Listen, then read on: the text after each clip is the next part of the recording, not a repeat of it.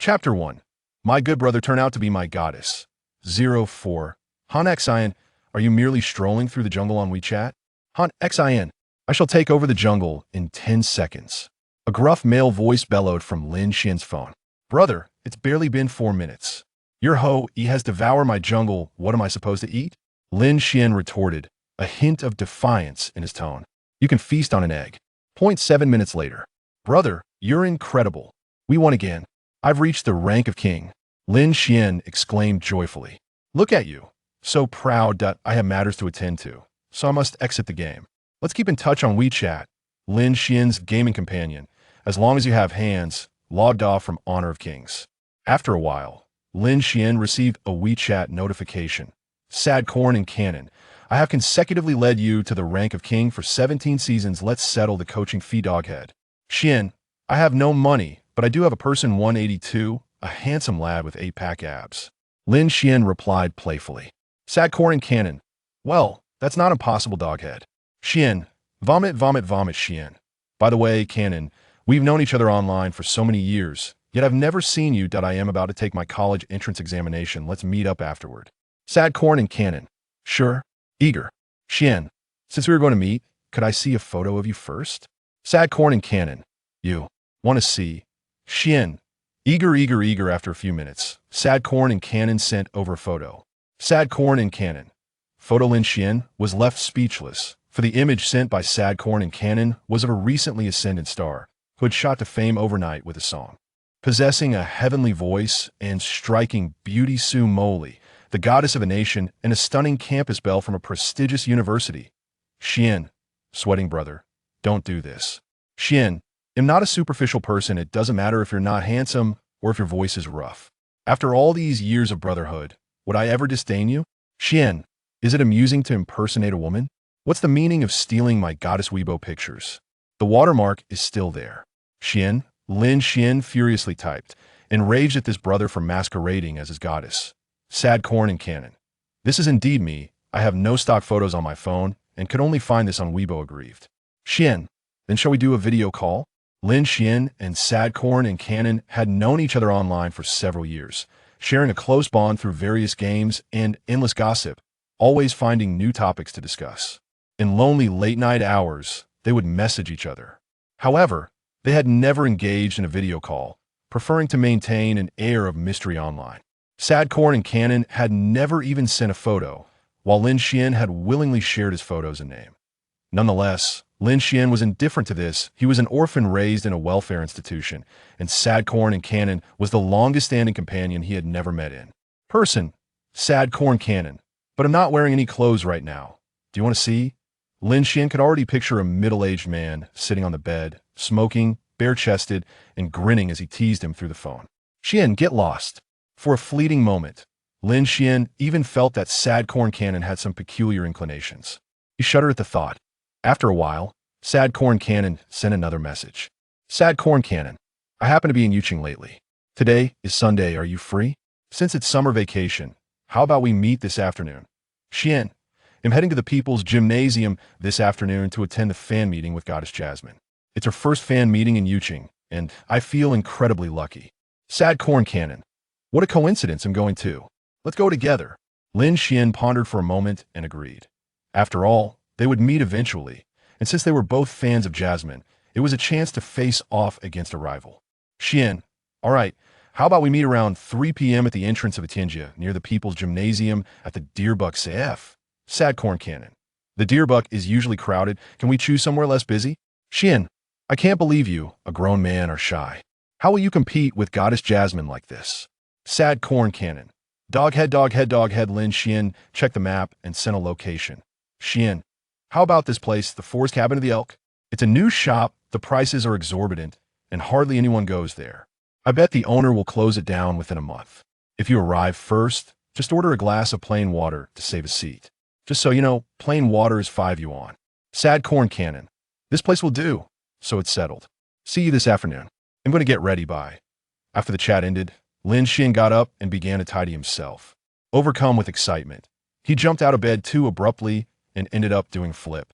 Although he managed to get up smoothly, everything suddenly went dark before his eyes. Damn, anemia! Before he could react, A mechanical voice echoed in his mind. Ding, congratulations on binding the Universal System Development version. This voice left Lin Xuan stunned, and he slapped himself in disbelief. He occasionally read novels and knew that systems often appeared in such stories, but never did he expect it to become a reality. He was overjoyed. What does binding development version mean? Check the system. Beep, the system panel instantly materialized in Lin Xuan's mind. Host Lin Xuan binding none points 0, a simple panel with no explanations. How do I use this system? How do I earn points? Lin Xuan asked in confusion. The system replied, bind with a member of the opposite sex, and I will tell you more. Who should I bind with? The system responded, if the host is a casual person, you can bind with any random stranger of the opposite sex. What the hell is this system? Lin Xuan cursed in frustration. The system offered no guidance, and realizing time was running out, he quickly tidied up and headed out for his appointment. At 2:58 p.m., Lin Xuan arrived punctually at the forest. Cabin of the Elk. One cannot help but commend the delightful ambience of this establishment, which indeed possesses a charming decor. As anticipated, the interior was devoid of patrons. Lin Xuan scanned the surroundings but failed to spot any male figures.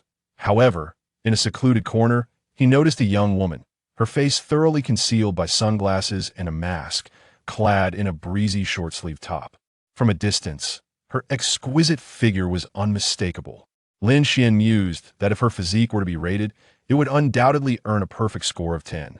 Lin Xuan, over here, the girl called out sweetly upon noticing him scanning the area, her melodious voice resonating warmly. Pointing incredulously at himself, Lin Xuan responded, me? I am the sad corn cannon, she declared as Lin Xuan approached and took a seat across from her, astonished as he inquired, you are a girl? I never claimed to be a boy, she replied, her words implying a subtle truth. As she removed her mask and sunglasses, she added, you finally arrived wearing a mask and Yuching is quite stifling. The moment her stunning visage was revealed to Lin Xuan, he found himself utterly speechless. Su Moli? Chapter 2. The number 1 fan meets the goddess in private. What's the matter, my good brother? Su Moli chuckled. You don't think I'm an old man, do you? How could that be? Lin Xuan replied awkwardly. But your voice when we talked was always that of an older man. It's a voice changer, Su Moli said, her sparkling eyes fixed on Lin Xuan. If I spoke in my natural voice, wouldn't it scare you away? Do you think my natural voice is more pleasant or the older man's voice? You mustn't say what I don't want to hear. In natural voice. Activated? Before him stood the unattainable goddess.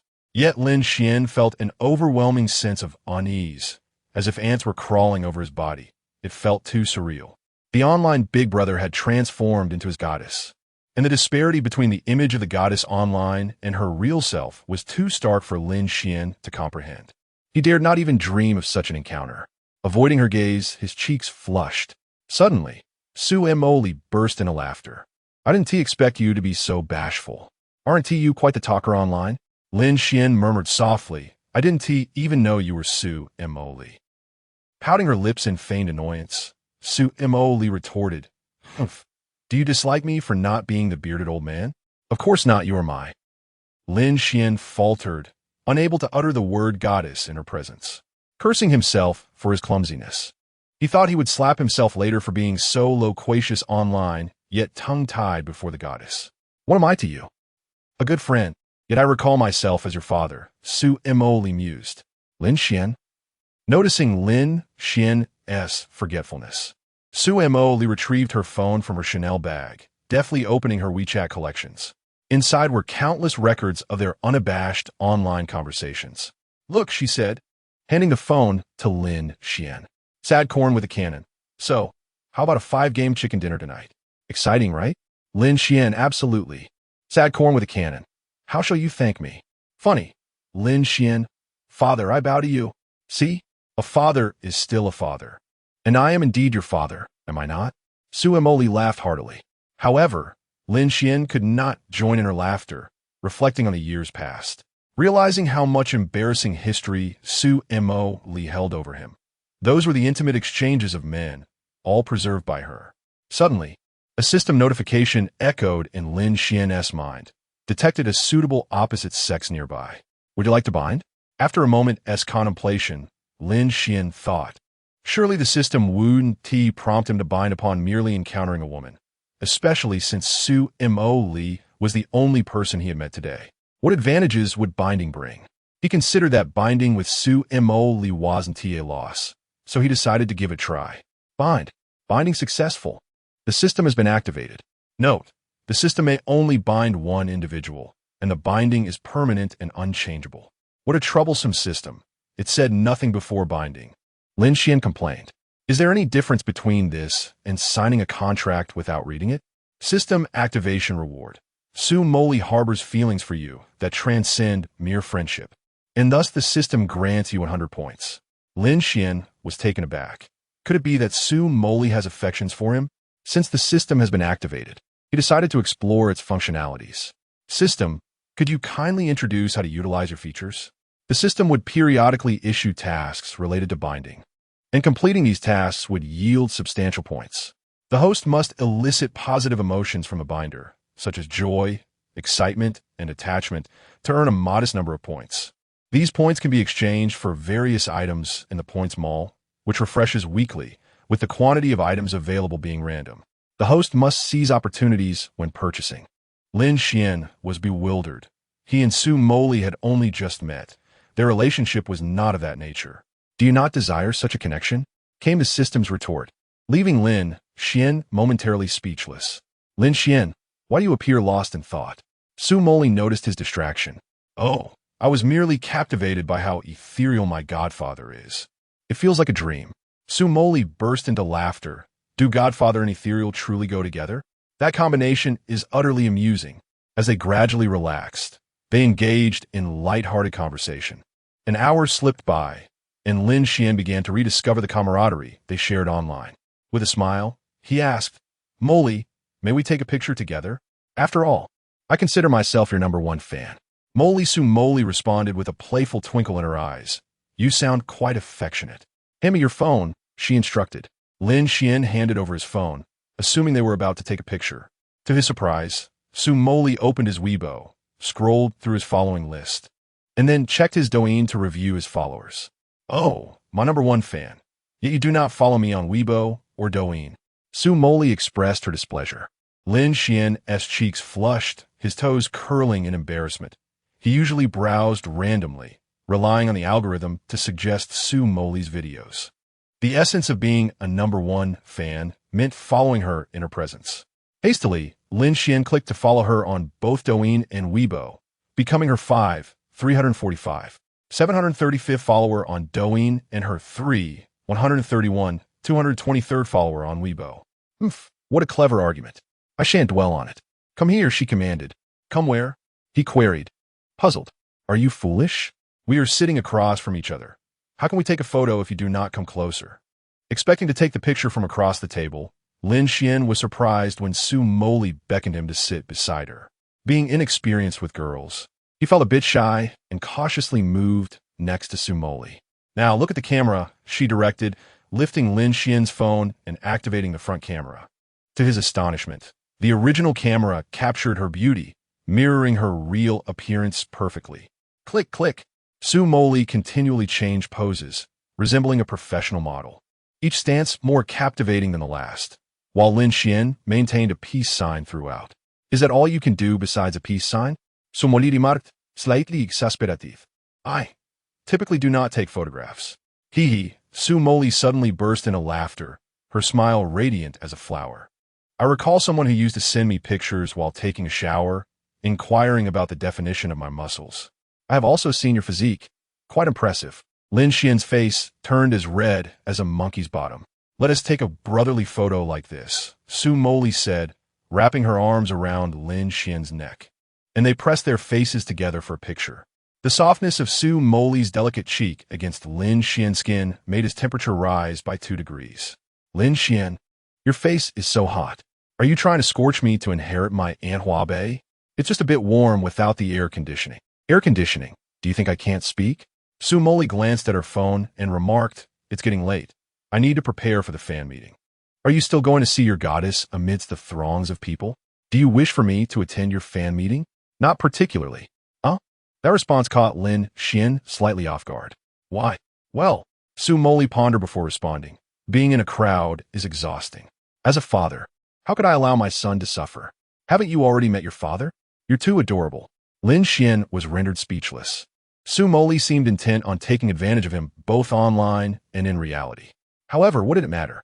Good looks are justifiable, regardless of how Su Moli addressed him. Lin Xuan was unfazed. He was an orphan. The phrase remained true. Good looks equate to justice. There is still time. Let me take you back, Su Moli suggested. Without waiting for Lin Xuan to respond, she donned her mask and glasses, fully equipped, and grasped Lin Xuan's hand, leading him out of the store. A Ferrari. Su Moli, having only been famous for 2 months, was already driving a Ferrari. Once in the car, send me your location, and I'll drive you back. Lin Xuan had never seen a Ferrari in person, only online, and was unsure how to open the door. Sit in the passenger seat. Su Moli opened the door for him. So fierce, it rivals the Yuching Tyrannosaurus. Lin Xuan felt utterly dominated by Su Moli, like a submissive in Yuching. Daring not to exhale, he thought to himself, just wait until I grow stronger. We shall see who dominates whom. Red Ferraris are rare and attract many glances. Yet Su Moli was an adept driver, soon arriving at Lin Xuan's apartment complex. I've arrived. As Lin Xuan prepared to exit, Su Moli's delicate hand held him back. Lin Xuan, with the college entrance examination approaching, have you considered which university you wish to attend with your score of over 400? I haven't thoroughly contemplated that yet. There's a vocational college in the outskirts of Kyoto, Kyoto Business Vocational College, which requires a score of 420 for admission. I hope you can study in Kyoto, as I'm also attending school there. Su Moli is a freshman at Kyoto Music Academy, a fact publicly available online. Kyoto Business Vocational College is over 30 kilometers from Kyoto Music Academy, yet it is the only university in Kyoto that accepts students with scores above 400. Now that we have Tongzi-gu, perhaps the so-called points mall could defy fate? Very well, I shall strive to gain admission to Kyoto. Su Moli smiled gently, her heart brimming with joy, as she received a boost of 20 points. I am off to the fan meeting now. Lin Xuan, best of luck with your college entrance examination. Likewise, take care of yourself and do not overexert. Farewell. We shall chat on WeChat later. Very well. Chapter 3. The fan meeting organized solely to see Lin Xuan return to the rented apartment. The first thing he did was check the points mall. The items in the points mall refresh every Monday, but since the activation time is Sunday afternoon, the mall could not refresh, leaving no items to view. Can the system be more reliable? The first refresh of the mall next week is bound to include something you desperately need. All right, the system seems trustworthy. Putting aside the system's matters, Lin Xuan quietly changed Su Moli's online name, Sad Corn Cannon, to the note Moli. He also selected a few group photos, one for his phone lock screen, one for the home screen, and one as a wallpaper for chatting with Su Moli. There were too many group photos, and in each, Su Moli appeared stunning, with varied expressions and poses, making it difficult to choose. Lin Xuan thought to simply change the chat backgrounds for all his frequently contacted friends to the group photos of himself and Su Moli. Each person's chat background would be different, yet the central theme would solely feature various photos of him and Su Moli. Half an hour later, Su Moli sent Lin Xuan a message. Moli, I've arrived at the backstage. I might be a bit busy shortly. I'll message you once I'm done. Moli, I forgot to remind you, please don't post today as group photos all over the internet. If you dare to post them recklessly, I will expose your chat records online, specifically naming you and revealing where you study. I will make you infamous, and we shall be doomed together. Bomb, Xian Mo. Also, don't use my photos for any nefarious purposes. Xian, what nefarious purposes? I don't understand. I'm a model student. Moli, a model student? Fun, sleep, and food? Xian, awkward. What exactly are these nefarious purposes? Moli, I don't know. Just don't do anything behind my back. If you have the guts, do it in front of me. Provocation. Lin Xuan pondered for a long time and finally understood what Su Moli meant by nefarious purposes. Xian, am I that kind of person? Su Moli did not reply again, and Lin Xuan felt a surge of frustration. Oh, what the heck? He tossed and turned on the bed, pounding a stuffed toy with his fists. The realization hit him like a wave. This was truly painful, more agonizing than immediate understanding. My aloof goddess is gone. How could she be like this in reality? Or is the online superstar Su Moli just a facade she has carefully crafted? Pain, regret, silence. Lin Xian's mind was a chaotic whirlwind. He felt utterly unmotivated, his thoughts incessantly replaying Su Moli's words. Gradually, memories of the years spent interacting with sad corn cannon online began to surface. Those cringeworthy chat logs instantly flashed through his mind, causing him to want to find a hole to burrow into. Upon reflection, the 7 years of being internet friends with sad corn cannon had been quite amusing. Their relationship evolved from initial indifference to casual chats about anything and everything, playing games together without hesitation. Lin Xian genuinely regarded her as a good friend. Taking photos while bathing is merely a competition of abs and training marks. Who would have thought that Lin Xian, in his foolishness, would actually post a photo of his own abs? Unlike Su Moli, who is rather cunning, she finds some sets of pictures online and releases them gradually over time. A single set can last for years. One such set has revealed numerous images of Lin Xian. It was utterly unexpected that he would end up being betrayed by himself. Nevertheless, the outcome seems somewhat acceptable. After all, she is Su Moli. Had it been anyone else, Lin Xian would have found it intolerable. Aesthetics dictate everything. Lin Xian truly wishes to conduct a search on Hehe. What should I do if my best friend suddenly becomes a goddess? With a thought in mind, Lin Xian opens his phone and begins to search for this query. To his surprise, he discovers that someone has indeed posed a similar question. What should you do when you find that your best friend is transformed into your goddess? The responses he encounters are rather amusing yet unhelpful. User 1, go all out. User 2, just go for it. User 3, you're merely indulging in foolish fantasies. Nothing more than goblin dreams. User 4, what to do? Just mix your second uncle's rice. Make it as delicious as possible, and so forth, none of which offer any useful advice. Lin Xian decides to relinquish the matter, laying back and letting it go. After half an hour, Su Moli still has not responded. Lin Xian begins to wonder if he has inadvertently upset her or if she simply does not wish to engage with him. In the midst of waiting for a reply, he drifts into slumber. At 10:20 p.m., a notification jolts Lin Xian awake from his light sleep. He quickly checks his phone to find a message from Su Moli.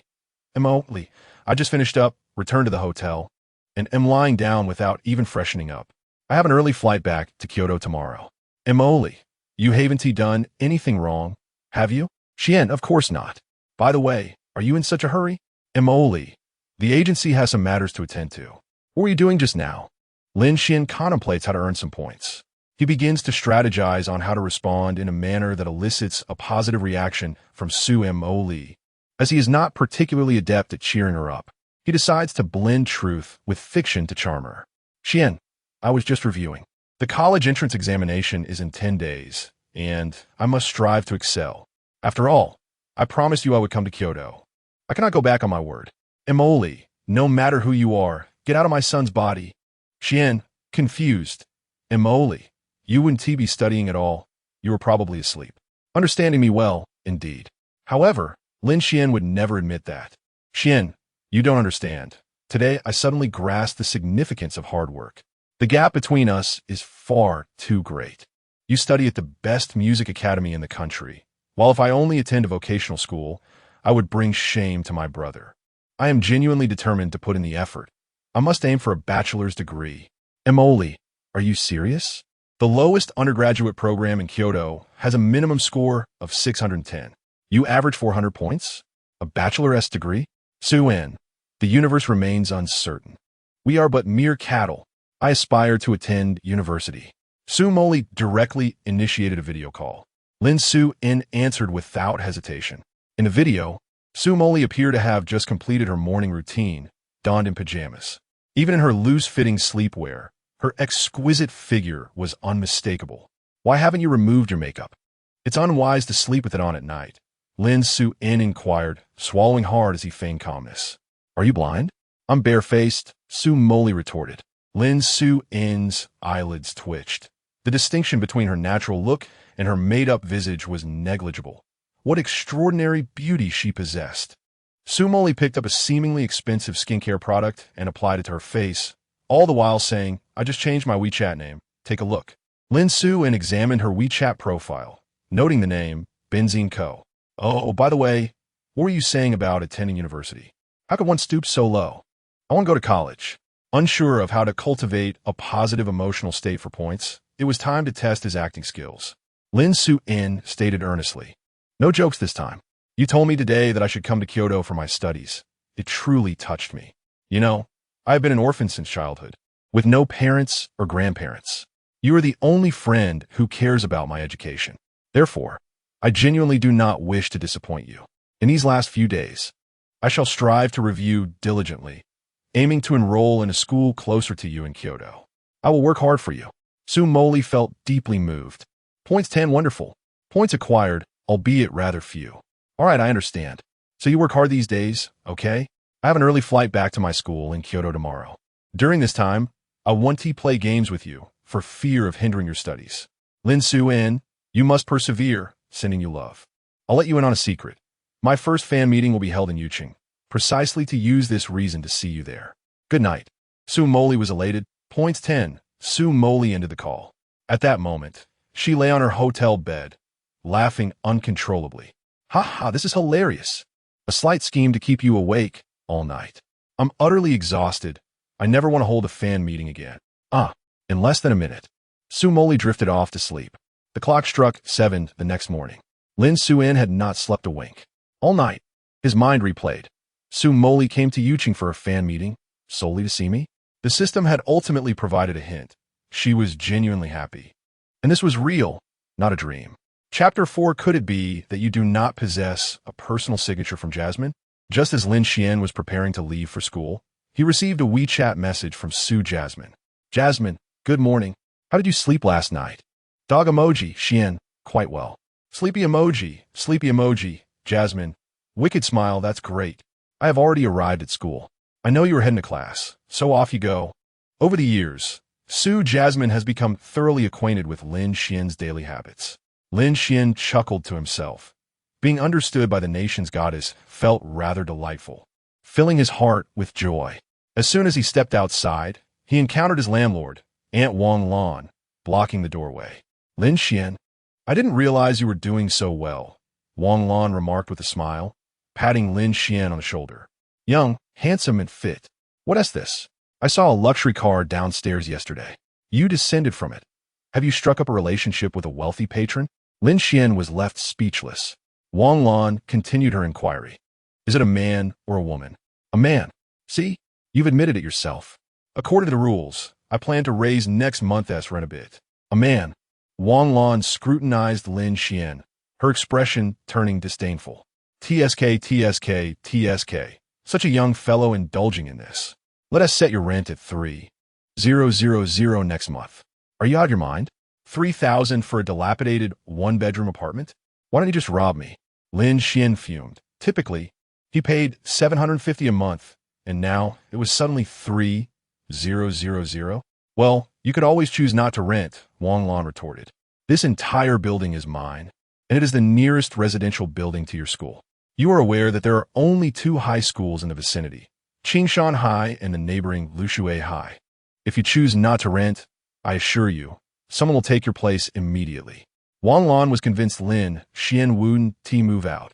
With the college entrance examinations approaching next month, no student would dare to relocate at such a crucial time. She was aware that the rent was steep, but generally, after the exams in July, students would not be seeking accommodation, providing her the perfect opportunity to profit from Lin Xuan, who was now seemingly involved with a wealthy benefactor. For years, Wang Lan had employed this strategy, as she owned the only 6-story self-built house near Qingshan and Lushui high schools, renting it to students accompanied by their parents.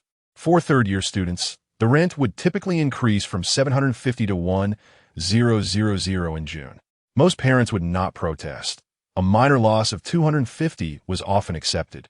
Knowing Lin Xuan was an orphan and had seemingly found a wealthy patron, Wang Lan felt justified in raising the rent. Lin Xuan glanced at the time. He was running late for class. He discreetly activated his recording device. Aunt Wang, I didn't quite catch that. Did you say my rent for next month is only 300? That would be wonderful. Thank you, Aunt Wang. You are truly kind. Are you hard of hearing? I just said your rent for next month is 3,000. 000. Did you hear me clearly? Wang Lan raised her voice, fearing Lin Xuan might not comprehend. Ah, all right. I will work hard to earn the rent. I'm going to be late. Aunt Wang, could you please let me pass? Very well. You may go to class now. I merely came to inform you to pay the rent on time at the end of the month. Lin Xuan hurriedly left home, making his way to school with swift strides. Damn it, Wang Lan, just wait for me. Once I achieve remarkable results in the college entrance examination, I shall expose you. If I do not succeed, we shall see then. Lin Xuan arrived at Qingshan High School, specifically in Class 6 of the third year. The homeroom teacher, Li Fuhai, stood at the podium, surveying the classroom, which was enveloped in a profound silence. No one uttered a word. Good morning, old Li. Lin Xuan greeted the homeroom teacher as he reached the classroom door. Due to Lin Xuan being an orphan, Li Fuhai took special care of him, and they shared a good rapport. Li Fuhai was well-liked by all students in Class 6, and they affectionately referred to him as Old Li, never using the formal titles of homeroom teacher or teacher. The silence in the classroom was a testament to the respect the students held for him. Glancing at the clock, Li Fuhai noted that it was precisely 7:59, 1 minute before class. Lin Xuan, punctual as always. Please take your seat. I have an announcement to make. Lin Xuan smiled awkwardly and settled into his seat, the last one to arrive. Once all were present, Li Fuhai commenced his announcement. As per tradition, I shall get straight to the point without unnecessary chatter. With the college entrance examination approaching, our school, in conjunction with the senior year group of the neighboring Lushui High School, has convened a meeting and decided to implement a Devil Week this week. From Monday to Friday, we will have joint exams with Lushui High School from the first mock to the fifth mock. Endure this week for next week. You will have a few days to relax before the examination. There will be no classes or tests. I have an early start at 8, exclaimed one student. How can we have exams every day? Who can withstand this? Studying is so arduous. A chorus of lamentation erupted from the class, filling the air with noise. Li Fuhai did not scold them for their uproar. He recognized that this was not his decision, and he understood the hardships students faced. A little complaining was permissible, especially since he had grumbled for an entire night upon hearing the news. As their mathematics teacher, he was also involved in grading papers. And who wouldn't complain about working overtime without extra pay? All right, no more complaints. The first class of this week will be a study period. Keep your voices down and manage your time as you wish. The next class will commence with an examination, Li Fuhai stated. Realizing that cramming at the last minute was futile, he preferred to allow students to relax before their exams, letting them organize their time as they pleased. As soon as Li Fuhai finished speaking, the students began to engage in conversation. Some discussed video games, others gossiped, and some talked about their crushes. Did you all attend the fan meeting for Goddess Mo in Yuching yesterday? There were so many people that I nearly lost my mind in the crowd. Student Wang Xianfeng led the conversation towards the fan meeting. The majority of Mo Li's fans were teenagers, and even in Class 6, nearly 10 students adored Su Moli. Classmate Zhang Hua had listened to Su Moli's only released song, Summer Snow, over 2,000 times. Wang Xianfeng's comments resonated with several classmates around him. I also went to Goddess Mo Li's fan meeting yesterday. I was literally squeezed against a utility pole. I almost got crushed. The goddess is breathtaking, absolutely captivating. I frantically snapped photos, and even my original camera could not capture the beauty of the goddess Jasmine. Could it be that none of you managed to squeeze in? Am I the only one fortunate enough to possess an autographed photo of the goddess Jasmine? Lin Xuan turned to his deskmate, Chun Fengye, who was also Lin Xuan's dearest friend at Qingshan High School, with an incredulous expression. You have Jasmine's autograph? I don't even have one. How could you? What's the matter? Chun Fengye, you rascal. Make me a copy. Someone shouted from the crowd. This small group of onlookers erupted in a chorus, all clamoring for a copy of the signature. Ultimately, it was Li Fuhai who tapped the podium and spoke up. All right, you all have been making a ruckus for over 10 minutes. I have indulged your frivolity, as youth is indeed meant to be like this. However, we must still exercise some restraint. After all, this is a classroom, and there are still 20 minutes remaining. Please quiet down. If you have nothing to do, review your books. Everyone gave Li Fuhai the courtesy he deserved, and the noise level diminished significantly in the latter half of the class. After the bell rang, A throng of classmates instantly surrounded Chun Fangye. Chapter 5. United classmates Chun Fangye. Allow me to behold the signature of Jasmine. A voice clamored. I wish to see it as well. Do hasten to reveal it. The crowd pressed in, and Lin Xuan felt utterly helpless as classmates encircled Chun Fangye, rendering his desk inaccessible.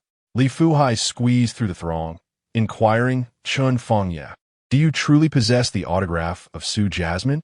Might I have a glimpse? The surrounding students erupted in playful jeers. Oh look, Oldie is also a fan. Wow, Oldie has a penchant for youthful, beautiful starlets. I shall report this to the teacher. Li Fuhai chuckled awkwardly. Hey, do not speak nonsense.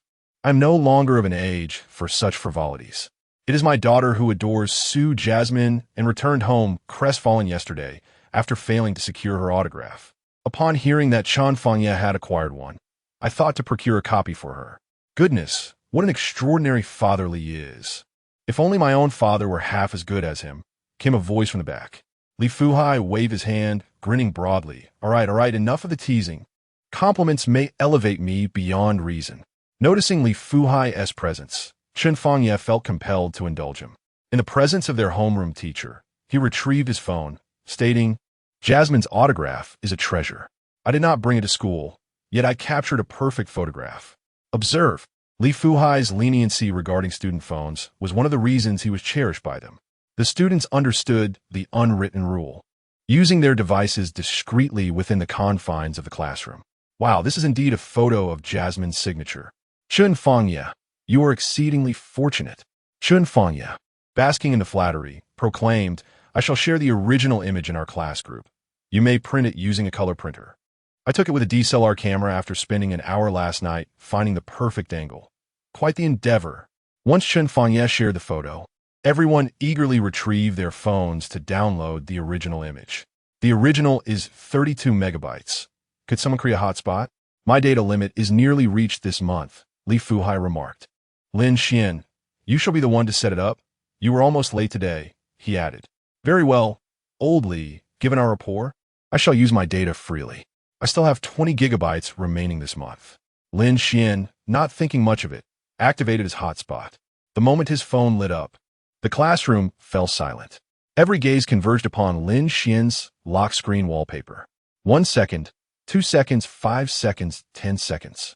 It took a full 10 seconds for anyone to emerge from their astonishment. Wang Pei snatched Lin Xuan's phone, eyes wide in disbelief as she beheld the lock screen. No way, she screamed, causing the entire building to tremble slightly. A photo with the goddess Jasmine. Why is it not me? Lin Xuan, who had not slept the previous night, was momentarily dazed. Only now did he realize that his photo with Jasmine was exposed to the entire class. The world felt as though it were collapsing. Would Jasmine reveal this on the internet? Fortunately, the lock screen wallpaper was merely a normal photo. The last picture, a close-up with his friend, had never been set as wallpaper. Chun Fangye felt as if the sky had collapsed. After much effort, he had finally obtained a signed photograph, a treasure he longed to flaunt before his close friend. Yet, to his dismay, his friend Lin Xuan had a photo with the goddess of Jasmine. Mo Li. Lin Xuan, you beast. How did you manage to get that picture? Tell me at once. Chun Fangye exclaimed, seizing Lin Xuan's collar and shaking him fervently. Good brother, do you know the goddess of Jasmine? Could you arrange for me to have a photo with her? In the future, if you need anything, just a call away. Anywhere across half of China, I will be there at your beck and call. Adoptive father, I want one too. Lin Xuan felt a chill run through him. Mo Li, I am so sorry. I did not mean for this to happen. Just as Lin Xuan pondered a plausible excuse to deflect the situation, a knock resounded at the door of Class 6. What is going on in Class 6? It's always your class, causing a ruckus. Why are you all gathered in a huddle? Vice Principal Yang, Li Smong strode in. Li Fuhai hurriedly approached him to explain, Principal, isn't it time for the demon Zhou to begin? I allowed the students to unwind and play during the break. Nonsense. With the college entrance examination approaching, how can you be such a negligent homeroom teacher? Young Li Smong, pot-bellied and strutting, made his way toward Lin Xuan and his group, who shouted just now, Step forward. Wang Pei, bold and unyielding, stepped out. What were you shouting about? Were you discussing that trending star, Su Moli? She held a fan meeting in U City yesterday, and I saw many of you attending. Instead of focusing on your studies, you're chasing after useless celebrities. If you were shouting, it must have been because you saw or heard something related to Su Moli. Who led this? Step forward. Yang Li Smong, having been in educational leadership for 20 years, was astute and shrewd, fully grasping the students' minds. From his briefcase, he retrieved a signed photograph given out at Su Moli's fan meeting and a handcrafted gift made from her Weibo photos. I just confiscated this from class 2. I've already contacted their parents. I do not wish to repeat myself. The vice principal was obstinate. He would not relent without results. Lin Xuan prepared to stand and admit his role in the commotion, when suddenly, Chun Fengye threw himself toward Lin Xuan, naturally pressing him back into his seat. In a whisper barely audible to anyone else, he said, "I'll take the fall." "Oh, Principal Yang, my apologies. I was just about to stand, but I lost my balance and fell," Chun Fengye claimed. "You led this?" "Yes." "Was it related to Su Moli?" "How could it be? No one in our class is a fan. I haven't even heard of someone named Su Moli." "Right? I don't know who Su Moli is either." "Exactly. Who is Su Moli?" The surrounding classmates collectively feigned ignorance. Chun Fengye narrowed his eyes, scrutinizing Yang Li Smong, who returned the gaze with a sharpness akin to a blade.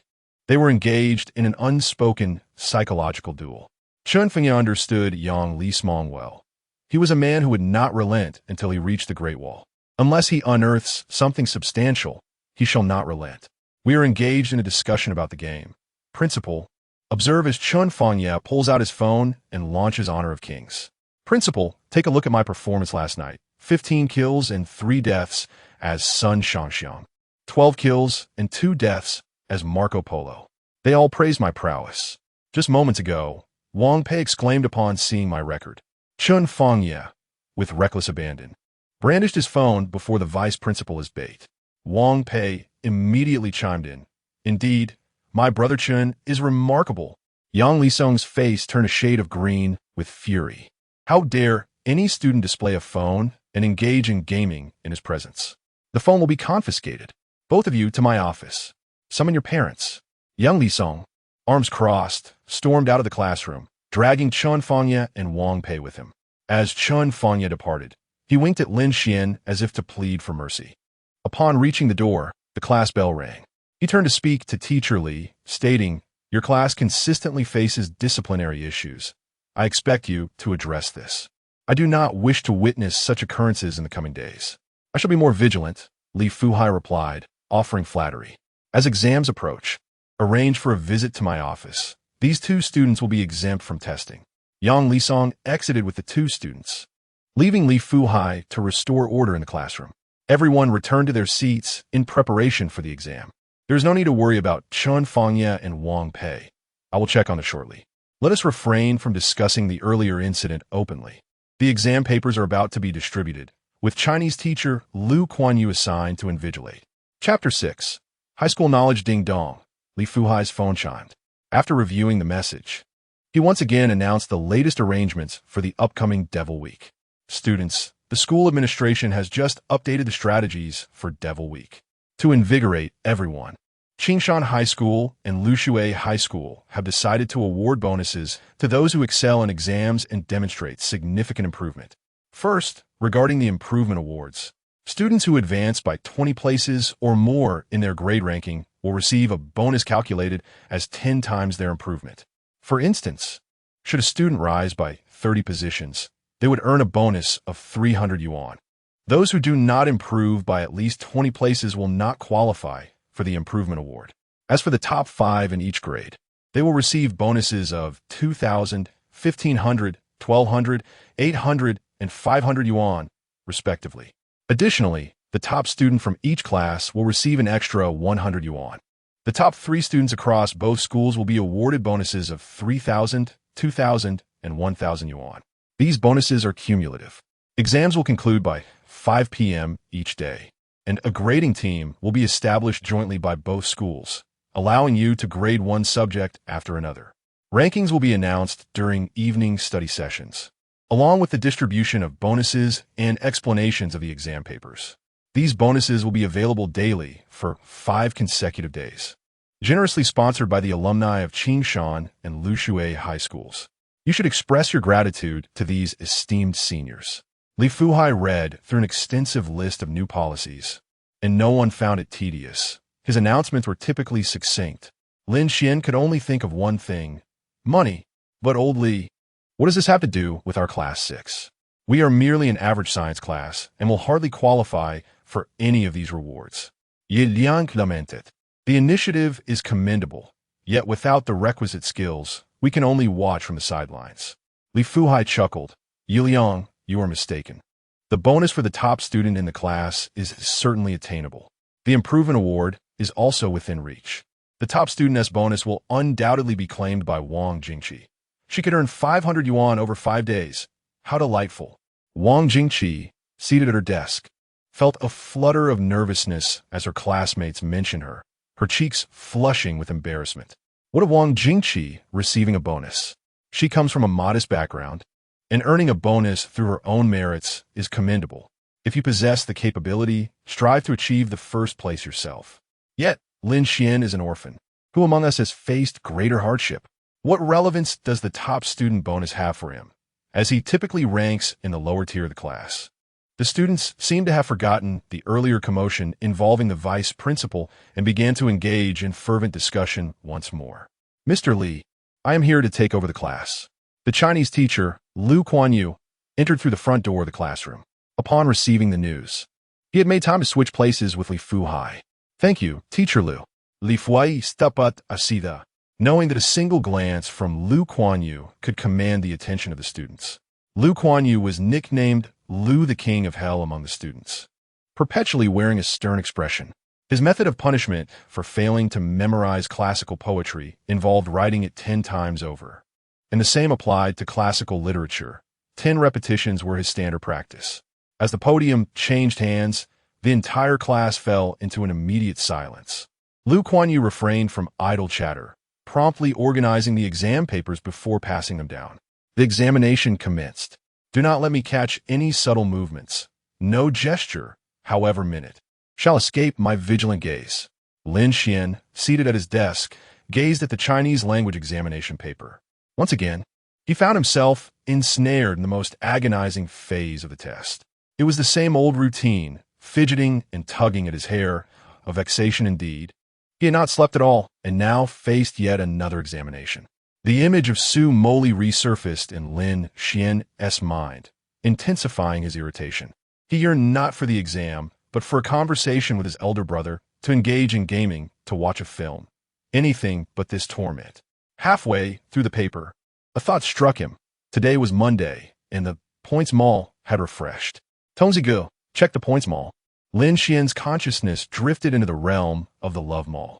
Before him lay 3 items enveloped in luminous orbs. He focused on one item, and its description materialized in his mind. High school knowledge. Description: instantly comprehend all knowledge from the high school curriculum, integrating it seamlessly. Price: 140 points, promotional discount. Basic culinary skills. Description: master simple dishes from various cuisines. Price: 100 points, height 5 centimeters. Description: increase your height by 5 centimeters. Price: 80 points. Lin Xuan found himself with exactly 140 points. The first item, high school knowledge, was precisely what the system deemed essential for him, costing all his points. Yet, acquiring comprehensive high school knowledge for 140 points was quite enticing. He decided to exchange for high school knowledge. The transaction was successful. 140 points were deducted, leaving him with none. A notification sound from the system echoed in his mind, accompanied by an inexplicable sensation of expansion. A torrent of knowledge surged into his consciousness, making it feel as though he had innately possessed this wisdom, rendering it remarkably familiar. This sensation subsided after a few moments. Now, as Lin Xuan scrutinized the questions on the paper, he found his thoughts remarkably lucid. Many answers sprang forth instantaneously in his mind. Glancing back at his previous responses, he grimaced at the nonsensical scrawl. Unable to endure it any longer, he swept his hand across the page, fervently striking through his prior answers with his pen, rewriting them anew. The rapid scratching of his pen against the paper drew some discontented glances from his classmates. Suddenly, a chill enveloped him. Lin Xuan looked up to find Liu Yama standing before him, fixated on his exam paper. Liu Kuan-yu lifted Lin Xuan's paper, glancing underneath the desk for any discrepancies. Finding none, think carefully before you write. Just look at the state of your paper. Understood, Teacher Liu. With only 40 minutes remaining in the examination, Lin Xuan had yet to compose his essay. He scribbled and revised, his hand growing weary. After shaking out his hands, he resumed writing, inspiration flooding forth as he penned vigorously. The pen danced across the paper with such speed that it seemed to leave traces behind. In merely 20 minutes, he completed his essay. Due to Lin Xuan's rapid writing, Liu Kuan-yu approached once more, fixating on Lin Xuan's examination paper. I told you to think carefully before you write. Articulate each character clearly. Just look at what you've penned. Are those mere scribbles? Lin Xuan could only manage an awkward smile upon glancing at his paper, acknowledging that his haste had indeed resulted in unsightly handwriting. The resounding chime of the bell signaled the end of class. Liu Kuan-yu cast one last glance at Lin Xuan, as if to imprint his image in memory. Time was up. The papers were to be submitted. After collecting the papers at the podium, Liu Kuan-yu retreated to his office. There remained a 10-minute interlude before the next mathematics examination. Chapter 7. Show me where your makeup falters. As soon as the class concluded, a throng of classmates swarmed around Lin Xuan. However, this time, the atmosphere was markedly subdued, with hushed inquiries replacing the earlier boisterousness. Xuan Yi, what is your relationship with the goddess Moli? What a ridiculous question, Lin Xuan thought silently. While undeniably handsome, he hardly seemed worthy of the goddess's affections. In the entertainment industry, there was no shortage of strikingly attractive individuals. Mere looks were insufficient. One must also possess wealth. He had heard rumors of numerous affluent moguls lurking behind the scenes, with various starlets vying for their attention. Yu Yang, get lost, you ridiculous pest. Xiange, do tell. How did you manage to get a photo with the goddess Moli? Do I still stand a chance? Lin Xuan rubbed his forehead, feeling a wave of exasperation wash over him. Firstly, you have no chance. Secondly, I merely chanced upon Su Moli at a CF, and with no one else around, I mustered the courage to ask for a photo. She was incredibly kind and agreed. Thus, I have kept that precious image as my wallpaper. That is all there is to it. I thought you had some scandalous connection with the goddess. But your luck surpasses Chun Fanya's. I envy you tremendously. I've resolved to apply to a university in Kyoto, spending my days in CAFS, hoping for a serendipitous encounter with Moli. Alas. Classmate Wang Xianfeng patted Lin Xuan on the shoulder. What a shame that you missed your chance. If I were in your shoes, I would have boldly asked for her WeChat. Indeed. Such a pity, Lin Xuan forced a response. Suddenly, Lin Xuan's phone vibrated, likely indicating a new message. Yet, he hesitated to check it. Aside from the risk of revealing another photo wallpaper, if the message happened to be from Moli and was discovered by his classmates, he would surely be torn to shreds by their teasing. He resolved to wait until the crowd dispersed. Unfortunately, that opportunity never arose. Ding, ding, ding, class resumed. This time with a mathematics examination. Li Fuhai had returned from the vice principal's office, his face betraying no emotion, while Chun Fangya and Wang Pei had yet to make their appearance. Let us maintain silence during the test, Li Fuhai instructed, before settling at the podium engrossed in his phone. As Lin Xuan contemplated the problems, his phone vibrated once more. It was highly likely to be Su Moli, and he wondered what urgent matter she could want to discuss. He needed to finish the exam quickly to respond. As he solved the problems with remarkable speed, 5 seconds for a multiple-choice question and 3 minutes for a complex problem, his phone vibrated repeatedly in his pocket. In the past, when they hadn't team-met in person, Su Moli had never bombarded him with messages this way. Lin Xuan sensed that she must have something significant to convey. Focus. Write quickly, he urged himself, hastening his pace as a wealth of scientific knowledge surged through his mind. In less than half an hour, he completed the math paper without any revisions. Oldly, I'm done. I need to use the restroom. I can't hold it any longer. Lin Xuan raised his hand to speak. Li Fuhai glanced at the clock, noting that only half an hour had passed. You finished already? The entire class turned to Lin Xuan in astonishment. Although Lin Xuan's academic performance is not particularly commendable, he consistently approaches his assignments and examinations with diligence. He has never submitted a paper within half an hour. Instead, he always turns it in only at the final bell. His classmates often speculate whether he is merely scribbling mindlessly, anticipating a reprimand from Mr. Li. Out of curiosity, Li Fuhai stepped down from the podium and glanced over Lin Xuan's test paper. Each question was addressed, and upon a cursory review of the major problems, he found no logical fallacies in the proofs, indicating that it was not a mere haphazard effort. This is the first time you've filled an entire exam sheet. Indeed, a noticeable improvement. You may go, he concluded. With Mr. Li's approval, Lin Xuan swiftly exited the classroom to the restroom to respond to messages. The expressions of his classmates varied. Mr. Li had scrutinized the test, but said nothing.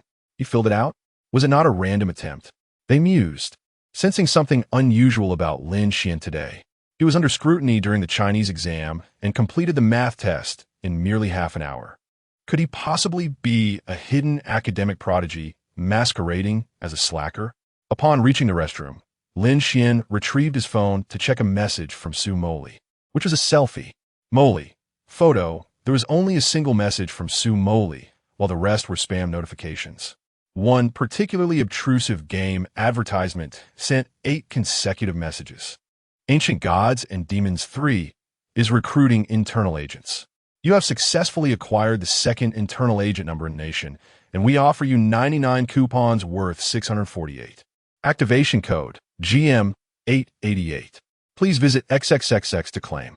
Initially, Lin Xuan assumed it was a barrage of messages from Su Moli, perplexed by the game's incessant notifications. What on earth is this game about? I bought Watch last year. He replied to the spam, aware that no one would see it since it was generated by a machine, but he felt compelled to voice his irritation. He dismissed the game messages and opened the WeChat chat with Su Moli. What could her intentions be? The photo was indeed attractive, yet Su Moli had not elaborated on the purpose of sending a selfie, leaving him to ponder its significance. Was she hinting for him to identify any makeup flaws? That seemed plausible. Lin Xuan saved the original image, enlarging it meticulously to scrutinize the details. The photo captured by Su Moli's phone was exceptionally clear. Even the finest strands of hair were visible. Goodness, her features and complexion were flawless. A girl typically does not wish to be critiqued on her appearance, especially someone like Su Moli, who had nothing to be criticized about. She must be seeking to enhance her makeup skills and is perhaps humbly asking for my insights. I must analyze this thoroughly. Lin Xuan began his meticulous examination, dedicating 10 minutes to the task. Finally, having completed his scrutiny, he composed a response, feeling a sense of relief. Xuan, the eyeliner on your right eye appears slightly unnatural, and the left side of your nose lacks even application of powder. This was akin to tackling a comprehension exercise, albeit one that exceeded the typical high school curriculum.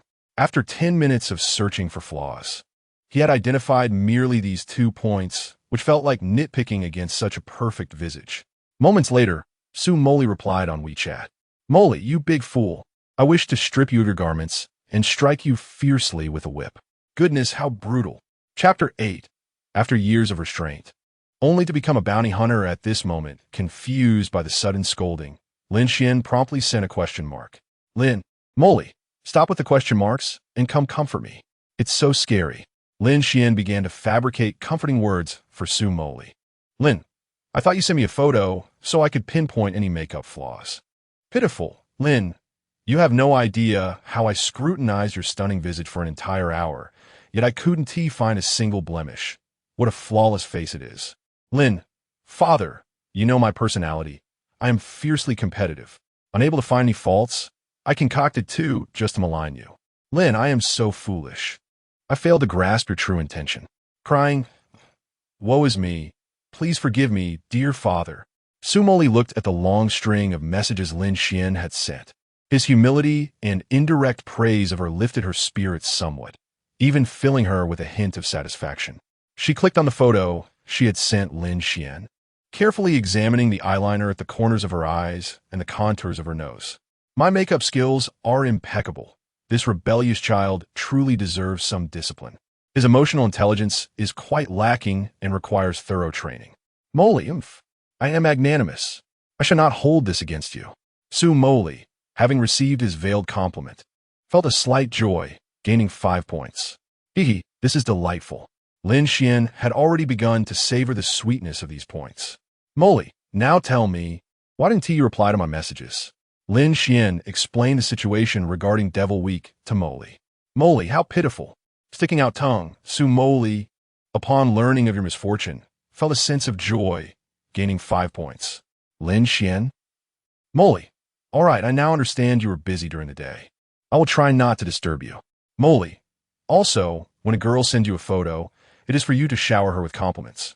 You should use all your skills to praise her. Do you understand? Lin understood. Okay.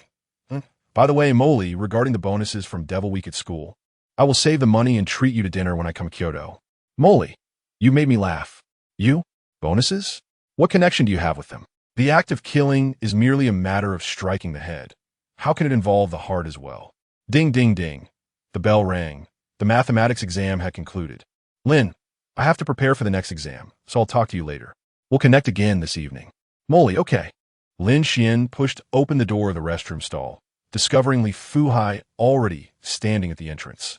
The two exchanged an awkward glance. You've been in the restroom for over an hour? I had an upset stomach. Why didn't I hear you flush? Lin Xuan glanced back at the toilet, which was clean enough to reflect light. He pressed the flush handle, emptying the pristine toilet. Oldly, don't ask. I couldn't hold it anymore. Please don't spread this around. Li Fuhai remained silent for 10 seconds before finally speaking. Hurry back and prepare for the next exam. English. Lin Xuan dashed out of the restroom, leaving Li Fuhai alone within its confines. After a day of examinations, time slipped by in an instant. During evening study, Chun Fangye and Wang Pei returned to the classroom prior to the comprehensive exam. Li Fuhai stood at the podium in silence, save for a pile of test papers before him, alongside an envelope. His gaze remained fixed on the students below, specifically one individual. What do you suppose is contained within that plump envelope? Could it possibly be a reward? So much? Has Wang Jingqi placed among the top in the grade? Surely not. Wasn't Tishi ranked in the 40s? Li Fuhai instinctively tapped the desk. Silence. It is time to distribute the test papers and announce the rankings. Those whose names are called, please come forward. Wang Pei, 143 points, ranked last in the grade. Chun Fangye, 168 points, placed 382nd. You two only took the comprehensive exam in the first round, so I shall refrain from comments this time. Li Fuhai continued to call out names. Wang Kong, 511 points, ranked 131st, with an improvement of 22 places, awarded a bonus of 220 yuan. Applause erupted. Wang Jingqi, 566 points, ranked 21st, with an improvement of 18 places, which is commendable. The school did not provide a reward, so I shall personally offer 200 yuan. Does anyone have objections? None were raised. The entire class was aware of Wang Jingqi's modest background, and Li Fuhai's kindness was well known. Not a single dissenting voice was heard. The final student surprised me greatly. Li Fuhai halted mid-sentence, prompting a stir among the class. Who could it be? Only Lin Xuan's name remained unannounced. Was it him? Had he achieved a record low score? Surely not last in the grade. That title belonged to Wang Pei. Wang Pei, blushing from the mention, lowered her head. Li Fuhai then revealed the last student's score and rank. Lin Xuan, 732 points, ranked first in the grade, first among both schools, with an astounding improvement of 302 places. The Progress Award totaled 3,020 yuan. The class first prize was 100 yuan, the grade first prize was 2,000 yuan, and the top of both schools garnered 3,000 yuan, summing to a grand total of 8,120 yuan in rewards. Let us extend our congratulations to him. Lin Xuan eagerly approached the podium to collect his test papers and prizes. Yet, not a soul in the audience applauded. An unsettling silence enveloped the room. Oldly, are you jesting? Surely, I must be dreaming? If you claimed 600 points, I might believe it, but Lin Xuan? 732 points? Wu Tianchao from our school's elite class has achieved first place several times with only 680 points. Indeed. How could this be? Lin Xuan paid no heed to their disbelief, descending from the podium with a thick stack of envelopes in hand. I am at a loss to comprehend Lin Xuan's circumstances, yet this is the undeniable truth. The test was jointly administered by 2 schools, with no answers available online. According to the Chinese teacher, he observed Lin Xuan as he completed the exam. Aside from his untidy handwriting and numerous corrections, there were no signs of cheating. Thus, the score remains valid. Upon the utterance of Li Fuhai's words, the entire class erupted into chaos. Good heavens! This revelation was even more astonishing than the sight of Lin Xuan posing with the goddess, Jasmine. While one could overlook the fact that you had a photo with Jasmine, how could you possibly justify your academic performance? You seem to be indulging in both realms. Chen Fangye could hardly fathom the entirety of the situation. Wang Jingxi's hands trembled slightly as she clutched her examination paper. Rendered speechless, she could scarcely believe that Lin Xuan had secured the top position in the class. Although Lin Xuan was an orphan, his robust health allowed him to frequently engage in physically demanding part-time jobs, ensuring that he could support himself. In stark contrast, Wang Jingxi's circumstances were far more challenging.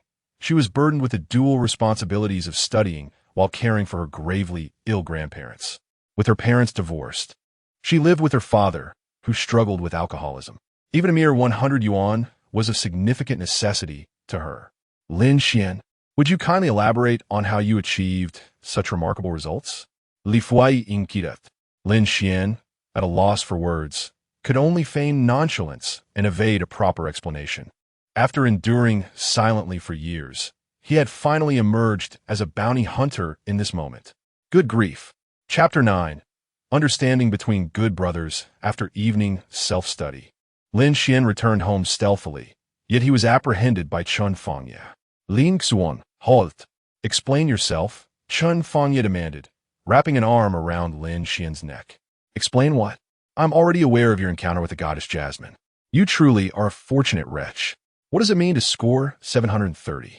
You were originally ahead of me by over 100 points, and now you surpass me by more than 100. Have you been playing me all through high school? I thought you were my brother. Lin Xuan was at a loss for words, so he opted for honesty, as sincerity is always the ultimate weapon. The truth is, I awakened a system that grants me these abilities. Does that system require you to complete tasks, gather experience, level up, and exchange items? Lin Xuan's eyes widened in surprise. How do you know? Do you have one too? Chen Fangye touched Lin Xuan's forehead. You're not feverish, are you? You still Haven Tea told me how you know. You might as well say that the spiritual energy of the blue star has revived and the world has entered a cultivation mode. In a couple of years, there will be a world war, and in a few more years, it will turn into a wasteland where we will struggle to survive. By the way, what level have you reached? Have you attained the ultimate state of delusional grandeur? What comes next, insanity? You don't believe me? I trust you as much as a ghost. Perhaps you've read too many novels. Despite Lin Xuan's honesty, Chen Fangye remained skeptical, lacking even a modicum of trust. Then guess how I achieved this score? Chen Fangye paused, genuinely contemplating. I think I might have figured it out. What? No wonder. Every time you return home from school, it's as if you've lost your internet connection. You never participate in the class group chat, and even on weekends when I invite you to hang out, you refuse to stay over, opting to go home instead. It turns out you've been hiding away all these years, secretly studying. Lin Xuan nodded in agreement. Relieved that he no longer needed to fabricate excuses, someone was doing it for him. In reality, there was no clandestine studying. The time spent after school was predominantly monopolized by a kindred online friend. They played games, chatted, and watched movies, leaving little room for anything else. Chen Fangye continued. I can understand. After all, you are alone and have no support. Studying is your only path forward. You probably wish to blend in with your classmates, as good grades would only alienate you from them.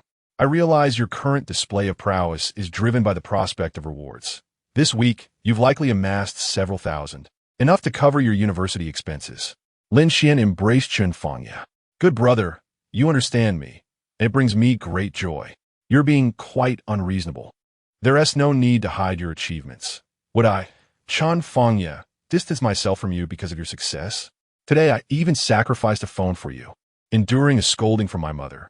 Yet you merely claim your meeting with the goddess Jasmine was a chance encounter. I could almost consider ending you. It was my fault. Tonight, I shall treat you to a barbecue feast. Absolutely not. The Devil's Week demands a barbecue every day. The bustling barbecue establishment was alive with energy as two individuals ordered an abundance of skewers and 6 bottles of beer, relishing in a moment. Chun Fangye indulged in 3 skewers at once. By the way, Lin Xuan, how is your online brother? As long as you have hands? Do you still play games together? What's the matter? I've been stuck at 46 stars in Honor of Kings, almost reaching glory. I was hoping he could guide me. I'll need to inquire about his willingness. During Su Moli's rapid ascent with Lin Xuan, he had once assisted Chun Fangye, propelling him up by 20 stars in a single evening. An astonishing feat since then. Chun Fangye had been fixated on this as long as you have hands brother, who had proven to be an exceptional ranking machine. However, after sending a friend request, Chun Fangye received no response, as if it had vanished into the void. The following day, as long as you have hands had switched to a status where no new friend requests could be accepted. Could you please ask him for me? Chun Fangye's hopeful gaze was fixed on Lin Xuan. I can't really ask him in front of you. The wallpaper and chat background, once unlocked, would serve as undeniable evidence for you. He is on a business trip and likely 1 TB reachable until the early hours. I'll ask him then. That works. Just remember to ask. I've been stuck for 20 days now, unable to progress. After finishing their barbecue, Lin Xuan paid in cash. Chun Fangye, I'm considering relocating to a hotel on this pedestrian street for about 10 days. Could you help me move my things later? Relocating? Why? Lin Xuan explained the situation regarding the landlord's rent increase, but omitted any mention of the Ferrari incident. This landlord is truly unreasonable. Once the college entrance exams are over, we should expose her. Come on, I'll accompany you to gather your things. 2 hours later, Lin Xuan and Chun Fangye arrived at the pedestrian street, each carrying a suitcase. Lin Xuan's belongings were minimal, fitting into 2 large suitcases. They stood before a hotel named Yuta Hotel. This one should suffice. It's closer to school, just a few kilometers away. I want to go up with you. It's too late, and my mother will scold me again. Chun Fangye remarked. All right then. Lin Xuan ascended the stairs with his 2 suitcases. Excuse me at the front desk, I'd like to book a room. A standard one will do. The receptionist checked the availability and replied, I'm sorry, we no longer have standard rooms. We only have special king-sized rooms available at $168 per night. Would you like one? Lin Xuan had never stayed in a so-called special king-sized room. Just how special could it be? Since he was already there, he decided to go for it. I'll take it. Great. Here's your room card. Go up to the 3rd floor, make 2 left turns, then a right turn, and walk straight to the end. Oh, and the elevator is out of order, so you'll have to take the stairs. Lin Xuan. A few minutes later, he arrived at the door of his room.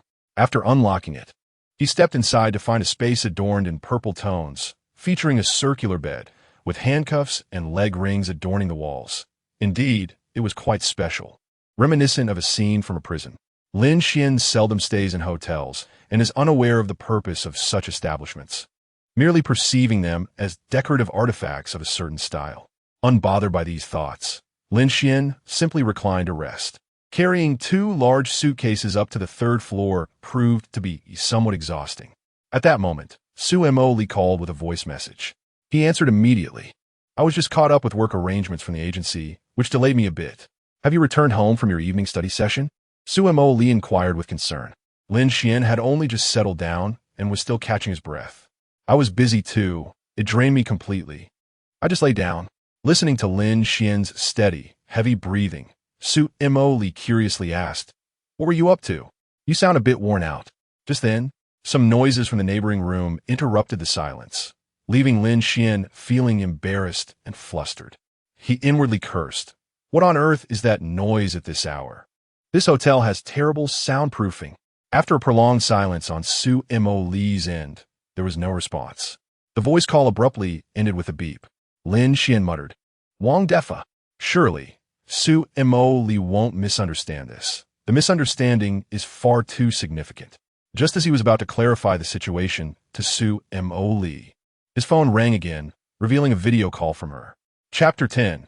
You first send over 20 heads. Lin Xuan answered the video call. On the screen, Su Moli appeared in loose pajamas, her expression stern. She looked somewhat intimidating, though surely she did not believe herself to be truly fearsome. Switch to the rear camera. Su Moli commanded Lin Xuan in an authoritative tone. In an effort to prove his innocence, Lin Xuan complied obediently. Turn left. Now right. Check behind the curtains. Are you done? Lin Xuan asked helplessly. Tell your father, what are you doing in such a place? Lin Xuan recounted his encounter with the landlord, the increase in rent, and his plans to move out that night. Could you trust me a little? Am I really that kind of person? I know you're not like that. Otherwise, I wouldn't be video calling you. But you opening this room really bothers me. Why would you stay here alone? If one person is unacceptable, is two better? Get lost. Hey, as Lin Xuan sighed, Su Moli transferred 5,000 yuan to him via WeChat. What are you doing? I'm not in need of money. Don't be stubborn. You think I don't know your situation? Consider it a loan to rent a better place. June is only a few days away. Lin Xuan, of course, graciously accepted the money, smiling as he did so. Thanks for the cash, big brother. I'll make sure to like all your Douyin videos. Just as you said, like and save every one of my Douyin videos, and remove those videos of the beautiful girls you like. Tomorrow, I want to see that your likes consist solely of me. Isn't that a bit much? I have quite a few videos I enjoy. Su Moli frowned, her expression fierce, revealing her little tiger teeth. Are you disobedient? All right, you truly are like my father. That's more like it. Being obedient makes you a good child. Lin Xuan thought about how Chun Fangye had been so gallant in taking the blame today, and he felt it appropriate to relay his request. So, Moli, are you gaming tonight? You just promised yesterday to focus on your studies. Are you gaming today? Studying hard all day. I deserve a break, right? I know you want to play too. Lin Xuan switched to a coaxing tone. You suddenly make me feel nauseous. Though Su Moli said this, Lin Xuan understood that she did not truly dislike him. Log in. I intend to slay 100 foes in the King S Canyon today. Su Moli's father is formidable. Lin Xuan continued. A friend of mine wants to join our team. Is that all right? We played together for an entire night previously. Will he be as much of a burden as you? But it's fine. You can send him over. I could take on 5 opponents easily. I'll log in and wait for you. All right, I'll go fetch him. After ending the video call, Lin Xuan sent a message to Chun Fangye. Why? Big brother agreed. Logging in now? Okay. The 3 entered the team page. Chun Fangye's game ID was For Her Glory, while Lin Xuan's ID was simply Why, the same as his WeChat handle. Chun Fangye noticed the first ID. You could do it with hands, whose avatar was a cute cartoon character, a stark contrast to the gaming ID itself. Upon seeing you could do it with hands, a sense of pressure enveloped him. Chun Fangye excitedly opened his microphone and exclaimed, Big brother, shall we chat?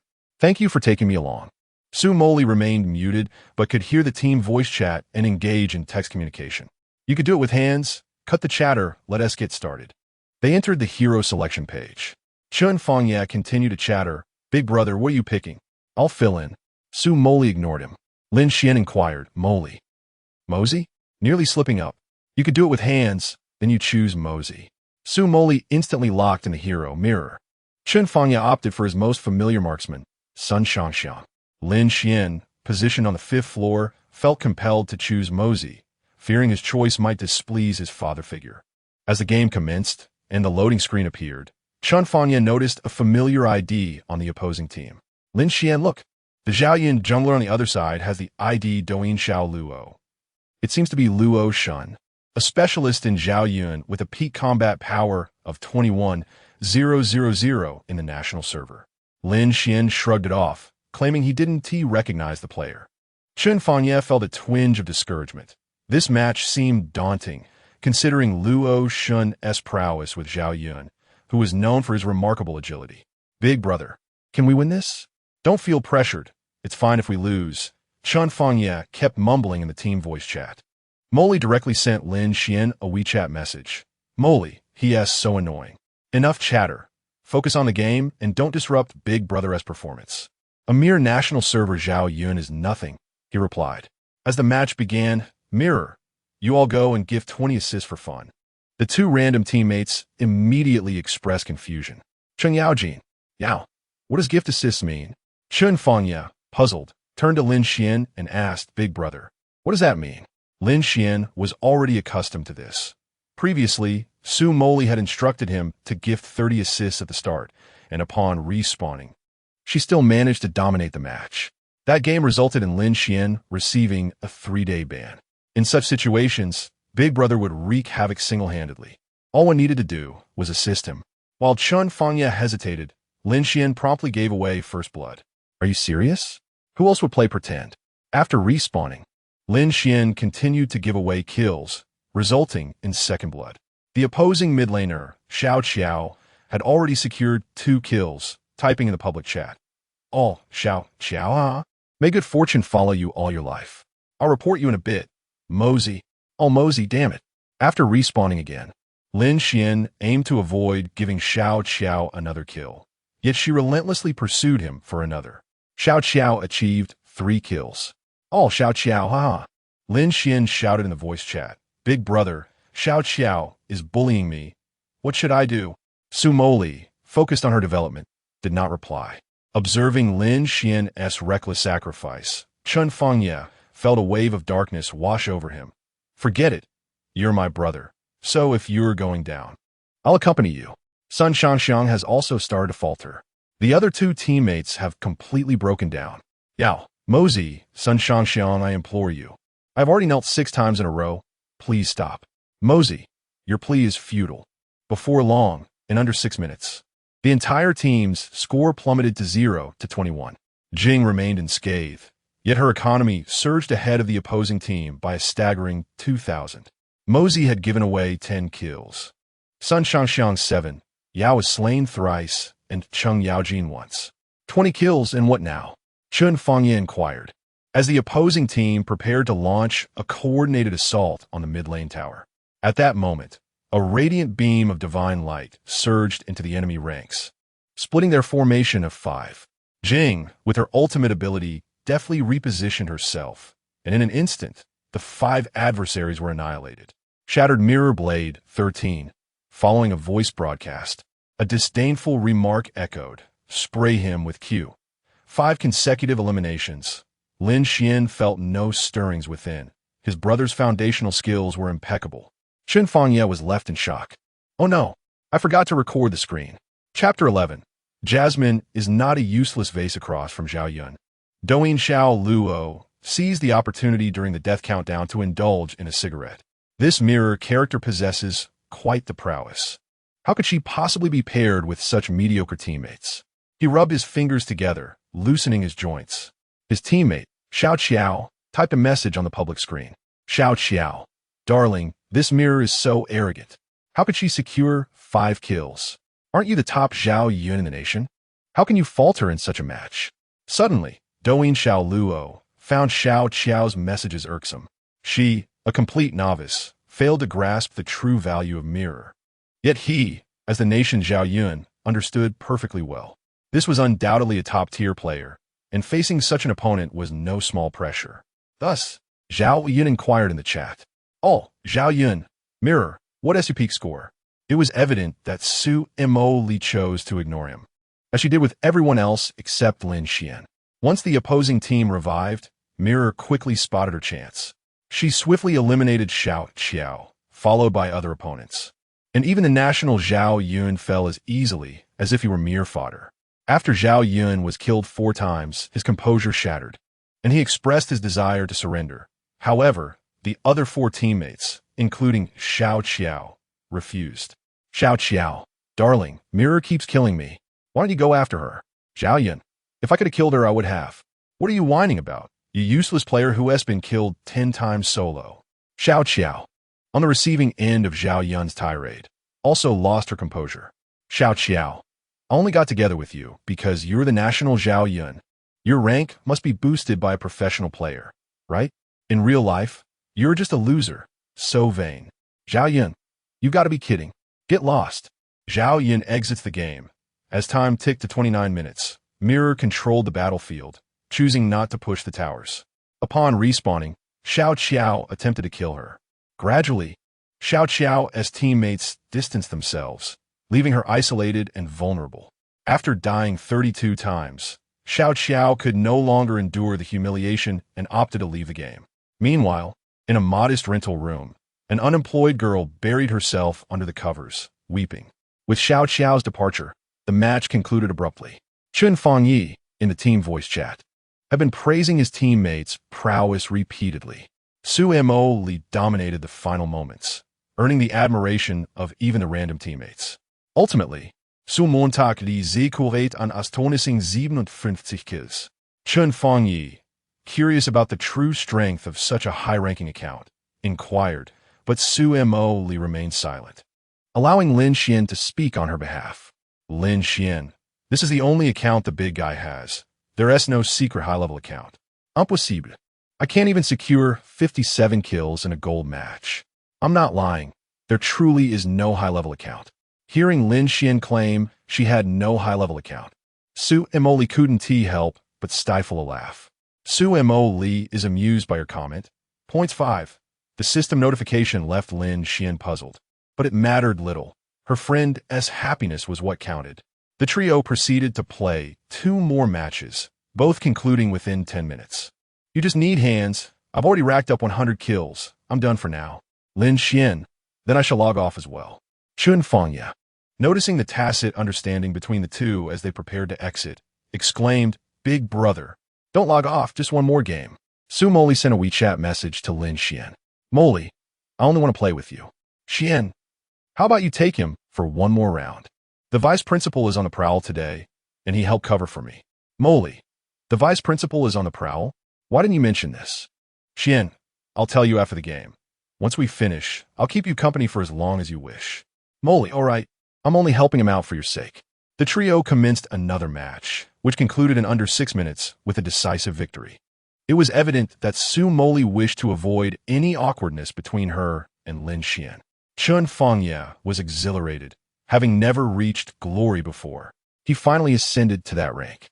"Thank you, big brother. Thank you, big brother." Before Chun Fengyi could finish his sentence, Su Moli abruptly exited the game, displaying her characteristic decisiveness.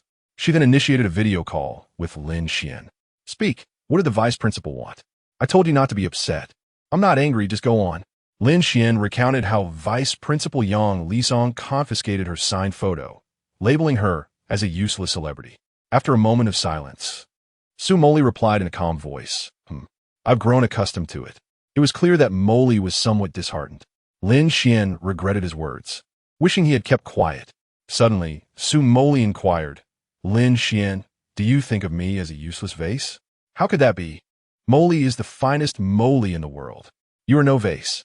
You possess beauty, a melodious voice, and exceptional gaming skills. You are the most formidable girl I have ever encountered." Su Moli felt elated by your praise, gaining 5 points. Such is the life of a celebrity. Where there are admirers, there are detractors. In the 2 months of my sudden rise to fame, I have encountered countless remarks deeming me unworthy, labeling me a mere ornament, claiming I am devoid of talent apart from my looks. I have even grown accustomed to the vile and crude insults directed at me. Moli continued to express her thoughts. Initially, I merely sang a song online and suddenly gained popularity, leading me to this current position. However, I genuinely love singing. My childhood dream was to become a world-renowned star. Now that I've only just begun, I face so much criticism online. Lin Xuan, do you think I should give up? The mental strain is immense. Su Moli's mood sank further as Lin Xuan listened intently. If you love it, don't give up.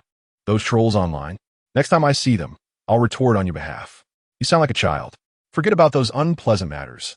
I just want to sleep now. Good night, you little brat. Su Moli attempted to end the video call, but Lin Xuan interrupted. Don't hang up. Having the video on gives you a bit more security. Su Moli responded with confusion. My home is very safe. You alone sleeping makes me uneasy. What nonsense are you spouting, Lin Xuan? At that moment, Su Moli received a notification on her phone. It was a message from the property management. Miss Su Moli, you have a delivery left at your doorstep by the security. Please remember to collect it. Su Moli resided in a luxurious villa community where deliveries were not permitted to enter. Typically, they were handed over to the security for inspection before being delivered to the respective owners. Since it was evening, the security had simply placed it at the owner's doorstep. Su Moli gazed at the message, perplexed. I did not order any takeout. How could there be a delivery for me at this late hour? Could it be that Ting Ting ordered it for me? Perhaps I should take a look? Just don't hang up. Su Moli then realized that keeping the video call open indeed provided a greater sense of security. Upon opening the door, she discovered a large bouquet of fresh flowers on the ground. There was also a simple greeting card attached, which read, "Future world-renowned singer, Miss Moli. Signed for, wishing you happiness every day. May you forget all your troubles. Your #1 fan." Chapter 12. It is not the flowers that are romantic, but you. Upon seeing a magnificent bouquet of flowers, Su Moli's earlier discontent dissipated in an instant. Su Moli greatly appreciates the flowers you sent. 30 points. Lin Xuan. These flowers are exquisite. They are from Huayu, aren't they? They must have cost a fortune. Well, not really, as long as you like them, Lin Xuan replied, feigning nonchalance, though internally he was lamenting the expense. This bouquet cost 28.88.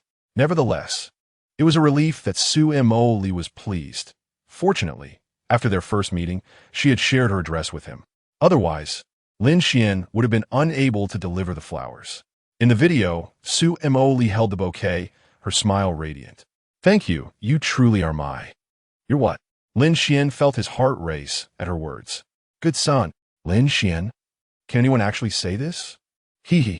Su Moli then transferred 2,888 yuan to Lin Xuan via WeChat. This left him astonished. How did she know the flowers cost 2,888? Hadn't he instructed the vendor not to disclose the price? "Look at your surprised expression. Did you not expect me to know the price?" Lin Xuan nodded. Su Moli sent him a screenshot of the Netizens page for Huayu. The same bouquet was indeed 28.88.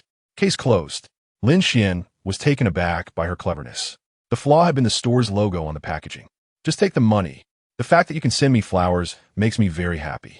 I know your situation. Stop wasting money. You have no sense of frugality at all." Though Su Moli was admonishing Lin Xuan, her face was perpetually adorned with a smile, lacking any genuine reproach. "How can I let you pay for flowers I gifted you? I want to accept it. My words are the law. If you refuse, I shall be upset, ah?"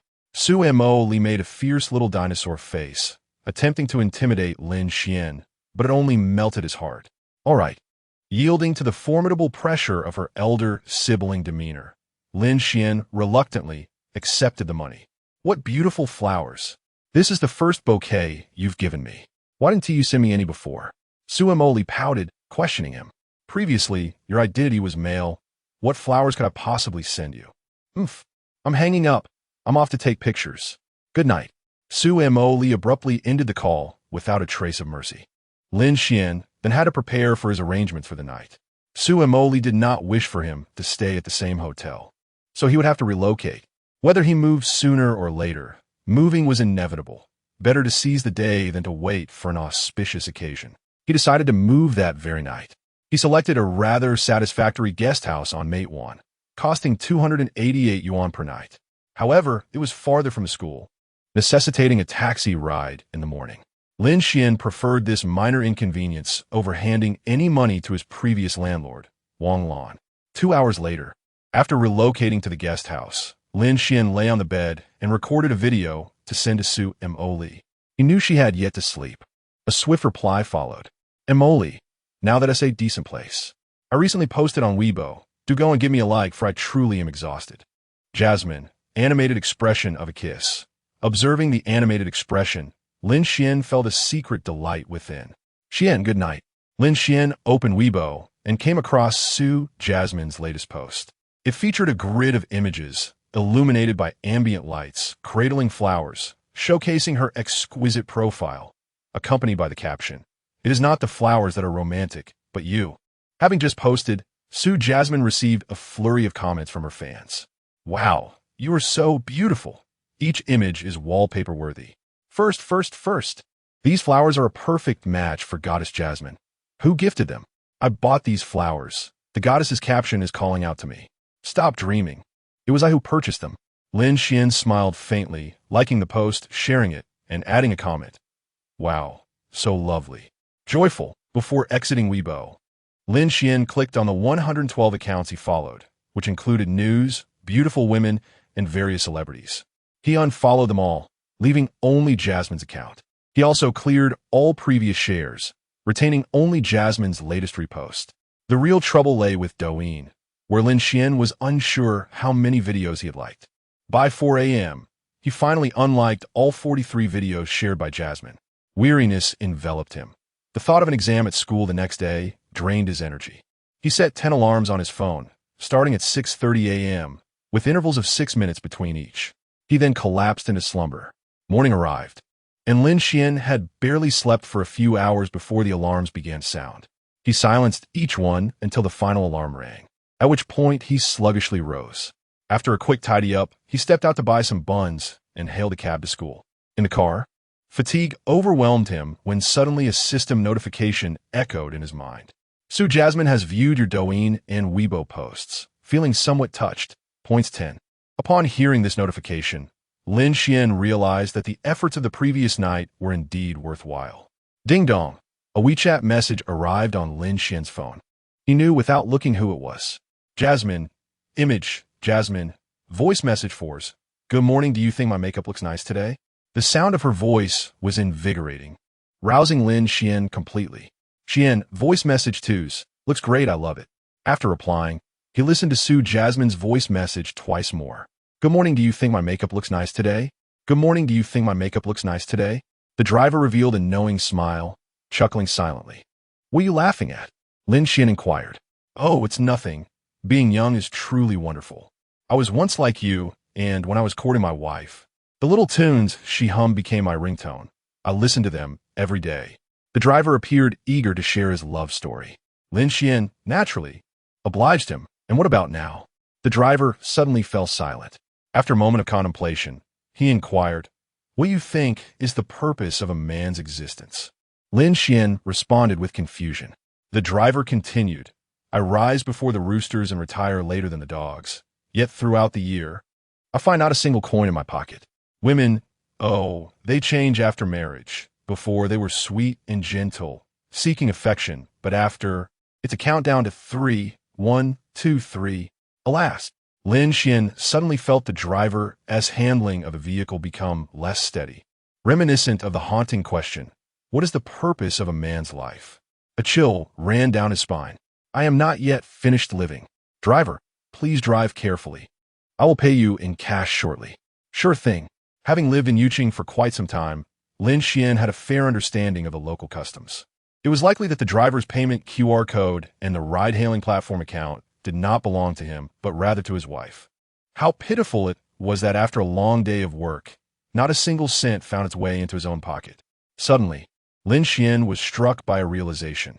The driver's narrative bore a striking resemblance to his own circumstances. Could it be that Mo Li was experiencing something similar? Chapter 13. Have I committed a transgression? The young man arrived, and the driver cheerfully announced, that'll be 30 yuan. Lin Xuan, appreciating the driver's straightforwardness, promptly handed him the cash. The ride would have cost 46 yuan on the ride-hailing app, with the platform taking a hefty commission. Opting for an offline transaction allowed the driver to earn a bit more, while Lin Xuan could pay less. Observing the driver's generosity and his somewhat submissive demeanor, Lin Xuan inquired, how about we add each other on WeChat? You can pick me up for school over the next few days. I'll give you cash. Let us say 40 for each trip. That sounds great. The driver quickly pulled out his phone to add Lin Xuan as a friend. What should I call you? Lin Xuan asked. My name is Zhao Zhen, young man. Just call me Old Zhao, the driver replied. I'm Lin Xuan, he said, stepping out of the car and into the school. Zhao Zhen gazed at Lin Xuan's departing figure, feeling an overwhelming sense of gratitude. What a good kid. I should hurry and buy a couple of packs of cigarettes. I haven't had a smoke in a month. Upon entering the classroom, Lin Xuan arrived right on time, just 3 minutes early. Li Fuhai, noticing him, merely nodded for him to take his seat. Chun Fanya leaned in excitedly, whispering in Lin Xuan's ear, our big brother is incredible. Yesterday was so exhilarating. That's my big brother. What does it matter? Yes, our big brother, Lin Xuan retorted. No, he can only be my big brother, Chun Fanya replied, somewhat exasperated. It's not like he asked your girlfriend. Why are you being so possessive? Maybe he even wants to take you under his wing. What big brother wouldn't he want more little brothers? Not wishing to engage in a petty argument, he conceded, all right, you're big brother. I wish him eternal happiness. Thank you, Lin Xuan replied, rolling his eyes. Chun Fangya shifted the topic. Did you see the Weibo post from Jasmine last night? The bouquet was a perfect match for her. I even set it as my phone wallpaper. Look, I changed my WeChat profile picture.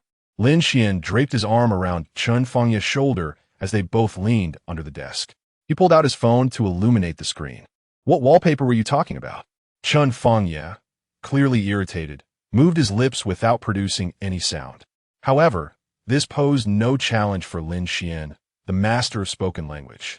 He deciphered Chun Fangya's lip movements and concluded he was saying, "What are you busy with?"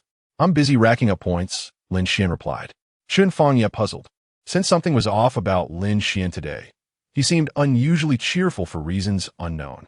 Do you know what Jasmine's Weibo caption was last night? It's not the flowers that are romantic, it's me.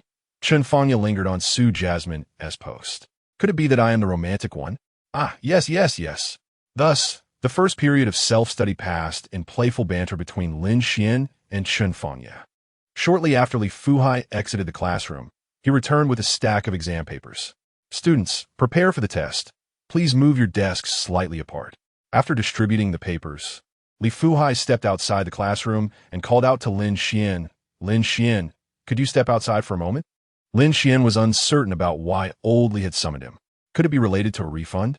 If the bonus were to be returned, Lin Xuan would once again descend into a life of hardship. The school had decided to allocate a separate examination room for him.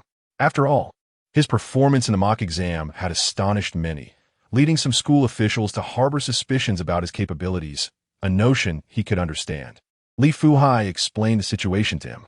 Li Fuhai led Lin Xuan to an empty classroom numbered 404 for the examination.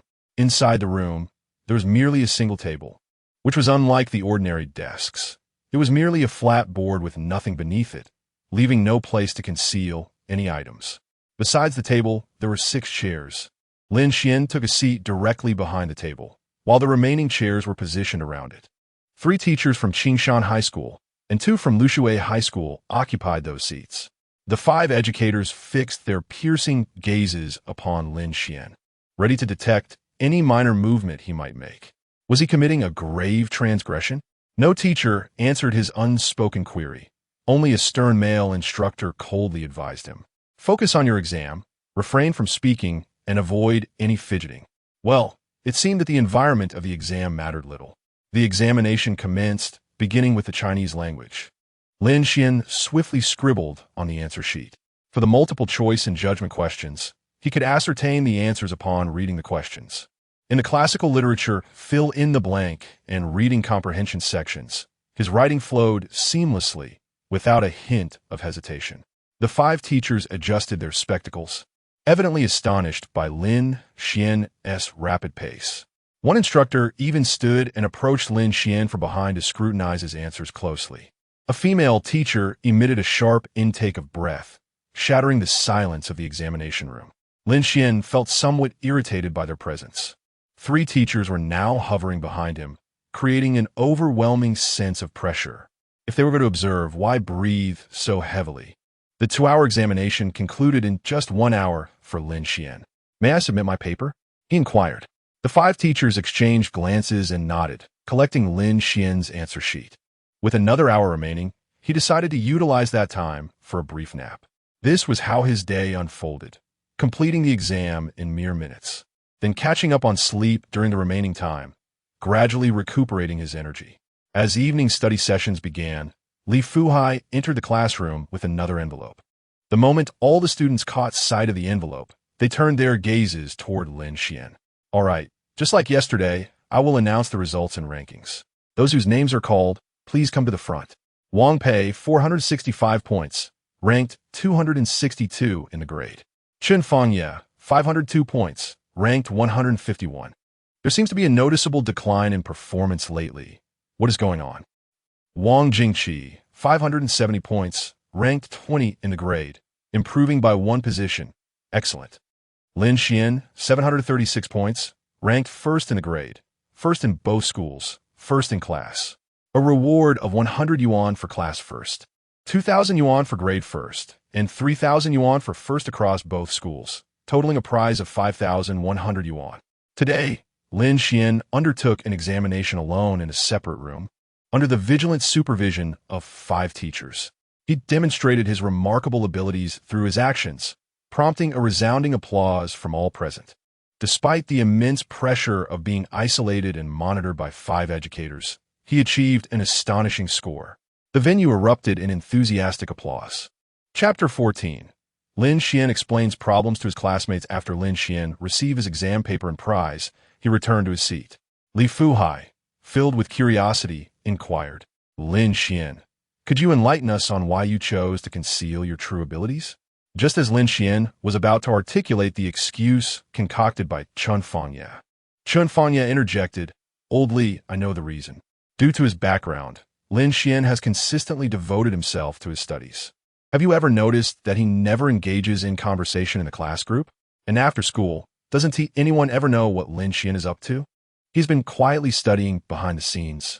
The reason he conceals his prowess is that he wishes to forge friendships and interact normally with everyone. Look at Class 4. That person, whose name eludes me, he is isolated due to his superior grades compared to his classmates. Now that Lin Xuan has revealed his capabilities, it is also to secure the prize money. Earning over 5,000 in a day could sustain him for an entire semester of part-time work. With university approaching, this money could serve as living expenses and tuition. Chun Fangye's explanation illuminated the minds of their classmates. Lin Xuan, you should have said this earlier. Our class 6 is united. Who would ever isolate you? Another chimed in. Indeed, after hiding for so long, your acting skills are truly commendable. You should consider becoming an actor after graduation. The thought of Lin Xuan deliberately making mistakes during exams, cautiously managing his scores, brought a smile to their faces. They chuckled, realizing that he might inadvertently score too high and expose himself. As the students exchanged animated remarks, Lin Xuan grew increasingly embarrassed. Li Fuhai interrupted their lively discussion. All right, let us examine the exam paper. We will explain some of the common pitfalls and challenging points, just as we did yesterday. This question has stumped many. The answer is that it is monotonically increasing. Does anyone know why? Li Fuhai scanned the room, settling his gaze on Lin Xuan. Why don't you explain why this question ultimately proves to be monotonically increasing? Lin Xuan, having not paid attention during self-study, found his mind wandering to thoughts of Jasmine in the evenings. Which question? He quietly asked his desk mate, Chun Fangye. The proof question. The first part of the third question. Upon locating the relevant question, Lin Xuan glanced at it and immediately recognized it.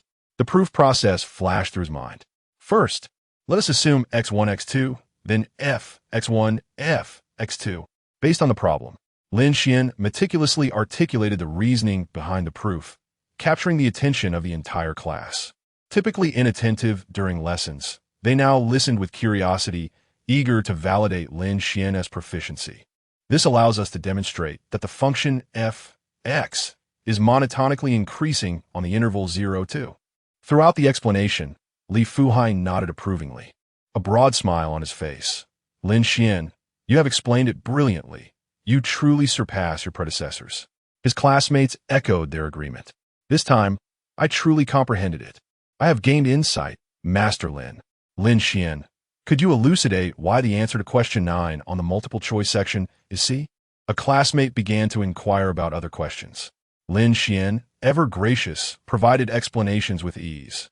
His mind had seamlessly integrated all the knowledge acquired throughout high school, and his elucidations were both profound and accessible, effortlessly guiding his audience from the specific to the general. Lin Xuan, could you elucidate this physics problem? Lin Xuan, can you explain biology? As the evening study session swiftly passed, Lin Xuan found himself parched from speaking. Initially reluctant to provide explanations, he was unable to resist the enthusiasm of his classmates and teachers. However, sharing insights with his peers and witnessing their astonished yet grateful expressions was indeed gratifying. At the school gate, Lin Xuan had already sent a message to Zhao Zhan in advance, who was now awaiting him. After school, Chun Fangye followed Lin Xuan out of the building. Upon seeing Lin Xuan, Zhao Zhan stepped out of his vehicle, pulled out a pack of cigarettes he had just purchased that day, and greeted him warmly. Good evening, Boss Lin. Care for smoke? This left Fanya momentarily stunned. Who is this? The driver I hired today. You have a driver now? Lin Xuan replied with a calm smile. My home is quite far. Shall we go together? I'll give you a ride. Sure. Fanya was not one to stand on ceremony with Lin Xuan. Zhao, please drop him off first. Regular fare will suffice. Half an hour later, Lin Xuan returned to the rented homestay. Such a pleasant environment always lifted his spirits. He recalled the dilapidated old place he had previously rented, which had demanded a sum of 3,000 yuan. He promptly sent a WeChat message to Wang Lan. Lin, Aunt Wang, I want to be renting the house in June. Please refund my deposit. Wang Lan, who are you calling Aunt? Who are you addressing as Aunt? Lin, I've already moved out. Please return my 1,500 yuan deposit. Wang Lan, if you're not renting in June, the deposit is non-refundable. Lin, what do you mean by that? I pay my rent monthly. I'm vacating at the end of May. What does that have to do with June? Wang Lan, the college entrance examination is approaching. If you're not renting, who will I lease it to? Either you find me a tenant and I'll refund half the deposit, or the deposit stays with me. Wang Lan, seeing him as an orphan easy to manipulate, was determined to swindle him out of his last bit of money before the exam. Lin Xuan was tempted to retort with a threat to dig up his mother from the ground to become a tenant. However, considering his intention to report Wang Lan later, he decided against leaving any evidence of his sentiments in their chat. He closed Wang Lan's chat window and opened his daily conversation with Jasmine. However, during this period, Jasmine was too busy to play games with him, likely preparing for an upcoming program. After all, with her newfound fame, management companies often sought to maximize their artists' potential during their peak popularity. As Jasmine busied herself with her research, Lin Xuan refrained from disturbing her. With nothing else to do, he resorted to sleep. The next day, as was customary, Jasmine sent him a selfie in the morning, seeking his compliments. Like a child in need of praise to feel happiness. Lin Xuan's daily life was quite simple. Studying for exams, collecting money, explaining problems to classmates, and engaging in casual chats with Jasmine at home. However, in recent days, Lin Xuan had not disclosed his simulated exam results to Su Moli. He planned to reveal them after the college entrance examination, intending to surprise her. Time swiftly passed, and it was now the night before the examination. Lin Xuan had achieved remarkable success in the mock exam, amassing nearly 30,000 yuan in prize money. Chapter 15. The examination commences tomorrow marks the most pivotal examination of one's life, the college entrance examination. At this moment, Lin Xuan is nestled in a guest house, engaged in a telephone conversation with Su Moli via WeChat. Lin Xuan, the college entrance examination is tomorrow. Are you feeling anxious? Su Moli inquired. It's merely a small examination. Can you handle it? She was skeptical of Lin Xuan's bravado. Oh, I remain quite worried that you might not succeed. By the way, how did you fare in the mock exams during the devilish week? After a brief silence, Lin Xuan replied, my results were similar to before, with only a slight improvement. Do you have confidence in achieving a score of 420? Su Moli's voice betrayed her concern. Rest assured, scoring 420 should pose no issue. In fact, 450 might also be within reach. Lin Xuan's responses were perpetually laced with uncertainty, filled with shoulds and mights. Well then, I wish you the best of luck in your examination. Let us play a game to unwind for a bit. I want to play. Su Moli coldly declined Lin Xuan's request. You have an exam tomorrow. Today is for adjusting your state of mind. Once your exams are over, I'll accompany you and play. These 2 days do not dwell on anything else. Fearing Lin Xuan might forget, Su Moli added, also if you sneak in some playtime, I shall be upset, and if I am upset, I will ignore you. All right, I shall heed your advice. I will rest now. Wait a moment.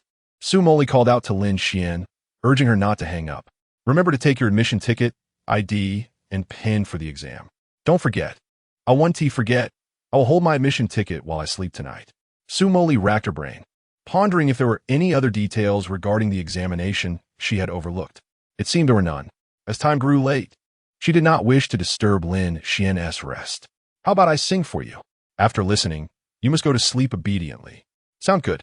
In the stillness of the night, lacking professional equipment or background music, Su Moli sang a cappella into her phone, performing her breakout hit, Summer Snow.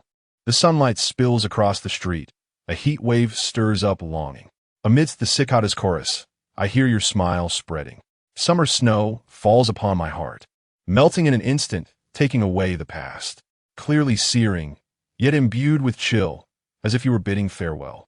Su Moli's unaccompanied melody surpassed the harmonious blend of countless instruments, her naturally flowing voice akin to the gentle whisper of blooming flowers, soothing to the soul. Such a delightful tune, Lin Xuan mused, entranced, her entire being immersed in Su Moli's song. All right, the song is over. Now, it's time to sleep like a good child. Are you a good child? I am a good child. The baby shall sleep now. Good night. After their WeChat call ended, Lin Xuan lay in bed, gazing at the luminous moonlight outside the window, lost in thought. After a long while, she murmured, "When did I become so childish?" The following morning, Lin Xuan arrived at the examination venue. Statistics revealed that this year, the number of candidates for the college entrance examination in Yuqing has reached 800,000, while nationwide, the figure has soared to an astounding 12 million. Yuqing has been divided into 20 examination centers. This examination differs significantly from those of previous years. In the past, students were assigned to examination rooms according to their respective schools, with all third-year students from a particular school gathered in a single room. However, this year, the arrangement has been completely disrupted, with candidates allocated to rooms based on their examination numbers. Lin Xuan has been assigned to room 6. Coincidentally, Chen Fangye has also been assigned to room 6. 10 minutes later, Chen Fangye arrived outside the examination room and spotted Lin Xuan. "You arrived quite early," Chen Fangye remarked. "I wanted to allow plenty of time in case of any unforeseen circumstances," Lin Xuan replied. Like most of the other candidates waiting outside, Chen Fangye was accompanied by a parent. His mother had driven him to the examination venue, while Lin Xuan stood alone. Having previously met Chen Fangye's mother, Lin Xuan approached her and greeted, "Good morning, Annie." Chen Fangye's mother, Chen Xiulan, responded warmly and kindly. "Ah, Lin Xuan, I must thank you. I heard from your homeroom teacher that you've been tutoring Fangye at school these past few days. He has made significant progress in his practice exams, and he has been studying diligently at home. I've never seen him so earnest before." Lin Xuan smiled shyly. "Chen Fangye is my friend. Helping each other is only natural." Lin Xuan hadn't expected that his explanations in class would resonate so deeply with Chen Fangye. Perhaps it was because Chen Fangye saw himself transforming from a poor student into a top achiever, secretly competing to bridge the gap between them. Aware of Lin Xuan's circumstances as an orphan, Chen Xiulan grasped Lin Xuan's hand and said, "Lin Xuan, once the exam concludes, please come find me. Let us all have a meal together in the coming days." Chen Fangye chimed in, wrapping his arm around Lin Xuan's shoulders, "Of course. If you're not dining with me, who will you dine with? Don't run off after the exam. Wait for me." Lin Xuan felt a warm glow in his heart and nodded in agreement. "All right, I'll gladly accept Annie's meals." "Why be so polite, dear?" Chen Xiulan replied. As the three engaged in light conversation, their homeroom teacher, Li Fuhai, arrived at room 6. Chen Fangye immediately spotted him, striding towards them. "Old Li, what brings you here?"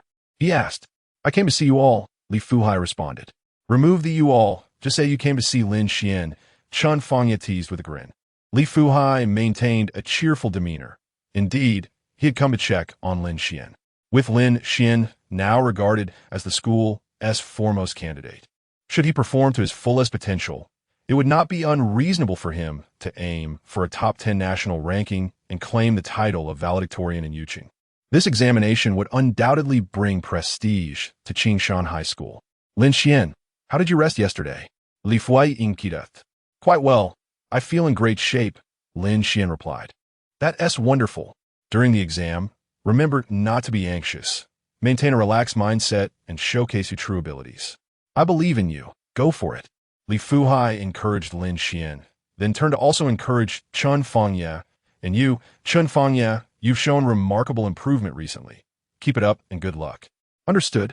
Both Chen Fangye and Lin Xuan responded in unison, brimming with confidence.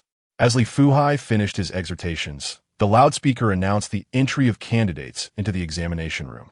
Lin Xuan and Chen Fangye stepped into the examination hall together. Just as Lin Xuan was about to venture further, Li Fuhai suddenly recalled an important reminder he had forgotten to mention. He hurriedly called out, "Lin Xuan, write more neatly." Lin Xuan heard him and raised his right hand, forming an OK gesture. The examination site number 6 was divided into 40 sections. Lin Xuan remained in section 6, while Chun Fangye had been assigned to section 33. Just as they were about to part ways, Chun Fangye called out to Lin Xuan, "Lin Xuan, you're going to achieve the top score nationwide, aren't you?" Upon hearing Chun Fangye's words, a smile suddenly spread across Lin Xuan's face. He gestured with his right hand, indicating an OK sign. "No problem. Good luck. You too." Chapter 16. The first day of the college entrance examination, Lin Xuan located a seat. With the ringing of the bell, the examination officially commenced. Lin Xuan's gaze swept across the test paper, his mind teeming with thoughts as various language-related concepts surged forth. In less than 40 minutes, he had completed all the questions, leaving only the essay. This year's essay prompt was peace. Lin Xuan contemplated the tumultuous situations abroad, which are decidedly not peaceful, reflecting the current events. In an instant, a plethora of vocabulary formulated an essay in his mind. In the aftermath of smoke and fire, when the lights of thousands of homes shine rowing amidst the lilting songs. Admiring the autumn osmanthus, this is a piece that captivates the heart. Galloping towards Chang'an, beholding the splendor of a prosperous era, this is a piece that soothes the soul.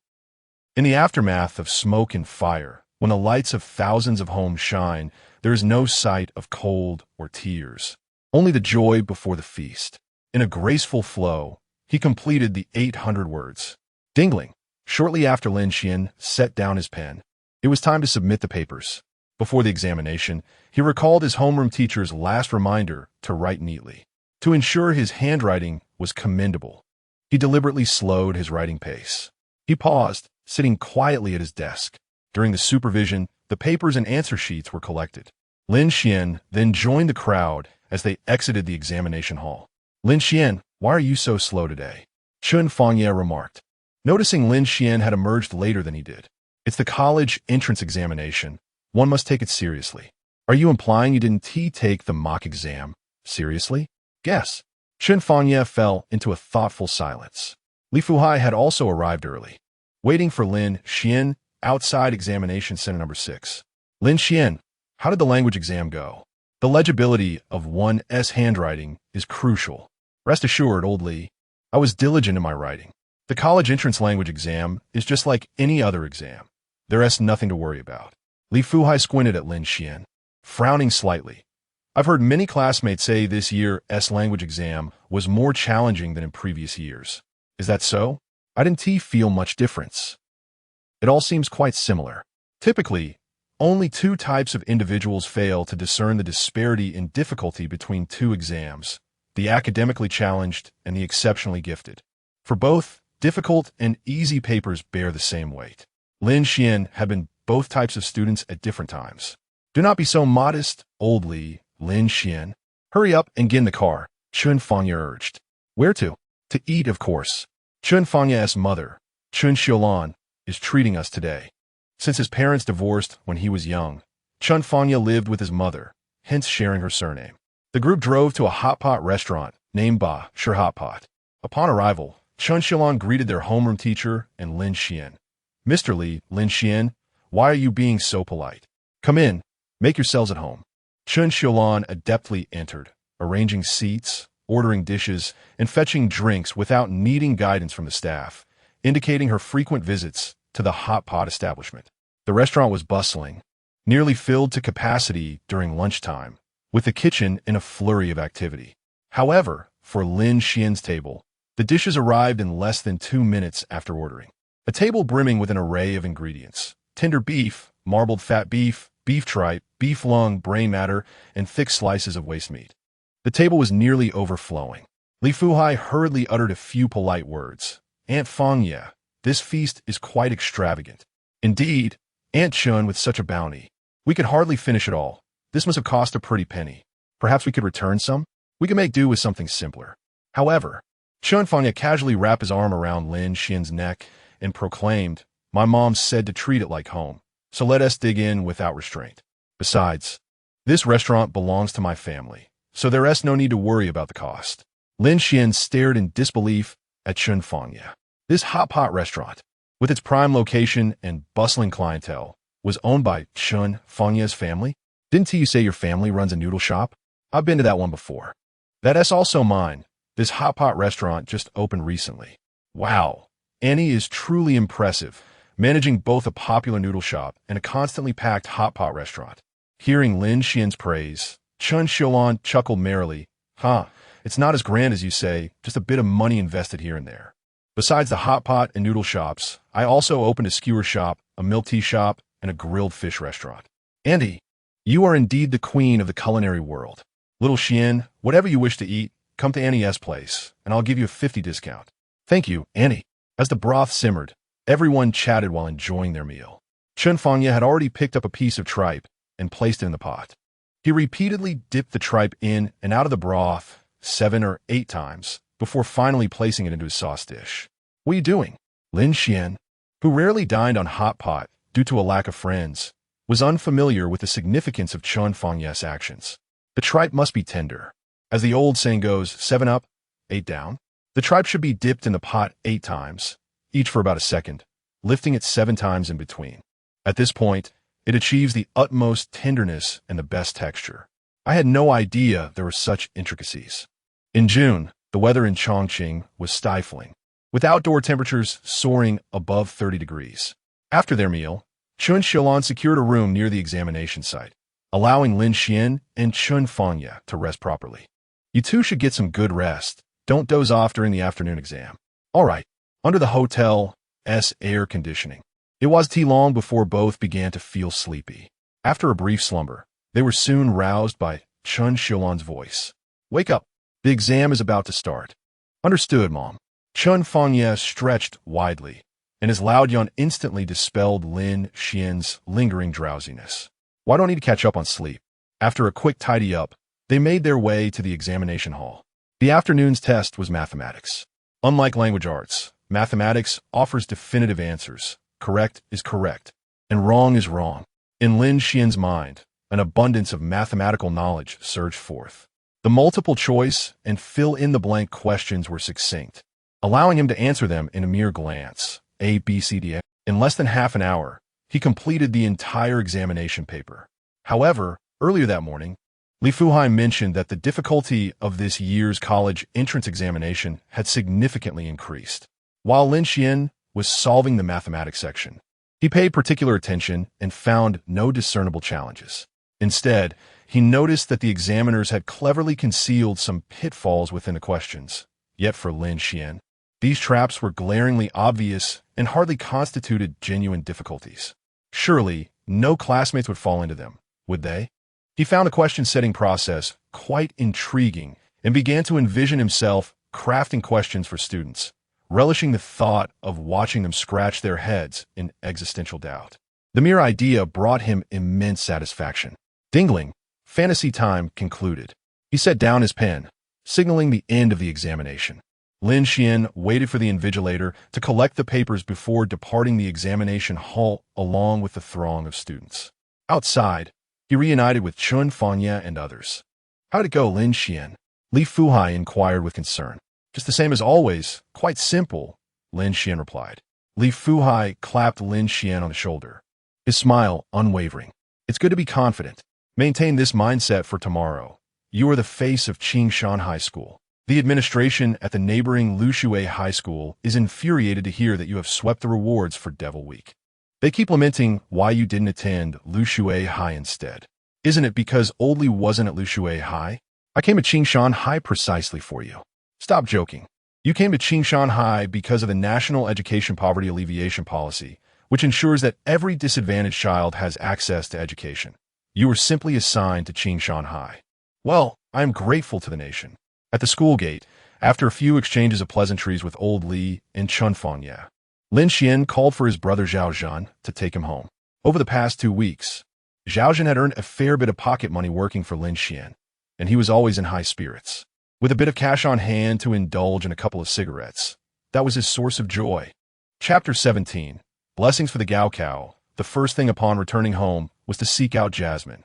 Today's exams are finally over, he mused. Jasmine didn't respond, likely occupied with classes, as the hour was still relatively early, and some universities might still be in session. In Kyoto, within the confines of Jasmine's villa, a strikingly beautiful girl clad in a breezy short-sleeved top and a skirt reclined languidly on the sofa, her eyes devoid of any sparkle. She was Bai Ting, Jasmine's close friend. In front of Bai Ting, Jasmine was changing outfits. How about this one, Ting? Looks lovely. I think this dress is quite nice too. Let us record it again. Bai Ting rolled her eyes dramatically, nearly foaming at the mouth. Oh my goodness, Jasmine, you've been at this all afternoon. Why are you so invested in this year's Gaokao? A faint blush crept across Jasmine's cheeks. It's only natural to record a video wishing good luck to the students taking the Gaokao. Isn't it? Is it really? It's rare for celebrities to record such videos, Bai Ting replied, perplexed, seemingly prepared for this inquiry. Jasmine retrieved her phone and opened a certain male celebrity's Douyin video. She scrolled through dozens of clips until she found one from 3 years prior. Jasmine held her phone out to Bai Ting. Here, take a look. In the video, the male celebrity stood upright in a casual hoodie, enunciating clearly as he proclaimed, wishing the Gaokao students to keep writing diligently and achieve great success. May the vast sea of knowledge lead you toward a brilliant future. May you ride your dreams and not waste your youth.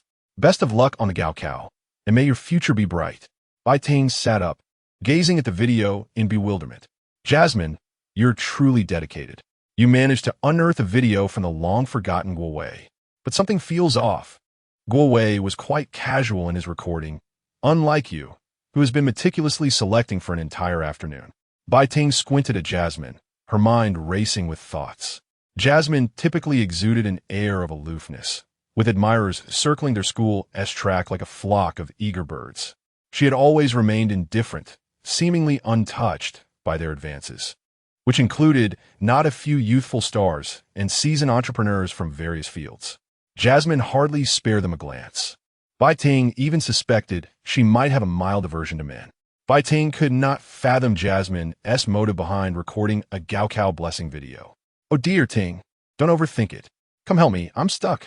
Bai Ting rose from the sofa and approached Jasmine, assisting her in wriggling out of the garment that had become ensnared. Jasmine, it seems you've grown again. Jasmine's cheeks flushed instantly. Ting. Ultimately, with Bai Ting's help, Jasmine donned an exceedingly small outfit, one that barely concealed her midriff, complemented by a short skirt. The ensemble was designed to accentuate her assets, large, fair, and slender. Ting, this outfit might not be appropriate. Is it too revealing? Bai Ting expressed her concerns, unable to fathom the repercussions if Jasmine were to post this video on Douyin. It would likely catapult to the trending charts. Countless men would be driven to madness, cycling through excitement to emptiness in mere minutes. I have all changed. Let me record a video to see the effect. Bai Ting understands the temperament of this young lady well. Once she has made up her mind, nothing can sway her. It is said that her father initially wanted her to study business management to prepare her to take over the family company. However, Su Moli rebelled and secretly pursued art, gaining admission to a music academy, which infuriated her father. He declared he would cut off her allowance, providing her with a mere 20,000 yuan a month to survive in the wilderness. He would surely call to apologize within 3 months. According to Su Moli, she has not been in contact with her father for 7 months. The 20,000 yuan is not negligible, especially since Su Moli has recently found success and is no longer short of funds. With several million in her account, she has become quite the affluent young woman. Bai Ting obediently took on the role of a supporting character, raising her phone to begin recording. Action. As the recording commenced, Su Moli immediately struck various meticulously crafted poses, reciting her lines in a melodious voice. May you showcase your finest self on the stage of the college entrance examination. Every drop of sweat will nurture the blossoms of success, and each challenge will fortify your resilience. Wishing you a smooth examination and a bright future. Once the video was completed, Su Moli hurried over to review the results. Montakli. If I were a man, I would be unable to bear it. Hehe. If you were a man, I certainly wouldn't allow you to come to my house. Su Moli watched the recorded video, nodding in satisfaction. Bai Ting, thinking she would post the video, quickly intervened. This video cannot be shared, you understand, right? I know. I merely want to try it out since I'm already dressed, Su Moli replied, her cheeks slightly flushed. After filming so many videos today, I shall carefully select one to post on Douyin tonight. Let me see it before you share it. It's getting late. We should venture out to find something to eat. Today it's your treat. I've accompanied you in filming all afternoon, so I deserve some compensation. Don't you think? Bai Ting teased, wrapping her arms around Su Moli's waist. All right, I'll go change into an outfit for going out. Please wait for me a moment. Su Moli entered the wardrobe and noticed 2 messages from Lin Xuan on WeChat. Moli, I was busy earlier and didn't see them. Having changed into her outing attire, Lin Xuan still hadn't replied. Based on her understanding of him, she surmised he had likely fallen asleep. Su Moli picked up her phone and sent the last recorded video, the one she could not post, to Lin Xuan. Is Moli ready? Bai Ting's voice echoed from the living room. Su Moli quickly tucked her phone away and exited the wardrobe. I'm coming. Let's eat at that new French steakhouse at the school gate. It looks quite promising. Let's go. The thought of sending the video to Lin Xuan made Su Moli's cheeks flush with anticipation, wondering what his reaction would be. Montakli, why do you look so peculiar? Are you shy to go out?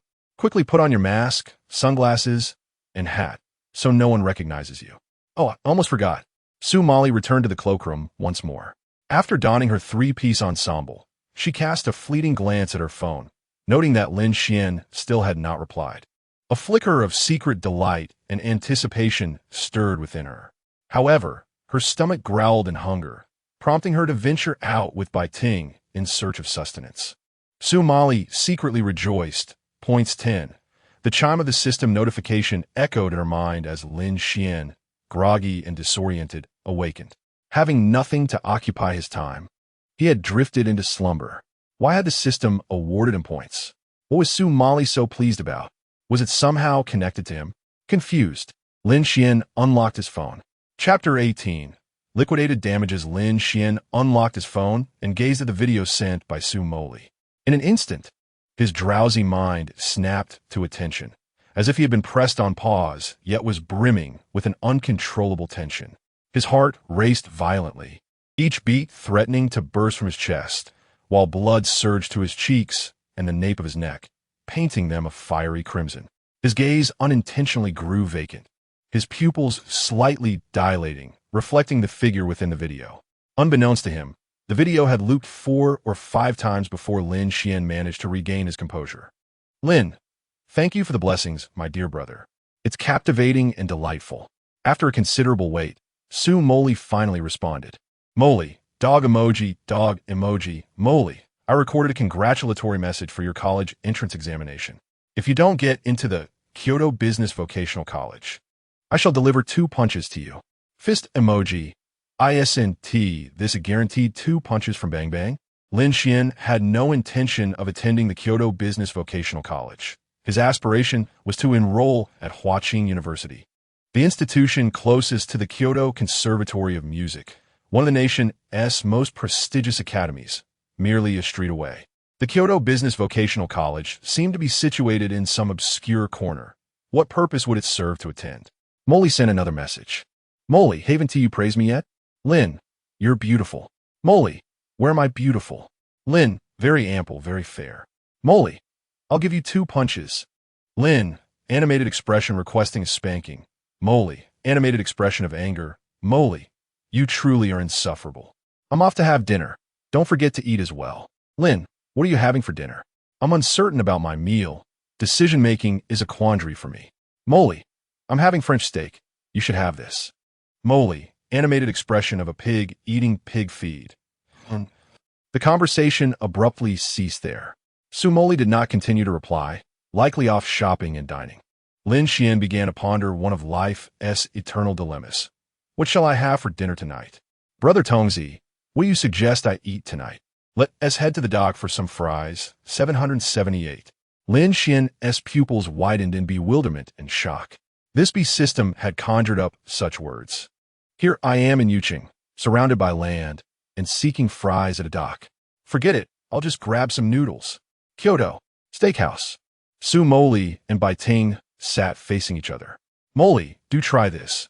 How about the filet mignon from this restaurant? It's sourced from the tenderloin, the most delicate part of the cow, characterized by its softness, minimal sinew, and low-fat content, melting in your mouth. Bai Ting introduced the restaurant's signature dish. Evidently a patron of this establishment, Su Moli cut a small piece of beef and savored it. Quite good. The flavor is indeed delightful. Didn't I tell you so? Ding dong. A message arrived on Su Moli's phone from Su E, the lyricist of her debut song.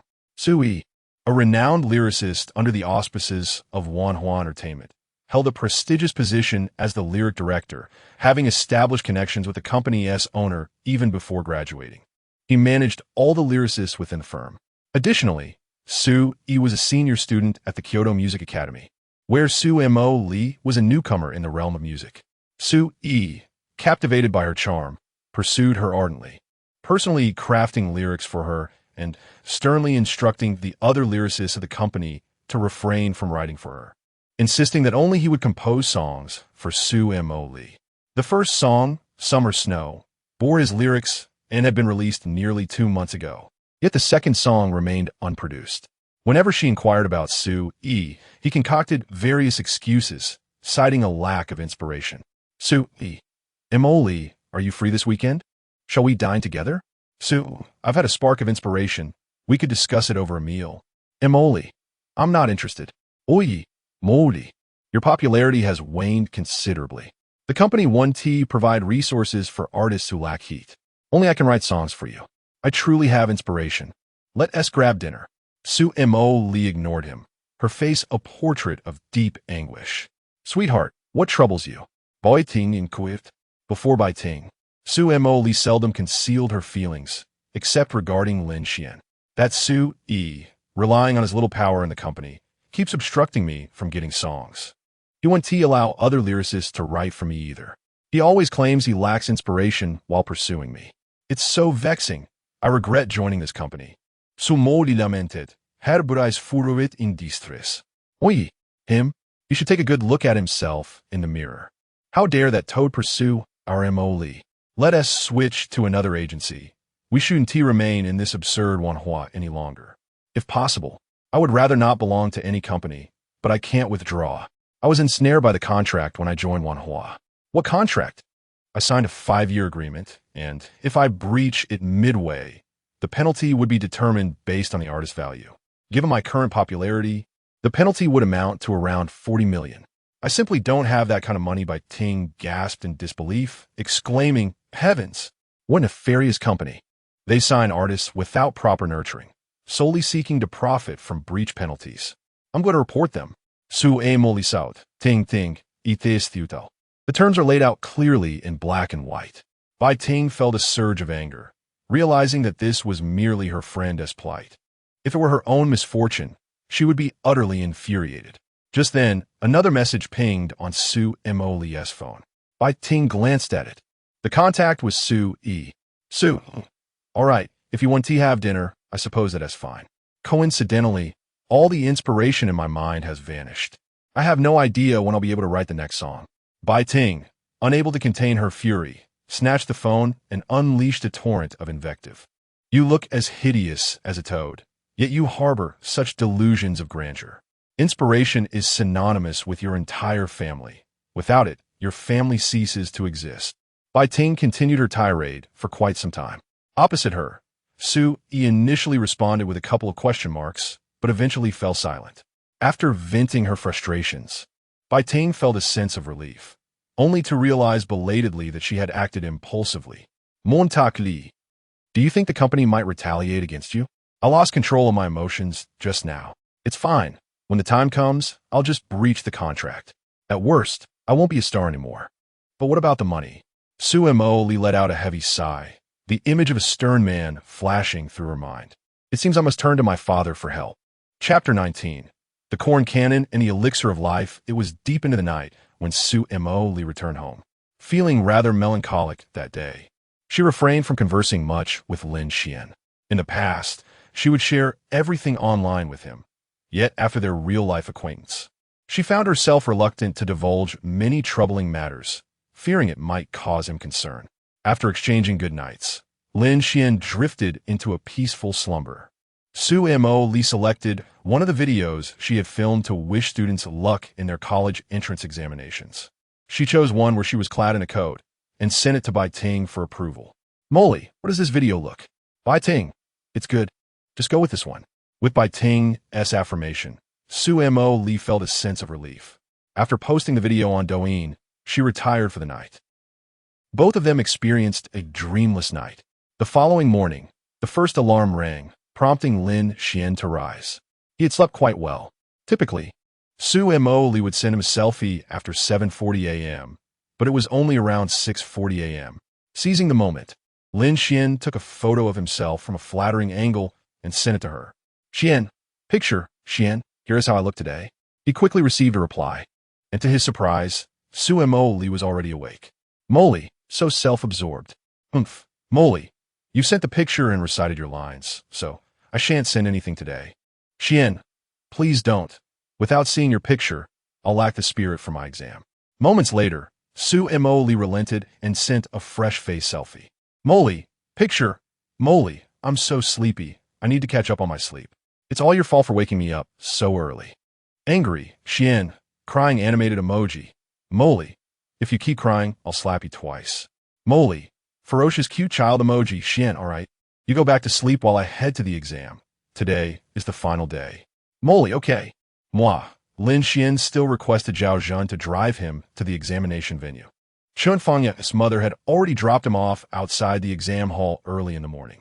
Today, their homeroom teacher was absent, likely attending another examination site. Good morning, Lin Xuan greeted, yawning alongside Chen Fangya. Did you see the Douyin video Su Moli posted wishing good luck to the exam candidates? With her blessings, I'm sure to score high. Chen Fangya pulled out his phone to share Su Moli's video with Lin Xuan. Lin Xuan observed Su Moli in the video, dressed modestly, and murmured, "Why does it seem different?" This whisper was overheard by the attentive Chen Fangya. What is different? Nothing. I also watched it yesterday. Perhaps I misinterpreted it. Lin Xuan dared not reveal to Chen Fangya that he had viewed a different version of the video. Soon, the area outside the examination hall was teeming with candidates. With a ringing chime, the bell sounded, and the students surged into the examination room like a swarm. The examination was in English, replete with numerous multiple-choice questions. Apart from the time-consuming listening section, the other questions were swiftly answered upon reading. The entire assessment concluded in less than an hour. With the remaining time, Lin Xuan sat in the classroom, lost in thought, emptying his mind.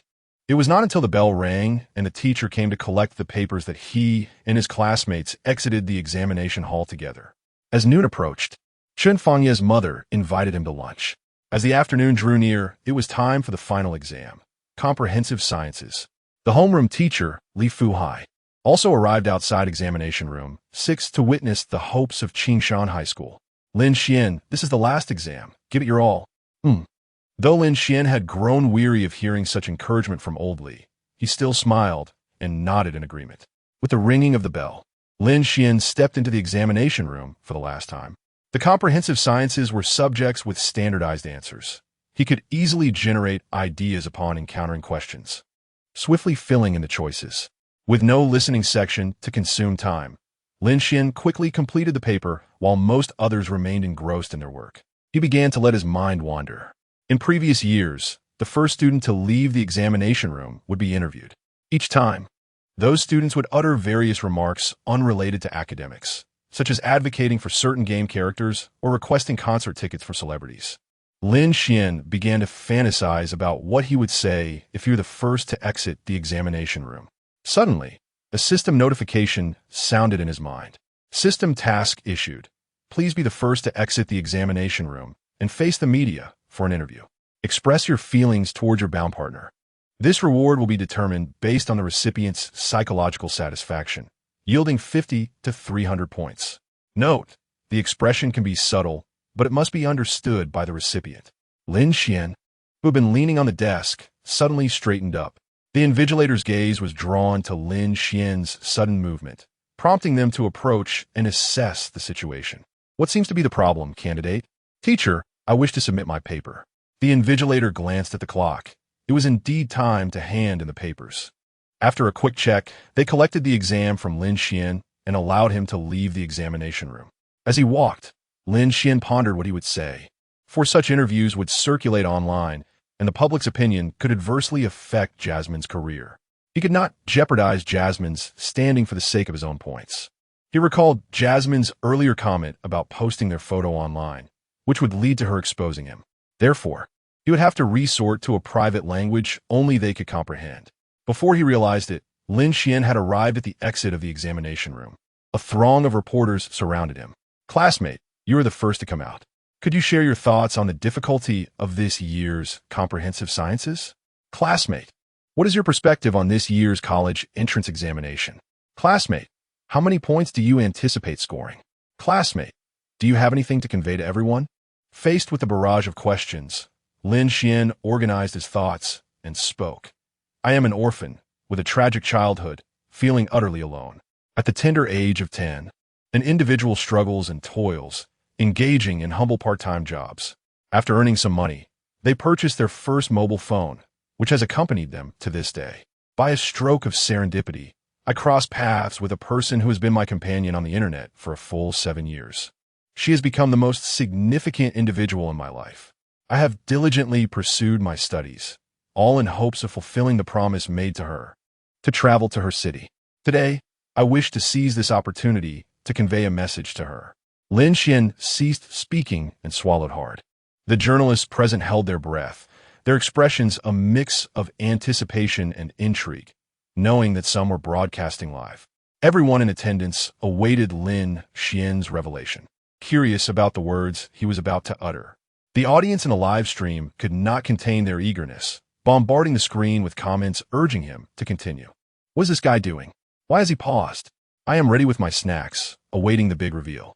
Excitement builds.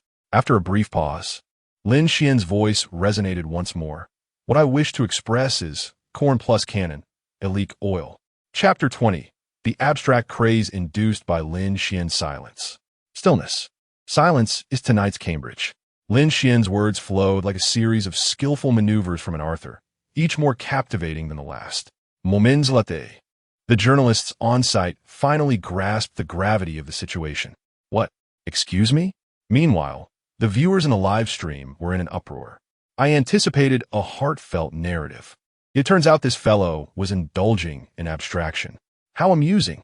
I always assumed the corn cannon was male. How could he possibly think of it as female? Now, we entered the realm of hybrids. It's time for an upgrade. The new term is the destruction cannon, commonly referred to as military grade. Allow me to clarify. This young man, after purchasing a smartphone, downloaded Plants vs. Zombies, playing it for 7 years, with the corn cannon being his favorite. Having perused the analysis above, it all clicked instantly. Hilarious, indeed, the embodiment of abstraction. This live broadcast was recorded in its entirety, capturing the essence of Lin Xuan's interview. A classic among classics, the king of amusement, the embodiment of abstraction. Once these clips are disseminated, they are bound to go viral. Several marketing accounts have already begun releasing videos on Douyin. I am in tears. Dear friends, who understands? This young man exited the examination room early merely to converse with the game character he has cherished for years. Help! Surely, I am not the only one to notice that this lad, who adores the corn cannon, is rather handsome. Such charm combined with his abstract musings. Love it. Lin Xuan was oblivious to the storm his words would incite. He was merely a relentless task machine. At this moment, he yearned to escape the scene. He attempted to slip away. Lin Xuan, wait a moment. Li Fuhai called out to him. As Lin Xuan emerged, Li Fuhai spotted him, but the reporters surrounded him, leaving Li Fuhai to wait until the journalists had finished their interviews. Unexpectedly, Lin Xuan intended to make a swift exit post-interview. Why are you leaving so early? Li Fuhai inquired. Lin Xuan noticed Li Fuhai beckoning him, and he pulled Li Fuhai aside to hide from the reporters, saying, I finished and came out. Lin Xuan anticipated Li Fuhai's reprimand, so he added, I checked everything. There were no issues, and I remembered I had some matters at home, so I submitted early. Using personal affairs as an excuse proved effective. Li Fuhai's expression softened. Did you complete it so swiftly? Have you checked thoroughly? Rest assured, old Li. I have other matters to attend to. Please inform Chanfanya on my behalf. As Lin Xuan distanced himself, Li Fuhai recalled something and shouted after him. Remember to check the class group in the next couple of days. Upon returning to his lodgings, Lin Xuan felt a sense of relief after the examination. Reclining on his bed and scrolling through Douyin. Following the interview, Lin Xuan's video spread like wildfire across the internet. The template of beginning with a lengthy, earnest discourse, only to have the content take a lightning-fast turn, has been creatively manipulated by netizens. Lin Xuan stumbled upon a video, a montage of life snippets. The following narrative unfolds a poignant love story between two individuals. My girlfriend and I have been together for a decade, bound by vows of eternal devotion since our youth. However, when that fateful day arrived, everything shifted. My world was plunged into darkness. She was gravely ill, confined to her bed, and I could not bear to meet her gaze. In that moment, her eyes brimmed with a fervent desire to survive.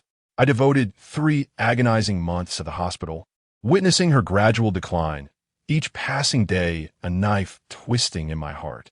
On her final day, unable to articulate her thoughts, she strained to convey something to me. I leaned close, and with the last ounce of strength, she cried out, "Gaia!" Lin Xuan, having read this, gasped in astonishment. What madness is this? The comments section erupted with responses. Don't leave, blogger. I'll fetch you some money from the kitchen. Where's my Qinglong, Yinhua Dao? Why not shout diga? No diga? Disappointing. Scrolling past, he encountered another video featuring a man in a Batman mask, lounging in shorts. Beside him lay a custom pillow adorned with the design of a bucket zombie from the Plants vs. Zombies game. The man embraced the plush zombie, planting affectionate kisses, exclaiming, "Darling little bucket, come give me a kiss, muah, muah, muah." Lin Xuan quickly swiped away, finding it too abstract. The next TikTok revealed a sorrowful girl taking a selfie, accompanied by an extensive caption. Lin Xuan thought to investigate. The text read, "Does anyone understand? I was robbed. That day on my way home, I noticed 2 shadowy figures following me. I quickened my pace to lose them, but they matched my speed. I inadvertently took a wrong turn into a dead end, and they cornered me. They inched closer, and I cowered in fear, frozen in the corner. The 2 wore heavy clothing, hats, and masks, their demeanor ominous. One reached into his back pocket, and in my panic, I feared he would pull out a weapon. To my shock, he brandished a gun. Yet, upon closer inspection, it transformed into a phone, its casing modeled after a firearm. The phone displayed the game Arena of Valor. And now there were 3 of us, 2 more needed. Who would join? Lin Xuan nearly choked on his disbelief, pondering the absurdity of all. The internet remained far too surreal, and having recently participated in a college entrance interview, he found himself a subject of widespread online discourse, spawning various imitative creations. Exasperated, he switched off his phone and messaged Su Moli. "Xian, I've finished my exams and am now lounging at home. Care to join me for a couple of thrilling games?"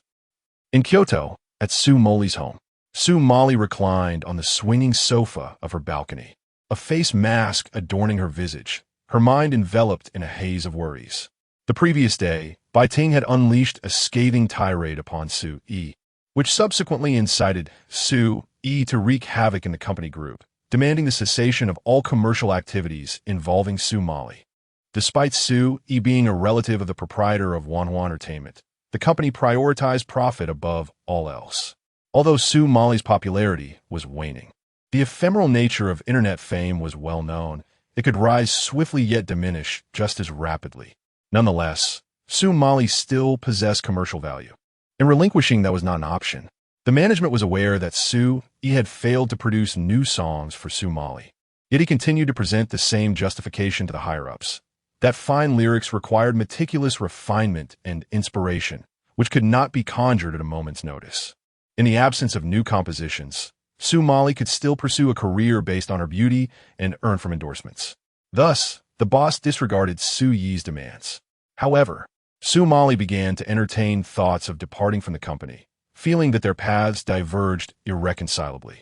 When Su Moli originally signed with the company, it was due to the keen eye of a talent scout from Wanwan Entertainment, who had discovered her exceptional vocal abilities and striking appearance during a campus singing competition at the Kyoto Music Academy. She had been lured into signing a contract under the promise that the company would devote itself to cultivating her into a superstar of the music industry. Now, Su Moli realized that her journey within the entertainment company was far from the joyous experience she had anticipated. She found herself disenchanted with certain individuals within Wanhua Entertainment and the company itself, leading her to resolve to withdraw. With determination, Su Moli picked up her phone and dialed a number she had not contacted in 7 months. Chapter 21. Asking Daddy for 50 million pocket money, the phone rang a few times before connecting, and neither Su Moli nor the person on the other end spoke. After a moment of mutual silence, a woman's irritable voice shattered the stillness. "Your daughter is calling you. Why are you silent? Get lost." The woman's tone shifted, softening as she continued. "Mao Li, my darling, you've finally stopped being angry with your father. How have you been living alone in Kyoto this past year? Being a star is quite good. Our precious one sings beautifully, and I've even set her songs as my ringtone." The woman expressed her concerns and inquiries at length, yet never once asked about her studies or work. Upon hearing the familiar voice, Su Moli crumbled, breaking down in tears. With a choked voice, she said, "Mom, I miss you all." After a brief silence, Su Moli's mother, Gu Qiuyan, felt a pang of anxiety and responded, "Then your father and I will come to Kyoto to see you." Su Moli and her father, Su Guofu, had quarreled fiercely over her choice of university major. More accurately, Su Moli had thrown a tantrum, and after fruitlessly attempting to placate her for half the day, her father had also resorted to sulking. This standoff had persisted for 7 months, and even her mother had been caught in the crossfire of their disputes. Gu Qiuyan had repeatedly wished to visit Su Moli in Kyoto, only to be met with rejection. Su Moli had taken the initiative to promise regular video calls to her mother to provide updates on her well-being, all the while ignoring her father and forbidding them from coming to Kyoto. Please don't facing his long-estranged and still upset daughter. Su Guofu felt a deep sense of heartache. What father does not love his daughter? He genuinely wished to give her everything, intending for her to inherit the family's vast fortune of several billion.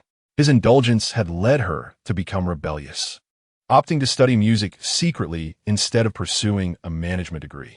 Who would take over the family business when he could no longer manage it? Ultimately, when Su Guofu received another call from his daughter, he conceded defeat. He picked up the phone and, with a voice both gentle and rugged, said, "Mao Li, my darling, I was wrong. I shouldn't have been angry with you. If you love music, pursue it. I won't force you to study business management anymore. Can you come back to see your mother and me? We miss you dearly."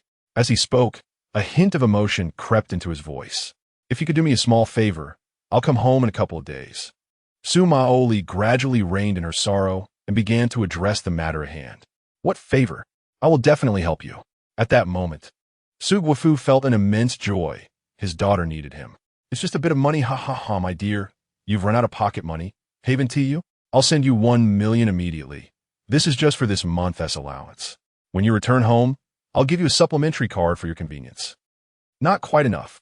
Su Guofu displayed a look of astonishment. This was the first time Su Moli had asked him for more than 1 million in pocket money. Previously, she had always taken whatever amount he provided without ever asking for more. "How much do you need? Just name a figure." 50 million, perhaps." On the other end of the line, Su Moli's parents were utterly silent. Su Moli dared not utter a word. After a moment of silence, Su Guofu spoke with a trembling voice. "Moli, have you been kidnapped? Do not fear. Your father is wealthy. Just hand the phone to them. Dad, iem me perfectly fine. I haven't been kidnapped. If you don't believe me, I'll video call you." Su Moli was anxious about her father's worry. The misunderstanding of being kidnapped was quite serious. Once the video call connected, Su Moli turned her phone around the room several times. Only after confirming it was indeed her home in Kyoto did Su Guofu's expression begin to ease. "You scared your father to death. I thought something terrible had happened. Why do you need such a large sum of money?" The amount was staggering, and Su Moli could only tell the truth.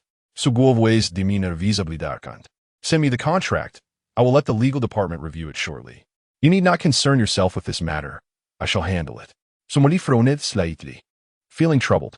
It would have been simpler if he had directly given her 50 million. After paying the penalty, she would still have some pocket money left. Now that her father was taking over the matter, the money would not pass through her hands, leaving her without any spending money.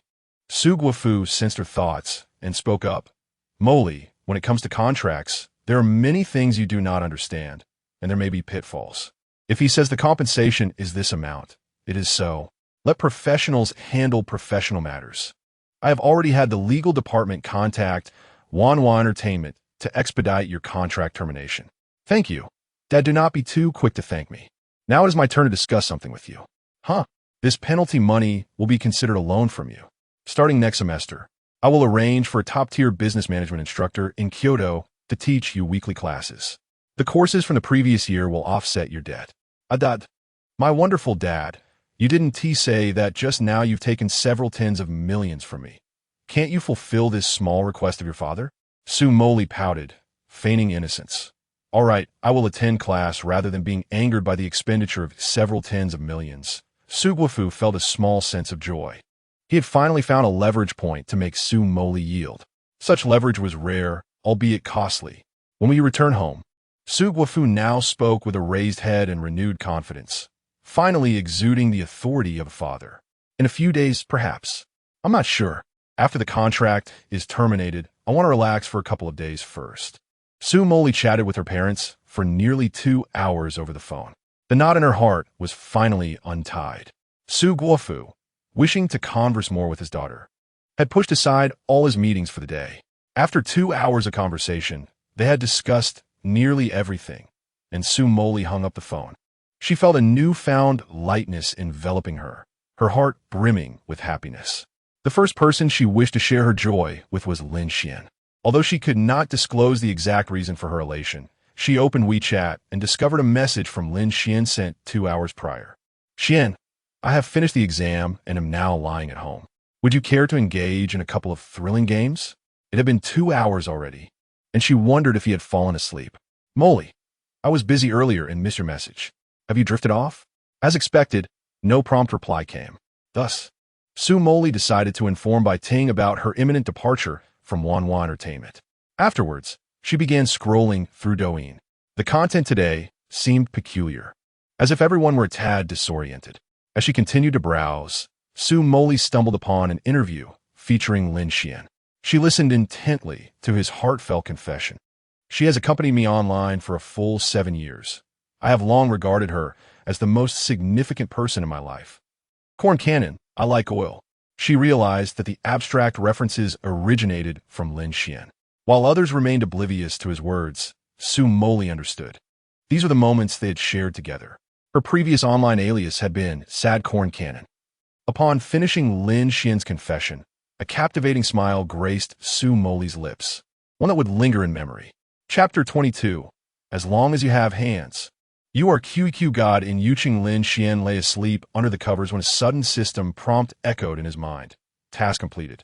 Su Moli's inner thoughts brimmed with joy, and a reward of 288 points was granted. The system's notification possessed an enchanting power, no matter how soundly one slept. The voice of the system always roused them from slumber. Completed?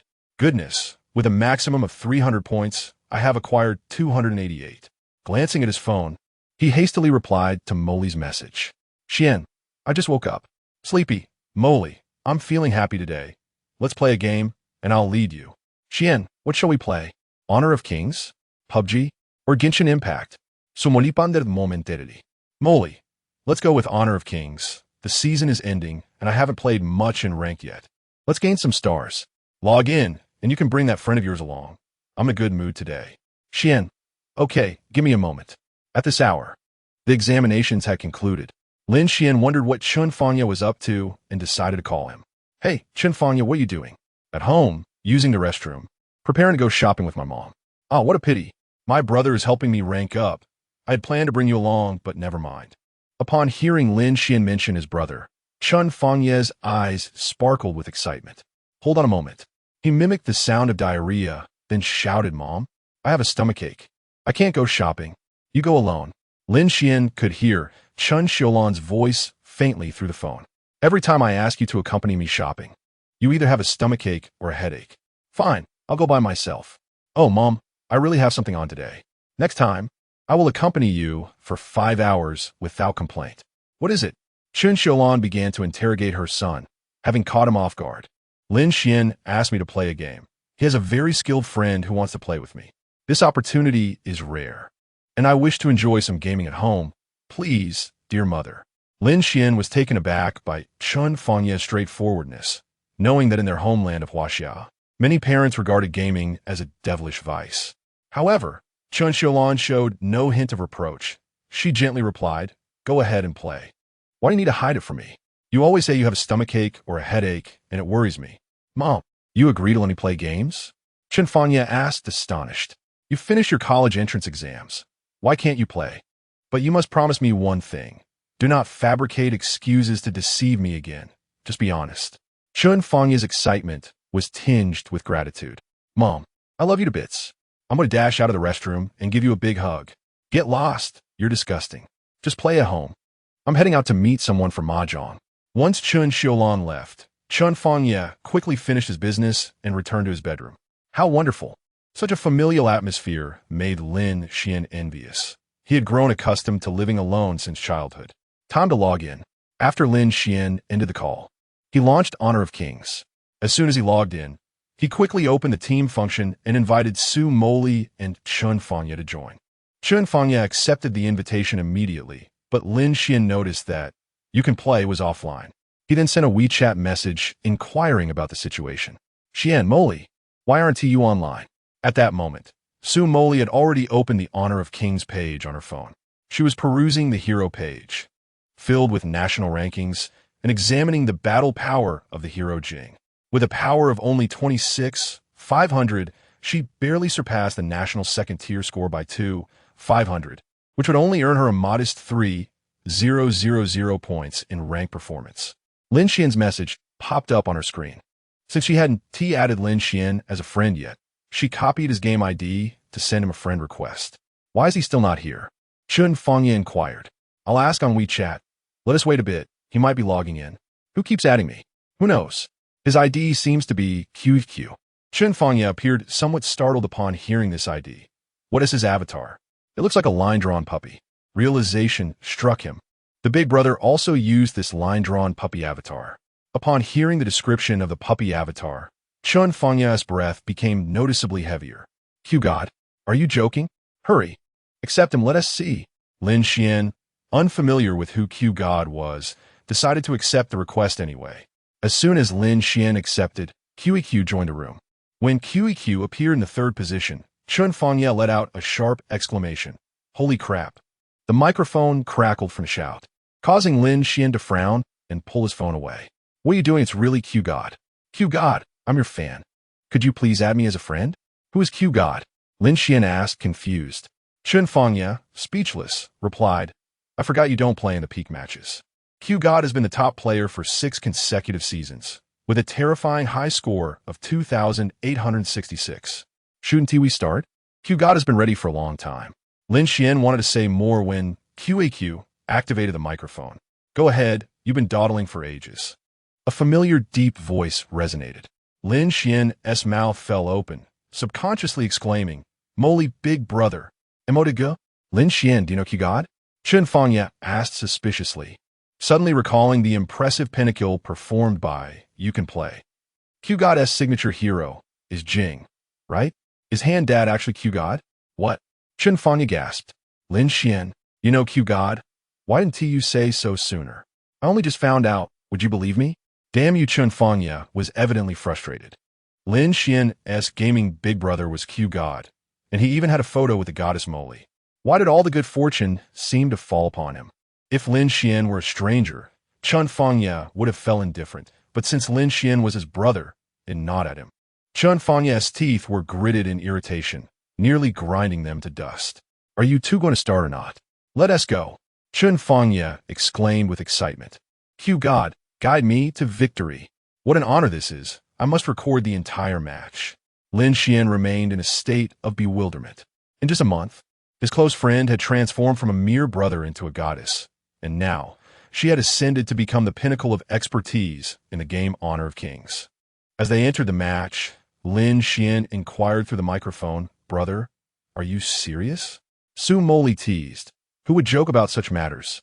Can you imagine the feeling of discovering that the most formidable master is right beside you?" "Ha ha ha. It feels incredible," Lin Xuan replied.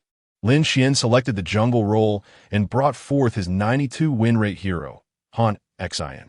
Typically, Moli led him through the ranks, allowing him to play all sorts of heroes without concern, as the presence of a master ensured his success. Thus, he preferred agile heroes capable of swift escapes.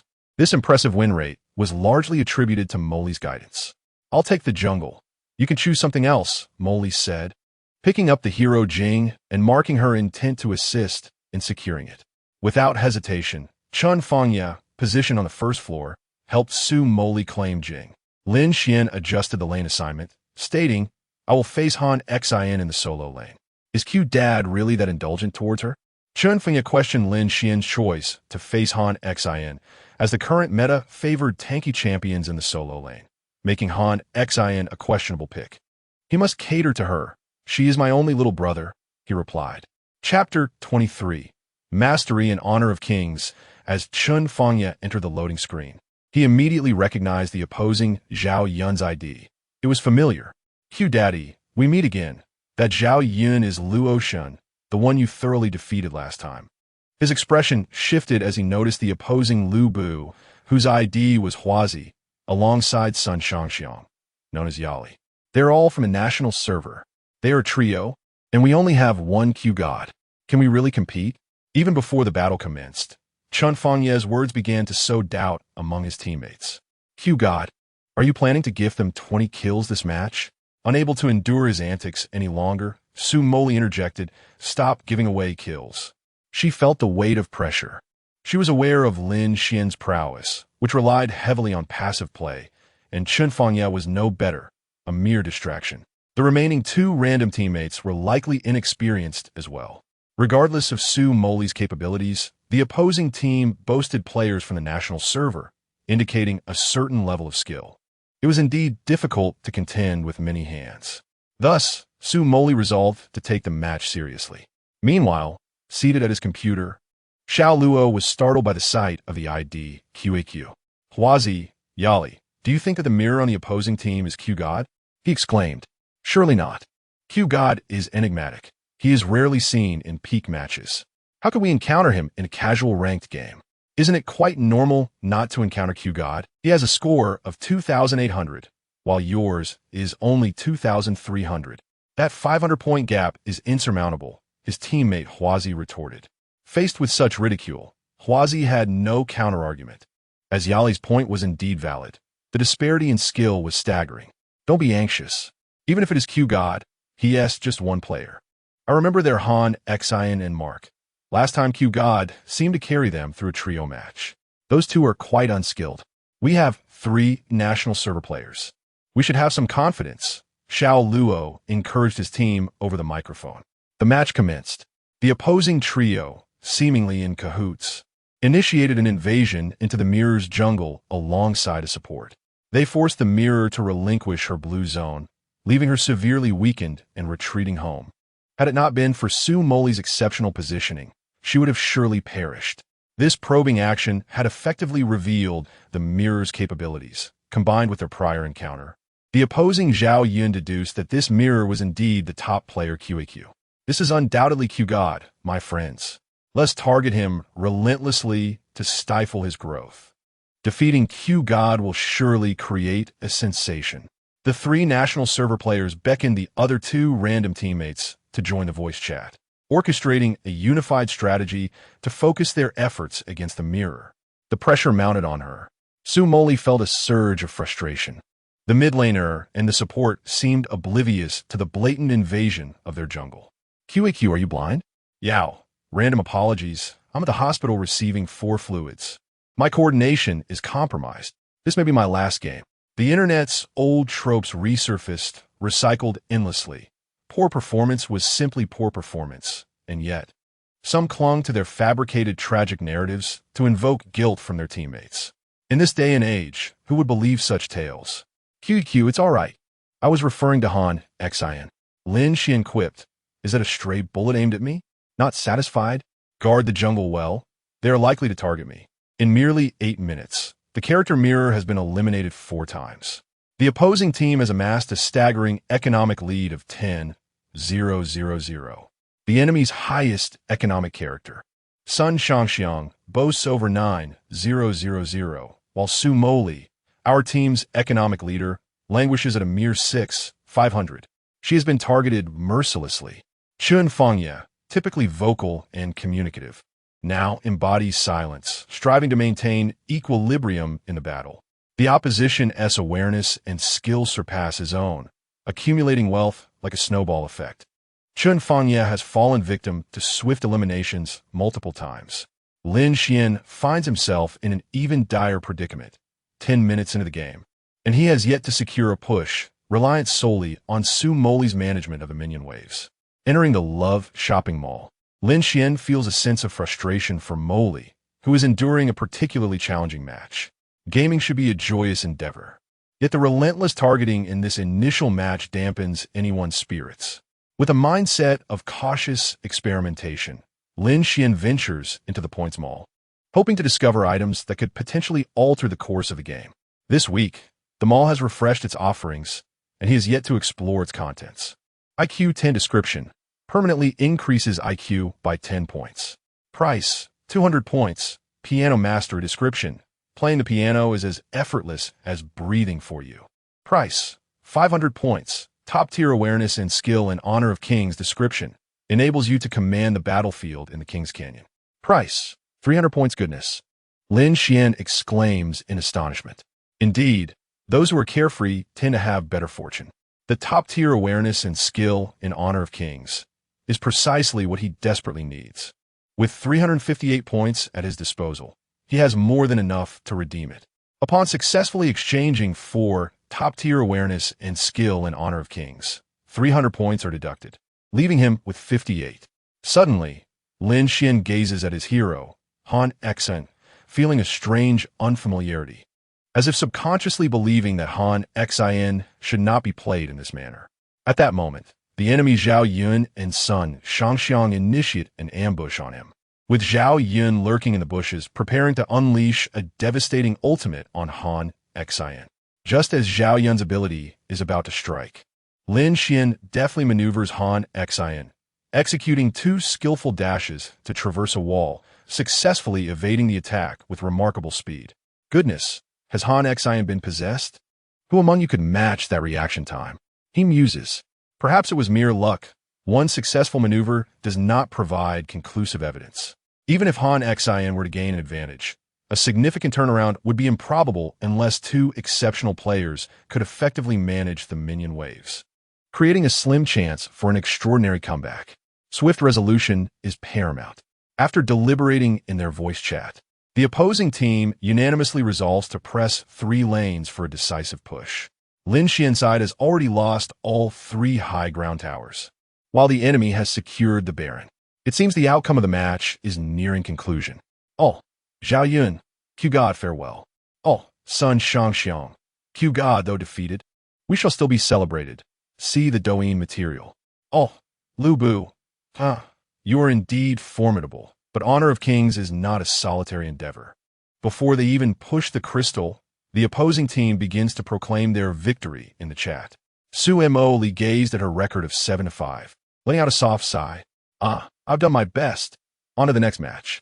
Although she spoke of the next game, she was already bracing herself for the final crystal defense battle.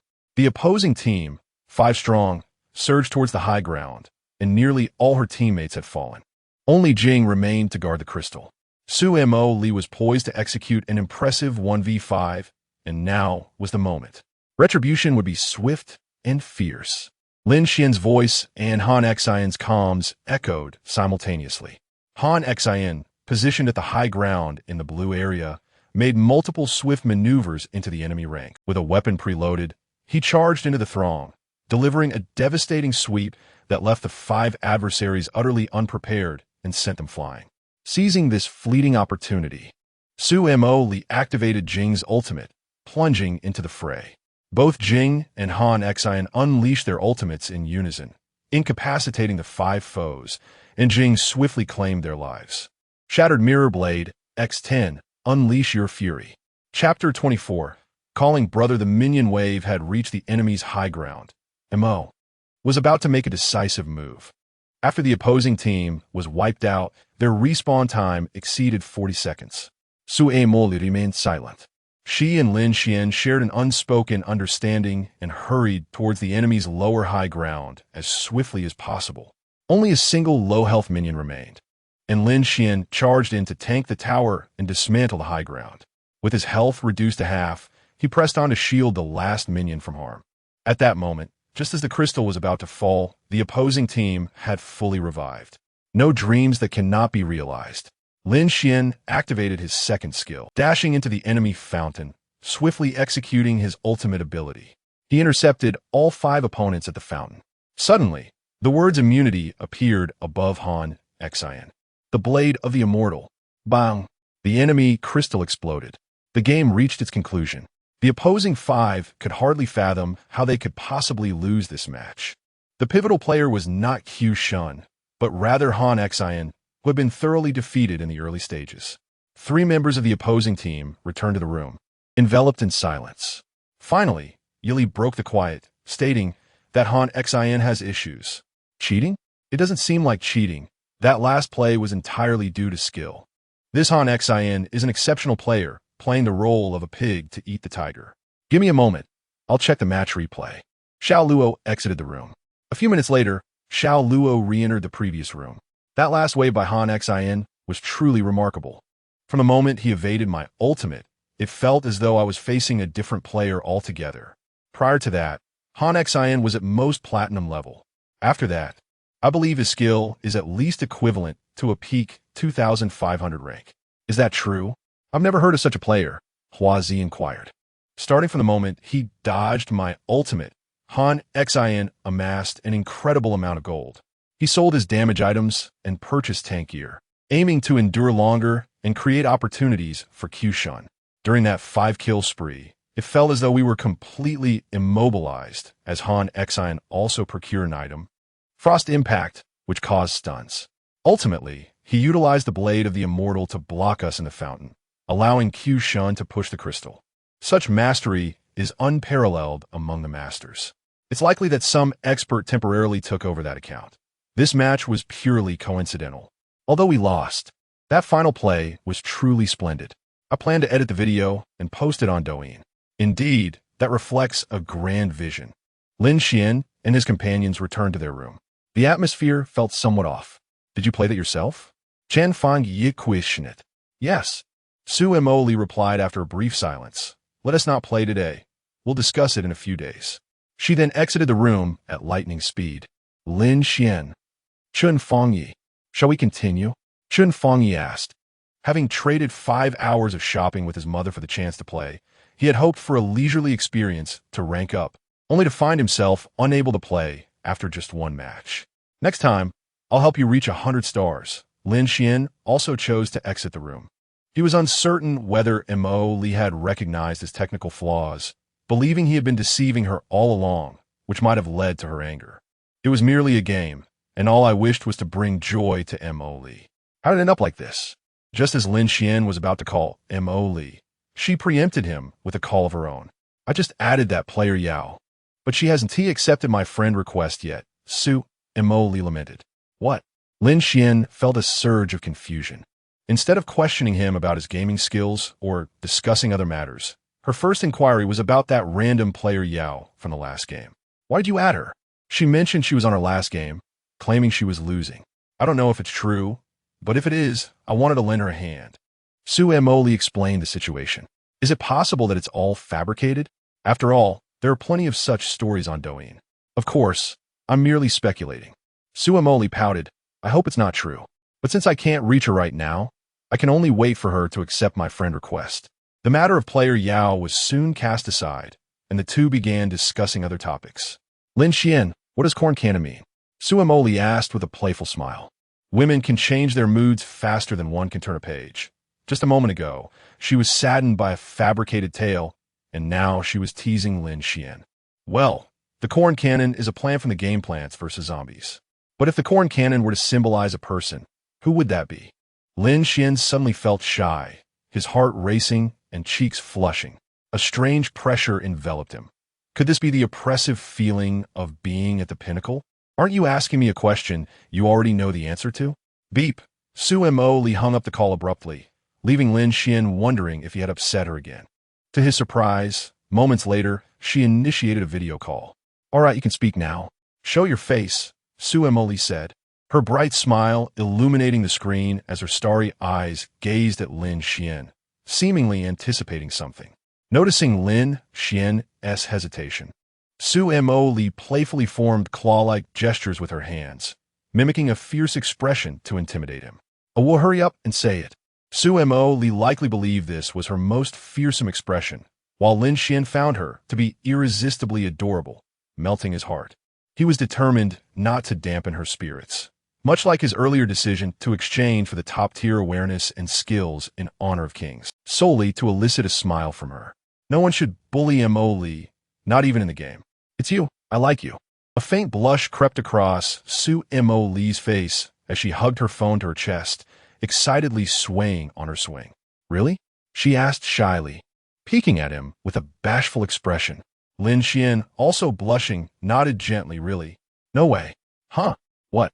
After finally summoning the courage to confess, Lin Xuan was met with rejection, feeling as if his outgoing moment had condemned him to a lifetime of introversion, his toes nearly digging into the floor in despair. It turns out the system can be deceptive. You have yet to pursue me. Su Moli gazed at Lin Xuan with starry eyes. So, Brother Tongzi truly did not deceive me. I have not been rejected after all. Very well, let's meet at the stadium. I shall let you run 200 meters first, and then I will chase you. Do you believe my fists are as hard as steel?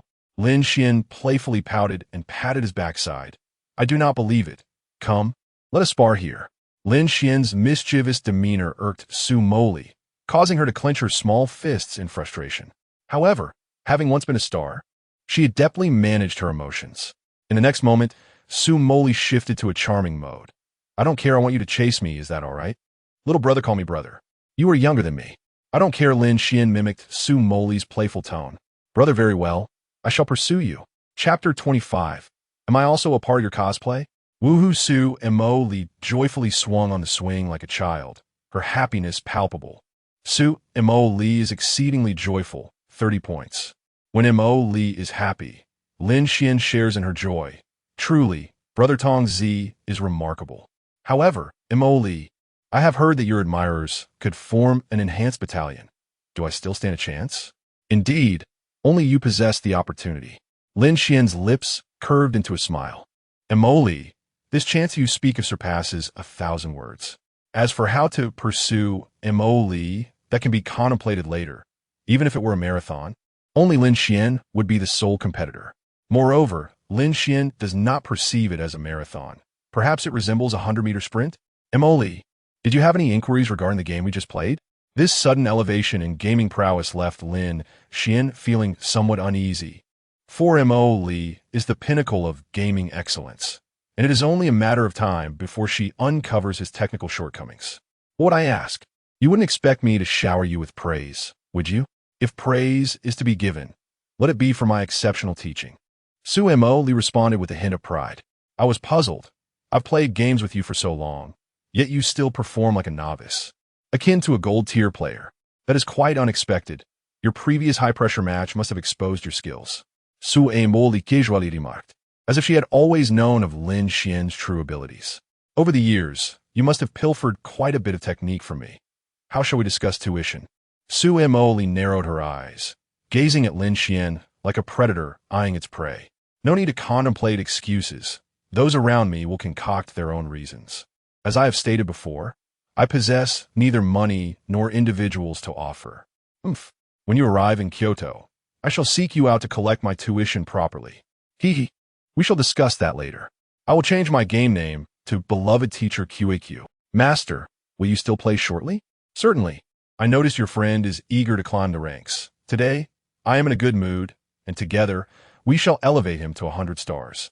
All right, I shall summon him. Master, you log in first. Lin Xuan ended the call to contact Chun Fong Yi, initiating with an emphatic proclamation. Log in today. I will take you to 100 stars. After uttering this, he hung up, leaving Chun Fong Yi in a state of bewilderment on his bed. Chun Fong Yi had just completed a solo match, having lost. Within a mere 10 minutes, he received Lin Xuan's call, claiming he would elevate him to 100 stars. Is this for real? Skeptical, Chun Fong Yi glanced at his phone screen. Lin Xuan was urging him to play. Upon entering the room, two IDs were immediately visible, QEQ and beloved teacher QAQ. What's going on? That for her to achieve glory has been renamed to for her to reach 100 stars. Su Moli's voice, altered by a voice changer to sound like an older man, echoed through the voice chat. All right. Faced with the request from Q God, Chun Fong Yi unhesitatingly complied. Entering the hero selection page, I will play Han Xin as the jungler, Lin Xuan confidently declared as he selected Han Xin. No way. Your Han Xin was purely a stroke of luck last match. You were just playing a tank, waiting for Q Dad to carry.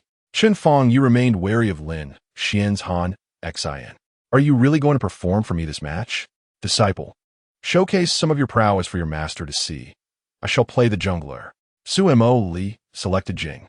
Hehe, the prowess of Bao Na is undeniable. I dominate the enemy jungle. The enemy jungle is also mine. I'm saying I treat the opposing five as mere jungle monsters. In the voice chat, Chun Fong Yi listened to the flirtation between the two men, and he fell silent. When he heard Lin Xuan say he would treat the enemy five as jungle monsters, Chun Fong Yi couldn't help but exclaim, Lin Xuan, have you been munching on mushrooms? Open the recording and experience the shock brought by a top-tier expert. Lin Xuan chuckled, offering no further explanation to that brat Chun Fong Yi. Once the game commenced, when the random teammates saw the national standard for Jing, they flooded the public chat with admiration. All Nuwa, wow, we have a national server Jing, a master leading us. All Zhang Fei, 666. After the game began, Chun Fong Yi typed, instructing Zhang Fei to stick close to Jing, with the primary task of protecting her. In truth, Zhang Fei didn't need any prompting. He followed Jing right from the start, completely neglecting the marksman on his lane. Who doesn't know how to cling to a strong player? Lin Xuan, instead of properly leading in the confrontation lane, headed straight to the enemy's red zone at the start, finding it deserted while the enemy began at blue. He swiftly cleared the red zone jungle monsters cleanly. Lin Xuan, you're lucky. The enemy Ling Wang started at blue, and you're going to steal his red. Chun Fong Yi, just beginning, had yet to grasp the severity of the situation. It wasn't until the game reached the 7-minute mark that the score read Han Xin 12-0-6 and Jing 13-0-3. Together, they accounted for 90 of their team's kills, concluding the game. Chun Fong Yi was still reeling from Lin Xuan's series of exceptional performances when the game abruptly ended. Initially, he had spoken a few words in the voice chat, but he gradually noticed something was amiss with Lin Xuan and fell silent. After the game, back in the room, Chun Fong Yi steeled himself and asked Lin Xuan, honestly tell me what is going on. Is there a booster playing beside you? Just as Lin Xuan was about to explain, Su Moli interjected. He has been learning from me for years. If he lacked this level of skill, it would only prove my ineffectiveness. Su Moli elaborated and criticized Lin Xuan's conduct over the years.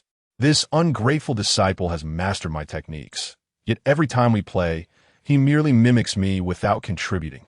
I am the one carrying an actor and 3 support players, and it's exhausting. He has no idea how to share the burden. Lin Xuan, why do you persist in merely imitating me? Lin Xuan replied, report, Master, I fear that if I reveal my true abilities, you might not want to play with me anymore. Nonsense. Once a master, always a father. Call me dad and let me hear it. A father cannot abandon his own son. Lin Xuan was caught off guard, especially with outsiders present. All right, I won't jest any longer. Let us start the next match. You must bring forth your full potential. No more imitating me. I want to see how high your understanding is. As you command.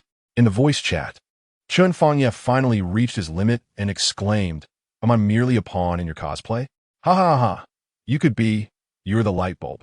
For the sake of climbing ranks. What is wrong with being a light bulb? Wait, what does Qiushan mean by light bulb? Could it be that he and Lin Xuan have something going on? As Chun Fangye reminisced about the hearty and robust voice of Q God during their voice chats, he felt an electrifying sensation coursing through him.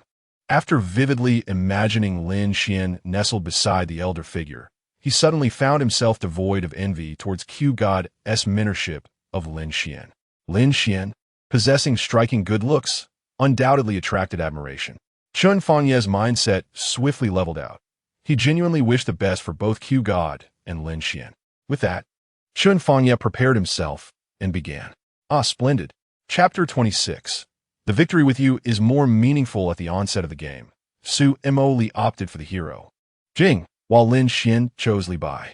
Chun Fangye, on the other hand, relinquished his position as a marksman and voluntarily decided to assist Su Moli. Merely a minute into the match, Su Moli's phone pinged with a WeChat message from Zhang Kai-hua, the proprietor of Wanhua Entertainment. Zhang Kai-hua, Montakli. The legal department of Tian Yao Technology Company Limited has just contacted me regarding your contract termination. I would like to inquire about your personal stance on this matter. Would it be convenient for you to join a QQ meeting? Meeting ID 772356. We await your presence. The resolution of the contract termination matter arrived swiftly. Her father was truly impressive. Su Moli was eager to expedite the dissolution of her contract, yet the game had only just commenced. An idea sparked in her mind. Disciple, I entrust this match to you. I have matters to attend to, so I shall temporarily log off. Lin Xuan had often been idle in previous games, so it was time to apply some pressure. She anticipated his complaints about being unable to play without his master's protection. To her surprise, Lin Xuan simply replied, okay. How dull. Once she exited the game, Su Moli joined the QQ meeting, which included a total of 4 participants. Herself, Zhang Kai-hua, Su Yi, the lyric director of Wanhua Entertainment, and Zhang Xiaobai from Tian Yao Technology's legal team. After her arrival, Zhang Xiaobai greeted her. Hello, Mississippi. I am the legal representative from your father's company, and I will be coordinating your contract termination compensation plan. Su Moli responded politely. Hello, maintaining her customary aloof demeanor towards anyone aside from Lin Xuan. Moli, is your decision to terminate the contract and leave the company a well-considered one? Ingrid Zhang Kijua. Yes, I am aware of the discord between you and Su Yi. I can arrange for a different lyricist and have Su Yi extend a sincere apology to you. There's truly no need for things to escalate to this extent. Your popularity is soaring, and the company intends to invest considerable resources into cultivating your talent. Zhang Kai-hua endeavored to entice Su Moli with promises, but she remained unmoved, delivering a cold rejection. No need. Despite Su Moli's frigid retorts, Zhang Kai-hua continued to wear a welcoming smile. Su Yi, however, was incensed and blurted out, Su Moli, don't think you are so remarkable. Without the songs I penned for you, you would not have achieved your current fame. In other words, a significant portion of your present popularity is attributable to my contributions. It was well known within Wanhua Entertainment that Su Yi harbored feelings for Su Moli. He was also a relative of the boss and possessed considerable talent, having authored several highly acclaimed songs. The company even had other newcomers debuting alongside Su Moli, eager for Su Yi to compose a hit song for them. Yet, he paid them no mind, unwilling to let such matters tarnish the relationship he held with Su Moli. Ultimately, he devoted himself to crafting her first song, Summer Snow, which, as anticipated, became a sensation for 2 months. However, Su Moli offered not a single acknowledgement. This incident left Su Yi feeling disgruntled for an extended period. Yet he ultimately succumbed to Su Moli's extraordinary beauty. Su Yi ardently pursued Su Moli, yet their encounters were few and far between. She often attended classes at school. Su Yi frequently sent WeChat messages to Su Moli, averaging 134 words per message, while her replies seldom exceeded a single character. In his pursuit of her affection, Su Yi found himself the object of attention from other admirers, creating a stark contrast that fueled his resentment. His frustration was further compounded by his uncle, Zhang Kaihua, who berated him over the matter of Su Moli. He was already displeased about attending the meeting, and now his uncle insisted he apologize to her. Upon seeing Su Moli's stern demeanor and her curt responses, anger overtook him. Without me, you are nothing. Dreaming of stardom is futile. Get out. Zhang Kaihua promptly expelled Su Yi from the meeting. He hurried to apologize to Su Moli and Zhang Xiaobai, saying, I am truly sorry. Su Yi has acted thoughtlessly, as if kicked in the head by a donkey. I assure you, I will address this seriously later. I hope you can overlook it. Zhang Kaihua was drenched in sweat. The opposing party was Tianyao Technology Company, Limited, a significant player in technological research and development, with a market valuation of around 5 billion.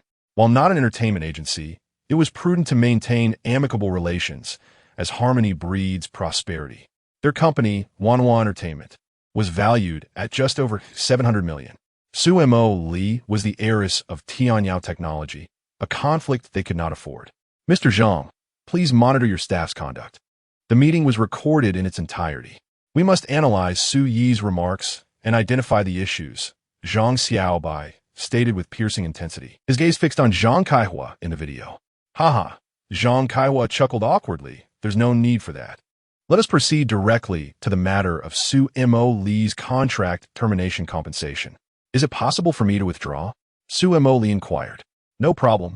Leave it to me, Zhang Xiaobai confidently replied.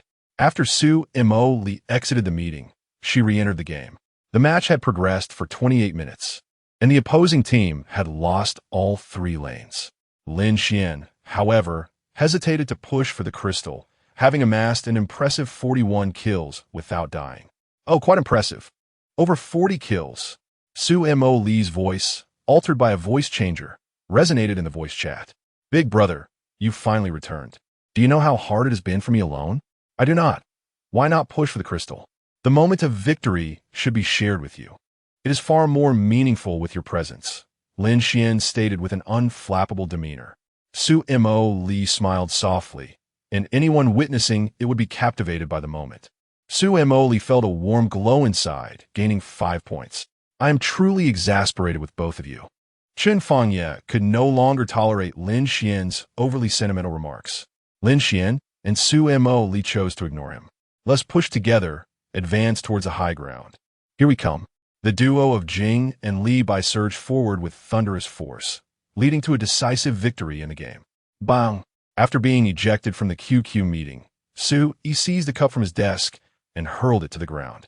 What pretense is Su Moli putting on with her false sense of superiority?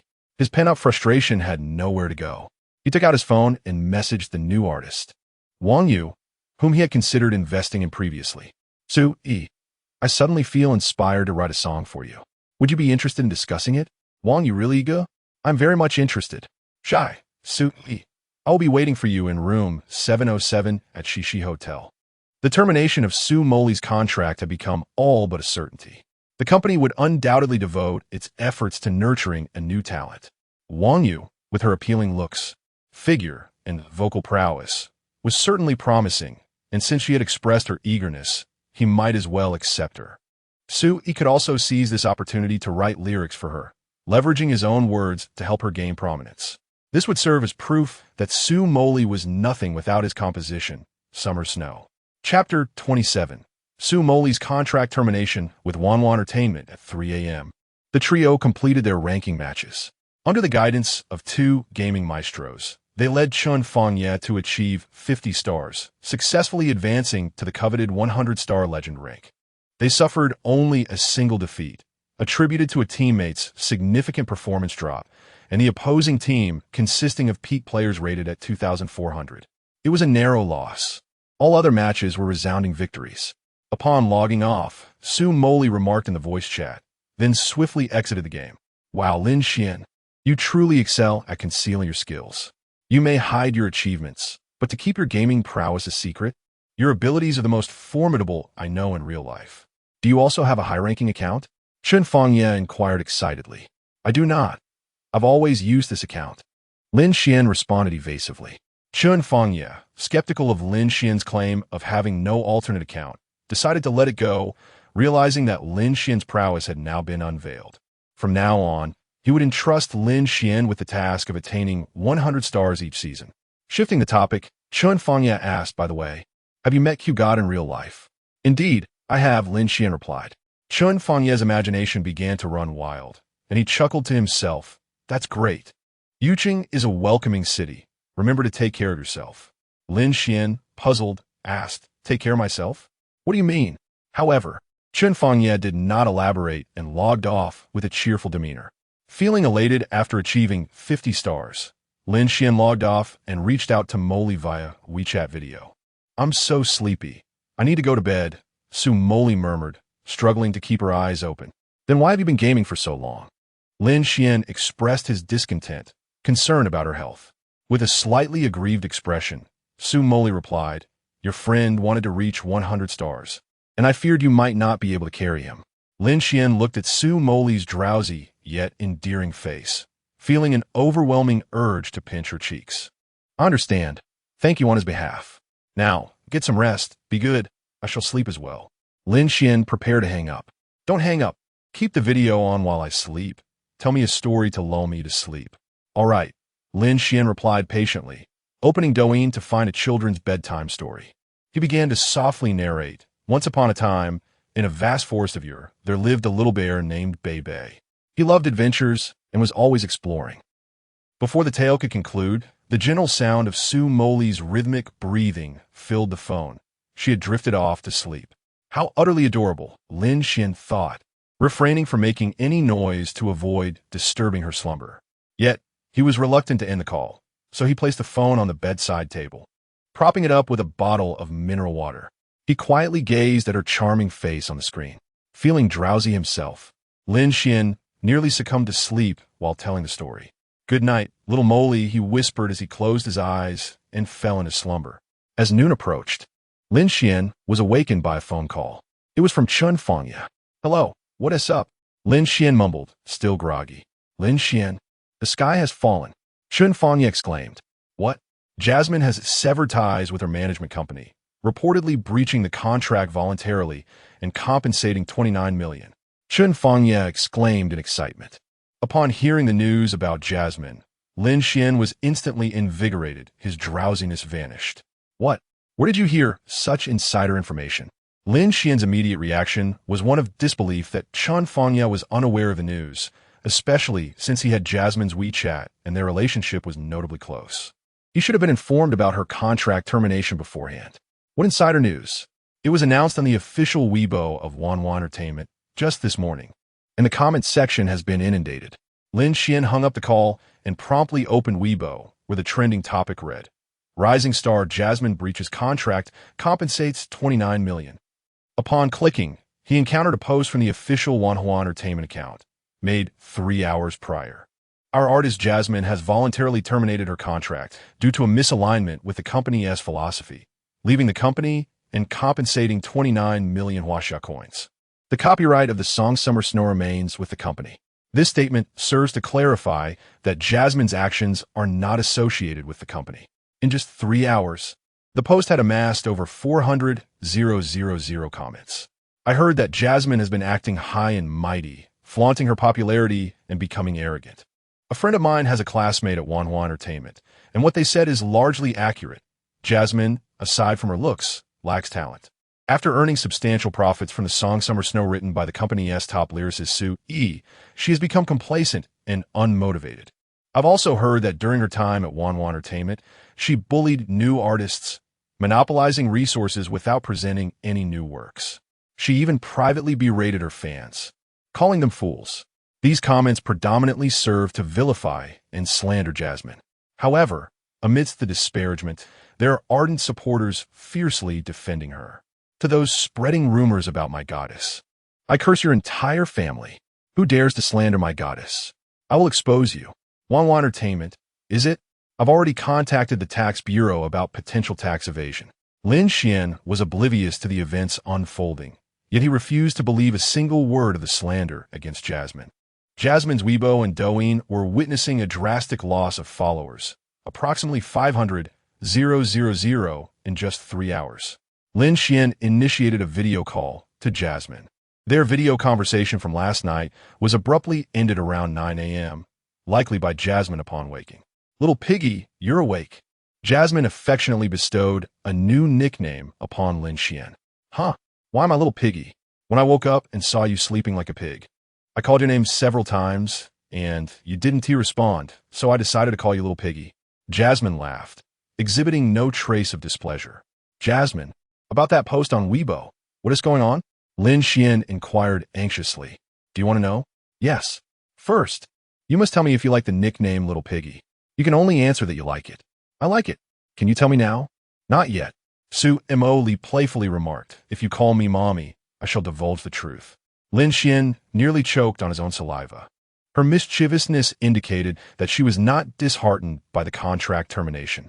It was a relief that she was unfazed. Mommy Lin Xuan boldly called out, having been an orphan. He felt indifferent. He uttered the word without a flicker of embarrassment. Yet Su Moli's cheeks flushed crimson, revealing her bashfulness. Su Moli was gathering her thoughts.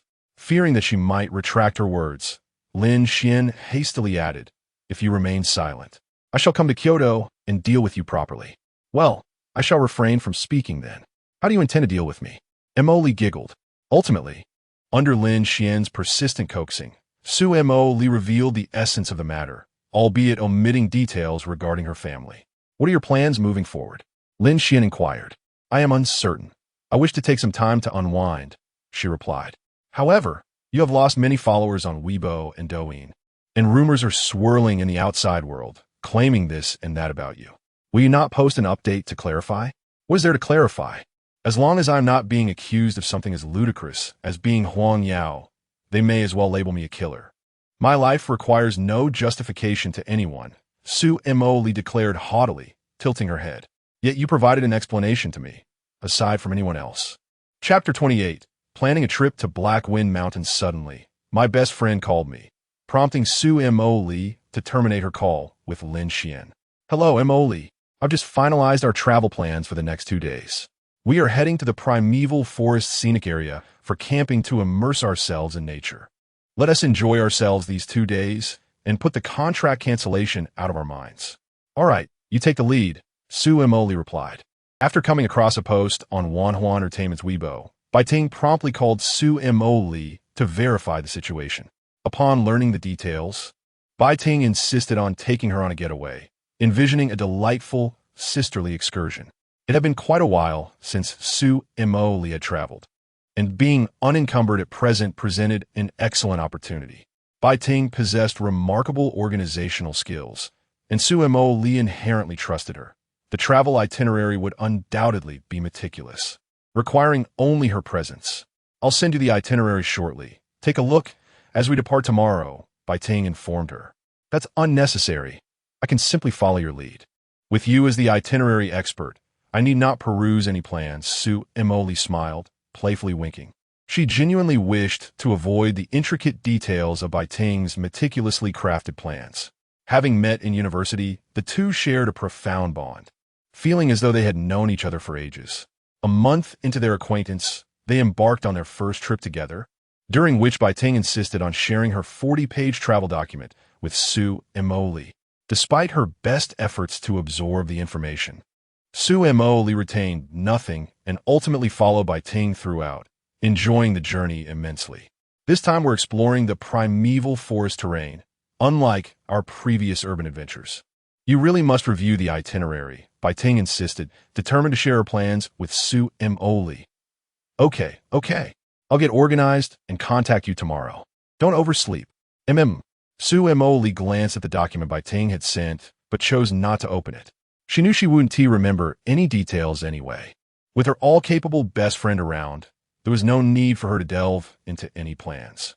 In the afternoon, Su Moli decided to tidy up her content on Douyin and Weibo, deleting any posts related to Wanhua Entertainment and company tasks. She aimed for a clean break.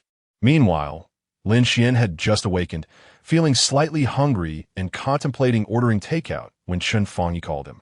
"President Chen, what is it this time?" Lin Xuan inquired. In the group chat, Wang Pei proposed a group trip, and quite a few people expressed interest. "You were tagged." yet you remained silent. Will you participate? Lin Xuan pondered for a moment. He had accumulated a bit of wealth lately. With his exceptional skills in honor of kings, earning money through contracts was now far easier than undertaking part-time jobs. Throughout his elementary and middle school years, he had never joined any school-organized spring or autumn outings due to financial constraints. This might be his final opportunity to venture out with classmates, marking Lin Xuan's inaugural trip. I'll participate. What about you? If you go, I'll go too. Please respond in the group. We need to tally the numbers and expenses. Lin Xuan opened WeChat and glanced at the messages in the Qingshan High School Class 6, Year 3 group, where there were already over 99 messages. However, the group notifications were muted for Lin Xuan, so he did not receive alerts but could still view the messages. Wang Pei. Dear classmates, our high school journey is coming to an end. The weather has been delightful lately. Does anyone wish to travel? Zhanghua. Where shall we go? Wang Pei. I have chosen a splendid location, the Hehe Mountain Nature Reserve in Yinqing. It is an unspoiled forest area featuring streams, meadows, and woods. We can camp there and reside in tents, immersing ourselves in the beauty of nature. Yiliang. I know Hehe Mountain. I've seen it on Douyin. The scenery is indeed breathtaking. We could also host a bonfire party and witness the sunrise and sunset. Just imagining it is delightful. Yang Weiwei. Can we catch fish in the stream? I have never experienced that. It sounds fascinating. The classmates began to enthusiastically discuss the leisure activities at Hehe Mountain. Oli also chimed in. Li Fuhai. It's fine for everyone to travel together, but I'm concerned about your safety. I will accompany you. While you relax, I will keep an eye on you. Wang Pei. Old Li is coming too. That's wonderful. Let us tally the number of participants. My family owns an outdoor equipment store. We have tents and cooking gear available, so no need to purchase anything. The expenses during the trip can be settled later. Wang Pei. Those who wish to go, please respond with Pei Gu is truly handsome. Zhanghua. Pei Gu is truly ugly. The young Wei Pei Gu is truly ugly. Yiliang. Pei Gu is truly ugly. In the group, the awkwardness of the chain response made Wang Pei's toes curl in discomfort. Li Fuhai. Just respond with one. Wang Kong. 1. Chunfangya. Pei Gu is incredibly handsome. Wang Pei was moved to tears. Lin Xuan. 1. Ultimately, it was confirmed that out of 32 classmates, only 22 expressed their willingness to participate, with no one being coerced. Chunfangya. Wang Pei will take care of the equipment. I will arrange the transportation. And let Old Li cover the initial costs, which we will split later. Is everyone agreeable? If so, please respond with 2. Li Fuhai had many words on the tip of his tongue, but felt too shy to voice them. He had no objection to fronting the money. However, all his funds were with his wife, and he would have to plead with her.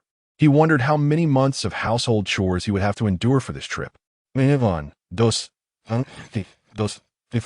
Dos. They had essentially discussed all the essential consideration for the trip to Hehe Mountain in the group. Wear warm clothes, as there is a significant temperature difference between day and night. With nighttime temperatures potentially dropping below zero, each person should bring some food, and those who can should bring fishing rods, nets, and buckets to catch fish, shrimp, and crabs in the stream. At Li Fuhai's home, he sat on the sofa, gazing at his wife, who was browsing a shopping app. After preparing himself, mentally, he spoke up. Dear, may we discuss something?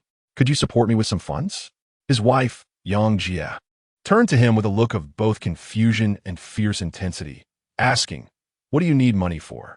Li Fuhai explained that the students wished to form a travel group, and, as their teacher, he intended to accompany them for supervision, initially covering the expenses with the intention of settling the costs later through a shared contribution. Upon hearing that the destination was Hehe Mountain, Yang Jia immediately expressed her interest. My daughter and I want to join. If you don't take us, I want to approve the funds. If you include us, I will promptly allocate 30,000 yuan. Of course, I will take you. When do we depart? I need to inform my daughter's homeroom teacher to grant her leave. The details are not yet finalized. This evening, I plan to treat the students to a farewell dinner, as it may be the last time we gather before we all go our separate ways. Perhaps you could approve a bit more funding? Yang Jia rolled her eyes at him, saying, as a teacher, what are you profiting from? You're either helping one student or treating another to a meal. Despite her complaints, she had always supported Li Fuhai's endeavors, for in her heart, he remained the finest teacher. A notification from Alipay confirmed a transfer of 3,000 yuan. You can manage the dinner arrangements. I will handle the travel expenses. Thank you, my dear. A kiss for you. Li Fuhai leaned in, but she playfully pushed him away. Get off. Chapter 29. Lin Xuan became a free ranking machine. Li Fuhai. All staff at 7 p.m. We will gather at the sweet potato hot pot. Regardless of whether you are participating in the group tour, please make an effort to attend. The teacher is treating us to a meal. Chenfanya, old Li. Why not come to my place for a delightful hot pot? I can offer you a 30% discount. Li Fuhai. All staff, the location has been changed to delightful hot pot. Wang Pei. Chenfanya, you certainly have a knack for business. Throughout the afternoon, Wang Pei busied himself with preparations for the camping trip. Li Fuhai had already informed him that his family would be attending. For tents, it would be 2 people per tent. With 22 students, and with both genders being even, plus old Li's family, a total of 12 tents would be needed. They would require 5 outdoor stoves, 1 for every 5 people. Chun Fengye leveraged his mother's connections to arrange for a bus driver. Hello, is this Master Wang? This is Xiao Chun. My mother has been in contact with you, and I'm reaching out to confirm. We will be a party of 25. Departing from the entrance of Qingshan High School in Yuqing to the Hehe Mountain Scenic Area in Yuqing. Yes, I understand. I will pick you up at 7 a.m. tomorrow at the entrance of Qingshan High School. We should arrive around 3 p.m. via the expressway. Thank you, Master. Chun Fengye and Wang Pei continuously updated the group chat regarding the itinerary and the progress of their supplies. The students preparing for the trip began to gather their clothing, food, cameras, drones, and other essentials. Lin Xuan was also getting ready for his first journey. He searched for travel tips about Hefe Mountain on Douyin. The scenery was indeed breathtaking, with meandering streams intertwining through the forest. The open areas featured lush green grass swaying in the breeze, and the crystal-clear streams sparkled under the sunlight, creating a mesmerizing dance on the water surface. Cooking in such a place would be simply extraordinary. Moreover, Hefe Mountain, being far removed from urban light pollution, might offer a splendid view of the stars at night. Lin Xuan set out to purchase some recommended items from travel vloggers on Douyin. He took a taxi to one of the larger shopping malls in Yuqing. His first stop was the clothing store. Hello, handsome. Feel free to browse inside. The enthusiastic sales assistant greeted Lin Xuan. Do you have any down jackets? Lin Xuan inquired. The sales assistant's expression faltered. Buying a down jacket in the middle of summer seemed peculiar, a sign of someone looking to save money. Such individuals were rare in the past, but due to various tutorials on Douyin in recent years, they have become increasingly common, prompting shoppers to buy winter wear in summer and summer clothes in winter. Purchasing out-of-season garments often resulted in significant savings. Retailers, aware of these trends thanks to Douyin, had retained some old stock of down jackets from last year, making it convenient to sell during summer to clear inventory. Naturally, the prices were lower otherwise. Who would buy them? The down jackets are on the innermost rack. Let me take you there. The sales assistant guided Lin Xuan to the selection of down jackets, helping him choose a suitable one. This one suits you quite well. It is filled with pure goose down, providing excellent warmth. Are you planning to buy it now, for winter? No, Lin Xuan explained. I am going on a trip, and the destination might be a bit chilly. So I need a good down jacket for warmth. How fortuitous indeed. The very piece I hold in my hands is the most suitable for travel.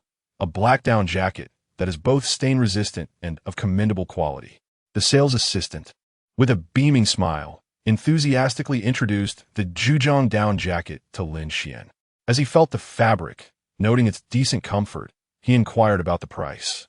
The sales assistant pointed to the label, stating this jacket typically retails for $18.88, but with our summer discount, it is now only $13.88. Is it truly that expensive? Lin Xuan pondered, having never worn clothing priced over 1,000 yuan. His down jackets had always cost around 200.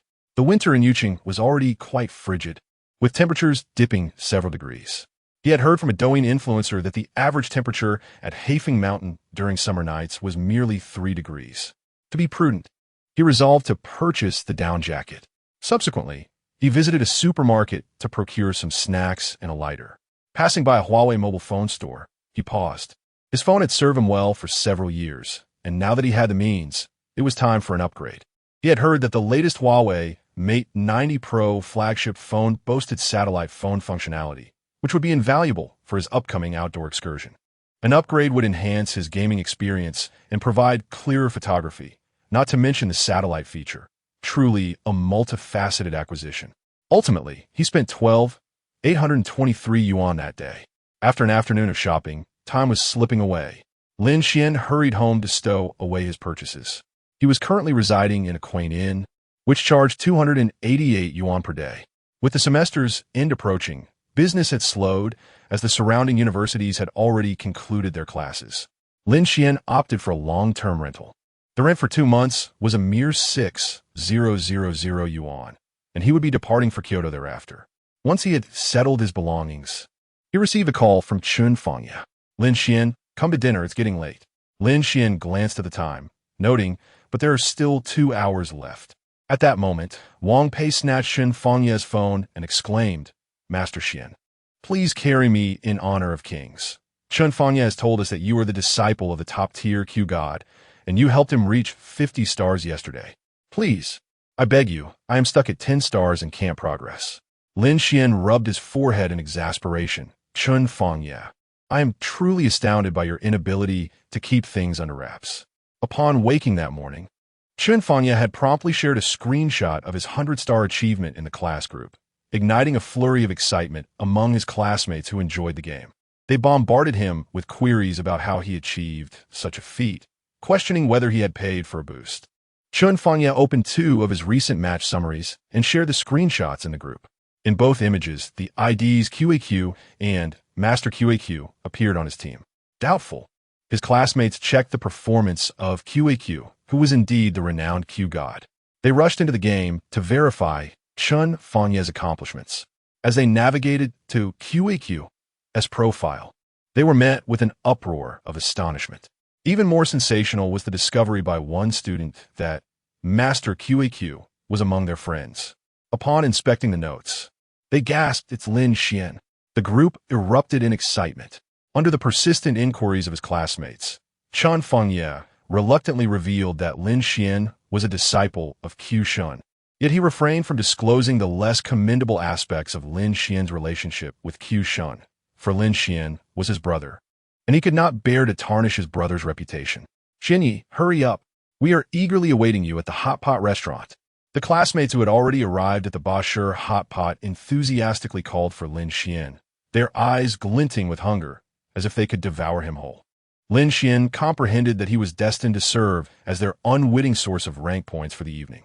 Does anyone understand the plight of those who rely solely on their skills and honor of kings, earning not a dime, yet being compelled to elevate others' ranks for 2 days straight?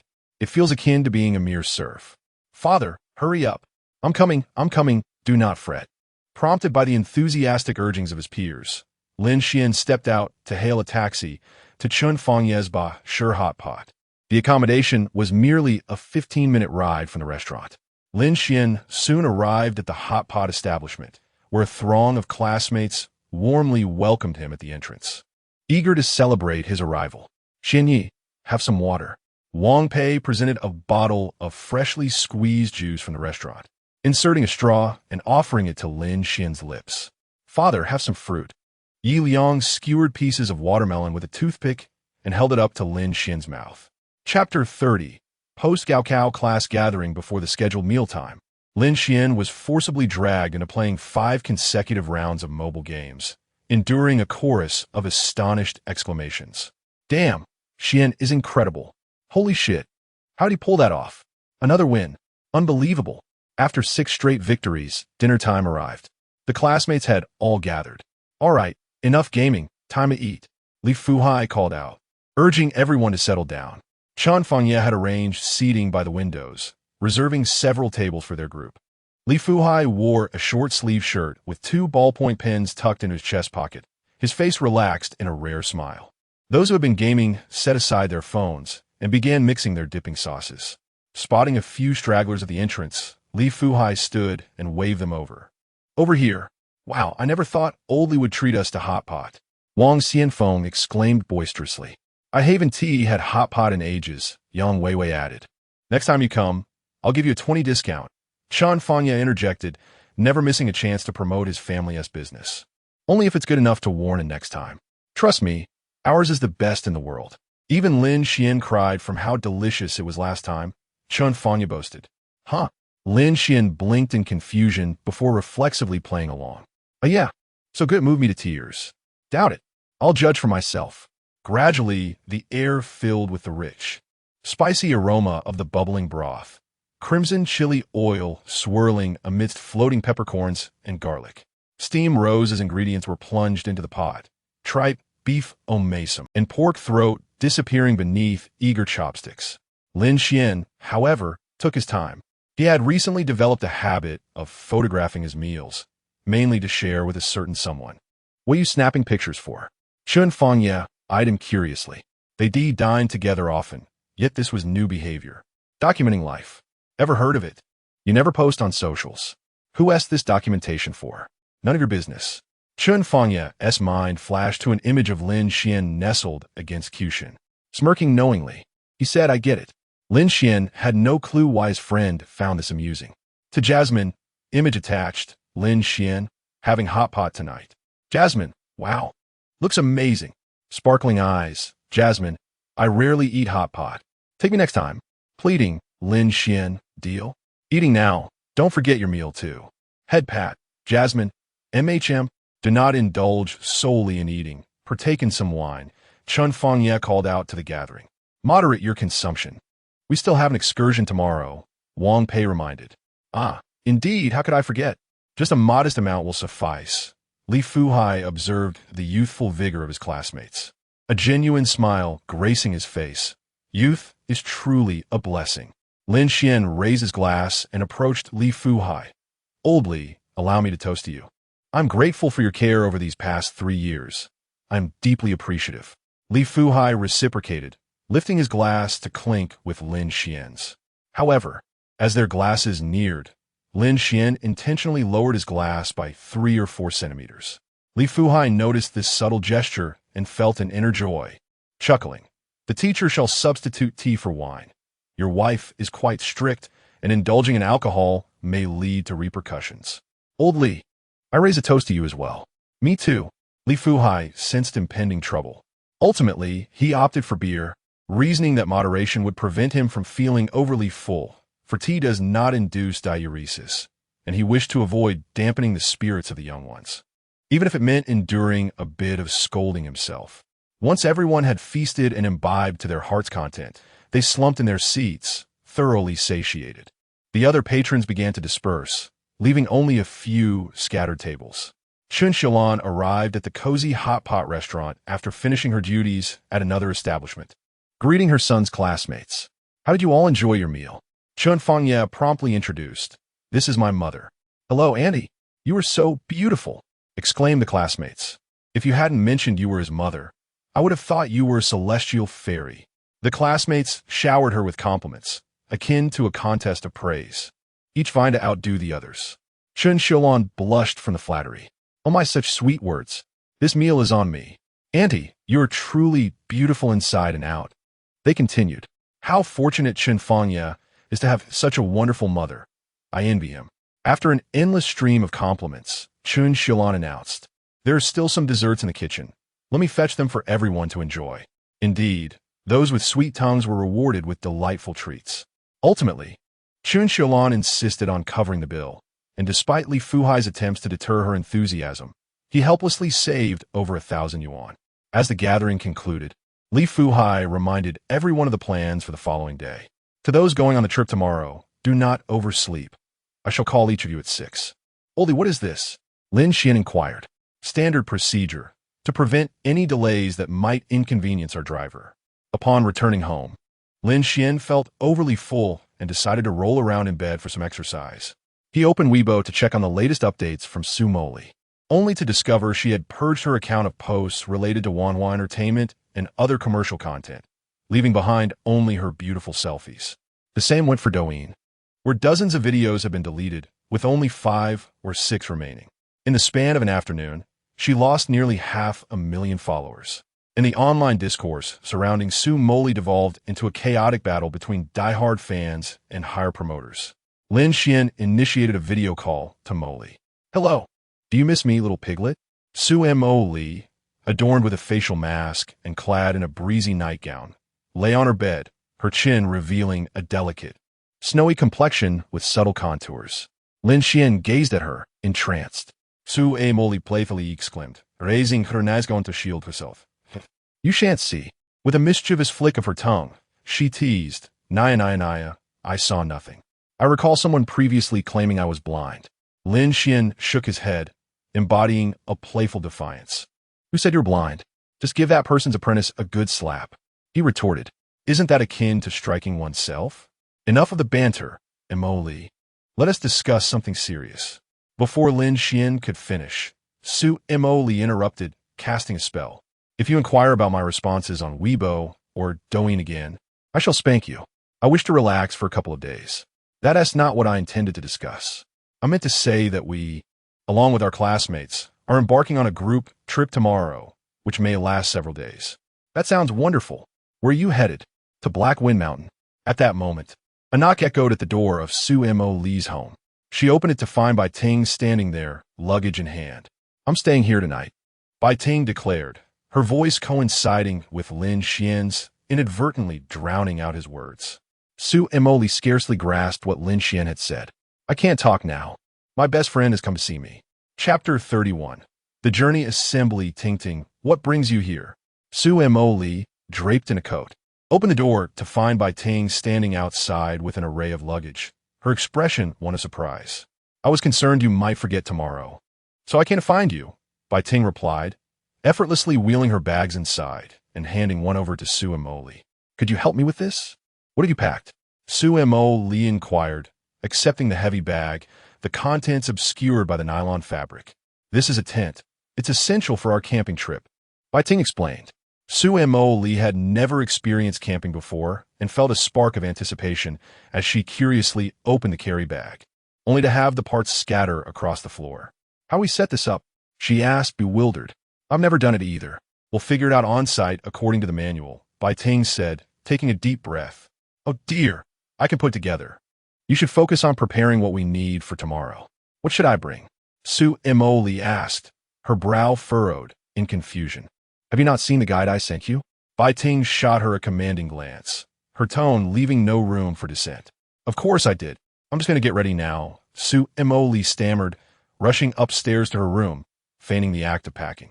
She dared not admit she hadn't reviewed the guide, for fear of being compelled by Bai Ting to do so.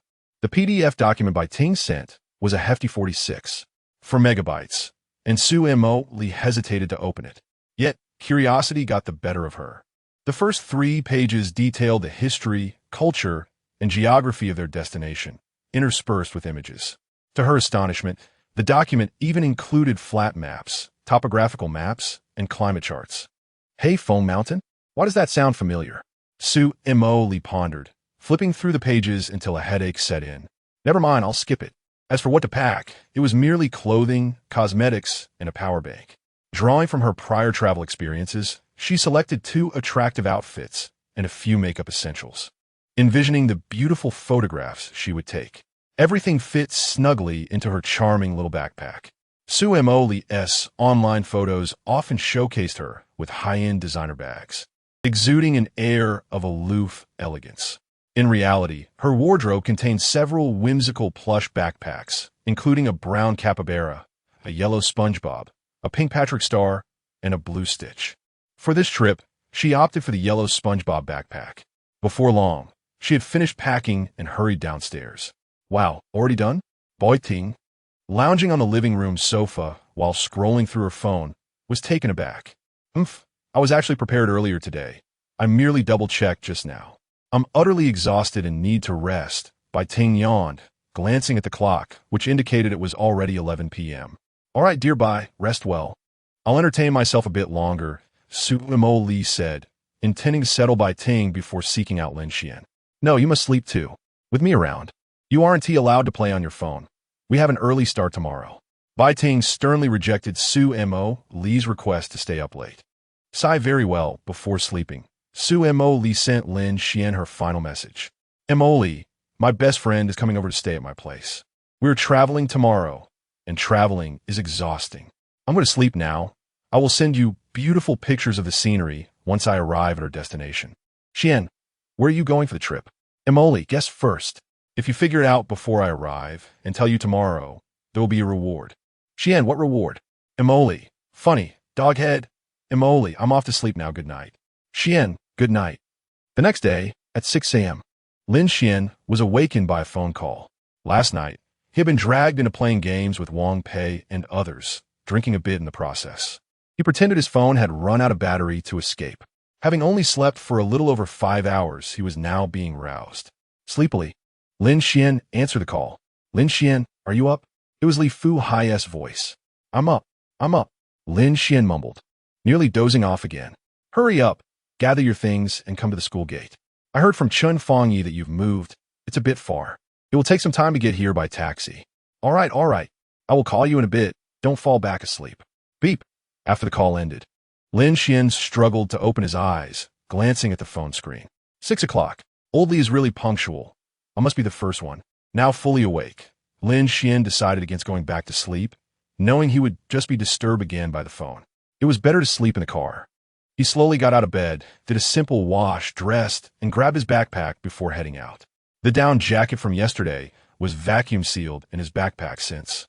Apart from the chilly forest at night, the weather during the day was rather warm. At the entrance of Qing Shan High School, Lin Xuan arrived by taxi and noticed only Li Fu Hai and his family were there. None of the other classmates had arrived yet. Standing beside Li Fu Hai was a dignified woman, the school matron Yang Jia, along with a little girl, Li Xuan, who was still in her first year of high school. Lin Xuan had met them before. Due to his unique background, he had shared a few meals at old Li's home. Lin Xuan greeted them warmly, waving his hand. Good morning, matron. Good morning, Xuan. Good morning, brother Lin Xuan. Li Xuan rushed over to greet him. I heard from my dad that you are amazing at playing Honor of Kings, helping the whole class rank up yesterday.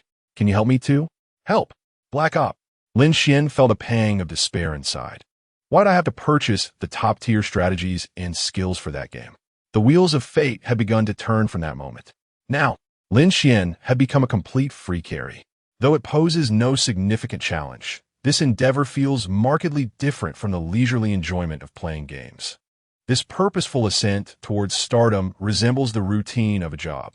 If memory serves, Wang Pei and the others also aspire to reach 100 stars, and collectively, my complimentary orders have amassed over 400 stars. It is truly exhausting.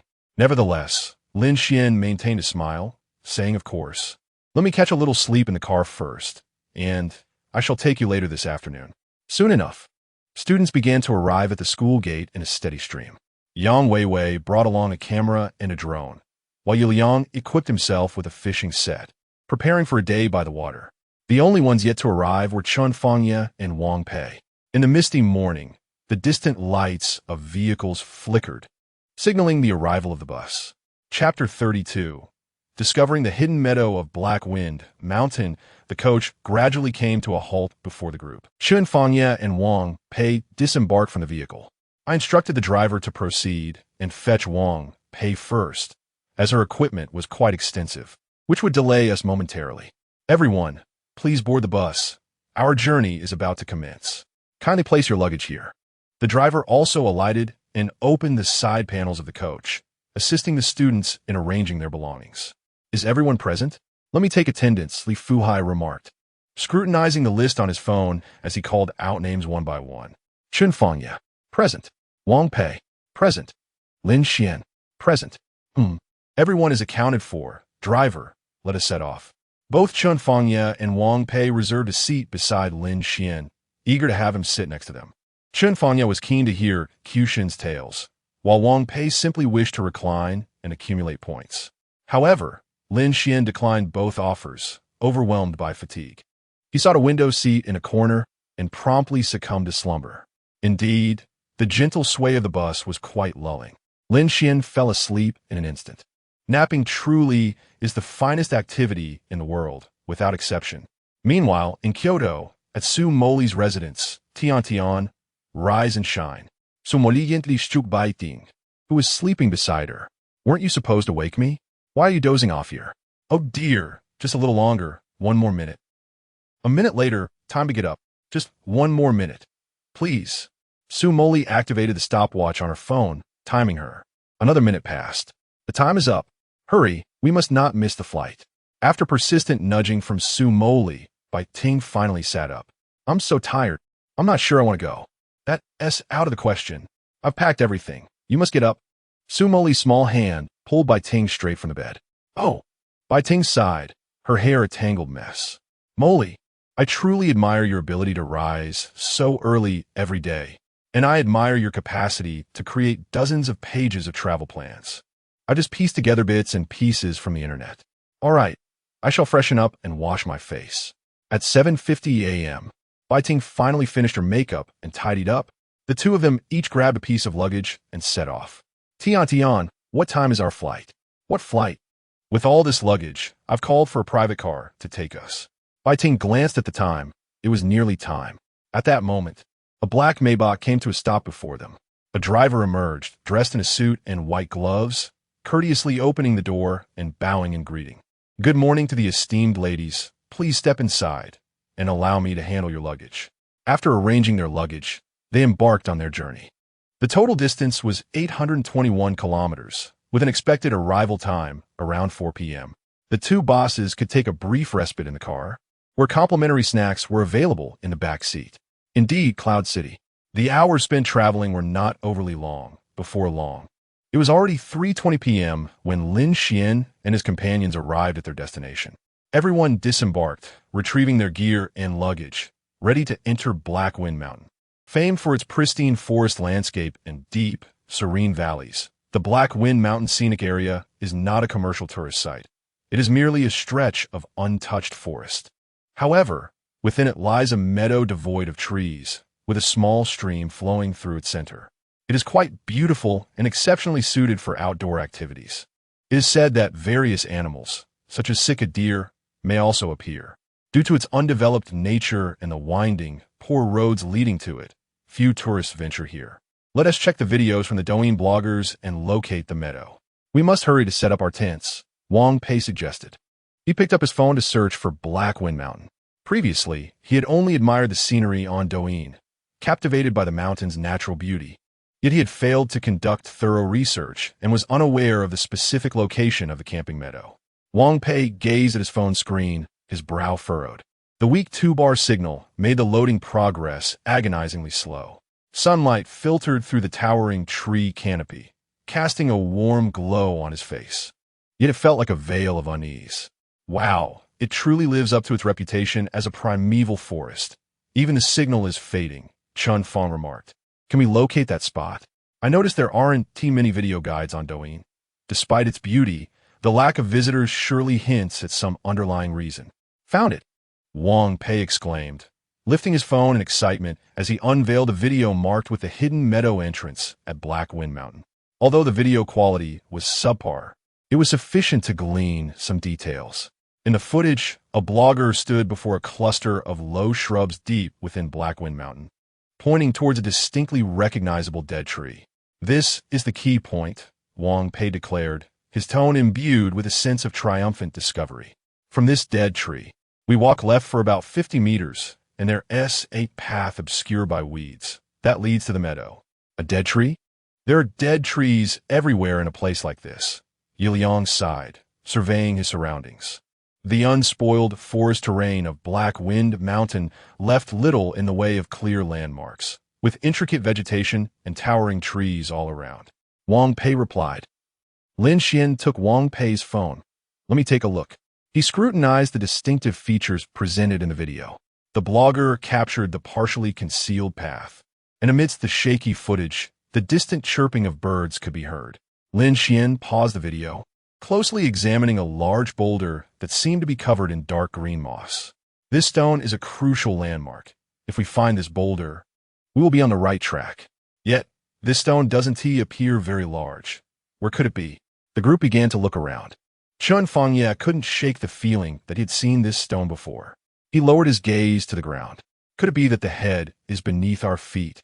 Zhonghua asked, puzzled. The stone in the video doesn't appear to be very large. How could it possibly be this one? It is possible. The angle in the video may be misleading. If we consider the position of the video creator, he should be beneath us. I can reach the spot where the video was filmed by descending from here, Lin Xuan explained, gesturing towards a nearby, overgrown path. The classmates held Lin Xuan's words in high regard, given his academic prowess and gaming skills. As they made their way down, they indeed encountered an entrance that resembled the one in the video. This is it, they exclaimed, following the winding path, which was flanked by dense vines and low weeds. They could only proceed by crouching. Before long, the scenery began to open up. The trees ahead became sparse, and sunlight filtered through the leaves, casting dappled shadows on the ground. Finally, they caught sight of the edge of the grassy meadow. We've arrived, Wang Pei shouted excitedly. Before them lay a vast expanse of green, where a lush lawn was dotted with wildflowers, encircled by towering ancient forests, resembling a natural emerald basin. A meandering stream flowed through the middle of the meadow, its crystal-clear waters reflecting the sunlight, creating a shimmering effect akin to a blanket of crushed silver. As the wind rustled through the surroundings, the grass swayed gently, as if welcoming their presence. It's so beautiful, absolutely stunning. This journey was truly worthwhile. Chapter 33. Meandering while cleaning up debris. Having arrived at our destination, I took the liberty of unloading the luggage for you. All right, Jasmine, we've arrived. Let's disembark. The driver, after retrieving the baggage from the trunk, boldly requested a 5-star review before departing. Wow, this place is stunning. Jasmine and her companions found themselves atop a vantage point, overlooking the vast expanse of the unspoiled forest within the Black Wind Mountain Canyon. The location of the hidden meadow was conveniently obscured from their view. We shall descend this path, traverse through the forest, and locate the hidden meadow as described in the guide, then set up our tents and camping gear. Jasmine followed closely behind White Ting, descending along a narrow trail adjacent to the canyon. Are we going in? Jasmine gazed apprehensively at the dense woods ahead of her. She had never ventured into such a primordial landscape. This is the fringe of the forest. We must certainly proceed. The enchanting meadow featured on Douyin lies right at the edge of the Black Wind Mountain Forest. We need not delve deeply. White Ting, possessing a brave spirit, led the way, clearing the path with a trekking pole while Jasmine trailed closely behind. Half an hour later, Ting, how we strayed off course. The two found themselves lost within the forest. White Ting felt a pang of urgency, her expression betraying her anxiety. The hidden meadow should have been near the forest's entrance. Yet now they faced not only the inability to locate their destination, but also the unsettling reality of being lost. Time was slipping away. If they failed to find the meadow soon, they would have no choice but to camp in situ. Surrounding them were fallen leaves and dry twigs, rendering their outdoor experience utterly devoid of charm. Ting, did you not prepare a guide? Jasmine inquired. There isn't much information available online about Black Wind Mountain. I merely compiled what little there was. The online guides had suggested driving to the spot where they had just alighted, walking to the forest's edge, and then venturing in, where the hidden meadow would soon be discovered. Many had camped there. What shall we do? We've been wandering for half an hour, and my phone has no signal. The map refuses to load. Jasmine proposed, why don't we split up? It might be more efficient than searching together. Though fear gnawed at her, she recognized the necessity of conserving time. I swear, I want to go camping outdoors with you again. This is too disheartening. White Ting hesitated, but ultimately nodded. You head east, and I'll venture west. Let us not stray too far. If we don't find the meadow after a short distance, we'll return here and regroup. Which way is east? Jasmine pondered, realizing they had lost all sense of direction, struggling to distinguish the cardinal points. Go that way. I'll take this direction. White Ting gestured to Jasmine, glancing at her phone to check the time. It was now 17:38. Let us walk for 5 minutes, and at 17:43, we'll retreat to our current position. Jasmine nodded in agreement. The two embarked on their separate quests. Hidden Meadow. Lin Xuan and her classmates had already erected their tents. On the lawn, there exists a makeshift stone stove, clearly assembled by previous visitors. Scattered across the grass are several plastic bags and cigarette boxes, remnants of those who came to camp before. The lack of decorum displayed by these campers is disheartening. Do they not know to take their refuse with them? Indeed, not everyone possesses the nurturing guidance of a mother. Lin Xuan felt affronted. His classmates vehemently condemned those who carelessly discarded their waste. Li Fuhai approached with a large plastic bag, proactively bending down to collect a cigarette box and toss it inside. Since they lack civility, we must embody it, he declared. This environment is so beautiful, it ought not to be sullied. As the saying goes, protecting the environment is everyone's responsibility. Yes, everyone's responsibility. With no exceptions, they echoed. Thus, each person joined the noble task of cleaning up the litter. Typically at home, they might neglect chores as their parents called upon them. Yet here, they eagerly scrambled to gather refuse from the grass. Joyous smiles illuminated their faces. No one found the task tedious. The boys, discovering odd items, would jubilantly critique their findings.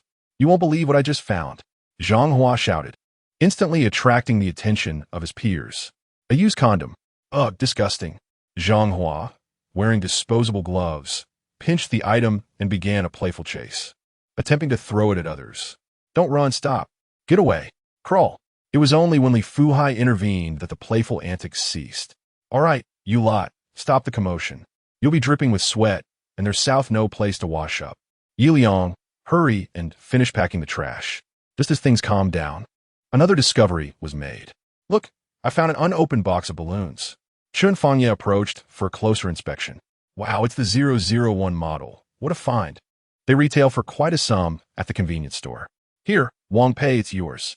It's unopened and still usable." Chun Fangye tossed the box to Wang Pei, who deftly dodged it, exclaiming, "No way. I refuse to use something I found." Ultimately, the box of balloons met its fate in the garbage bag. The hidden area of the lawn was not extensive, and soon enough, everyone had tidied up, collecting an entire bag of litter. While it wasn't an overwhelming amount, it certainly wasn't insignificant. After their labors, relaxation ensued. Several classmates spread a picnic cloth and reclined upon it, inhaling the fresh air of the forest, savoring the slow passage of time in nature. A few mischievous boys removed their shoes and waded into the nearby stream. "Lin Xuan, come here. There must be crabs under that rock." Lin Xuan joined them, and together they managed to dislodge a large stone. As Chun Fangye lifted it with a sudden snap, he exclaimed, "Ah, it pinched me. This little creature must go into the hot pot." A crab had seized Chun Fangye's finger with its pincers, causing him to yelp in pain. Laughter erupted all around. Su Moli had been walking alone in the direction indicated by Ting for 5 minutes. Surrounded solely by trees, nothing else in sight. She was preparing to retrace her steps. Suddenly, a rustling sound emanated from the forest. Su Moli was filled with dread. Something was in the trees. A sound resembling a monkey's call echoed through the woods. She spotted a monkey swinging from branch to branch, clutching a piece of dried, spicy snack, its ends appearing battered and broken. The monkey dangled from one hand while grasping the snack with the other, and upon noticing Su Moli, it fixated its gaze upon her. Su Moli, too, became aware of the monkey's presence. Chapter 34, Encountering him in the forest. "Ah!" Su Moli exclaimed, her face pale with panic, as she took off running in any direction. The monkey, equally startled by her scream, fled in fright, discarding the spicy snack it had been holding. If the monkey could speak, it would surely return home and recount to its friends, "I encountered a creature called human, who opened her gaping maw as if to devour me," and that roar was utterly terrifying. In her frantic escape, Su Moli inadvertently stepped on a stone, twisting her ankle and tumbling to the ground. Being June, the summer heat enveloped her, and in her short skirt, she scraped her thigh upon falling. She had never anticipated finding herself in such a place. The images from Bai Ting's guide depicted lush green meadows with streams and wildflowers, not this primitive forest teeming with snakes and monkeys. It was utterly distressing. "Ting Ting, where are you?" "Bai Ting," Su Moli called out as she ran, but there was no response. She had lost all sense of direction and was filled with despair, spinning in circles. Meanwhile, Bai Ting had also become hopelessly lost. "I can't find my way. Emoli, can you hear me?" She shouted, but no one answered her. Previously distracted by the poor signal, Bai Ting suddenly remembered her phone. She quickly checked if it was operational and dialed Su Moli's number. Hello, Moli, where are you? I am scared. The voice on the phone was fragmented and unintelligible, leaving her with no choice but to hang up. She decided to send a WeChat message. Bye Ting. Moli, don't panic. Stay where you are and set up a tent. Don't move. I'll come find you. The message took what felt like an eternity to send, and she could only hope Su Moli received it. Bai Ting increasingly felt that the situation was spiraling beyond her control. If she could not locate Su Moli, she would have to call the authorities. Determined, she set out to find her friend as the daylight began to fade. Su Moli was under her care, and she was resolute in bringing her back safely. At that moment, she noticed a faint light in the distance among the trees to her left. Could there be someone there? Perhaps they could assist in the search. Meanwhile, Su Moli received Bai Ting's message. She remained in place as instructed, but as darkness enveloped the forest and the temperature dropped, she felt both cold and frightened. Attempting to open the tent, she found herself as inept as before, unable to assemble it. With her warm clothing back with Bai Ting, she sat on a stone, staring at the WeChat conversation on her phone, which displayed several red exclamation marks. Moli, Lin Xuan, I'm lost in Hehe Mountain.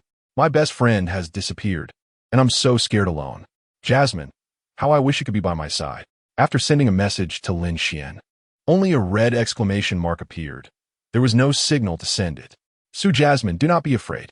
Camp right where you are. Do not run about. Trust Bai Ting. In her fear, Su Jasmine encouraged herself to muster courage. I have connected the light to the battery. I brought a battery that will last several days. Wang Pei remarked, let us have a few boys gather some firewood, a classmate suggested. What firewood? We brought charcoal, another replied. For the bonfire. Charcoal is one thing. But we must have a genuine campfire since we were camping. Indeed, that makes sense. As twilight approached, they suddenly remembered the need to prepare for the bonfire.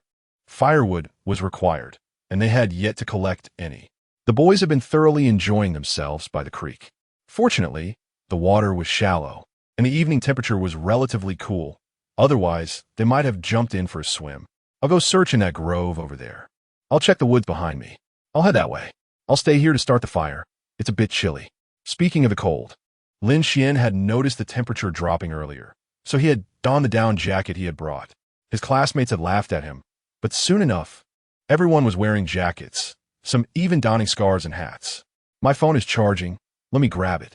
Lin Xuan rummaged through his backpack and pulled out his phone, tucking it away. Lin Xuan, why do you need your phone? There's no signal. For lighting. Oh, that's right. Everyone, I brought a dozen powerful flashlights. They're more effective than phones. Those gathering firewood, please come and take one. Without hesitation, everyone took a flashlight and dispersed. Lin Xuan held a large shopping bag, wielding the flashlight as he searched for dry branches in the woods. There were also piles of dry grass that could be used to kindle the fire. Since they were going to make a bonfire, they certainly needed larger sticks and dry twigs. Thus, Lin Xuan continued to walk and search, gradually venturing deeper into the forest. However, he was not afraid. He remembered the way. Suddenly, he heard a system prompt echo in his mind. System task. Please find Su Jasmine within 30 minutes and ensure her safety. Reward, 200 points. What does this task mean, system? You should see where I am. In the next moment, Lin Xuan recalled something. Yesterday, Su Jasmine mentioned she would also go on a trip today, but did not specify the location. They had yet to contact each other today. Lin Xuan had fallen asleep as soon as he got into the car and had been busy since he got out. Could it be that Su Jasmine was also at Blackwind Mountain? Ensuring her safety meant she might be in danger? That wouldn't do. He had to find her. System, please lend a hand and give me a hint. Where am I supposed to search in such a vast forest? After 10 seconds, the system's voice responded. This is the only hint. She is located at a bearing of 27 degrees southeast from your position, a straight line distance of 47 kilometers. Thanks. Lin Xuan quickly took out his phone, opened the compass, and pinpointed the direction of 27 degrees southeast. After calibrating the position of the sunset, I was relieved to find that the magnetic field of Blackwind Mountain was normal, and the compass exhibited no anomalies. As long as I maintained a trajectory towards the southeast at an angle of 27 degrees, I was confident that I would soon locate Su Moli. Lin Xuan began to jog in that direction. Moments later, Bai Ting approached from the opposite side of the forest, heading towards the concealed clearing. She inadvertently kicked Chun Fangya, who was crouched down gathering kindling without the aid of a flashlight. What the? Ah! Both were startled by each other's presence. Bai Ting had not anticipated encountering anyone here. Momentarily bewildered, believing she had stumbled upon a wild beast. The unexpected outcry swiftly drew the attention of their classmates, who rushed towards Chun Fangya, filled with curiosity. Meanwhile, Su Moli was squatting on the ground, her phone's flashlight illuminating the tent assembly manual as she studied it with a serious expression. The tent was assembled, albeit in a rather peculiar manner. As the saying goes, fear resides in the heart, yet courage must prevail. Fear was futile, and tears would not help. The most pragmatic course of action was to ensure the tent was properly set up so they could spend the night and return home by tomorrow. She resolved never to travel with Bai Ting again, feeling that this trip had depleted all her trust. It infuriated her. She vowed not to include her in the next season of their gaming endeavors. Feeling somewhat hungry, Su Moli retrieved a loaf of bread from her backpack and took a hearty bite. So, will you still play with me next season? A familiar voice chimed from behind her, like a gentle stream flowing through her heart. The system task had been completed, granting her 200 reward points, with a remaining total of 293. Chapter 35. Embraced in the serene forest, concealed meadow. A crowd gathered around. Who are you? Wang Pei inquired of Bai Ting.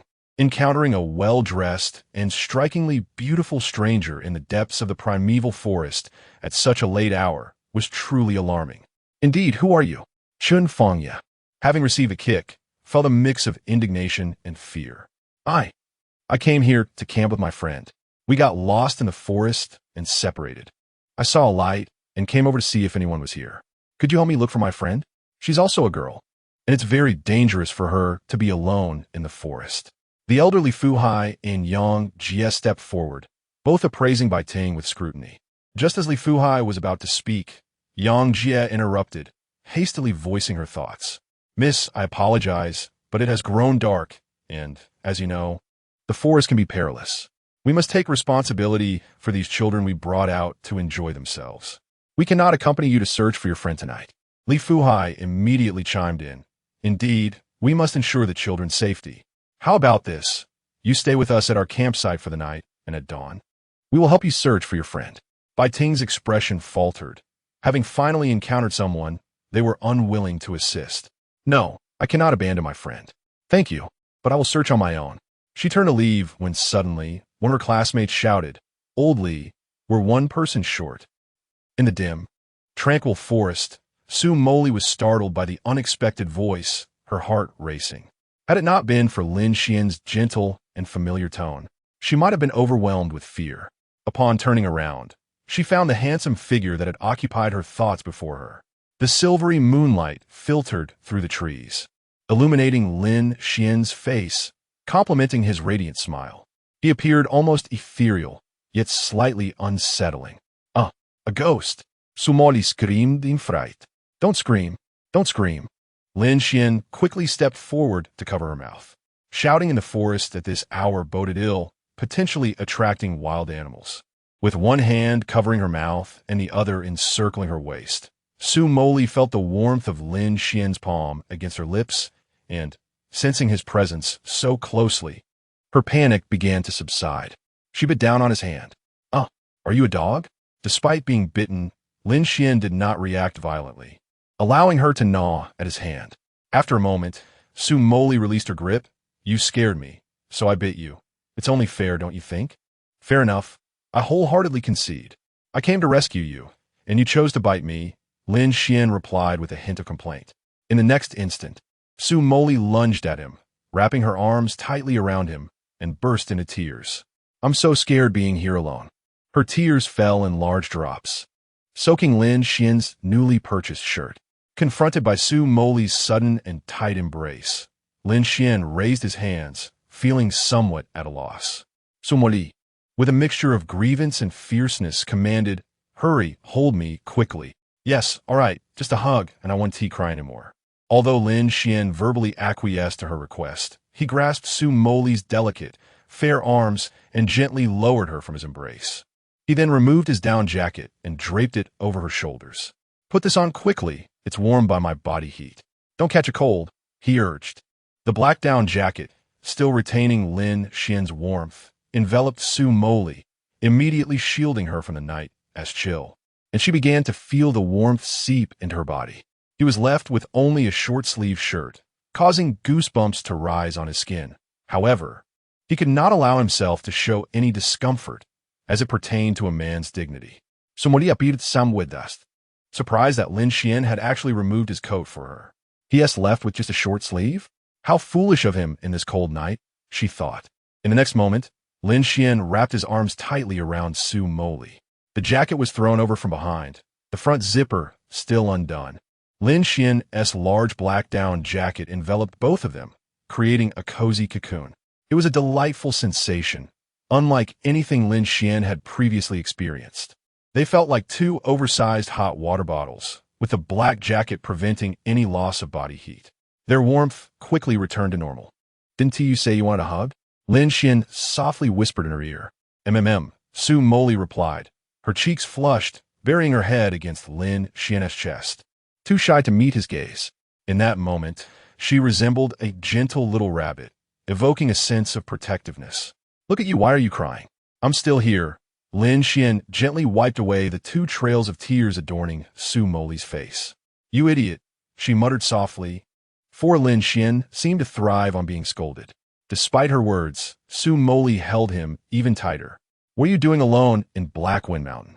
Lin Xuan inquired. Su Moli remained silent, cherishing the moment of holding on to him. It was not until Lin Xuan prompted her again that she finally spoke. "My best friend brought me out to unwind, and we chose this place. Unfortunately, we got lost and separated. She just messaged me to wait for her here, so I set up a tent. I think she's right. Wandering aimlessly would only complicate matters. I'm really worried about her and quite scared. Can you reach her on your phone?" Lin Xuan asked. "I have no signal on my phone. I can't hear anything when I try to call, and the network is terrible for WeChat," she replied. Lin Xuan calmed himself and began to contemplate a solution. In the tranquil forest, Su Moli clung to Lin Xuan for several minutes, feeling an overwhelming sense of security. Lin Xuan gently stroked her hair with his right hand. Does Bai Ting have a satellite phone? He wondered, recalling that he had recently purchased a phone with satellite capabilities. He had activated this feature with his service provider. Using the satellite phone would cost 10 yuan per minute. What is that? Su Moli was utterly clueless about this matter. Some mobile phones are equipped with satellite phone capabilities, but this feature must be activated through the service provider. It enables the phone to make calls in areas devoid of signal by utilizing satellites. However, if the person receiving the call is also in a signal-less zone, it would be ineffective unless both parties have the satellite phone feature enabled to ensure seamless communication. Lin Xuan explained patiently, pondering that she might not grasp these technicalities either. Upon hearing that the number of classmates was not as expected, Li Fuhai felt as if the sky had fallen. The worst scenario had unfolded. He hastily gathered everyone for roll call. Chun Fangya, present. Lin Xuan, no response. Li Fuhai raised his voice, calling again, Lin Xuan. Still, there was no answer. This was dire. Lin Xuan was missing. Who saw Lin Xuan just now? A student pointed in a direction. He went over there to gather firewood and hasn't been seen since. Quick, call him. The signal is too weak. It's impossible to get through. I have a way to contact Lin Xuan. Chun Fangye's mind sparked with a thought. He recalled Lin Xuan mentioning the satellite phone feature the day before their trip. Lin Xuan had remarked that having multiple satellite phone capabilities in the wilderness would be advantageous. Chun Fangye had initially deemed it unnecessary. But since his phone was the same model as Lin Xuan's, purchased 6 months earlier, he had decided to activate the feature just for fun. He never anticipated it would actually come in handy. Using the satellite phone, Chun Fangye successfully dialed Lin Xuan's number. At that moment, Lin Xuan's phone displayed an incoming call with the words satellite communication. Caller, Chun Fangye. To his surprise, the satellite phone he activated on a whim was indeed functional. They must have realized he was missing and were anxiously searching for him. Hello, Lin Xuan, where have you vanished? Chun Fangye exclaimed, his voice tinged with irritation. The satellite phone was remarkable. It could make clear calls even without signal. Ah, sorry, I have a few matters to attend to, but will return shortly.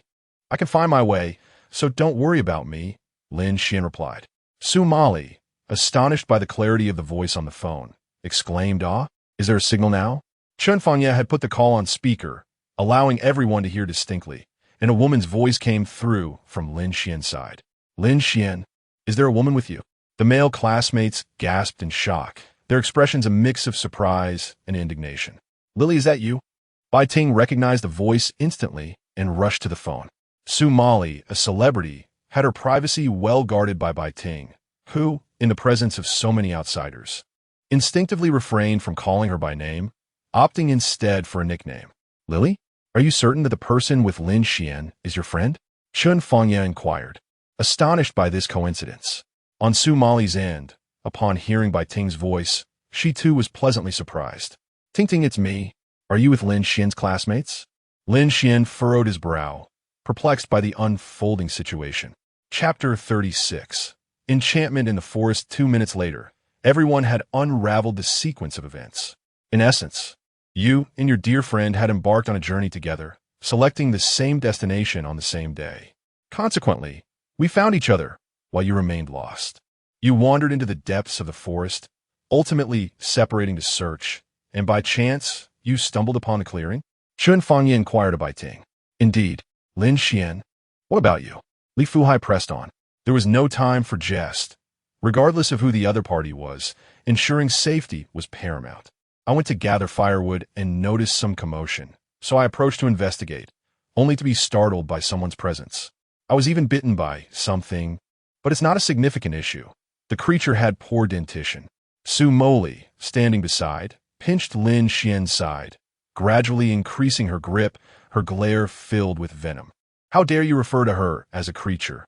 She is anything but. Lin Xuan bit back a cry, resolutely suppressing his voice. Can you not speak in a coherent manner? Are you trying to deceive a ghost? Chen Fangye scolded as he took out his phone. All right. You wouldn't believe me anyway, so let's leave it be.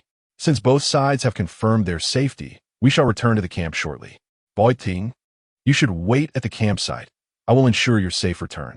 Lin Xuan was at a loss for how to explain his actions, having dashed into the dark, impenetrable forest without a shred of reason.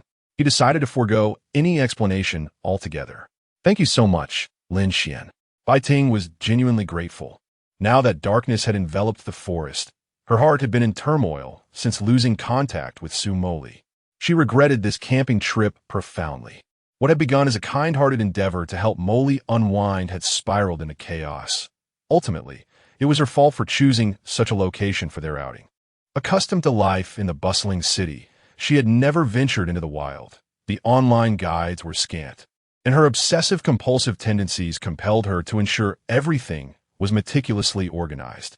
Since there was a dearth of online resources, she had researched the history and geography of Hehe Mountain to incorporate into her itinerary, all in the name of aesthetics.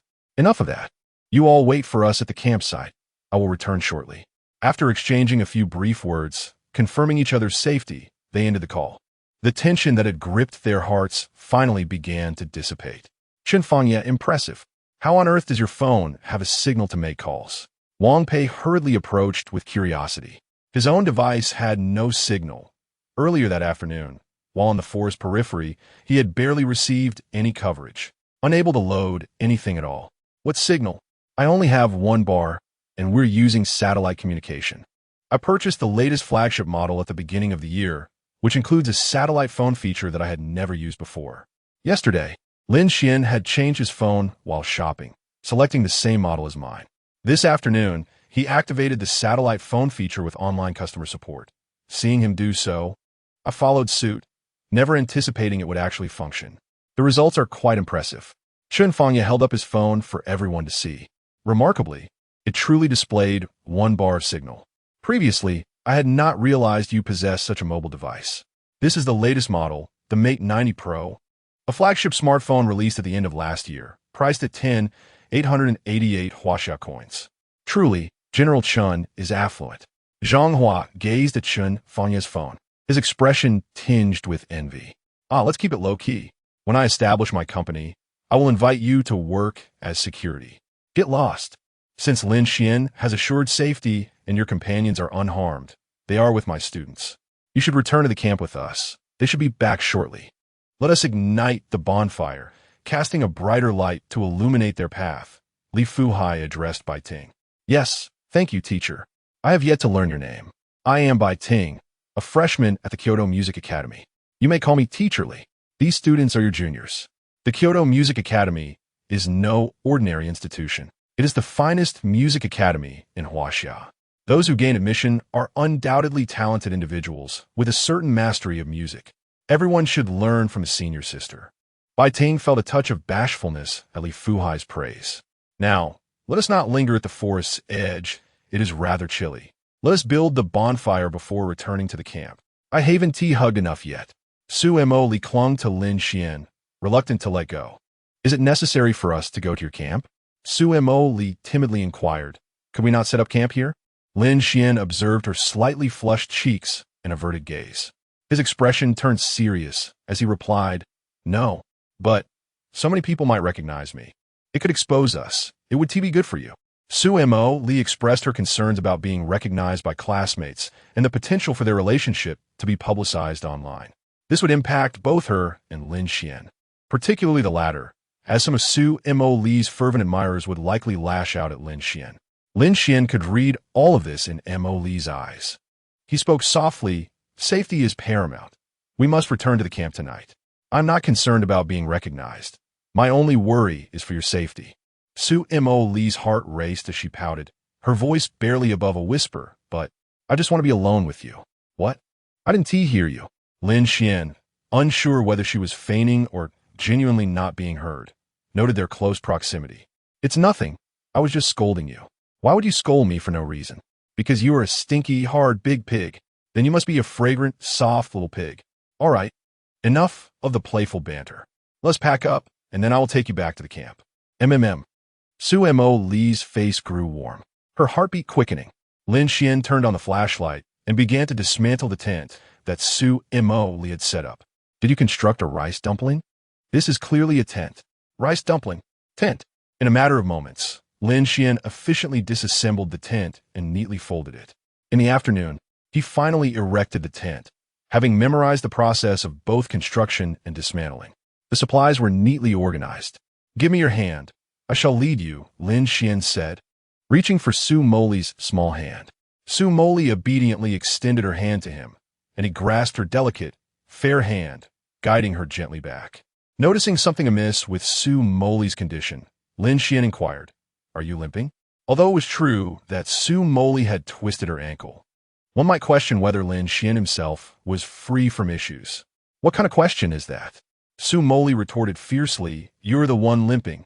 I'll crush you. In an instant, she exerted force through the hand she was holding, attempting to inflict pain upon Lin Xuan and compel him to beg for mercy. Yet, no matter how hard she tried, Lin Xuan remained unaffected. It was only when he whispered something in her ear that she relented, feeling weakened. You, Su Moli exclaimed. Lin Xuan crouched down before her, lifting her foot and gently removing her shoe, pressing and kneading it softly. Is it the spot? He asked. It hurts. She replied. It doesn't appear to be serious. There's a small stream by the lawn, and since the temperature drops at night, we can use the stream water for a cold compress, Lin Xuan suggested. Under the beam of his flashlight, he noticed a slight abrasion on Su Moli's thigh. What happened to your thigh? He asked. Just a scrape. It's nothing major, Su Moli calmly responded. The camp has alcohol for disinfection. We must hurry back. Observing the hesitance in Su Moli's demeanor, Lin Xuan immediately understood her thoughts. Shall I carry you? He offered. Oh yes, Su Moli exclaimed, her joy reminiscent of a child's delight. With no means to refuse her, Lin Xuan bent down and said, Come on up. You should say, Princess, please mount the steed, she teased. What? If you don't say it, I'll punch you. Su Moli threatened, waving her small fist. Lin Xuan, unable to contend with her antics, finally relented. Princess, please mount the steed. With that, Su Moli joyfully leaped onto Lin Xuan's back. Back to the camp we go. Giddy up, she declared. Lin Xuan could only respond with a bewildered expression. Chapter 37. waiting by the campfire at the grassy campsite. The male students collaborated to construct a bonfire towering to the height of a person. They suggested using charcoal for cooking to ignite the flames. Wang Pei, wielding tongs, carefully placed several glowing embers from the charcoal basin into the center of the bonfire, with a sprinkle of pine needles and dry grass. A roaring fire soon blazed to life. The immense fire dispelled the surrounding darkness and chill, creating a warm, inviting atmosphere. Gathered around the bonfire, everyone sat beside a pile of snacks and skewers. They held iron skewers over the open flames. Although the taste was uncertain, the sizzling meat released tantalizing aromas of cumin, filling the crisp air and lifting spirits. The students were filled with curiosity about Bai Ting, a senior from Kyoto dressed in elegant attire. Sister Bai, is it true that the cost of living in Kyoto is exorbitant? I wish to study there, one inquired. It's quite reasonable, actually. For breakfast, a cup of soy milk costs 6 yuan, and a small dumpling is 3 yuan. When I traveled to Hu City, the prices were similar. It should be the same nationwide, right? Bai Ting responded. Upon finishing her statement, she noticed the incredulous expressions on her classmates' faces.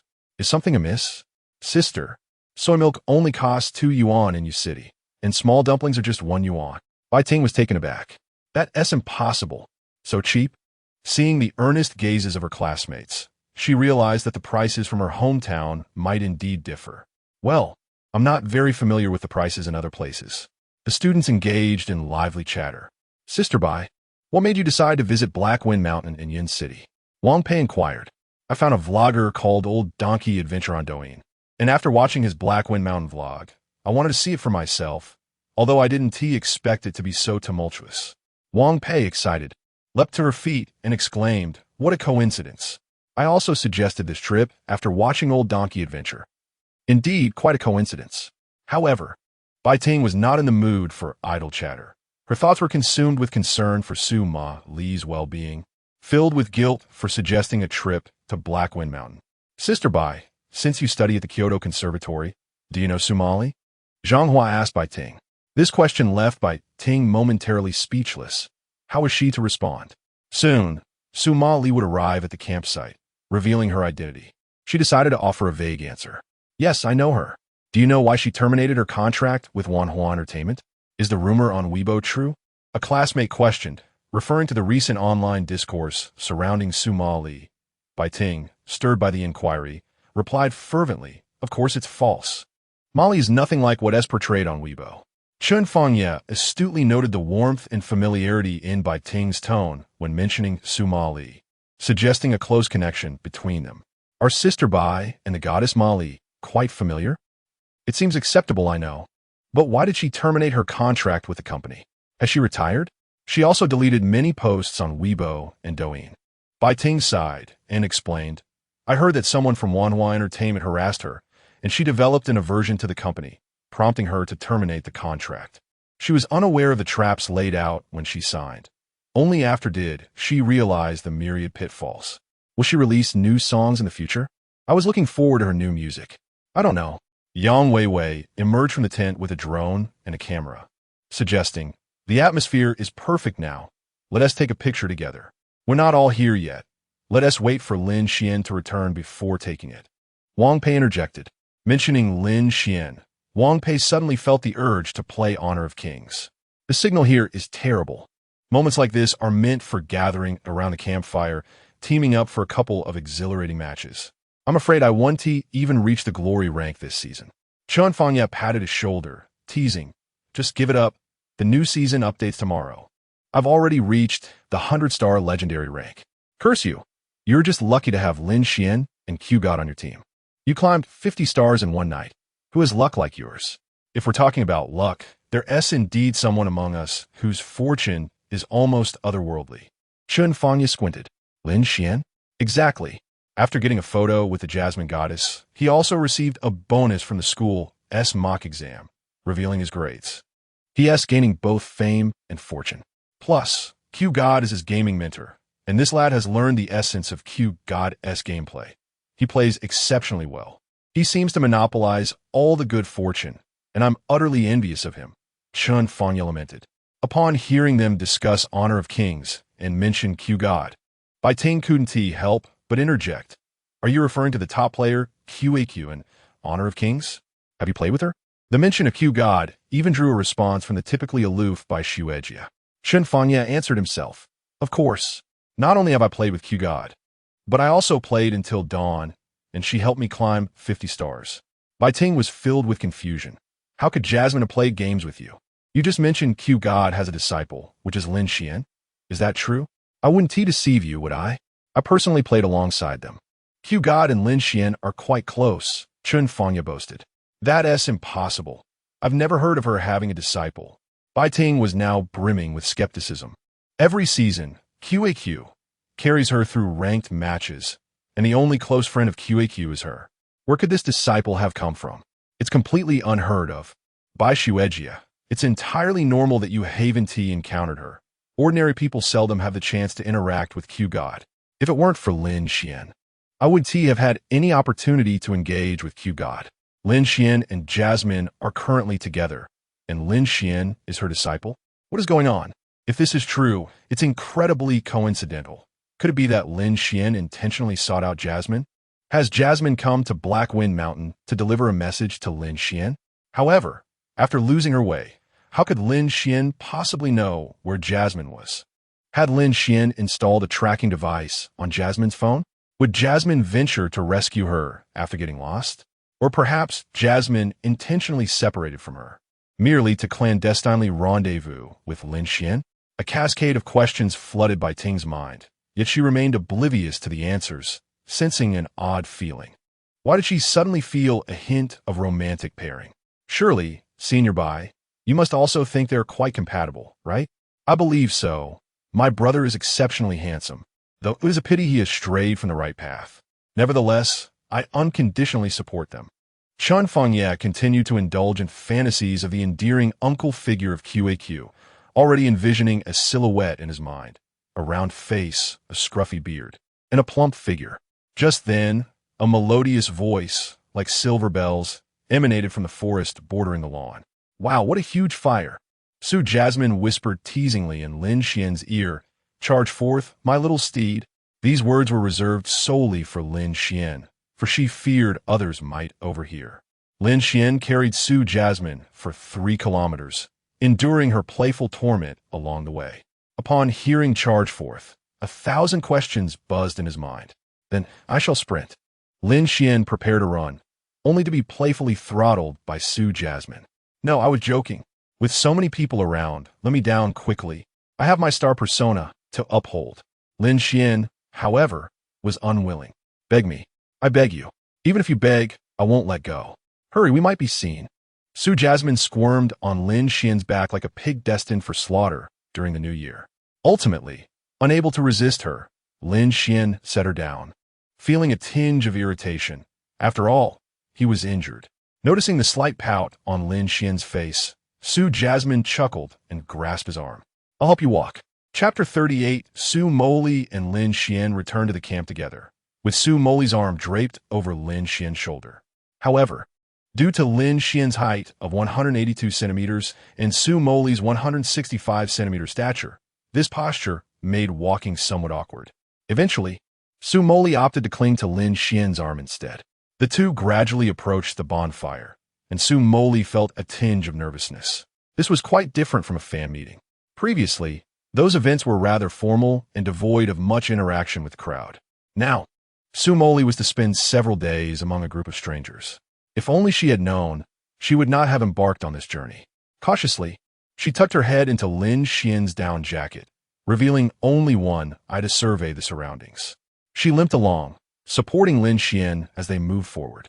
The gaze of their classmates was entirely captivated by the duo, silence enveloping them as they observed the pair's approach, creating an atmosphere of awkwardness. Upon reaching the fire, Lin Xuan could no longer contain himself and remarked, "Is no one going to say anything? This is quite awkward." Chun Fe scrutinized Lin Xuan from head to toe before his gaze settled on the clothing beside him, giving a knowing look that inquired, "What is going on?" Lin Xuan turned his head to see Su Moli had completely buried her head in her coat. The down jacket he wore was quite large, nearly reaching his knees, while Su Moli was nearly enveloped by it. With her head hidden inside, it appeared as though Lin Xian's jacket was walking independently, creating a rather peculiar sight. "What's going on?" Lin Xian whispered beside her. "Mind your own business," she murmured back. Lin Xian chose not to expose her behavior, understanding that she was surrounded by unfamiliar faces and needed a moment to adjust. He scanned the area and noticed only one unfamiliar girl, who was quite attractive, scoring at least an 8 in looks. "She must be Bai Ting, Su Moli's close friend. You must be Sister Bai Ting. I brought her back safely." Lin Xian addressed her politely, recognizing her seniority. This title, however, incited Su Moli's discontent, prompting her to whisper teasingly, "Oh, how sweetly you call her sister." Lin Xian retorted softly, "What else should I call her? Auntie? And then watch her tear me apart? You might as well have me call you mother. If I call her sister, doesn't that make her just a step below you?" His words reminded Su Moli of a previous conversation, causing her to blush furiously and fall silent. Bai Ting hurried over, her eyes filled with urgency as she asked, "Lily, is that you?" Yes, Su Moli replied. Bai Ting pulled down the zipper of her jacket halfway, revealing Su Moli's face to confirm her identity. "Thank goodness. I'm so relieved you're safe," Bai Ting exclaimed as she enveloped Su Moli in a tight embrace, tears spilling down her cheeks. "It's all my fault for insisting on bringing you along." Su Moli had never blamed her and, sensing Bai Ting's guilt, offered comfort. "It's all right, Ting. We're fine, aren't we? I don't hold anything against you." Yet, the ordinary words of consolation did little to alleviate Bai Ting's distress as she continued to weep, haunted by her fears. Su Moli took out her phone, activated the selfie mode, and pulled Bai Ting in for a photograph. "This is the first time I've seen you cry. Let us capture this moment together." "No." Bai Ting immediately repressed her emotions, wiping away her tears, transforming her expression from sorrow to joy in a mere 10 seconds. Indeed, utilizing photography as a means to coax a woman proved effective. Su Moli's gesture of raising her phone was somewhat exaggerated, revealing her entire face, which appeared particularly radiant under the flickering flames. All the classmates gazed at her face, entranced, unable to divert their attention. Chun Fengye's skewer had fallen to the ground as he blinked repeatedly, convinced he was hallucinating. Yet no matter how many times he blinked, the figure beside Lin Xian remained unmistakably Su Moli. Even her voice was strikingly similar. "Moli," Chun Fengye instinctively uttered. Lin Xian quickly interjected, "Don't call her that. She has a name, so refrain from using just Moli." Observing the jealousy radiating from Lin Xian, Su Moli felt a small swell of pride.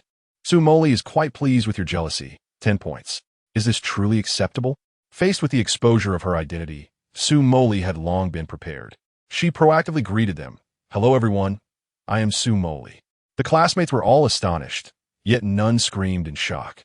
They were keen to maintain composure before their goddess and felt a bit bashful as they observed Su Moli clasping Lin Xian's arm and wearing his clothing.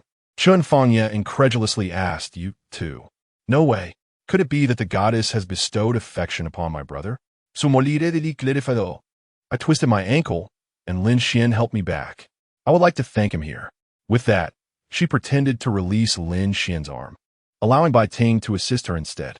As the goddess was injured, the male fans in attendance felt too shy to request photographs or autographs. Chun Fengye's mind was a blank slate, completely bewildered. Li Xin, who admired Su Moli, was unlike the boys who had boasted before meeting her. Now, they were rendered speechless. She took the initiative to offer a folding stool to Su Moli. "Sister Moli, please sit." "Thank you." Su Moli responded with a standard smile. This smile left the boys present feeling as if they were basking in a gentle spring breeze. Li Xin also took a stool and sat beside Su Moli, seizing the opportunity to interact with her beloved star, hoping to exchange WeChat contacts. Xin, shall we switch places?" Lin Xian suggested to Li Xin. The moment the words left his mouth, all the boys turned their sharp gazes toward him, eager to discern his intentions. "No," Li Xin coldly rejected Lin Xian's proposition. "Next season, I'll take you to Baixing." Still no. Observing Lin Xian's thwarted attempt to sit beside the goddess, Chun Fengye wore a smirk. In the next moment, Su Moli picked up a small stool and settled down next to Lin Xian. Chun Fangye was situated to the right of Lin Xuan, while Su Moli took the initiative to position herself on Lin Xuan's left. This bold maneuver left Chun Fangye utterly astonished. Could it be that the goddess was so forward? Upon her arrival, Su Moli cast a meaningful glance at Lin Xuan. She said, "I have come to express my gratitude once more, as I have warmed up considerably. Thanks to your jacket." Su Moli feigned an intention to remove her outer garment, secretly thinking, "You must stop me. How can you bear to see me so cold?" Lin Xuan instantly comprehended her unspoken intent.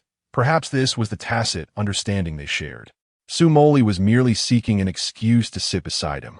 He gently pressed her shoulder and replied, "There's no need for that. Keep it on. It's a new coat, and I wouldn't want you to catch a cold. I am quite resilient and unfazed by the chill." "Thank you." Lin Xuan found Su Moli's politeness rather unfamiliar. Their banter, though somewhat awkward, was evident to any onlooker that there was an underlying tension between them. This was especially true for Chun Fangye, who felt as though he might shatter his back teeth from attention. At that moment, Li Fuhai approached with a skewer of grilled meat, offering it to Su Moli. Moli, would you care for some grilled skewers? As your teacher, I must say, I heard that you two girls are camping. It sounds rather perilous. If you don't mind, why not camp with us? It will be safer for everyone involved." Su Moli graciously accepted the skewer and expressed her gratitude. "Thank you, Mr. Li. I appreciate your assistance during this time." Not at all. "Oh, you know my surname is Li? I hadn't even introduced myself yet." Li Fuhai turned to Lin Xuan, realizing this young man had a certain cleverness about him. Chapter 39. Barbecue by the campfire. Su Moli stood holding a skewer, feeling somewhat at a loss. She had never participated in such an outdoor barbecue before. Moreover, who roasts food directly over an open flame? Observing Moli's bewildered and awkward demeanor, Lin Xuan took the initiative to relieve her of the skewer. "Allow me to assist you," he offered. Li Fuhai furrowed his brow at Lin Xuan, finding his actions rather brazen. "You certainly have some audacity, don't you? There are so many of Su Moli's fans watching," he remarked. "Chen Fangye, Vang Bi." And the other boys turned their gazes towards Lin Xuan and Su Moli, silently observing with sly glances. Lin Xuan retrieved a roll of aluminum foil from the camping supplies. He carefully wrapped the marinated skewers in foil, then lifted them to place over the fire. The skewers, enveloped in foil, emitted a sizzling sound as the high heat forced the meat's fat to render, creating a delightful crackling. "What is this technique?" Su Moli inquired, puzzled.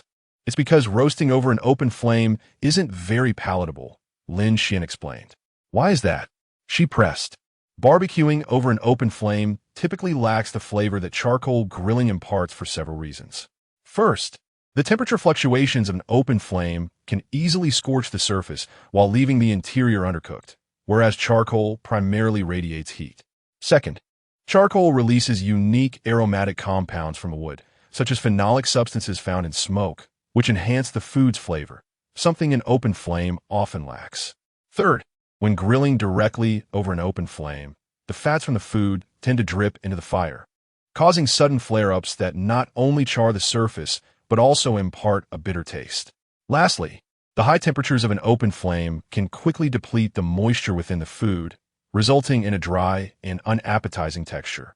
Lin Xuan elaborated on the disadvantages of open flame grilling in one breath. Li Fuhai couldn't help but commend him. "Lin Xuan, your knowledge is quite extensive. Could you explain why we wrap them in aluminum foil?" "Of course, it's to avoid the open flame," Lin Xuan continued. "The foil creates a sealed environment that prevents moisture from evaporating, allowing the food to retain its juices and original flavors while avoiding excessive dryness. It ensures that the marinade or sauce does not dissipate due to high temperatures and can better permeate the food during the cooking process." Su Moli listened, wide-eyed with admiration for Lin Xuan. "Wow, you are amazing." Chun Fangye glanced at his own charred skewer, feeling a sudden drop in appetite. He promptly began to sarcastically tease Lin Xuan. "Wow, big brother, you're so impressive. Unlike me, who can only burn the skewers. Could you please grill a couple for me too?" Lin Xuan turned to whisper in Chun Fangye's ear, "Don't mess with me. It's done." The skewers in Lin Xuan's hands began to exude a fragrant cumin aroma. The wrapped foil, now char black, He removed the skewers from the fire, allowing them to cool. Although the skewers appeared dark and no longer emitted smoke, Su Moli was indeed feeling hungry and prepared to reach for a couple of the skewers that Lin Xuan had grilled for her. However, before her small hand could touch the foil, Lin Xuan swiftly grabbed her wrist. "Careful, it's hot. Don't rush. There's still a step to follow." "Oh, okay." Su Moli instinctively withdrew her small hand, a faint blush gracing her cheeks. Every gesture of Lin Xuan was keenly observed by their classmates, who were incensed at his audacity to touch the goddess Moli. They were eager to tear him apart. Lin Xuan, however, remained unfazed. From the bundle of firewood he had collected, he retrieved a handful of relatively damp pine needles and shaped them into a small mound on the ground. He then took a burning twig from the bonfire to ignite the pine needles. Due to their moisture content, the burning needles produced a significant amount of smoke, prompting Lin Xuan to hastily remove the skewers wrapped in aluminum foil and place them atop the mound, allowing the flames and smoke to infuse the skewers with flavor. In less than 20 seconds, the pine needle mound extinguished, and the skewers were subjected to a second roasting over the open flame to enhance their crisp exterior. Additionally, he used some special types of wood for smoking, which could impart unique flavors, although he lacked the common apple or cherry wood. He found the pine needles to provide a delightful pine aroma. Lin Xuan then offered an explanation to Su Moli while handing her skewer. "Try this, but be careful, it's hot." Su Moli joyfully accepted the skewer, sharing half with Bai Ting. She blew gently on the skewer a couple of times before delicately taking a small bite of the meat. This is delicious," she exclaimed, her joy radiating. It was, without exaggeration, the best barbecue she had ever tasted. Although she had enjoyed barbecues in the past, they always seemed to lack a certain flavor. Perhaps it was Lin Xuan's cooking that surpassed all her previous experiences. Hearing Su Moli's praise, Chen Fangyi boldly chimed in, eager to flatter. "Isn't it delicious? I think so too. My family runs a catering business, and these skewers are from our shop. The ingredients are as fresh as can be, and the marinade is a unique recipe developed by our head chef. Such luxurious offerings cannot be found elsewhere." Afterward, Chen Fangyi took a bite of his charred skewer, chewing loudly, yet he stubbornly refrained from admitting it was unappetizing. Su Moli smiled, but did not reciprocate, as she was not particularly familiar with the other boys besides Lin Xuan. Lin Xuan glanced at Chen Fangyi devouring the burnt skewer and felt a pang of sympathy.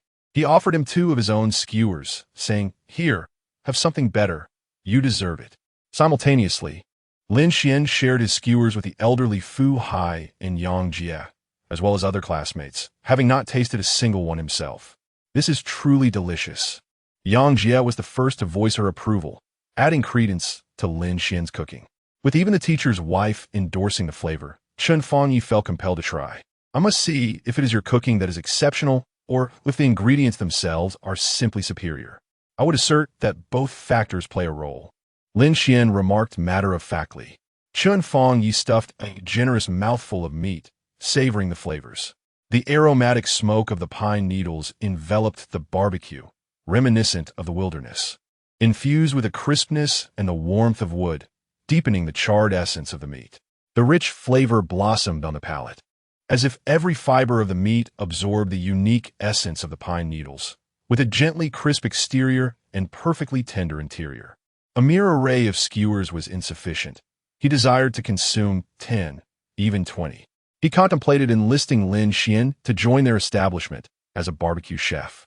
Chen Fangyi swiftly devoured the few skewers in his hand, savoring the flavors, yet found himself at a loss for words to adequately express his delight. Truly impressive, he thought, settling on the most fitting compliment a young man could offer. Unable to restrain his curiosity, Li Fuhai inquired, "Lin Xuan, did you previously work part-time as a barbecue chef?" "Not at all," Lin Xuan replied. "Then how do you manage to grill so deliciously?" After a moment of reflection, Lin Xuan explained that he had merely applied some scientific principles he had learned in high school, relying on instinct rather than any complexity. "It's simply the application of elementary concepts. I mentioned this earlier," he added. Li Fuhai nodded in agreement, addressing his classmates. "See, everyone? Lin Xuan exemplifies the practical application of our studies. Why aren't you eating?" Su Moli noticed that Lin Xuan had not partaken in any skewers, having distributed them all to his classmates. I was just experimenting. How would I know if it's edible? I thought I'd let you all be the guinea pigs. Lin Xuan replied with a mischievous grin. Chapter 40. Do my feet look good? All eyes were fixed on Lin Xuan. Their previous conversations abruptly halted. Are you serious? Su Moli inquired cautiously, her hand gripping Lin Xuan's arm tightly. Just kidding, feel free to eat. I simply have nothing because I ran out. Otherwise, I would have been the one showing off. Come on, I almost believed you couldn't eat. Yi Liang exclaimed, grabbing a can of beer from the side and tossing it to Lin Xuan. With a swift motion, Lin Xuan caught the beer effortlessly. They had come on this trip with several cases of beer, and with over 20 people sharing the supplies, there wasn't much for each. The beer had been placed in the creek by the boys, serving as a natural cooler. Holding the slightly chilled can of beer, Lin Xuan recalled that Moli had twisted her ankle, and this beer could serve as a makeshift cold compress. Ideally, he should have addressed her sprained ankle immediately upon returning, but Moli seemed a bit cold, so he decided to let her warm up by the fire and have something to eat first. Stealing a glance at Moli and surveying his classmates, Lin Xuan felt it inappropriate to remove her shoes and socks at this moment. However, he wondered when the bonfire party would conclude. If it went on late into the night, there would be no parents around, and with alcohol involved, it might last until 3 in the morning. As Lin Xuan hesitated about when to tend to Su Moli's ankle, Yi Liang called out, "What are you staring at? You fell out of line earlier and played tricks on everyone. This is your punishment. Drink up, chug it down." "All right, no problem." With a satisfying pop, Lin Xuan opened the can and downed its contents in one go. "Xiange is impressive," cheered his classmates, while only Su Moli approached him, cautiously tugging at his shirt and whispering, "Is it all right to drink so much?" The unexpected concern warmed Lin Xuan's heart. Though his stomach felt cool, his heart was warm. "It's just a can of beer," he replied. Afterward, he stood and approached his backpack, retrieving a few items to slip into his pocket. Returning to his spot, he said to Su Moli, "Come with me for a moment." Chun Fangya, overhearing this, immediately interjected, "What are you doing? Where are you going?" "Mind your own business," Lin Xuan retorted. "Seriously? You think just because you called her, she's going to follow you? Who do you think you are? She's a person with her own will," Chun Fangya protested. Yet in the very next moment, Su Moli rose and grasped Lin Xuan's arm, saying, "I can't stand steadily, so I'll hold on to you if you don't mind." "Not at all," Lin Xuan replied. As they attempted to move away from the bonfire, Li Fuhai quickly intervened. "Where you two off to?" It wasn't that they couldn't leave the bonfire. Some classmates formed small groups, some watching downloaded shows in tents, while others took photos nearby. Only about 10 students remained seated around the bonfire. However, Lin Xuan's situation was unique, having previously strayed from the group. Now, leaving quietly again raised Li Fuhai's concerns immensely. Su Moli was uncertain about where Lin Xuan intended to take her, yet she chose to unconditionally place her trust in him. "Indeed, where are we headed?" she pondered, a hint of embarrassment creeping in at the thought of possibly being taken to a secluded grove for some mischievous endeavor, while simultaneously feeling a flicker of anticipation. "Goddess Molin, you have no idea where Lin Xuan is leading you, yet you simply follow him," Chun Fangya exclaimed incredulously. He is not a bad person," she replied, her calm response utterly disarming Chun Fangya, leaving him speechless. Lin Xuan was certainly not a villain in the conventional sense. However, could he harbor flaws of a different nature? Confronted by Li Fuhai's objections, Lin Xuan recognized that his previous abrupt disappearance had caused some discontent among their group. This time, he opted for candor. "Molin twisted her ankle, and the stream looks rather chilly. I'm taking her there to tend to it." The stream was not far off, its flickering firelight illuminating the area so that Li Fuhai could keep them in sight. He nodded in agreement. "Very well, but do exercise caution." Bai Ting, concerned for their safety, expressed her desire to accompany them, feeling uneasy about Lin Xuan and Su Moli going alone. "Molin, I'll go with you," she offered. There's no need. It's not safe with too many people by the stream," Su Moli gently declined, yearning for some solitary time with Lin Xuan. If Bai Ting came along, it would only make her feel uncomfortable. Rebuffed by her friend, Bai Ting relinquished her insistence and cast a scrutinizing glance at Lin Xuan, wondering what spell he had cast upon Molin. After all, there would be ample opportunity to interrogate her later that night. It was unlikely she would be sharing a bed with Lin Xuan. I'm a strong swimmer. I fear no danger. Let us go together, Chun Fangye insisted, determined to accompany them, eager to uncover Lin Xuan's intentions. He dreaded the thought of Lin Xuan and the goddess Molin secretly becoming an item. That would be catastrophic for him. Deep down, however, he harbored a desire for their union, as it would lend him prestige in college when bragging. Guess who my buddy-ass girlfriend is? A celebrity. He envisioned long nights in the dorm, basking in the glory of such a revelation. Chun Fangye was now caught in a whirlwind of conflicting emotions. If Su Moli and Lin Xuan formed a bond, he was torn between laughter and tears. Laughter for having a celebrity girlfriend among his friends, celebrating Lin Xuan's ascent to a new social stratum, and relief that he might no longer need to work part-time for living expenses. Tears, however, for the stark realization that it was not him sharing that joy. Faced with Chun Fangye's request, Su Moli found herself at a loss for words. Bai Ting, being more familiar with her, could easily decline without concern. But Chun Fangye was a stranger to her. Why are you making a fuss? Just enjoy the warmth of the fire, quietly, Li Fuhai interjected, preventing Chun Fangye from tagging along. He then exchanged a knowing glance with Lin Xuan, who understood perfectly and responded with an affirming nod. As Lin Xuan and Su Moli arrived at the stream, they distanced themselves from the crowd, Lin Xuan bringing along a folding stool. Take a seat, he said in a calm tone. Why are you being so fierce? As they moved away from the throng, Su Moli reverted to her usual self. I'm not fierce at all, Lin Xuan retorted. Regardless, I'm docking you 20 points for your behavior, Su Moli said with a triumphant air. What about the performance score? Aren't you trying to pursue me? I've set a goal, and if you achieve full marks, I shall consent. What is the full score? If I simply ask you to sit down, you would deduct 20 points from me. The sky would fall. What if the full score is 10,000? Then how many points do I have now? I won't tell you. A conspiracy? Su Moli teased, sticking out her little tongue. Ultimately, I hold the right to explain everything. Now sit obediently. Lin Xuan changed his approach, deliberately clearing his throat. All right, sitten properly. Lin Xuan retrieved a can of beer from the stream, removing Su Moli's shoes and socks. He held her petite size 36 feet in his hands, gently placing the cold beer upon them. Ouch, that's so cold. Su Moli grasped Lin Xuan's arm tightly. If you sprain your ankle, you must apply ice immediately. Just bear with it, Lin Xuan said with utmost seriousness. Su Moli seemed to realize something. Wait a moment, I've sprained my ankle for a while now. Is applying ice still effective? Of course.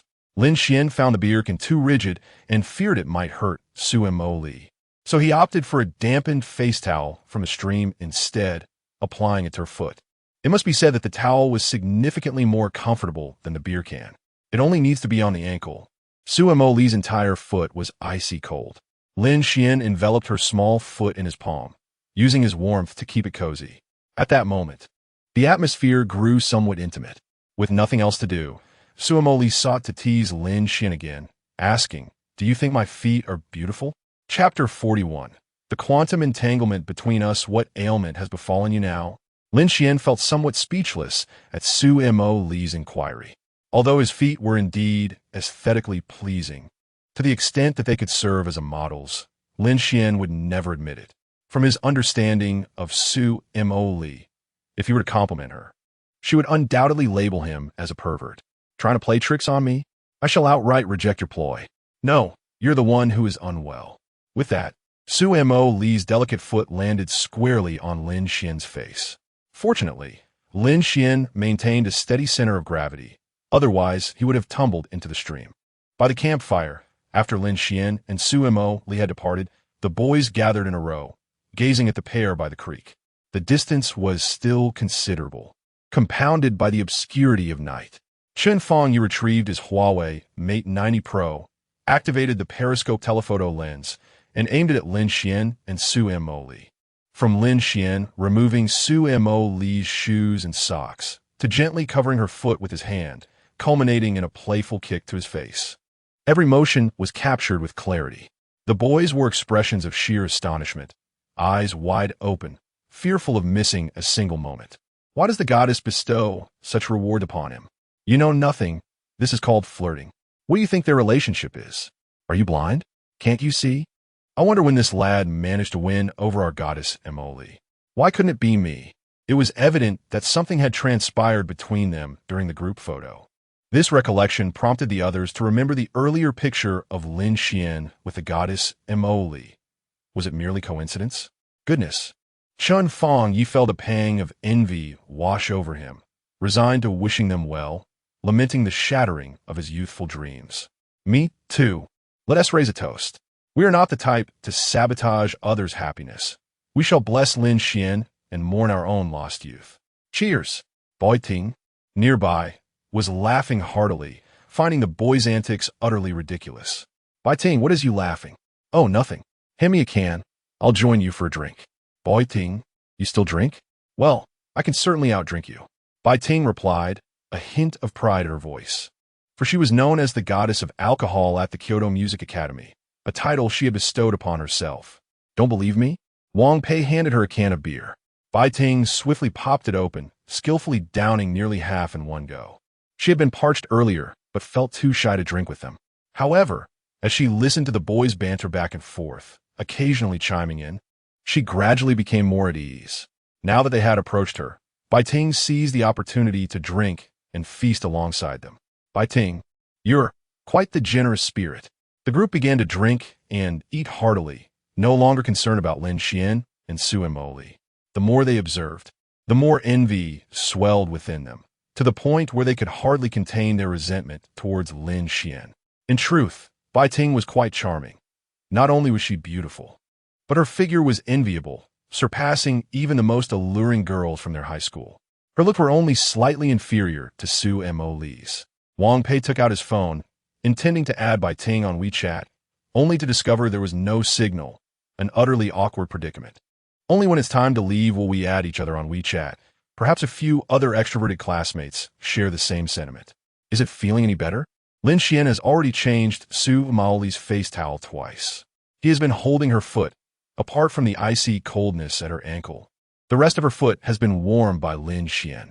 It should be better now, right? Su Moli herself is uncertain. It seems to have improved a little. It also feels the same. She offers a vague response, wishing to retire for the night. What improvement? Cold compresses merely alleviate swelling at most. Lin Xuan removes the towel from her foot, using a dry one to wipe it clean.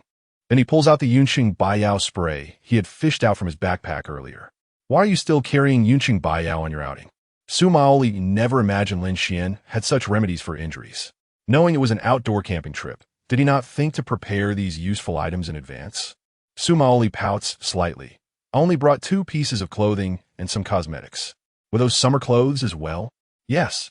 While applying the medicine to her foot, he gently remarked, thankfully, I was also at Black Wind Mountain. Otherwise, who knows what might have happened. Earlier, it was quite perilous for you to be alone in the forest. After Lin Xuan's admonishment, a look of slight grievance immediately appeared on Su Moli's face. Well, I was just concerned for you. Do you know how anxious I was upon learning you were in danger? I ran desperately through the forest searching for you. No sooner had Lin Xuan finished speaking than Su Moli rushed into his embrace. Thank you, Lin Xuan. Su Moli expresses her gratitude and affection towards you. Points 30, how delightful. In the face of Su Moli's sudden embrace, Lin Xuan raised his hands, somewhat at a loss. Did you not say there were others around? So you wouldn't hug me? I don't care. If I want to hug you, I will. I'm not a company artist now, and no one can control me. You, hurry and hug me. Only then did Lin Xuan lower his hands, gently patting Su Moli's back. Meanwhile, the others by the bonfire had already taken out their phones, zooming in to capture the moment with a flurry of clicks. Bai Ting also joined in, ensuring they had evidence. She was not afraid of her not confessing. It's only been a short while, and they're already hugging? What on earth? To what extent has Lin Xuan captured the goddess's heart? I'll go check the garbage bag for the 001. I hope Lin Xuan hasn't secretly taken it. Zhang Hua rushed over to rummage through the trash. What is the 001? Bai Ting, confused, inquired, forgetting there were others present, and with Bai Ting being a girl. The group momentarily struggled to explain. Found it. It's still here. Zhang Hua brought the 001 over. Bai Ting then realized what they were referring to as 001. The atmosphere became quite awkward. Ultimately, Chun Fengye tossed the 001 from Zhang Hua's hands into the fire to incinerate it. Stammering slightly, he explained, "Well, this isn't ours, nor is it Lin Xuan's. We found it while collecting trash. It might have been dropped by someone who camped here before. Sister Bai Ting, please don't misunderstand." Bai Ting's cheeks flushed slightly as she hurriedly smoothed over the situation. "I misunderstood what? I didn't see anything." The group gathered by the campfire found themselves at a loss for conversation, the atmosphere growing awkwardly tense. "By the way, how did you find me?" Su Moli asked after releasing Lin Xuan from her embrace. Her curiosity piqued. This question truly perplexed him. After pondering for a moment and failing to find a coherent explanation, he blurted out, "This relates to the theory of quantum entanglement, which posits that multiple particles can remain entangled even when they are separated by vast distances. When a particle is in an entangled state, measuring one particle will instantaneously affect the state of the other." Stop. No need to elaborate. Whenever Lin Xuan was asked to explain something, he would delve into a series of theories. She could hardly comprehend, but she seemed to recall having seen something about quantum entanglement on a marketing account while scrolling through Douyin, and it appeared somewhat relevant to their situation. Perhaps Lin Xuan was indeed speaking the truth. "I believe you." Now, it was Lin Xuan's turn to be bewildered. He had carelessly elaborated on the quantum entanglement he encountered online, and to his astonishment, Su Moli actually believed him. All right. Everything you explained seems reasonable." Chapter 42. A trio photograph. Chun Fengye becomes the dazzling light bulb. "Hurry and put on my shoes." Su Moli nudged her foot, prompting Lin Xuan. Complying obediently, Lin Xuan picked up Su Moli's cartoon lace socks and slipped them onto her feet. Once she was properly shod, he supported her as they made their way toward the bonfire, introducing her to his classmates along the way. That slightly plump, curly-haired, somewhat handsome boy, though not as handsome as I am, who talk a lot and is joining us, is my friend Chun Fengye. We've played games together. He is the one known for glory for her. Su Moli nodded, recalling him. 100 stars for her. He changed his name. Lin Xuan was momentarily speechless. It seems Su Moli was the first to have coerced someone into changing their game name. With just a word, she had made Chun Fengye willingly comply. Next to him was a slightly rogue-looking fellow with a buzz cut named Wang Pei. We share a decent rapport, but it's not as strong as my bond with Chun Fengye. "Oh, I remember." Su Moli recalled Wang Pei's visage, muttering softly, "He is not as handsome as you." "What did you say?" Lin Xuan caught her words, eager to hear them again, smiling as he asked. "I said you're a stinky pig." Su Moli raised her voice defiantly. "What would happen if you praised me once more?" Lin Xuan replied, exasperated. "I refuse, unless you beg me." Su Moli teased, laughing playfully, "And even if you do, I still want tea." At times, Lin Xuan contemplated dialing for help. Women truly were a handful. Continuing with the introductions, Lin Xuan said, "Do you remember the lanky guy who is even taller than I am? His name is Yi Liang. We're merely acquaintances with no deep ties." Su Moli pote, growing impatient. "I'm not interested in hearing about your mediocre classmates. Just introduce your closest friends." "Is that so?" Lin Xuan chuckled knowingly. "The next person I'm introducing is my best friend. We've shared many secrets together that no one else knows, and we're practically life and death comrades. She is a girl, and extraordinarily beautiful." Su Moli rolled her eyes. "I suppose I need not introduce myself? Are you that self-absorbed?" Su Moli pinched Lin Xuan's arm lightly, not exerting force, but instead asserting her unique authority. "Dare to suggest that it's someone else. Indeed, it's you, my dear friend." With a cold huff, Su Moli conceded, "At least you're perceptive." The two returned to the bonfire, where all their classmates regarded them with maternal smiles. "Please, don't look at us like that. We merely went to tend to a sprained ankle and apply some cold stream water." Suddenly, Chun Fengye wrapped his arms around Lin Xuan, his expression flirtatious and somewhat mischievous. His hand glided over Lin Xuan's chest, deliberately adopting a falsetto. "Stinky pig, I believe in you." Lin Xuan found himself wishing for an escape. It was truly overwhelming. Su Moli's earlier raised voice had attracted the attention of everyone, who began to tease Lin Xuan. Seeing Chun Fangya's antics, Su Moli felt a twinge of embarrassment, her expression slightly awkward. To my astonishment, the words exchanged between Lin Xuan and myself were overheard and even recited by them, which is quite exasperating. The number of people gathered around the campfire has dwindled, leaving only a few boys and Bai Ting. Even old Li and his family have retreated into their tent, as their age does not permit them to endure the night like the younger ones. Su Moli is also reluctant to engage in conversation with the other boys, prompting Bai Ting to take the initiative to alleviate the awkwardness. Moli, shall we go rest? It is getting late, Bai Ting suggested. She has never been one to stay up late, believing that girls should prioritize early nights for the sake of their skin. However, upon entering university and befriending Su Moli, who frequently stays up late yet maintains flawless skin, Bai Ting attempted to burn the midnight oil herself. Unfortunately, she found her spirit unable to withstand the toll, resulting in an unwelcome pimple the following day. All right then, the two glanced at the pile of supplies, noticing that their tent packages remained unopened. When Lin Xuan had brought them back, there had been no time to set them up. It seems the tent hasn't been pitched yet, Bai Ting murmured, contemplating asking the nearby boys for assistance. Before she could voice a request, a boy eagerly stepped forward to offer help. Let me assist you with the tent, Bai Ting. I am quite familiar with this. My family owns an outdoor equipment store, Wang Pei asserted, striving to win her favor. I can't do it alone. I need help. Count me in. Soon, several boys volunteered to grab Bai Ting's tent, vying with one another to set it up, each unwilling to concede. Oh dear, everyone, let us not compete. Let us work together. We can set it up over there, Bai Ting suggested, pointing to a spacious area beside Lin Xuan's group of classmates. Wang Pei eagerly opened the tent package, retrieved the stakes, and skillfully spread the ground sheet. Wow, you're amazing. Bai Ting offered a token compliment. With his enthusiasm in helping her, she felt compelled to acknowledge his effort. Upon hearing her praise, Wang Pei beamed with delight, exuding an infectious energy. He quickly picked up the stakes and secured the four corners of the tent's base. After completing each task, he would steal glances at Bai Ting. You're truly impressive. The stakes are driven in so well and sturdy, she remarked.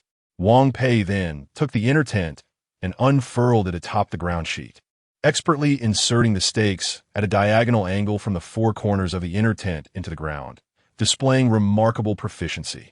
Meanwhile, several classmates merely stood by, rendered idle as Wang Pei took charge of the task single-handedly. Wang Pei looked at Bai Ting with eager anticipation. Wow, how impressive. You can even set up a tent. Bai Ting found herself at a loss for words. A few compliments sufficed, yet he seemed to crave her continuous praise. Wang Pei, nearly giddy with joy, continued to work swiftly. As the evening waned, only Su Moli, Lin Xuan, and Chun Fangya remained by the campfire. The absence of others rendered Chun Fangya somewhat uncomfortable, feeling as though he were an unwelcome third wheel, prompting him to seek a topic to ease the awkwardness. Well, Jasmine, I am your devoted fan.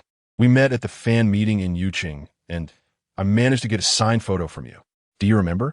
Su Moli furrowed her brow and pondered for a moment before shaking her head.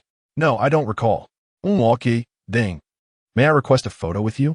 After Chun Fangya spoke, he immediately thought of Lin Xuan. If Su Moli and Lin Xuan were to become close, he could not possibly ask for a solo photo with his friend's girlfriend. What to do? He yearned for a photo with Moli, as such opportunities to interact with a beloved star in person were indeed rare, and his situation had now turned awkward. I mean, could the three of us take a photo together? The bonfire looks quite lovely tonight. Su Moli remained silent, causing Chun Fangya to grow increasingly anxious and somewhat tongue-tied. All right, Su Moli replied with a smile. Hand me your phone. Chun Fangya nervously opened the camera mode on his phone and handed it to Su Moli. She raised the phone with her left hand and draped her right arm around Lin Xuan's neck, exclaiming, "Get a bit closer for her 100 stars." Before Chun Fangya could fully process the moment, he leaned closer to Lin Xuan, positioning himself on the right side of the frame. Lin Xuan, caught off guard, found himself sandwiched in the middle. Su Moli and Lin Xuan were so close that their faces nearly touched. Su Moli struck a playful wink, exuding charm and cuteness, while Lin Xuan remained expressionless and aloof. Chun Fangya awkwardly smiled and flashed a peace sign. The camera clicked repeatedly, capturing several photos, each showcasing Su Moli in various poses, with her undoubtedly being the star of the show. The other two merely served as static backdrops, resembling two immobile stones. "Thank you," Chun Fangya said as he gingerly took back his phone, wary of touching Su Moli's hand. Upon reviewing the photos, his heart sank. The images hinted at a somewhat ambiguous relationship between Su Moli and Lin Xuan, while Chun Fangya unambiguously appeared as the glaring third wheel. What have I done? Had I known, I would have asked for a group photo. Chapter 43. The infatuated mind. The tent on Bai Ting's side had been successfully erected. Wang Pei was still joyfully reveling in the moment. "Moli, the tent is ready," Bai Ting called out to Su Moli. Su Moli was acutely aware that upon entering the tent, she would inevitably face Bai Ting's scrutiny, who would relentlessly interrogate her. How terrifying! Yet, she found herself with no alternative. She had not yet spent enough time with Lin Xuan, and today marked the end of their fleeting encounter. Although this was merely their third meeting, Lin Xuan was under the impression it was only their second. However, they had grown quite familiar with each other online, and their reality was not marred by awkwardness. They maintained the personas they had established in the virtual world. Nevertheless, a deeper emotional connection, transcending mere friendship, had begun to blossom between them. Parting was always bittersweet, even if it was just for a single night.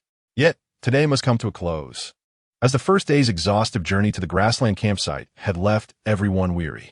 Su Moli contemplated using her fatigue as an excuse to feign sleep. Marveling at her own cleverness, she was indeed quite astute. She whispered sweet goodbyes in Lin Xuan's ear, "Good night, my dear," regardless of the presence of others. She always delighted in teasing Lin Xuan. Online, her antics bordered on harassment, while in reality, she was bold when alone and cautious when in company. "Good night. See you tomorrow." Lin Xuan graciously returned her farewell.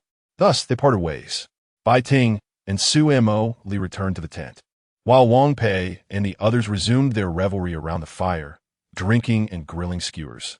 Now, only Lin Xuan remained, and the moment for hunting had begun. Chun Fangya immediately plunged into his role, adopting a flirtatious demeanor as he leaned against Lin Xuan's chest, gently caressing his face. In a sultry whisper, he said, "Good night, my dear." Damn it, he heard that. Lin Xuan rolled his eyes in exasperation, observing Lin Xuan's lack of enthusiasm. Chun Fangya took it upon himself to steer the narrative. "You need to say good night. See you tomorrow. Let's do it again." Chun Fangya repeated his previous antics. "Good night, my dear. Get lost. Am I not your beloved treasure? Get away." Chun Fangya's antics elicited hearty laughter from everyone. Wang Pei patted Chun Fangya on the shoulder, offering consolation. "Moli, don't dwell on it. That Lin Xuan. Brothers should uphold their principles, right? As far as I know, Bai Ting is still single, and I'm planning to pursue her. I helped her set up the tent, and she praised me profusely, so she must have some feelings for me. Look at you grinning like an idiot. Who would think otherwise? I almost want to encourage you," Yi Liang interjected, quickly countering. "Get lost. You are the idiot." With Wang Pei's comments, Chun Fangya naturally retaliated. He pulled out his phone, opened the album, and displayed their recent group photo. "See? I have a picture with Moli. Although it's a group shot, I'm still in it." Wang Pei leaned in for a closer look and burst into laughter. "Huh. ISNT that a light bulb? From now on, you shall be known as Chun Lightbulb. Damn you." Amidst the cacophony of laughter, there was one who was not amused. Since Lin Xuan returned, he wore a sullen expression. "I am retiring for the night. You may continue your revelry." Zhang Hua, with a solemn expression, made his way towards his tent. Yi Liang, sharing the same tent, followed suit. Only Lin Xuan, Chun Fangya, and Wang Pei remained by the campfire. They were all aware of the underlying reasons. Not everyone could be as resilient as Chun Fangya and Wang Pei, who could easily take things in stride. Zhang Hua, an ardent admirer of Su Moli, could listen to her debut song, Summer Snow, 2,000 times. And every classmate knew of his deep affection for her. Now, With rumors swirling that Su Moli was possibly involved with Lin Xuan, Zhang Hua found himself utterly devastated. Were it not for the presence of others, he would have succumbed to tears. Who could bear the thought of their idol being with another man, especially one from their own class? Lin Xuan, too, sensed the scrutiny that came with dating someone in the public eye, though they had not formally begun a relationship.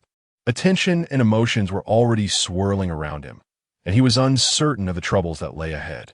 Yet, he remained unperturbed. His feelings were his own, and he would not concern himself with other sentiments. Whether he fell apart or broke down was of no consequence to him. Ignore them. They are mere jesters. I shall always support my brother. May you find eternal happiness, declared Chun Fengye, patting Lin Xuan on the shoulder and handing him a can of beer. Indeed, I support you as well. You and Moli must cherish one another. My university success hinges upon you. They clinked their cans together with a bit too much force, causing some beer to spill onto the campfire, intensifying the flames. Since we're at it, I'll finish this in one go, Lin Xuan declared, intending to feign intoxication and collapse. However, Chun Fengye saw through him and seized his can. Don't overdo it. What if you get drunk? Take it slow and chat leisurely. Is it that obvious? Chun Fengye and Wang Pei quickly shifted into spectator mode, preparing with stools, beer, sunflower seeds, and peanuts, eagerly awaiting Lin Xuan's revelations. So, when did you two become an item? Chun Fengye squinted, interrogating him. Well, we aren't officially together yet, Lin Xuan replied, causing Chun Fengye to gaze at Wang Pei in bewilderment. Do you believe this? Wang Pei shrugged. Not at all. If you don't believe it, then let us not discuss it, Lin Xuan retorted, taking a hefty swig of beer. As he drank, he lamented, my constitution is far too resilient. 1 or 2 cans 1 tea get me drunk. I wish I could feel intoxicated. Brother, I believe you now. Please continue. If you're not together, why do you appear so intimate? And you even licked her foot. Lin Xuan spewed beer in a fiery spray. What the hell are you talking about? That's a blatant fabrication. Chun Fengye produced a video from his phone, causing Lin Xuan to frown deeply. She kicked me in anger. It was not a foot-licking incident. Chun Fengye, you're truly a weirdo. All right, from now on, you shall be known as Chun the Weirdo Lightbulb, Wang Pei teased. Chun Fengye and Wang Pei bombarded Lin Xuan with questions, to which he responded with vague and mixed answers. Their banter elicited amused expressions from both, tinged with a hint of exasperation. Lin Xuan, you truly are a disappointment. You still haven't gotten together with them, Oli. What are you even doing with your day? Indeed, how could you be so ineffectual? We created opportunities for you during the camping trip. Will anything come of it? Perhaps. Maybe, or possibly. You all need not concern yourselves with me. I can manage just fine. When it comes to matters of the heart, Lin Xuan prefers not to force things, but rather let them unfold naturally. Since Li has set an impressive performance score of 10,000 for herself, he will strive to earn that score before confessing his feelings. However, he remains oblivious to his own score. Surely it can't be more than a few dozen points? Tomorrow, he must inquire with Li. Otherwise, he will remain unsettled. It's time to sleep. Don't stay up too late. Lin Xuan genuinely wished to refrain from discussing this further, feeling somewhat fatigued. Tonight, Lin Xuan shared a tent with Chun Fengye, while Wang Pei occupied a tent of her own, which he had provided, having brought an extra. He preferred to sleep alone. He had never shared a tent with a woman and was uncertain whether he would enjoy it, but he certainly did not relish the idea of sleeping with another man. As Lin Xuan announced his intention to retire for the night, Wang Pei bid them farewell and returned to her tent. Shall we head back to our tents? Chun Fengye, a bit inebriated, swayed as he stood. Let us move our tent closer to Li and the others. That way, we can respond promptly should anything arise. Chun Fengye gave Lin Xuan's shoulder a hearty pat, belched, and, with the scent of alcohol lingering on his breath, declared, All right, no problem, my love-struck brother. Chapter 44. Another infatuation. Jasmine, you genuinely harbor feelings for Lin Xuan. Bai Ting exclaimed in disbelief. Her typically aloof friend, who seemed to exhibit signs of misandry, had developed a fondness for a boy a year her junior. Initially, Jasmine contemplated feigning sleep, but Bai Ting saw through her charade and shook her awake. demanding answers until she confessed everything. Why? Bai Ting was perplexed. Love is simply love. There need not be a multitude of reasons, Su Jasmine replied nonchalantly. As a vision of a sunny young boy emerged in her mind. Had it been 12 years already? This was her solitary secret, one known to no one. I concede he possesses a certain charm. Yet among your admirers, there are those far more handsome who could encircle the playground twice, Bai Ting mused. Believing Su Jasmine had been deceived by Lin Xuan's exterior. Young girls often fell prey to superficial allure. Logically, such trivialities should be the least attractive to Su Jasmine. Yet Bai Ting could not fathom why. Even if he were a goblin, I would still be fond of him. Su Jasmine's convictions were unwavering, impervious to any opposing argument. But he is not a goblin, Bai Ting retorted, exasperated. Su Jasmine's assertions were utterly unfounded. If you were to claim you adored Lin Xuan as a monkey, it would still be irrelevant. He is not a monkey. How can one ascertain the authenticity of your feelings? My affection only deepens, Su Jasmine teased playfully. Bai Ting attempted another angle of analysis, but he lacks wealth. Love devoid of material foundation is akin to a house of cards. How can he provide for you? Moreover, accustomed to frugality, he would hesitate to splurge on you. Picture him deliberating over purchasing a 30 yuan milk tea for you. Su Jasmine instantly recalled the bouquet of flowers worth 888 yuan that Lin Xuan had bought to lift her spirits, warming her heart. I possess wealth. I can support him. Besides, I can forego milk tea. What enchantment did Lin Xuan possess that transformed her friend in such a manner? Bai Ting was not one to begrudge her friend's happiness. She merely wished to protect her. Only those from affluent families could truly comprehend that marriage often serves merely as a pawn in family enterprises, particularly among those who neither ascend nor descend the social ladder, looking down upon the common folk while yearning for higher status. The offspring of such families rarely experience the luxury of genuine love. How many children from these households found their romantic choices approved by their elders? In the end, introductions were made. This was the daughter of a certain chairman. That was the son of a certain director. Alas, Bai Ting was loath to witness her friend ensnared in a quagmire. She and Lin Xuan belonged to disparate worlds. Su Jasmine, still a university student, had become a rising star with a promising career ahead. Even if she chose to do nothing, her family's wealth, potentially in the billions, would ensure her comfort for a lifetime. Conversely, Lin Xuan was but an ordinary individual, impoverished, powerless, and an orphan. Ah, the orphan. Bai Ting recalled Lin Xuan's background. Those from affluent families often placed great weight on lineage. If one were an orphan, they were best avoided. After all, a person without ties or dependents in this world could be quite fearsome. However, he is an orphan. I do not mean to imply that orphans cannot experience love, but rather that you are incompatible. Bai Ting still wished to persuade her dear friend. It mattered little to others. She simply did not want Li to find herself in such a situation. There had been news of a wealthy heiress falling in love with an orphan, and they even married. They invested so much, only to have their entire family slaughtered in the end. This tragedy arose because the man struggled with his professional capabilities. The jobs arranged for him were unsatisfactory, and the heiress and her parents gazed at him with a hint of disdain, leading to their family's demise. Is it wrong for me to like orphans? You have no right to speak ill of him. Su Moli expressed her displeasure, snapping at Bai Ting. Bai Ting was taken aback. I apologize, Ting. I merely believe. Brother Lin Xuan has no family, so I won't have to interact with in-laws in the future. Isn't that quite favorable? Regardless, Su Moli felt compelled to defend Lin Xuan. He is younger than you. He is already referred to as brother. One wonders what terms of endearment you two might be using in private. You wouldn't happen to call him husband in secret, would you? Su Moli pondered for a moment. In private, she and Lin Xuan had various forms of address, the most frequent being playful insults. However, upon meeting in reality, such terms had diminished, and she had never called him husband since they were not officially together. So what? I like him.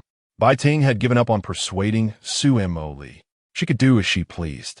It crossed her mind that perhaps Lin Xuan was indeed the right match for Moli. Perhaps they were perfectly suited for one another? This notion, however, could not find support in Bai Ting's mind. What warranted such a belief?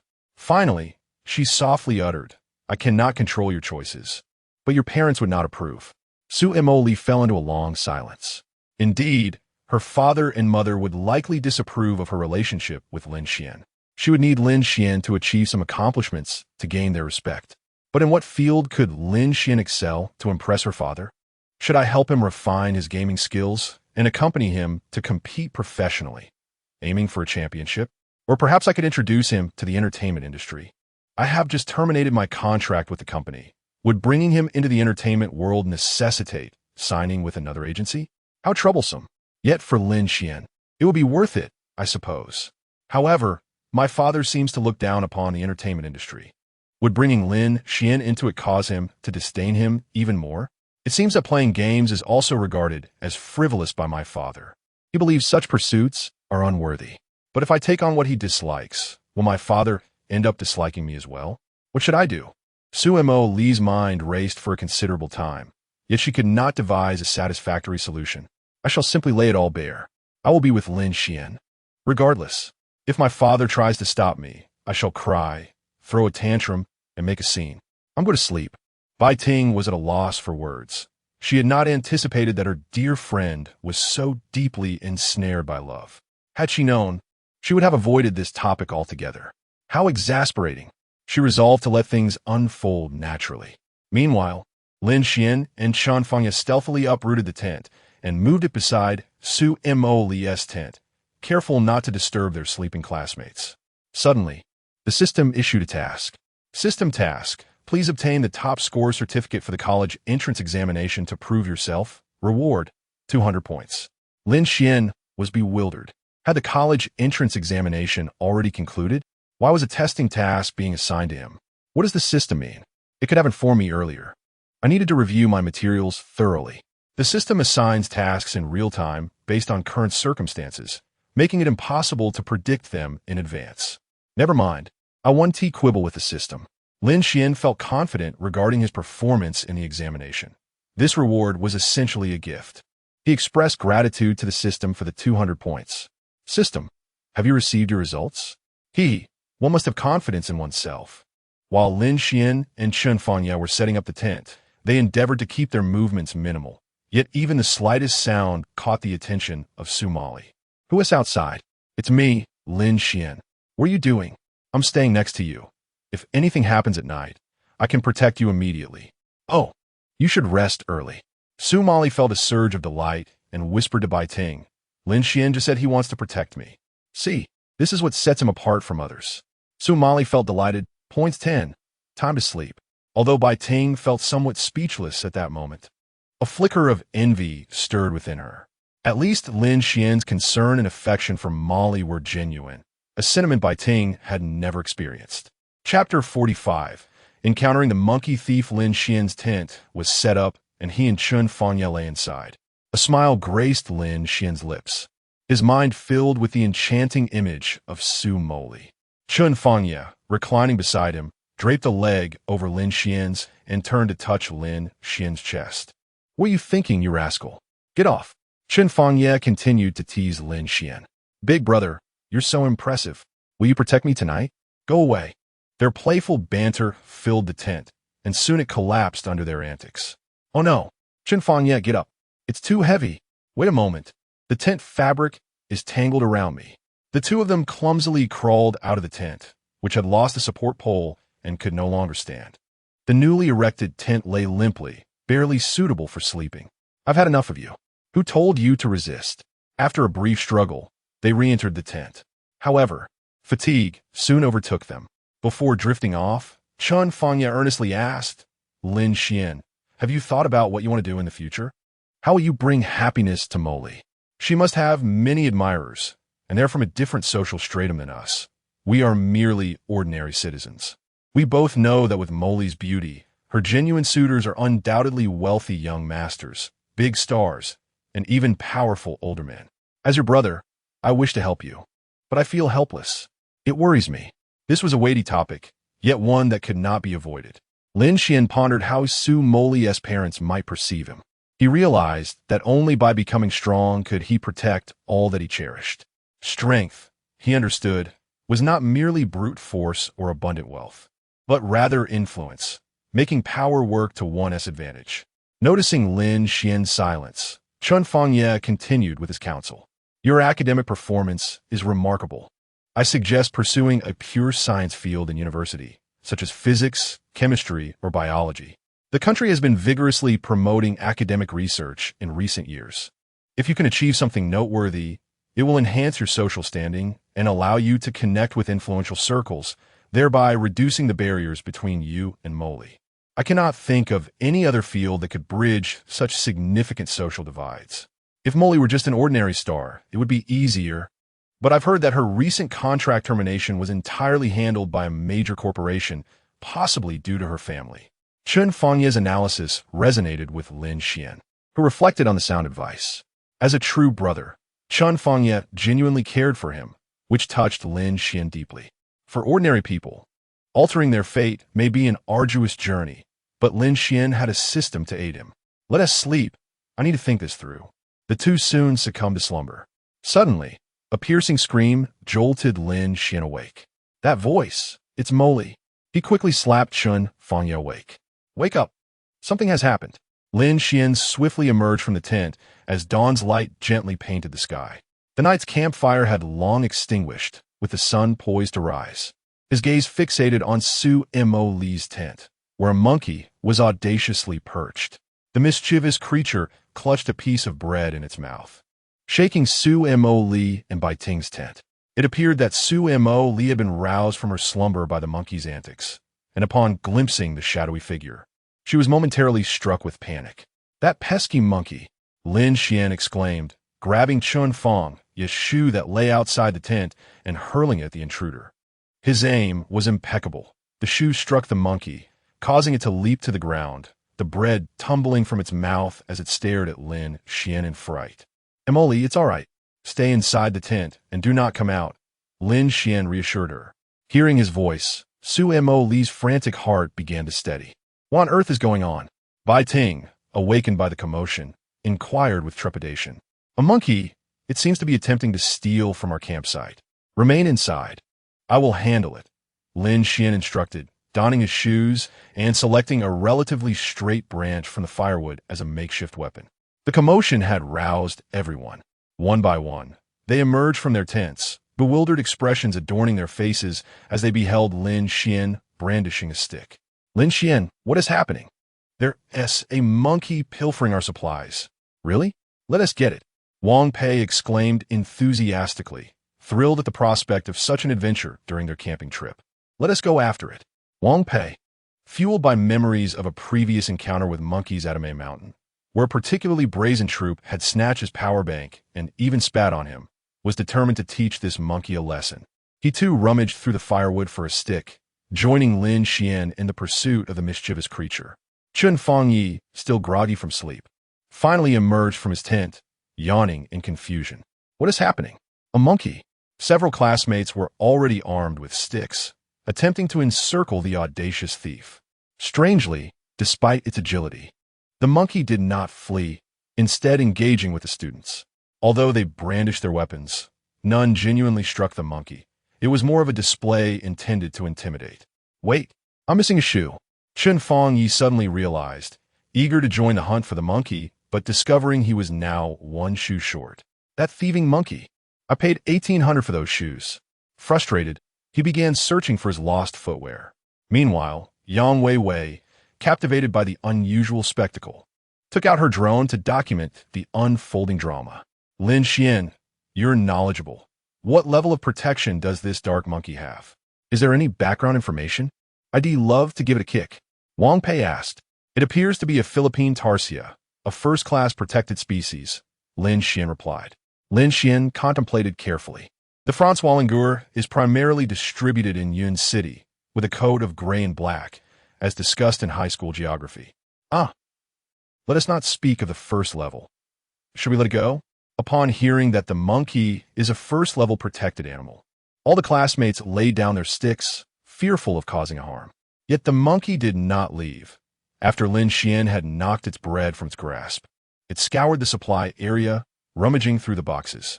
Could it be that it came seeking food out of hunger? Is that not manifestly apparent? Li Fuhai approached the supply area, waving his hand to shoo away the monkey. The organized items were now in disarray due to the monkey's chaos. Spotting someone nearby, the monkey quickly dodged to the side, staring intently at Li Fuhai. Li Fuhai rummaged in his pocket and pulled out an apple. Crouching down to extend the fruit, "TSK, TSK, TSK, come here, little monkey." After a moment's hesitation, the little monkey rushed forward, snatched the apple, and scampered off to a secluded spot to devour it. It ate voraciously, clearly famished. The Franzwallengur is known for its gentle disposition, typically living in small family groups or medium-sized troops. Judging by its appearance, it seemed to be a juvenile, separated from its family, fortuitously finding food in the camp. In its perception, there is no concept of stealing. That is a notion invented by humans, and it merely believes it is foraging. Li Fuhai explained this to the group. "Old Li, you understand these things too? Aren't you a math teacher?" He often indulges in watching documentaries about animals. Yang Jie elucidated to the classmates why Li Fuhai possessed some knowledge of animal facts. Just then, Su Moli emerged from the tent clad in pajamas. Her summer sleepwear was ill-suited for the forest's night chill. Fortunately, Bai Ting's preparations were not in vain. Bai Ting had brought 2 thick pajamas, both in a charming dog design made from cashmere, utterly adorable. Su Moli had worn the pajamas that Bai Ting had prepared for her the previous night. All the classmates, upon seeing Su Moli and Bai Ting, couldn't help but swallow hard. They were simply too cute. Did the 2 goddesses possess such an endearing side? However, no one spoke up or dared to gaze too long. Lin Xuan was still present. To stare would be akin to inviting trouble. Wow, what a cute monkey, delightfully awkward. Chapter 46. Little Black. Su Moli unconsciously approached Lin Xuan, yearning to touch the little monkey but hesitating to step forward. This monkey was far more adorable than the one she had encountered in the forest yesterday. Indeed, women seemed to possess an irresistible charm for furry creatures. Before long, the monkey finished an apple of moderate size, gazing blankly at the crowd while remaining ever vigilant. It appeared to desire more food. "Mr. Li, may I feed it?" Su Moli inquired of Li Fuhai. Internally, Li Fuhai pondered, "Why are you asking me? Ask Lin Xuan instead." He exchanged a knowing glance with Lin Xuan, who instantly comprehended the unspoken understanding that often exists among men. Lin Xuan retrieved a packet of spicy strips and handed them to Su Moli, saying, "Feed it something special." Su Moli shot him a reproachful look. "Are you trying to kill it? If you make Little Black sick, I will report you to the Animal Association." "You even named it?" "Of course, it's dark and small, so I named it Little Black.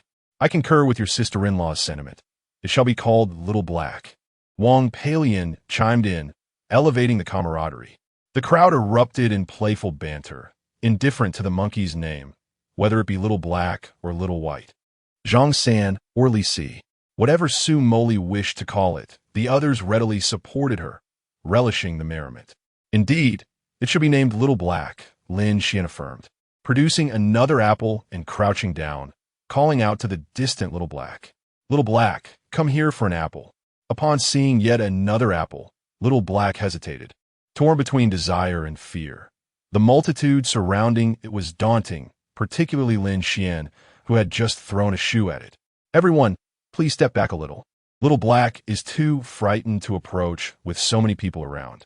Lin Xuan assumed that the throng of onlookers was intimidating the monkey. At that moment, Chun Fangye slowly approached, having finally located his shoe. He erupted in anger. "You used my shoe to throw at the monkey? No wonder it won't come close." Su Moli widened her eyes at Lin Xuan, pinching the flesh at his waist in a threatening manner. "Why would you harm such a cute creature?" "Oh." The surrounding classmates began to jeer again. "That is unjust. It was jumping on your tent, and I was merely concerned for you." Although Su Moli's pinch didn't truly hurt, Lin Xuan feigned immense pain, yielding to her playful intimidation, embodying emotional support. Releasing Lin Xuan, Su Moli rummaged through her pajama pocket and produced a banana. She mimicked Lin Xuan's earlier gesture, crouching down to call the little monkey. "Little Black, come here.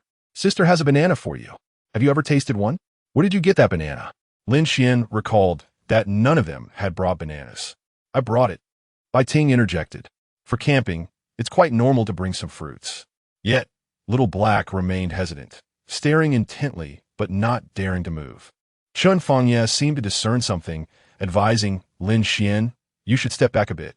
This monkey is afraid of you." Lin Xuan intended to express concerns about the monkey posing a danger to Moli, but Chun Fangye's interjection silenced him. "I'll keep an eye on it. There's nothing to worry about. Who instructed you to use my shoes to strike the monkey? That creature fears you above all else."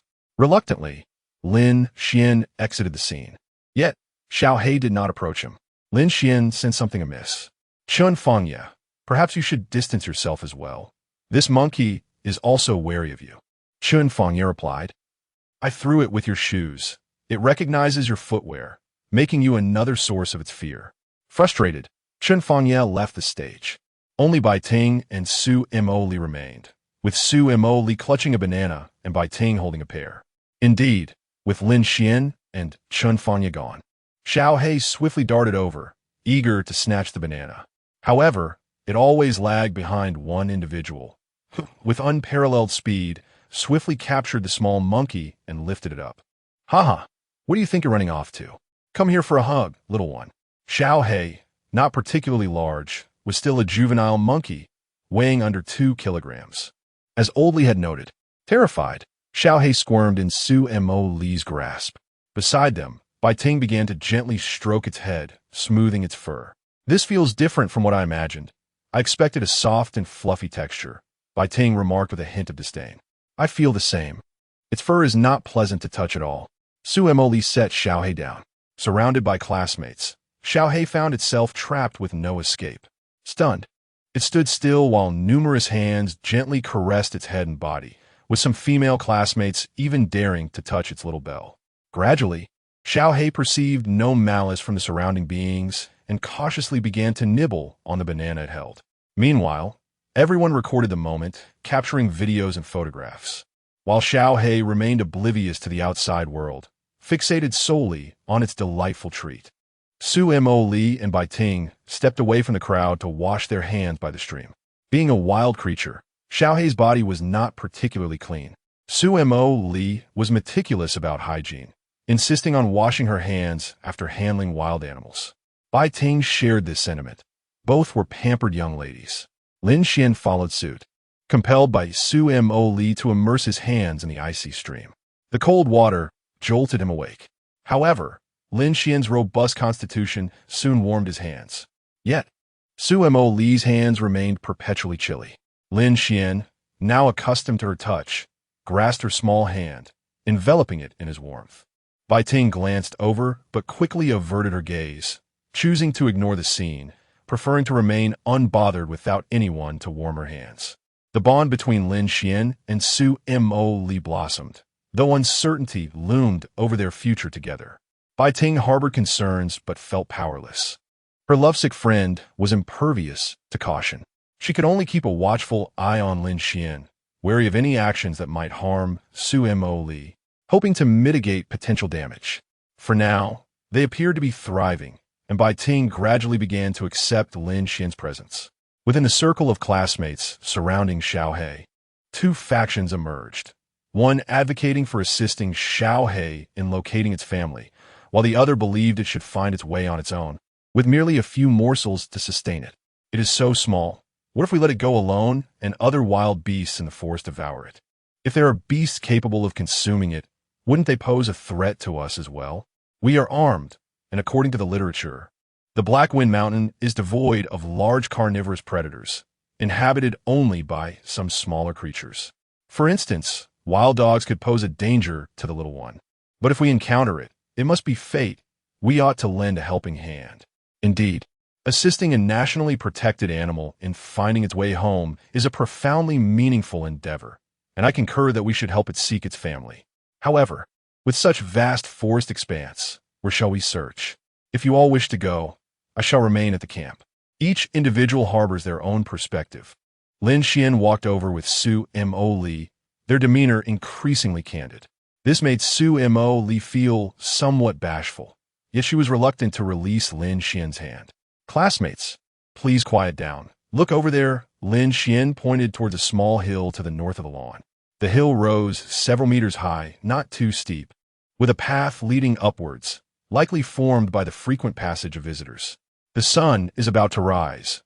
Let us first relish the sunrise over Black Wind Mountain. After all, we have journeyed this far. Chapter 47. Observing the sunrise, capturing silhouettes as dawn approached. Witnessing the sunrise became an essential part of their camping experience. The group unanimously agreed with Lin Xuan's proposal. However, the question of what to do with Little Black posed a dilemma, leaving everyone momentarily at a loss. Li Fuhai voiced his thoughts. Dear classmates, I suggest we tidy up our campsite, provide Little Black with some food, and leave it here while we go to watch the sunrise.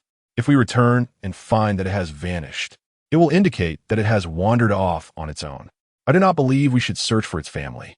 Humanity ought not to interfere excessively with the natural order. Of course, if you wish to help it find its family, I wholeheartedly support that as well. For you are all kind-hearted children. Li Fuhai's words garnered nods of agreement from those around him.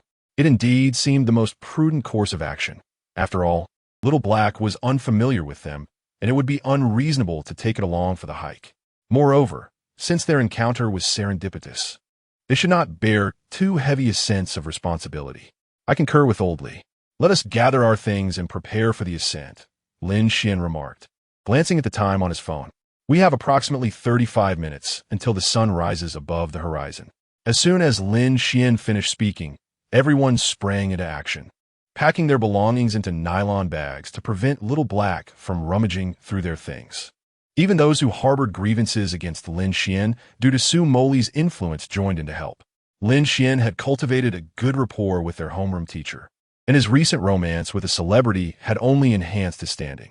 Additionally, he had recently assisted the class with questions and explanations, further solidifying his popularity. With such a favorable reputation, those few who had previously disapproved of him dared not openly oppose him. Su Moli and Bai Ting returned to their tent to change out of their pajamas and into appropriate outdoor attire. Once everything was ready, under the guidance of the geography master Lin Xuan, they made their way along a small path beside the hill, reaching the summit in just over 20 minutes. It was evident that previous campers had frequented this spot, as those who came to camp typically ascended this hill to witness the sunrise. As they walked, they followed a well-trodden path formed by those who had come before them. The moment the group reached the summit, a breathtaking vista unfolded before their eyes. The hill, though not particularly high, possessed a unique charm. At the forefront, a sheer cliff loomed, revealing a vast forest nestled within the canyon below, reminiscent of a boundless ocean. The emerald canopy, shrouded in mist, appeared as undulating waves of green extending to the horizon. The hill was situated within a canyon flanked by steep rock walls, intricately sculpted by time, resembling the very texture of the earth itself.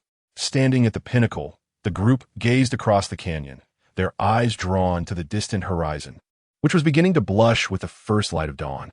How beautiful, one remarked, so breathtaking it takes one's breath away. Indeed, the most exquisite places are those untouched by human presence. Hey, Lin Xuan, have you noticed that this place resembles a scene from a video game? Su Moli plaful inuited. Let me challenge you. Can you guess which game scene I am referring to? This situation offers no hints, save for a prompt related to a gaming scenario. He had enjoyed numerous games alongside Su Moli, yet at that moment, he was at a loss regarding her reference. First, he ruled out the King's Canyon. However, the scene before him did seem somewhat familiar, albeit not entirely so. The cliff appeared recognizable, while the rest of the surroundings left little impression. Was it the Starcatcher Cliff from Genshin Impact? With a spirit of experimentation, Lin Xuan voiced the answer dwelling in his mind. He was correct. Yet, there was no reward. Does it resemble that? Lin Xuan expressed his confusion, noting that aside from the cliff bearing some resemblance, nothing else matched. The Starcatcher Cliff was situated beside a sandy beach, with sand below, the ocean in the distance, and an unobstructed vista all around. Here, however, the base was a forest devoid of sea or sand, nestled within a canyon flanked by steep rock walls. Does it not resemble that? The cliff beneath their feet indeed bore a striking similarity. Wow, now that you mention it, it does look quite alike, Lin Xuan conceded, unwilling to engage in a fruitless dispute with Moli. He had always excelled in providing emotional value in their interactions. At that moment, the sun was striving to break free from the night's embrace on the horizon, revealing a golden glow. Initially, its radiance was as gentle as the reflection of morning dew, casting a delicate rosy hue upon the mountains opposite the canyon. As time progressed, the sunlight grew increasingly ardent, tinting the clouds at the horizon in resplendent shades of gold, orange, and pink, akin to a watercolor painting unfurling. The forest and canyon seemed awakened by the brilliance of that moment. The dewdrops clinging to the leaves sparkled in the dawn light, as if the earth's tears were rejoicing, while the mist rising from the canyon gradually dissipated under the sun's penetration, melting away like a dream. No words were exchanged during this enchanting process. Everyone instinctively took out their phones to capture the moment. As the sun ascended to a certain height, the photography enthusiast Yang Weiwei seized a perfect opportunity.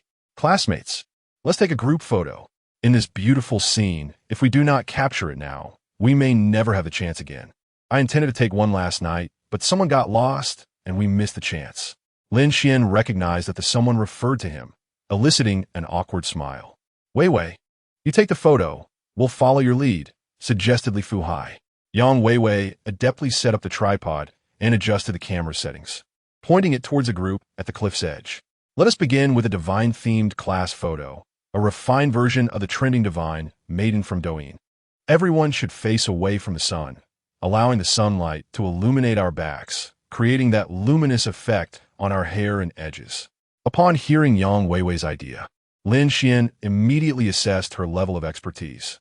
He leaned closer to Su Moli and whispered, "Cover your face later. We must avoid unflattering photos." "Why?" she inquired. "Firstly, this is backlighting, rendering our figures dark. Secondly, the divine maiden ambience relies on strong lighting, while we are utilizing the natural light of the newly risen sun, which cannot possibly produce that effect. Moreover, backlighting necessitates the use of reflectors placed in front of the subjects to illuminate them effectively. Yang Weiwei has prepared nothing. She will undoubtedly produce poor quality shots.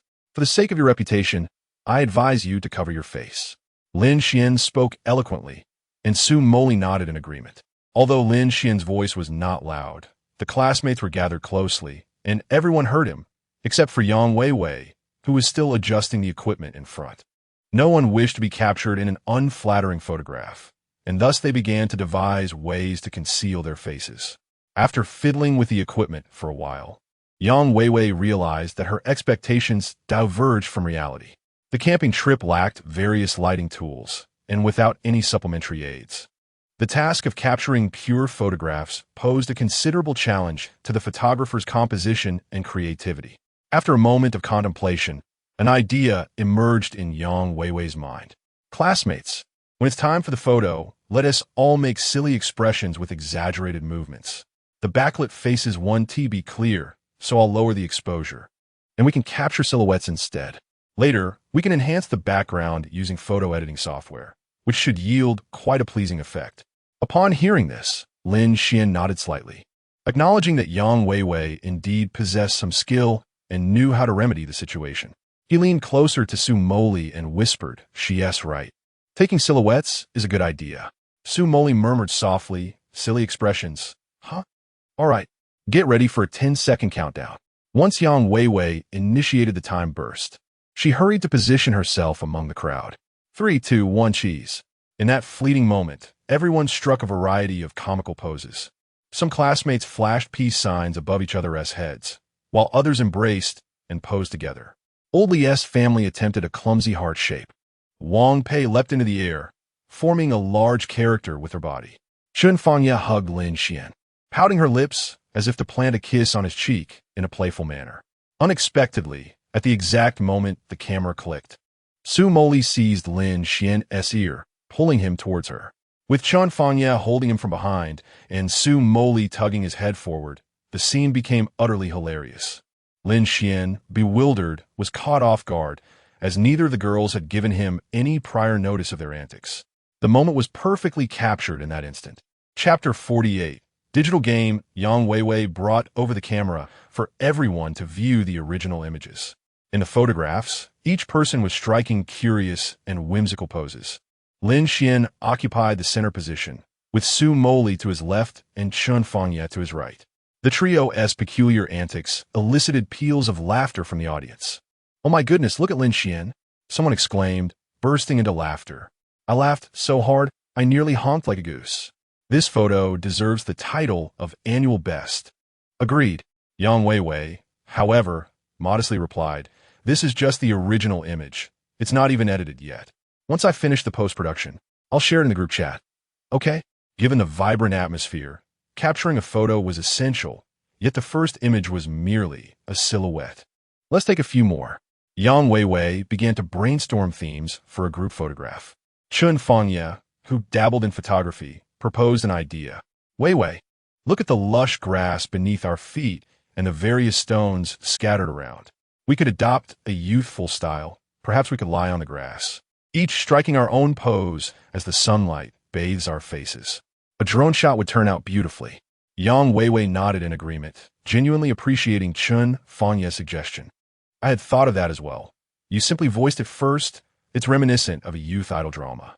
The group enthusiastically followed suit, seeking their preferred spots to recline. Yang Weiwei intentionally positioned Lin Xuan and Su Moli in the center, as having a stunning superstar present, alongside her handsome classmate who shared a close connection with him. Made a perfect choice for the focal point. After calibrating the drone, Yang Weiwei sent it soaring into the sky, the image displayed on her phone screen. She too lay back, directing her classmates' positions and movements through the screen. "Wang Pei, can you strike any poses beyond the classic big character?" "I can't." For Wang Pei, whose straightforward demeanor made posing a challenge, the airborne big character leap was the pinnacle of his creativity. He typically favored the peace sign. "I'm impressed with you," Yang Weiwei remarked, rising to assist Wang Pei with his positioning. "Place your legs like this and adjust your body slightly." Lin Xuan and Su Moli lay together, the beauty of the scene amplified by the soft blue sky above, surrounded by the earthy aroma of soil and grass, mingled with Su Moli's own fragrance. A gentle breeze swept through, creating a truly refreshing atmosphere. In a daze, Lin Xuan found the beauty of the moment almost surreal. "What are you thinking about?" Su Moli inquired, turning to face him. Lin Xuan mirrored her position, lying on his side, their faces merely 50 centimeters apart. "I was pondering what reward you promised me." "What reward?" Su Moli asked, curious. "Before we came to Hehe Mountain, we discussed it on WeChat. You mentioned that if I guessed your travel destination before you revealed it, you would grant me a reward. Yesterday, you did not inform me of the destination, so I ventured into the forest to find you on my own. I already knew you were at Blackwind Mountain before you told me. So what is my reward?" Lin Xuan smirked. Su Moli's cheeks flushed slightly. She had forgotten about this matter, yet Lin Xuan still remembered it. To be honest, it was merely a playful tease at the time, and little did I expect you would actually know in advance. "What reward?" "I hadn't even considered it. How about I grant you some extra points for your performance?" Upon hearing performance points, Lin Xuan was intrigued. "Moli, how many points do I actually have?" "Surely, I cannot be merely in the tens in your eyes." "How could that be possible?" "Then what is it?" "I want to tell you. It seems I cannot pry it out of her. However, judging by her tone, it appears the score is quite respectable, certainly much higher than a mere dozen." Lin Xuan devised a plan. "Moli, I once came across a numerical test online that reveals what kind of person you are. It is remarkably accurate. Allow me to assess you." Su Moli, somewhat puzzled, inquired. "How do we conduct the test?" "First, think of a number between 0 and 10, 000. A number that springs to mind from your subconscious." Su Moli promptly replied, "I have thought of one." "What now?" "Write that number on my palm.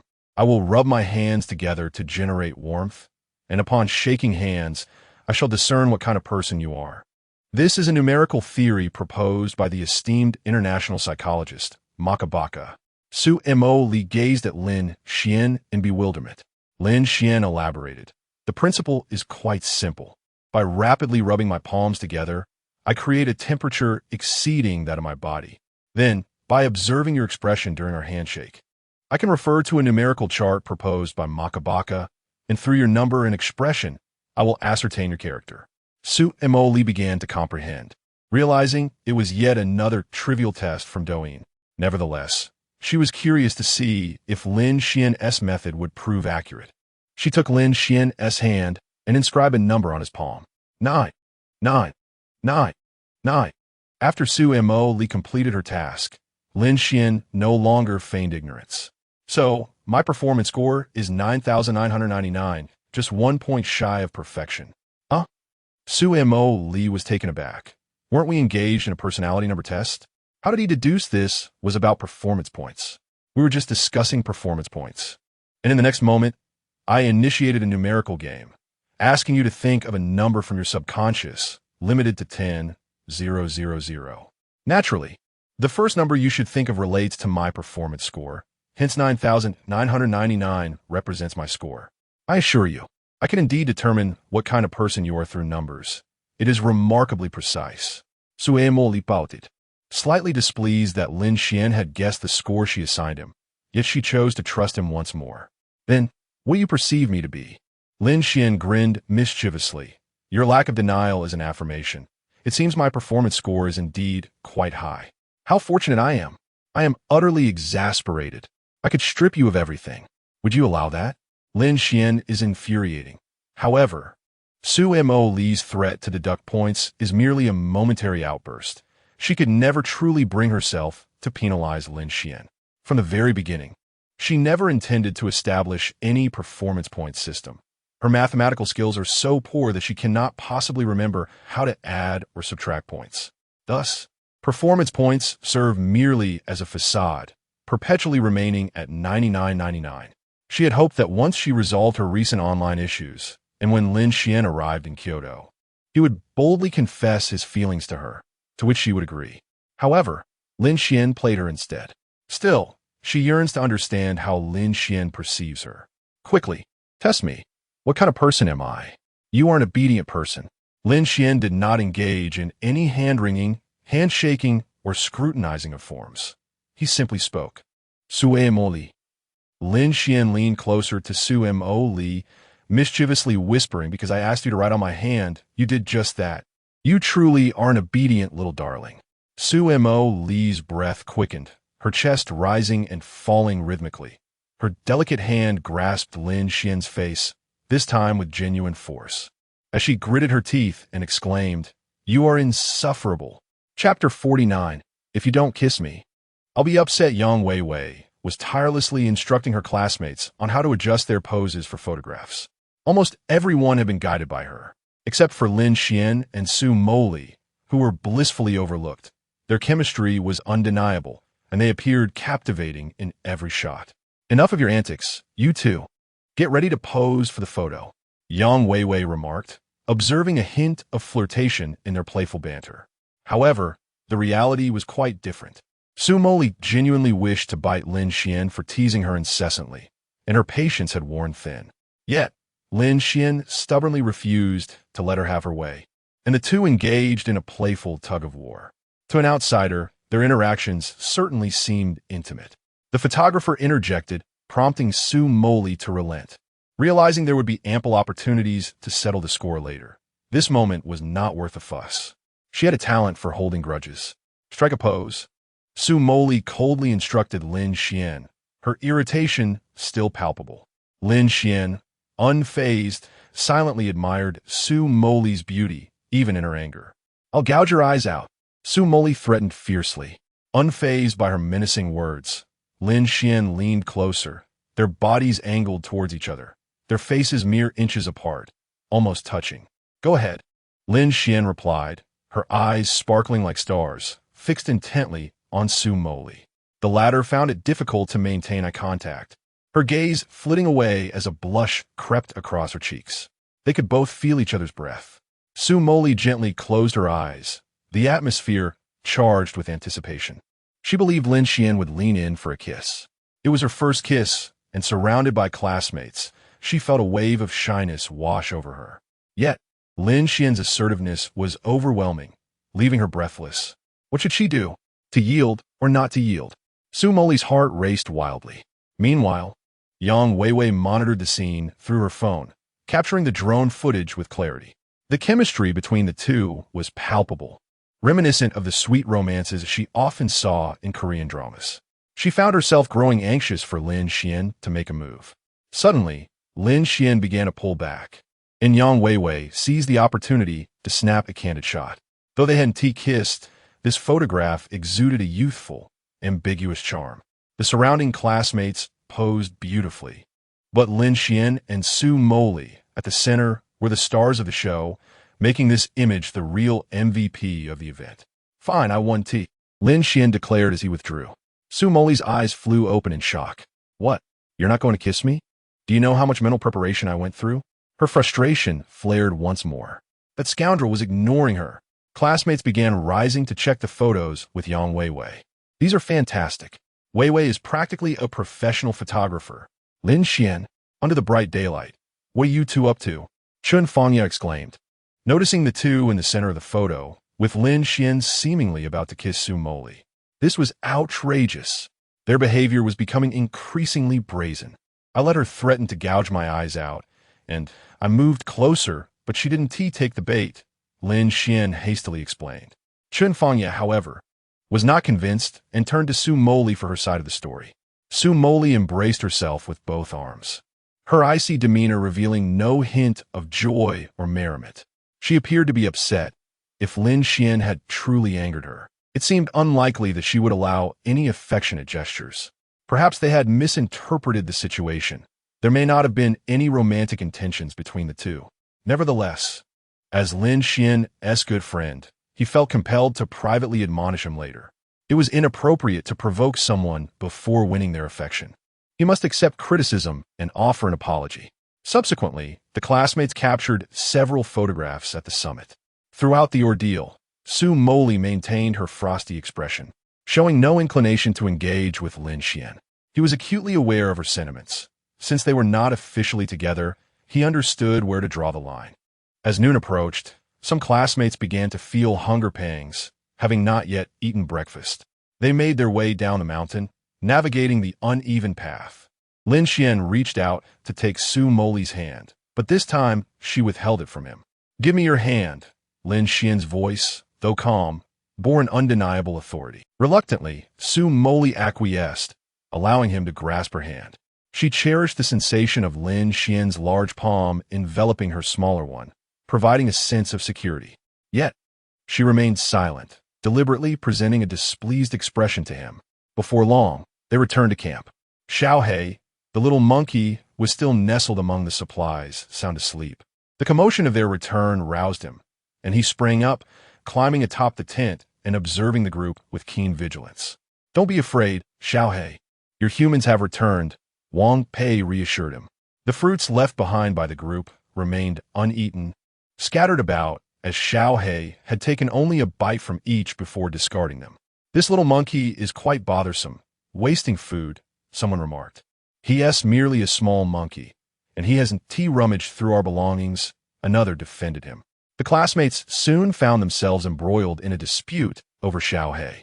Li Fuhai promptly intervened. All right, everyone, let us focus on preparing lunch. I'll take care of Hehe. Li Fuhai, a frequent viewer of nature documentaries and possessing an inherently benevolent demeanor, approached the little monkey without inciting any fear.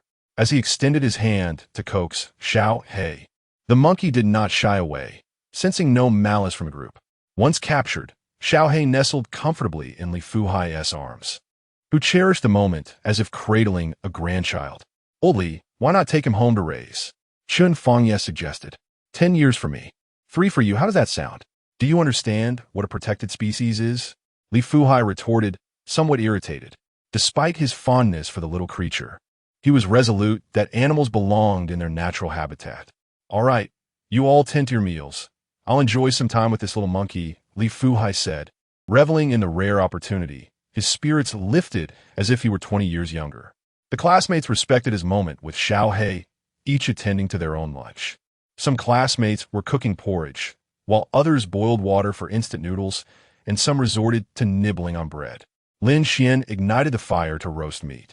Chun Fangye called out to Lin Xuan, are we having roasted meat again? What else should we eat? I simply desire roasted meat and a drink. All right. You tend to the fire first. I will check on Emoli. It seemed that Lin Xuan, without needing Chun Fangye's reminder, understood to comfort Emoli, a promising sign indeed. You go ahead. I will manage the fire, Lin Xuan reassured. He approached Su Moli's tent, where she and Bai Ting had opened their backpacks, revealing an array of snacks, exquisite treats that Lin Xuan had never encountered before. Moli, did you eat only these snacks for lunch? Lin Xuan inquired. What business is it of yours? Su Moli retorted coldly. Bai Ting, upon witnessing Lin Xuan's solitary approach, expressed her discontent. Lin Xuan, your true colors have been exposed. Do you still wish to be close to Moli? Your previous actions have already turned her against you. Bai Ting's words flustered Su Moli. She did not harbor any dislike for Lin Xuan. Feeling somewhat wronged, Lin Xuan was more concerned about whether Moli truly despised him. Moli. Before he could finish, Su Moli interjected, No, I do not dislike you. After speaking, Su Moli took Lin Xuan by the hand and led him toward the edge of the lawn behind the tent, remaining silent about her intentions. Lin Xuan followed, uncertain of what was to come, until their figures slipped out of the sight of the others. Chun Fengye's gaze remained fixed on them, secretly observing from a distance. Humans are the most curious of creatures, and he was determined to uncover the nature of this unfolding drama. What are these two up to? Why are they heading into the thicket? Chun Fengye resolved to stealthily approach and ascertain the situation. Chapter 50. I am your girlfriend Bai Ting and Chun Fengye were in perfect accord, stealthily approaching their destination. Bai Ting inquired, What are you doing? What you do? I shall do as well, he replied. Meanwhile, Su Moli pulled Lin Xuan deeper into the woods, glancing back to ensure no one was following. Chun Fengye and Bai Ting had concealed themselves expertly, remaining unnoticed by Su Moli. Why have you brought me here? You aren't saying anything. Su Moli murmured. Once she confirmed their solitude, she wrapped her arms around Lin Xuan's head and, rising on her toes, pressed her lips to his. The kiss was soft yet fervent, akin to a dragonfly skimming the water's surface, fleeting in its duration. Despite its brevity, Su Moli felt her boldness flush her cheeks, her heart racing as if it might burst forth. Lin Xuan's mind went blank, overwhelmed by the warmth of their shared breath and the resonance of their heartbeats. If you won't kiss me, I shall kiss you, Su Moli declared with audacity, the blush on her face unabated. Do you know how much mental preparation I underwent on the mountaintop? In the end, I capitulated and made ready only for you to. As she spoke, her irritation returned, her eyes glistening with unshed tears. Lin Xuan gently caressed her cheek, responding tenderly, Perhaps I am rather traditional. I feel we are not officially together yet, and thus this feels inappropriate. It defies convention. Before he could finish, Su Moli kissed him again, this time with a playful bite, her silver teeth grazing his lower lip. Lin Xuan's brain momentarily short-circuited. The bite was painful enough to draw blood, yet he found it sweet, the pain diminished by the thrill of the moment. Meanwhile, Bai Ting and Chun Fengye watched from a distance, bewildered. Is this so wild? Is she still the Moli I know? After a prolonged moment, Su Moli released Lin Xuan, seemingly having vented her emotions, feeling exhilarated. Su Moli's mood brightened. Points 30. Put away your fabricated traditions. I am the very rule. Lin Xuan remained lost in the memory of her gentle touch, nodding vacantly. Let us return. I forgive you, Su Moli said with a carefree air, attempting to pull Lin Xuan back. Yet he stood rooted, drawing her close once more. Unbeknownst to them, Chun Fengye and Bai Ting had simultaneously opened their phones, recording the scene. This drama was truly captivating. Lin Xuan embraced Su Moli, his playful demeanor replaced by sincerity. Moli, we have known each other online for 7 years now. Every moment of those years has revealed to me that I have long cherished you. Do you like me? I wish to hear you say it. Su Moli blinked her large eyes at Lin Xuan, a genuine smile gracing her lips. I have liked you for a long time, Lin Xuan. Then why did you refuse to be with me? Setting me up with some performance criteria? Lin Xuan queried, perplexed. Though both individuals harbor mutual affection, they have yet to unite. Perhaps it is a means of prompting you to strive for it. Su Moli felt somewhat bewildered, unable to comprehend why the dynamics between two people in love differ from those who are not. Much like the common adage that marriage transforms relationships. Who knows? Perhaps I am merely speculating, and my musings hold no weight. Su Moli pouted slightly. A prolonged absence may incite suspicion. and thus she resolved to lead Lin Xuan back to the camp. Lin Xuan found himself reminiscing about the two sweet kisses from earlier. What exactly do we define our relationship as now? Su Moli paused, gazing into Lin Xuan's eyes with a placid expression, as if contemplating something significant. After a brief moment, she replied with a radiant smile, "You're such a fool. I am your girlfriend." Su Moli felt immense joy. Gaining 50 points, the host successfully confirmed their relationship with the bound lover. Gaining 1,000 points, the surprise was overwhelming. Not only did Su Moli agree to their romantic relationship, but the system also rewarded him with 1,000 points. But I haven't maximized my performance points yet. It felt somewhat surreal, prompting Lin Xuan to seek reassurance. Isn't your reward supposed to be an increase in performance points? You have 9,999 points, and the minimum increment is 1 point. Thus, you are now at full capacity. Su Moli had also learned to devise reasons to placate Lin Xuan. But you made me pursue you. Didn't you chase after me from the camp into the woods yesterday? You caught up, didn't you? All right. Lin Xuan reluctantly accepted this outcome, feeling quite enchanted. As Su Moli strolled along, they reached the edge of the lawn, a space still shielded from the gaze of others. Suddenly, she turned to Lin Xuan and playfully said, "Now that we're alone, won't you take the initiative to give your darling a kiss?" How adorable, drawing upon their earlier experience. Lin Xuan glanced around to ensure no one was watching. He wrapped his left arm around Su Moli's petite head and gently pressed his lips against hers. His movements appeared composed, yet internally he was taut with anticipation. His cautiousness gradually gave way to an intense yearning, deepening the kiss and rendering it more passionate. A brief kiss sufficed, for prolonged intimacy might prove uncontrollable. Let us go. I wish to return and grab a bite to eat. This afternoon, we shall venture into the forest, and you need not worry about losing your way with me. Lin Xuan outlined their subsequent plans. Su Moli nodded obediently, resembling a little bunny being led by Lin Xuan. Just 10 minutes prior, Su Moli had been as cold as ice, ignoring Lin Xuan, yet now she radiated warmth, sharing an intimate connection with him.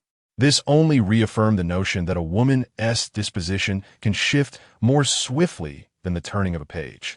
As they approached the camp, they spotted Chen Fangya and Bai Ting squatting ahead. Upon noticing them, Chen Fangya hastily fled, leaving Bai Ting alone at their lookout. What a scoundrel! How lacking in loyalty! Su Moli thought, recalling her earlier audacious behavior in the woods that Bai Ting had witnessed. The sky felt as though it were collapsing. Ting Ting, hand me your phone. Delete it. Su Moli exclaimed, rushing to snatch Bai Ting's phone.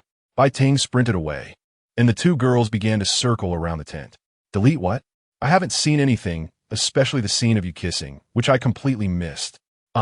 Hurry and erase it. Don't delete it. No, I didn't film it. Chen Fangya quickly approached others, procuring 2 skewers of grilled meat to pass off as his own handiwork. He had just spied on Lin Xuan earlier, and the fire had yet to catch. With a grin, Chen Fangya approached Lin Xuan, saying, "You must be tired from all that kissing. Come have a skewer. You recorded it, right? You should delete it too." Lin Xuan replied helplessly, pondering who had taught Chen Fangya to be such a paparazzo. If he couldn't guard against Chen Fangya, how could he possibly fend off the professional paparazzi? Lin Xuan could already envision a future where he and Mo Li might share a secret moment, only to find themselves plastered all over the internet within 10 minutes.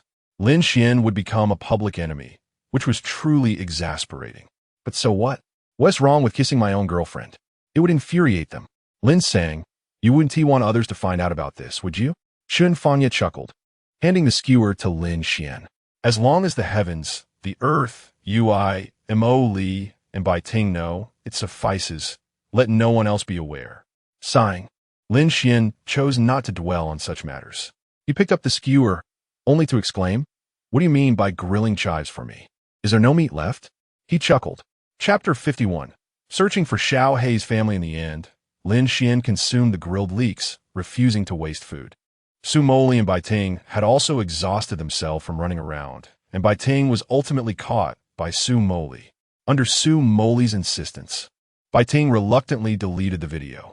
However, she had already made a backup, and Su Moli did not suspect anything. Currently, only Chen Fangya possessed the video. But Su Moli was not well acquainted with him. She felt embarrassed knowing that Chen Fangye had witnessed her intimate moments with Lin Xuan, making her hesitant to speak to him. Lin Xuan discerned Su Moli's discomfort and whispered to Chen Fangye, "I'll introduce you to Q God when the opportunity arises. Please delete the video. Moli dislikes being filmed without her consent." Since Lin Xuan was earnest, Chen Fangye complied without hesitation, deleting the video from his album right before Lin Xuan's eyes, even clearing it from the recycle bin. Among brothers, there was no room for backups. Lin Xuan signaled Su Moli with an OK gesture, indicating that the video had been successfully erased. A smile graced Su Moli's face, revealing her adorable little tiger teeth. Lin Xuan was truly impressive. He managed to persuade his friend to delete the video with such ease, unlike Bai Ting, for whom deleting the footage felt like a matter of life and death. Xian, let us have lunch together. I brought plenty of snacks." Su Moli sweetly called out Lin Xian's new nickname. Her voice was melodious, yet made Chen Fangye feel somewhat nauseated. Chen Fangye deliberately teased Lin Xuan. "I'm leaving. You two enjoy your sweetness." He had no desire to play the third wheel. Last night, when Lin Xuan claimed he hadn't yet gotten together with Moli, Chen Fangye and Wang Pei had doubted him, only to witness the two kissing the very next day. Was that not being together? Nonetheless, Lin Xuan was indeed a role model among their peers, managing to elicit such initiative from the goddess. Perhaps he should publish a book. It would surely be a bestseller. However, Chen Fangye intended to keep this matter to himself, not even confiding in his mother. After all, Moli was still a public figure, and as a fan of Moli and a brother to Lin Xuan, he would safeguard this secret well. Lin Xuan, Moli, and Bai Ting spread a picnic cloth in front of the tent. The three sat on the ground, with Su Moli beside Lin Xuan and Bai Ting across from them. The cloth was adorned with an array of snacks Lin Xuan had never seen before, along with a fruit platter and small cakes. Nearby, a portable outdoor stove held a ceramic pot brewing milk tea. Indeed, a gourmet outing organized by a refined girl was utterly distinctive. The food on the picnic cloth was rearranged repeatedly as Moli and Bai Ting excitedly snapped photographs with their phones. "Lin Xuan, could you step back a bit? We need to take a group photo," Bai Ting suggested. Lin Xuan responded with a puzzled look. Su Moli gently ruffled Lin Xuan's hair. "Be good, listen, and move back a little." Moli's gentle persuasion was always effective, and Lin Xuan obediently stepped aside to allow the two to take their pictures. After 10 minutes, once they had finished, Su Moli dashed over to pull Lin Xuan back. She picked up a small cake and personally fed it to him. "Is it delicious?" "Delicious. Then you should eat all these cakes. We won't have any." Lin Xuan was taken aback. "Why not? These cakes are a temptation. Yet the beautiful ladies are keen on maintaining their figures, hence we refrain from indulging. Fortunately, your presence alleviates the situation. But why bring them if we aren't going to eat?" Lin Xuan remains perplexed. It is for the sake of aesthetics and photographs, he learns. Yet again, Lin Xuan has broadened his horizons. However, the petite cakes that Mo Li and the others abstain from are utterly delectable. The sugary concoction is simply explosive in flavor. The dainty cakes Mo Li and her friends use for display come in small, exquisite boxes. Lin Xuan, a robust young man over 6 feet tall, could devour one in just a few bites. This is hardly a challenge for him. Having had a hearty lunch, he is on the verge of feeling stuffed. Though Su Moli claims she won't partake in this or that, she still takes a bite of the small cake from Lin Xuan's hand. She refuses to eat what isn't in his possession, only indulging in what he holds. Feeling satiated brings on drowsiness, especially at midday when the sun shines brightly, casting a warm glow on their skin. Lin Xuan stifles a yawn. Just as he opens his mouth, Su Moli swiftly covers it, exhibiting remarkable speed and reflexes. Lin Xuan's yawn is thwarted, and tears well up in his eyes from the suppression. "No yawning allowed. You promised to accompany me into the forest," she insists. Indeed, opportunities for outings are rare, and while a nap might be comforting, it would deprive them of much enjoyment. The trip to Hehe Mountain should be considered their first date. They must make the most of it. Lin Xuan intends to ensure they have a splendid time. "Shall we take a stroll in the forest first, then return to the campsite later to catch crabs in the creek?" he suggests. "Sounds good. I'll follow your lead," Su Moli replies. hanging onto Lin Xian's arm with her head resting on his shoulder. Observing their affectionate demeanor, Bai Ting rolls her eyes. You two go ahead. I'd rather stay behind and catch some sleep at the campsite. She has no desire to play the third wheel. However, Su Moli insists, come along, Ting Ting. It's not every day we get to go out. Lin Xian also encourages, it'll be more enjoyable with more company. Just then, Chun Fangya rushes over, saying, Lin Xian, this afternoon we're going into the forest to look for Xiao He's family. Are you coming? Oli is going too. Will we actually find them? Lin Xian expresses doubt. Who knows? It was Old Li's suggestion. Let us just go along and consider it a jungle adventure. It sounds rather appealing. And Lin Xian turns to Mo and Bai Ting. Su Moli has no objections. Wherever Lin Xian goes, she follows. Upon hearing that several classmates intend to join, Bai Ting feels reassured. She wants to be the only third wheel, and with so many people around, the two may behave more modestly, prompting her to nod in agreement to venture into the forest. Of course, some classmates show disinterest and choose to remain at the campsite. Those wishing to assist in finding Xiao He gather near the bonfire. Li Fuhai has successfully gained Xiao He's trust, yet the timid creature hides behind him, frightened of everyone, particularly Lin Xian. Lin Xian offers no explanations. Reasoning with a monkey is futile.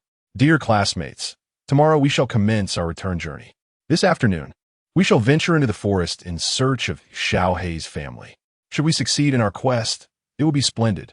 If not, we shall contact the Animal Rescue Center and entrust the matter to professionals, Li Fuhai remarked. How shall we search? Wang Pei inquired. Although he harbored a disdain for monkeys, he still wished to partake in this collective endeavor. Li Fuhai smiled knowingly, adjusting his glasses. Finally, it was his turn to impress the children. The years spent observing the animal kingdom had not been in vain. He possessed a commendable understanding of wildlife. Firstly, the Fair's leaf monkey is a social creature with a relatively fixed territory. As Xiao He is still in its juvenile stage, it would not stray far from its troop.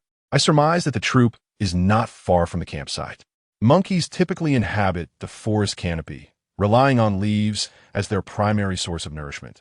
Thus, they congregate in areas with dense foliage. We should embark towards regions of high tree density for our search. Wow, Oli is truly impressive. Detective Li, exclaimed the group. I find this camping trip increasingly captivating. In the face of their praise, Li Fuhai felt a rare flush of embarrassment. Oh, it is merely basic knowledge. With diligent study and accumulation, you too shall become as knowledgeable as I. Haha, Old Li, you have become rather self-absorbed. Who even asked you? Lin Xian interjected, thoughtfully analyzing the situation. While he concurred with Old Li's assessment, he believed the search area should be narrowed down further. He had a general sense of the direction to pursue. Lin Xian then unveiled his smartphone compass before the group. Chapter 52. I truly mean at this time Lin Xian calibrated the current location of the camp. I have an idea. Lin Xian, please share your thoughts. Li Fuhai was also eager to hear the insights of this academic prodigy. The meadow we occupied was bisected by a creek more than 3 meters wide. According to the compass, we were situated in the northern half, the smaller section. To the due north of the camp lay the small hill we ascended in the morning, and the topography of this hill ensured that the little black creature would not traverse over it. Centered around the stockpile of supplies, Jasmine's tent was positioned to the east.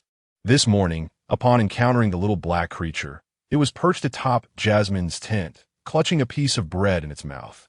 Thus, it must have traversed from the western edge of the supply pile, passing through the forest there, snatching a piece of bread, and ultimately leaping onto Jasmine's tent where it was discovered. Furthermore, the western forest appeared rather dense. Lin Xian's analysis was astute, yet there would always be classmates who raised objections. Could the little black creature not have come from the south? The trees there were quite dense as well. The meadow was devoid of trees, and the creek's narrowest point measured at least 3 meters wide. The little black creature would undoubtedly have gotten wet, yet it was dry. Therefore, it was highly improbable that it originated from the south. Of course, if the little black creature enjoyed taking detours, there was little I could do. Lin Xian's meticulous analysis was met with accolades from the group. They were merciless in their praise, lauding the one who excelled. Wow, this analysis is impressive. The title of the esteemed detective now belonged to Lin Xuan, leaving oldly humbled. Su Jasmine was once again astounded by Lin Xuan's wealth of knowledge and logical prowess. Gazing at him with admiration, "Wow, you are so intelligent." Su Jasmine's sweet voice prompted a chorus of single gentlemen to mockingly imitate Lin Xuan. Leading the charge was Chun Fangya. "Wow, Big Brother is so smart. Unlike me, clumsy as I am. At least you possess some self-awareness," Su Jasmine chimed in, defending Lin Xuan. Chun Fangya. Lin Xuan could have retorted, but with Su Jasmine supporting him, her words left Chun Fangya speechless. As the atmosphere turned awkward, Li Fuhai promptly stepped in, eager to regain control, having been outshone by Lin Xuan earlier. "All right, classmates, Lin Xuan's analysis was indeed correct. What he just articulated was precisely what I wish to convey. Our search direction is indeed towards the west of the camp. According to the habits of the Philippine Tarsia, they tend to inhabit areas near rivers or slopes. If we proceed alongside the creek while observing the little black creature's reactions, we may very well locate its family." Lin Xuan recognized old Li's competitive spirit. Age had not dulled his ambitions. Naturally, Lin Xuan offered Old Li a measure of respect. Old Li is immensely knowledgeable. How'd I not think of following the creek? I genuinely admire that insight. He raised his thumb in a gesture of commendation. Li Fuhai, brimming with pride, quickly reciprocated the flattery. "Do not underestimate yourself. Your analysis was quite commendable as well. Let us move forward. We should not engage in mutual flattery any longer." Wang Pei urged. As the group began to proceed along the direction of the stream, they observed the reactions of Hehe, who remained noticeably unresponsive, appearing rather dazed. It was primarily Li Fuhai who kept a vigilant eye on Hehe, while Lin Xuan occasionally glanced over. The others treated the excursion as simply a hike through the forest. Sunlight filtered through the gaps in the trees, creating a Tyndall effect. Rays of light cascaded down, illuminating the flowing water of the stream, which shimmered like gold, rendering the forest exceptionally beautiful. Yet, despite its allure, the area was plagued by an abundance of mosquitoes. The sheer number of these pesky insects was overwhelming. At that moment, I truly yearned to return to the city. Look at my arms, covered in welts from their bites. Some classmates, dressed in short sleeves, bore the brunt of the bites on their exposed skin, covered in itchy bumps. Su Moli and Lin Xuan walked hand in hand at the rear of the group. Su Moli, clad in a short skirt and short sleeves, exposed even more skin. "Moli, here, just apply it," Bai Ting said, handing Su Moli a bottle of floral insect repellent. Su Moli received it with immense gratitude, her joy palpable. Although Bai Ting had a tendency to get lost, she excelled in other aspects of preparation. "Ting Ting, you are my savior." In the heart of the forest, the efficacy of the insect repellent was undeniable. The classmates soon discovered Bai Ting's hidden stash, eagerly beseeching her. "Sister Ting, I want some too. Please, just a little for me." Bai Ting, ever generous, replied, "Don't worry, I have another bottle." She produced a second bottle of the repellent. This particular brand was considered semi-luxurious, containing 2 bottles in a gift box, one with a mint scent and the other with a fruity aroma. Its alcohol content was mild, yet its effectiveness surpassed that of ordinary insect repellent. Such is the power of wealth. Upon receiving the repellent from Bai Ting, the classmates were first struck by the exquisite packaging. "Is this insect repellent? I thought it was a brand of perfume. I've seen this on Douyin. It's the premium insect repellent from the Plant Expert brand, sold in gift boxes for over 1,000 yuan. Sister Ting must be quite affluent." Bai Ting showed little interest in the younger students and coolly remarked, "Hurry and apply it." Each student received the fruity-scented version, pouring just a tiny drop onto their mosquito bites, wary of using too much given its high price. If it had been the cheaper 7 Gods insect repellent, they would have smeared it all over. Su Moli handed Lin Xuan the mint-scented repellent. "Lin Xuan, quickly apply it for me, and be generous, cover it well." Since the repellent belonged to Bai Ting, Lin Xuan sought her permission. While the others applied just a dab, Moli insisted he cover her completely. Bai Ting looked at her best friend with exasperation. "Can't you apply it yourself? Why do you rely on men for everything? If you have a boyfriend, why not use him?" "Lin Xuan, would you be willing to help me?" Bai Ting pressed Lin Xuan. "You better not say you want tea." "I will." Lin Xuan readily agreed to assist Moli. A sudden cough from Bai Ting caught her off guard, nearly choking her. The budding romance between the young couple unfolded in a manner that suggested Bai Ting should not have antagonized them. It was a pursuit of futility. For once their infatuation waned, all would be well. Bai Ting had not objected to applying a bit more, as everything was at the behest of Moli. Lin Xuan poured a small amount of floral water into his palm and began to apply it gently onto Moli's delicate, snow-white arm. The sensation was akin to the softest silk. After tending to her arm, Su Moli instinctively extended her graceful leg towards Lin Xuan. Without hesitation, he commenced his careful application from her calf, moving evenly upward. Her legs were long and proportionate, her skin flawless and radiant as fresh snow. Upon reaching the hem of her skirt, Lin Xuan paused. To venture further would be inappropriate. Around them, male classmates, having stealthily observed Lin Xuan's bold actions, swallowed hard, cursing him under their breath for being the fortunate one, filled with envy and resentment.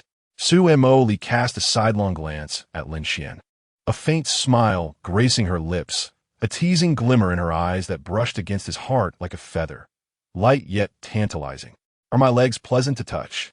Lin Xuan, no longer the shy boy he once was, had grown somewhat immune to her playful banter. Quite delightful, he replied, albeit with a hint of mischief. Let us be reasonable. You did request my assistance. Lin Xuan, though playful, felt unjustly accused. Was it not true? He found himself at a loss for words, conceding that Moli was indeed correct. With a playful flick of her fingers through her hair, Su Moli's eyes sparkled with a mischievous glint as she continued to tease him. Why have you stopped? This time, Lin Xuan genuinely felt his face flush, a wave of embarrassment washing over him. Dear lady, we are surrounded by classmates. Must you orchestrate my social demise? In a sudden shift, Lin Xuan rubbed his hands together, revealing a wicked grin. If you insist, then I shall oblige. As he reached out, Su Moli felt a flicker of trepidation. Having flirted enough, she sensed impending trouble. Quickly, she seized Lin Xuan's hand in a plea for mercy. I was wrong. Please spare your obedient one. I can't bear social death. Lin Xuan, of course, had no intention of truly alarming Moli. His actions were merely to tease her. Leaning closer, he whispered into her ear with a devilish charm. I have discerned your pattern of teasing, and should you provoke me again, there's a 50% chance I may just act upon it. Chapter 53. Little Black finds family. Su Moli pouted, filled with both anticipation and trepidation. Enough, both of you. I can't take it anymore. Bai Ting exclaimed, unable to endure the situation any longer. She withdrew the floral spray, preventing Lin Xuan from continuing his playful antics. At that moment, a rustling sound emerged from the distant woods. Little Black, cradled in Li Fuhai's arms, began to fidget restlessly. Oli, what is this? Li Fuhai observed Little Black's reaction with a calm demeanor, honestly uncertain of the cause. As his wife had remarked, he merely enjoyed watching the animal kingdom. It did not imply that he was an animal expert. It was Lin Xuan who stepped forward to provide an explanation. From a biological perspective, when an animal transitions from a state of calm to restlessness, it is surely due to something in its surroundings capturing its attention. Wasn't there a commotion from afar just now? I suspect that might be the reason. It could be its family, or perhaps some wild beast. Wild beast? Let's hurry back. A timid classmate began to retreat. What are you afraid of? I have a weapon, Wang Pei declared, brandishing an outdoor shovel before the assembly. Bai Ting was also present, and this was Wang Pei's moment to shine. With a show of bravery, who knew? Perhaps he might even win the heart of a fair maiden? Hadn't a classmate previously mentioned that the geographical location of Black Wind Mountain did not harbor large beasts? At most just some wild dogs? With so many of them, they should not be frightened. Wang Pei's audacity did indeed garner some affection from a few female classmates. However, Bai Ting barely glanced at him. She remained steadfastly beside Su Moli. The distant sounds grew increasingly closer, indicating that something was indeed approaching. Wow-ya. The noise intensified, emanating from multiple sources, enveloping the entire forest in a cacophony. Little Black became more exhilarated, wriggling free from Li Fuhai's grasp and leaping onto his shoulder, flailing its tiny limbs and chirping in response. Wow, though the others were unfamiliar with the language of monkeys. The shared calls and Little Black's excitement were sufficient indicators that its family had discovered it and was in search of it. Gao ya, this owns dire nire. Lin Xuan followed the noise with his gaze and witnessed the treetops in the distance begin to sway violently, as though swept by an invisible breeze. Soon after, a flurry of sounds erupted. A group of small, gray-black figures darted from the dense foliage, moving with remarkable agility and speed. With a thud, the first fair's leaf monkey secured its grip on a stout branch ahead, turning back to emit a few soft grunts, seemingly beckoning its companions. Rapidly, more figures followed suit, leaping gracefully through the air, their arms deftly grasping branches as their tails waved like balance poles in the breeze. Moments later, this troop of leaf monkeys leaped across a wide gap between the trees, ultimately perching on a nearby tree before the crowd, watching them intently while remaining ever vigilant. The leading monkey boldly extended its head, its expression a mix of alertness and curiosity, softly chattering as if engaged in a quiet exchange. Li Fuhai felt a surge of excitement as the little black monkey leapt onto his head and then bounded towards the tree occupied by its troop. Little Black, he called out. Though their time together had been brief, he had grown quite fond of the little creature. He never truly believed the monkey could comprehend his words. In such a short span, it might not even recognize its own name. To his astonishment, halfway through its sprint, Little Black paused and turned back at the sound of Li Fuhai's voice. In a hurry, he retrieved a bag of fruit from his backpack and tossed pieces one by one to the monkey. Round, plump apples and pears rolled towards Little Black, who this time did not shy away. It sensed Li Fuhai's goodwill, yet it was unable to carry so many at once. The troop of monkeys, noticing the bounty of fruit on the ground, descended eagerly. Each monkey grabbed a piece and swiftly ascended back into the branches. Among them, a larger monkey appeared before Little Black, who naturally hopped onto its back and was whisked away into the trees. The encounter was fleeting, and soon the troop departed, as if they had completed a task, without sparing them a second glance. Is that it? We brought Little Black back and offered them so much fruit, and they just leave? How rude. Wang Pei grumbled, recalling his own unpleasant encounter with monkeys during a trip to a May mountain. At least they were polite enough not to steal from us. The fruit was thrown on the ground by Li. Chunfangya patted Wang Pei on the shoulder in an attempt to console him. Wang Pei's unfortunate experience with the monkeys, which had occurred during his sophomore summer, had been a source of endless complaints for 3 consecutive weeks after school resumed. He even dreamt one night of a May mountain, where a monkey attempted to steal his power bank, only for him to punch it 20 meters away, leaving the troop in shock as they hailed him as the new Monkey King, establishing a rule against robbing tourists, ushering in an era of peace. Yet, this was merely a dream. They left without even a word of thanks. Wang Pei fumed. If they had just said thank you, I would have taken Jasmine and run away tonight. Lin Xuan interjected, provoking laughter from the group. Why would you take Jasmine and not me? Am I not your precious one? Chun Fangya teased, prompting Lin Xuan to lean in and whisper a warning. I have noted all your jests. When you eventually find a girlfriend, I shall travel from afar to reenact them all for you. It was a blatant threat, and fearing Lin Xuan might follow through, Chun Fangya decided to temper his humor. Who is your precious one? Certainly not me. We'll each go our separate ways. Laughter echoed through the forest as the camaraderie flourished. Jasmine gradually integrated into Lin Xuan's circle of friends, creating a delightful atmosphere. Classmates, Little Black has successfully reunited with its family. Let us return as well. Tonight marks the final evening of our camping adventure, and we must celebrate it in style. Li Fuhai remarked with a beaming smile, genuinely elated. As an animal enthusiast, what a profound and meaningful experience it is to assist a nationally protected species in returning home. Upon the commencement of the new school term, he is determined to share this story repeatedly with the incoming students. Now, let us ensure that we consume all the alcohol tonight. There shall be no spirits brought back tomorrow. It seems there are still 3 cases of beer in the stream.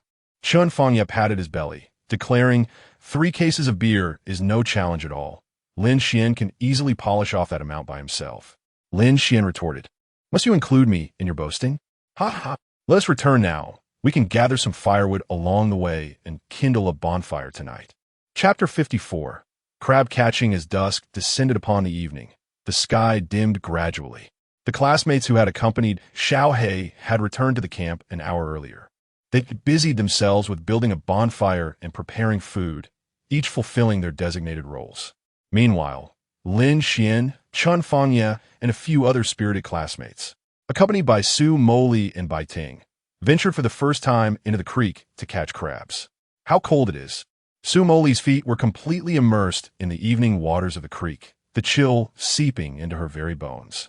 Be careful, the stones beneath your feet are quite slippery, Lin Xuan advised, supporting Su Moli to prevent her from falling.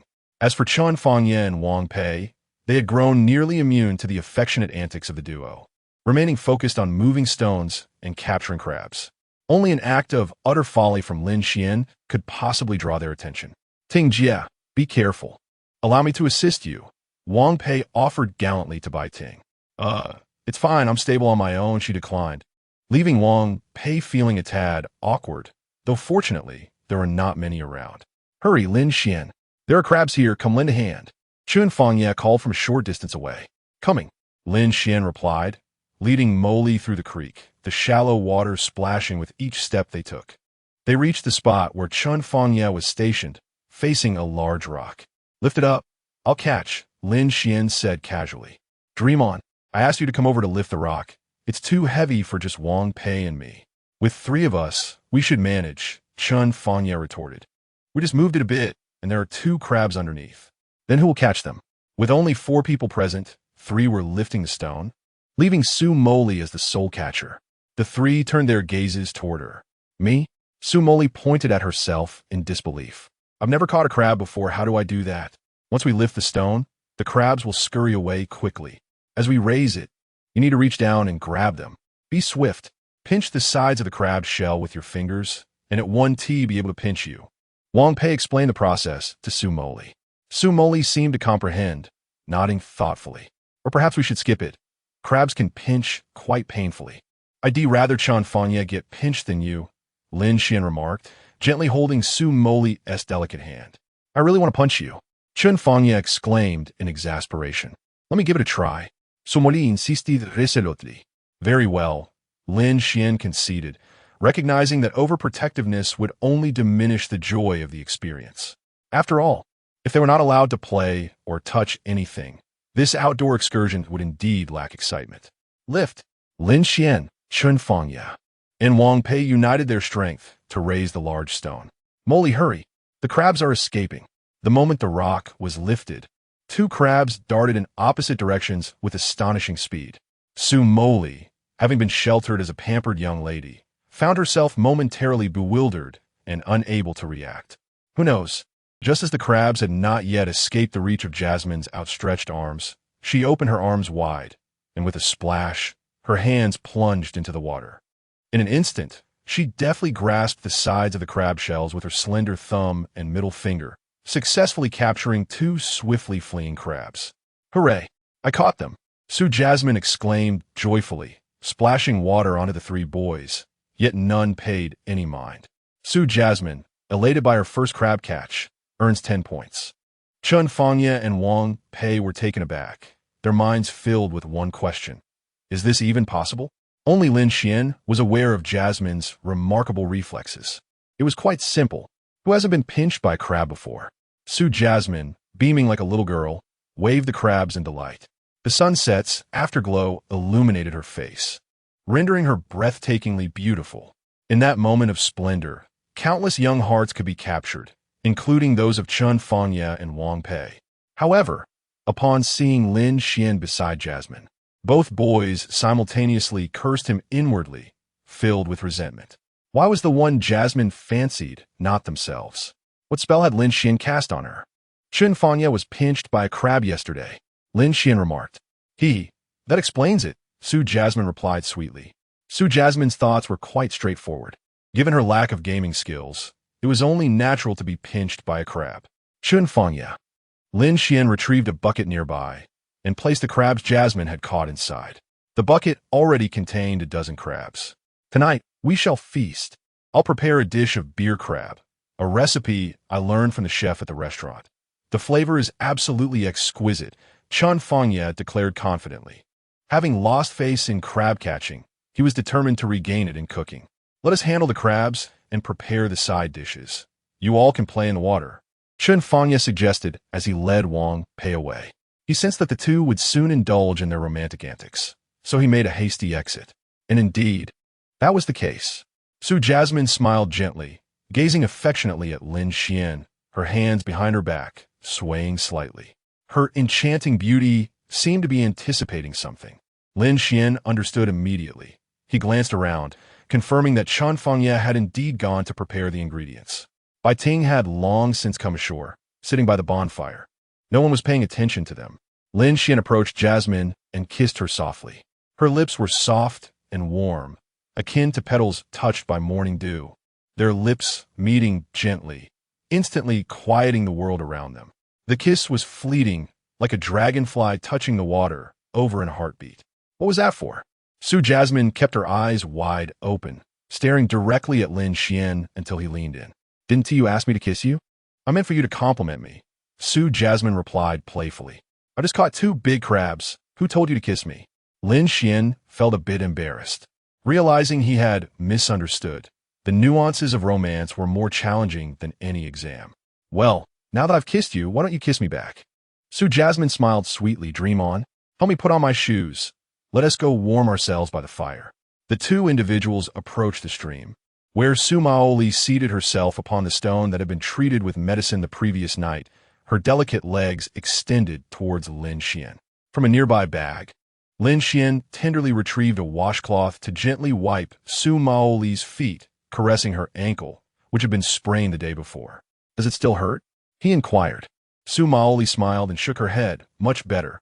After drying her feet, Lin Xuan once again applied the medicinal spray known as Yun Cheng Bai Yao. With a playful demeanor, he grasped her petite foot and blew softly upon it. What are you doing? Are you trying to lick it? Su Moli teased. Come on, can you be a bit more normal? Stop being so awkward. I'm just trying to dry it quickly so I can help you put on your socks. Lin Xuan responded, exasperated. Oh, really? Su Moli replied, her tone playful. Who was it that insisted on sending me pictures while bathing, more than once, I might add? The recollection of those mortifying moments served to keep Lin Xuan firmly in her grasp. With a queenly demeanor, Su Moli delicately lifted Lin Xuan's chin with her slender finger and seductively remarked, who was it that claimed they would be serious next time? If you wish to avoid those pictures circulating in the class group, then be a good boy. Understood? Lin Xuan exclaimed, help me. He felt utterly helpless, attributing his predicament to his youthful naivety. There had been a time when Su Moli had discovered a photograph of a man's abdomen, claiming it was hers, and asked Lin Xuan how well she had developed her abs. The boy's competitive spirit surged, prompting him to send numerous pictures of his own abdominal muscles, even going so far as to engage in workouts for this purpose. Each time, Su Moli offered him praise, which only served to inflate his pride further. Eventually, he even sent her pictures of himself post-bath, inquiring about his physique, asking if it was alluring and whether it surpassed hers, inviting her critique. Little did he know he was providing her with ample ammunition. All right, I won't tease you anymore. I fear you might actually cry, she said. Come, let us return. Chapter 55. The Past of Lin Xuan and Mo Li. As night descended, the final hues of twilight vanished beyond the distant ridge, and darkness gradually enveloped the campsite. The bonfire flickered at the center of a clearing, its orange flames dancing like playful spirits, casting fleeting shadows across the faces of those gathered. The drywood crackled and popped, sending sparks into the air, tracing ephemeral arcs before fading into nothingness. The group sat in a circle, encircled by the warmth of the fire, accompanied by a cooking pot and a grill fashioned from steel charcoal. Perhaps inspired by the barbecue experience from the previous night, they decided once again to employ charcoal and grill for their meal. On the portable stove, set to high flame, Chun Fangye wielded a frying pan, vigorously tossing crabs as he added spices with the flair of a seasoned chef.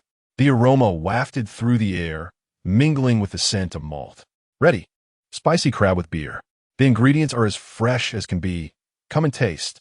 A small pot of the spicy crab was divided into disposable paper bowls, each person receiving but a mere morsel before it was gone. Is this enough for anyone? Let us cook another batch. Wang Pei teased. You helped catch the crabs. Don't you know how many there are? Chun Fangye retorted, somewhat annoyed. Wang Pei chose not to respond, instead savoring the crab with relish. The flavor was indeed delightful. How can you make the crab taste so exquisite, yet the barbecue turned out like that? Wang Pei inquired again. Who barbecues with an open flame? Besides, yesterday was more about the fun than the food, understand?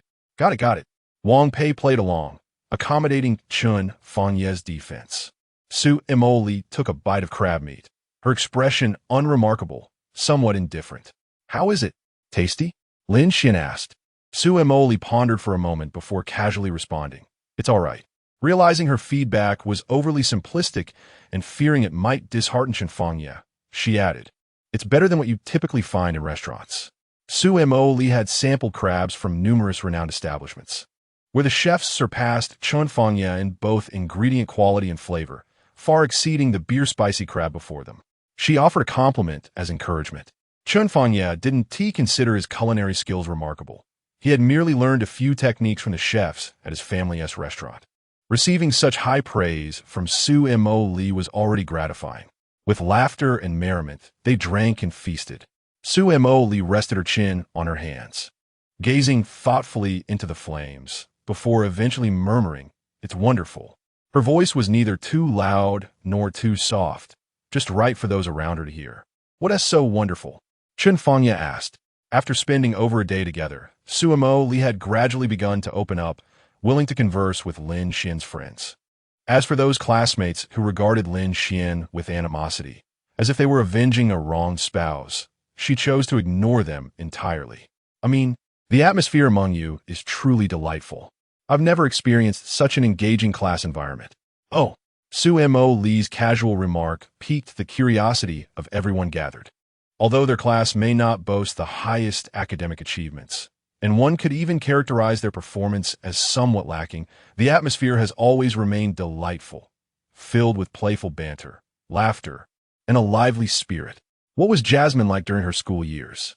This time, it was Jasmine who took the initiative to share her story. Back in middle and high school, in addition to focusing on core subjects, our school arranged numerous extracurricular courses, including painting, vocal training, piano, soccer, badminton, and swimming, all aimed at fostering well-rounded development. Before Jasmine could finish her thought, classmates eagerly interjected with questions. Wow, do these cost money? Are there professional teachers? I pay 200 yuan per session for private swimming lessons outside. That is so expensive. Of course, it costs money. It should be included in the tuition fees. This is what one might expect from an elite school, right? Jasmine chuckled, nodded, and continued. As a child, due to my introverted nature and family circumstances, I found it hard to communicate with my classmates and even dreaded going to school. Consequently, I had few friends and never participated in school-organized events. This is my first time engaging in such activities, and I find the atmosphere quite pleasant. Upon hearing Jasmine's account, the room fell silent. To everyone's recollection, Jasmine was reserved. However, her introversion seemed to contradict her persona.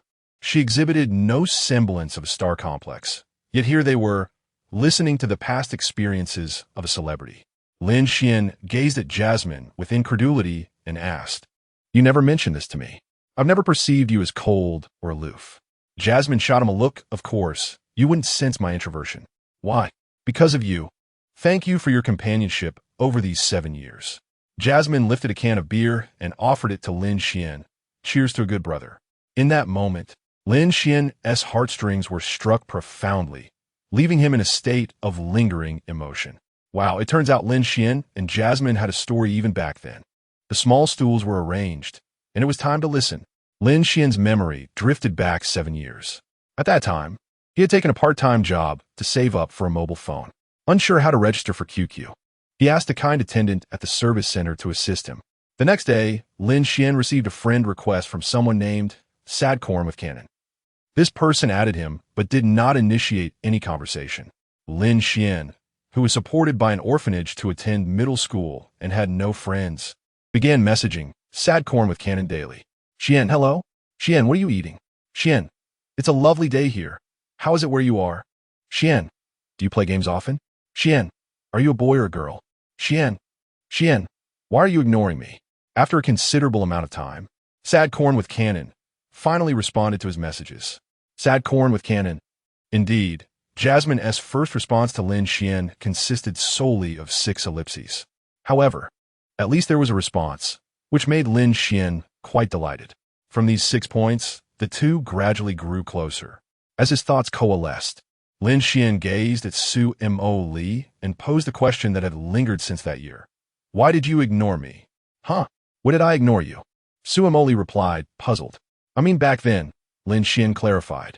After a moment of contemplation, Su Moli responded, Oh, I had mentioned that I was reclusive. I added you for fun. I never intended to engage with you. Then why did you start talking to me later? Lin Xuan pressed on. You were posting too much. I found it annoying, Su Moli answered nonchalantly. Lin Xuan sensed a discordance in her words, yet he could not articulate it. For instance, it was she who had initiated the contact, yet she refrained from conversing with him, claiming his messages were bothersome. If it was truly bothersome, she could have simply removed him, yet she chose not to. It was perplexing, and Lin Xuan felt that the entire situation was perhaps more intricate than it appeared. He resolved to investigate their past thoroughly when time permitted. The classmates watched the two intently, eagerly consuming the unfolding drama. Why have you stopped talking? Can you say something we can comprehend? One of them interjected. What you're discussing sounds like riddles. It's quite baffling. Lin Xuan halted the impromptu storytelling. If we continue, it will breach privacy, so I cannot elaborate.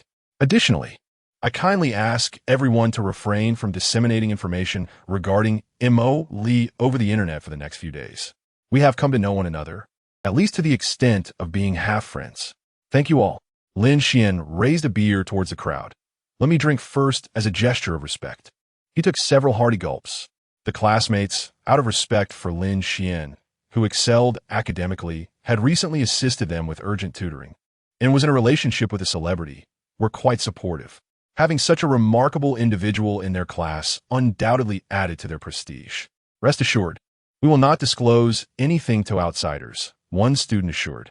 When I brag in college, I will only say that my buddy is dating a star without revealing names, letting them guess. I will even blur out the photos I show them. Even those fans of Moli who harbored resentment towards Lin Xuan nodded in agreement. Despite their animosity, they would not voice disparaging remarks about Moli online. A consensus was reached among all, vowing to keep any occurrences related to Moli during this camping trip strictly confidential. Thank you all. The warmth of their camaraderie was akin to the fervent glow of a bonfire, filling Su Moli with a comforting warmth. Allow me to sing a song for everyone to liven up the atmosphere. Chapter 56. Campfire KTV amidst the eager and astonished gazes of the crowd. Su Moli began to serenade her signature song, Summer Snow. The sunlight bathed the street, and the heat waves stirred memories. In a chorus of cicadas, I heard your smile spreading. At the moment Su Moli opened her lips, it was as if the entire world was gently tethered by delicate threads. Her voice flowed like a babbling brook, reminiscent of a gentle breeze caressing a summer pond, sweet yet not cloying, imbued with an innate tenderness. Each note that escaped her lips seemed to carry a hint of laughter, softly striking the chords of every listener's heart. Summer as snow, falling upon the heart, in a moment of melting, carries away the past, clearly fiery, yet imbued with chill, as if bidding farewell to you. Her singing was as delicate as the wings of a bee, as luminous as the morning dew between blossoms. The rise and fall of her tones resembled whispers between lovers, akin to the warmth of sunlight cascading upon treetops in spring, rendering the audience breathless, fearful of missing any detail. Until the final note faded, her classmates remained enveloped in the sweetness of her song. So beautiful! Oh, to hear Goddess Moli sing in person, I have no regrets in this life. I want to hear more. Can you sing something else? As Su Moli pondered which song to sing next, she resolved to choose only those she cherished. Observing her apparent hesitation, Lin Xuan interjected to politely decline the classmates' requests. Moli is tired from singing. She won't perform any further today. With a smile, Su Moli shook head. It's all right. I truly enjoy singing. I will sing another piece, Breeze. As soon as she uttered those words, a classmate exclaimed, Is it Li Ming's Zay's breeze? Oh my gosh, I adore him.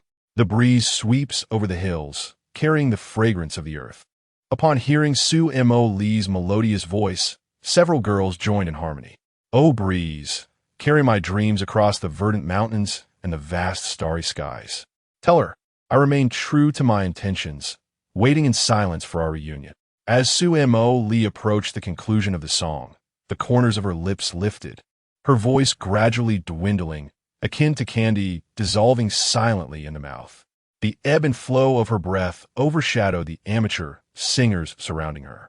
For a brief moment, silence enveloped the area, only to be followed by a surge of applause and cheers, washing over like a tide. Wow, that was amazing. We sang along with Moli. As Moli gradually opened up, perhaps lacking topics of conversation in usual circumstances, she found her enthusiasm ignited when it came to singing. Request a song. Request a song. I want to hear Spring's Bloom.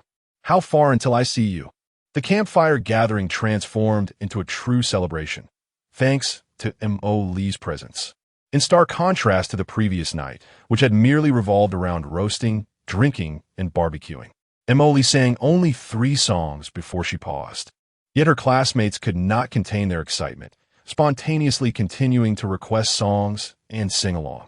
Chun Fengye activated the dynamic audio he had downloaded on his phone, the pulsating rhythm emanating from the device. Having indulged in a bit of alcohol, he rose to his feet, swaying and twisting his body to the beat. He even pulled Lin Xuan into the fray, insisting that Lin Xuan play the role of a pole as he intended to perform a pole dance for entertainment. Su Moli and Bai Ting, observing the peculiar antics of Lin Xuan and Chun Fengye, stifled their giggles, their eyes twinkling with delight.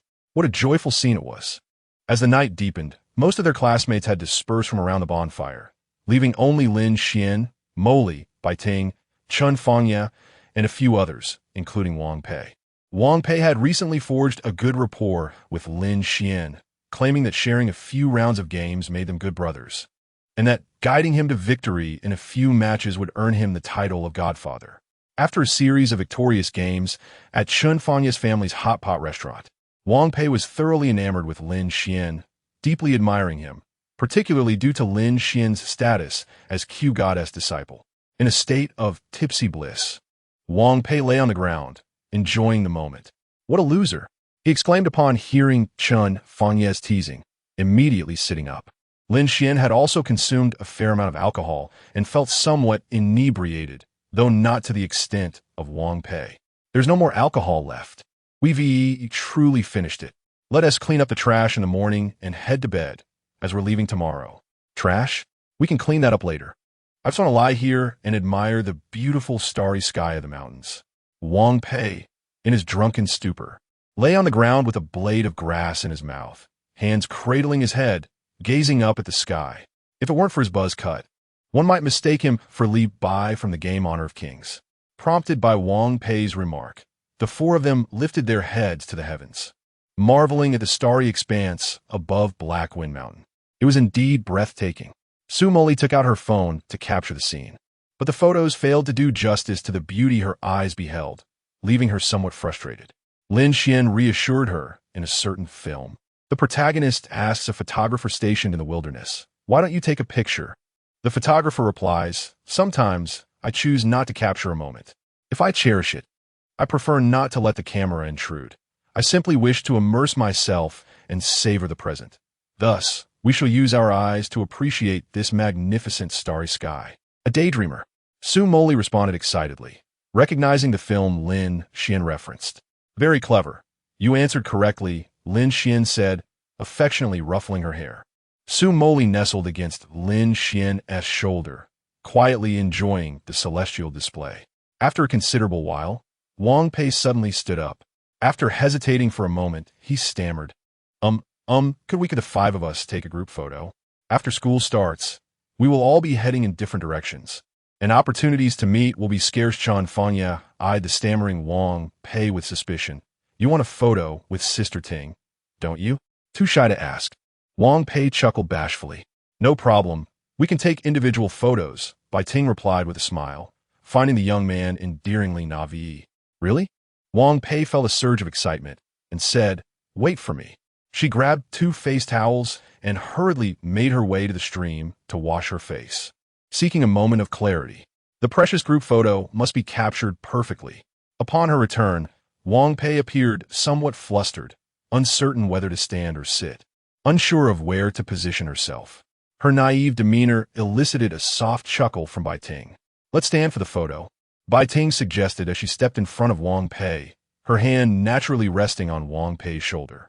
The instant Bai Ting's delicate hand made contact, Wang Pei felt as if she had been jolted by electricity, a tingling sensation coursing through her body, rendering her motionless. Bai Ting adjusted her attire gracefully, striking a poised pose, her long legs exuding a hint of allure. In contrast, Wang Pei appeared quite awkward, handing her phone to Su Moli. A click signaled that the photo had been taken. After the picture was captured, Bai Ting promptly returned to her original position, leaving Wang Pei momentarily stunned in place. She felt as if she had been drinking, lost in a dream. Ting Jia actually took a close photo with me. Could it be that Ting Jia has feelings for me? Oh my goodness.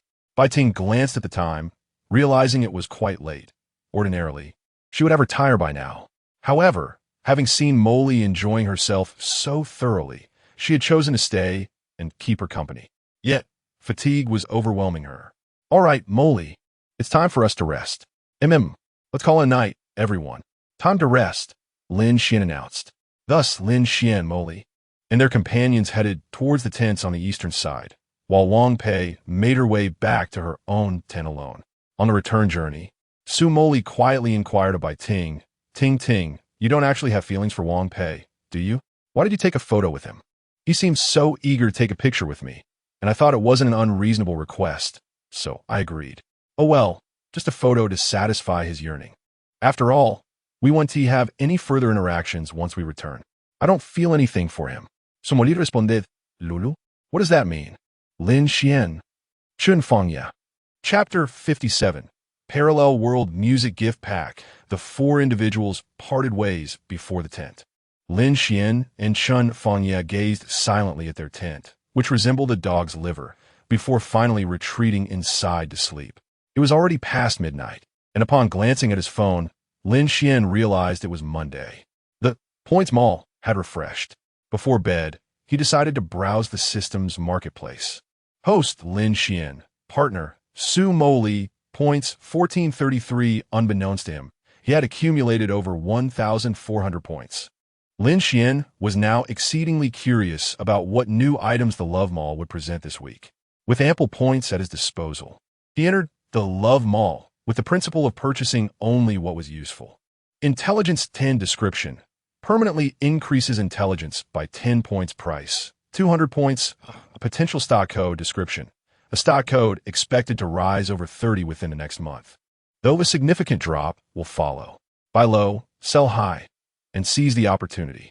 Price, 100 points, Parallel World Music Gift Pack. Description, a collection of songs from the 66772-3 Parallel World, Earth, which are currently unavailable in the 667745 Parallel World, Blue Star. Melodious and enchanting, featuring music from chart-topping stars. Price, 1,000 points. Fortune for 1 day. Description, your luck significantly increases. Everything you do that day will unfold smoothly, as if orchestrated by fate. Note, good fortune does not equate to having all your wishes fulfilled. Price, 1,500 points. This week's Love Mall had unveiled 3 items unfamiliar to Lin Xuan. The others were comprehensible, but was the parallel world truly the one he was cognizant of? Did such worlds really exist? Ever the curious soul, Lin Xuan felt an unusual intrigue. System. What are the 667,723 parallel world, Earth, and the 667745 parallel world, Blue Star, signify? I seek clarity, not conjecture. After a brief moment, the system provided a cold response. Cannot answer without the purchase of this item.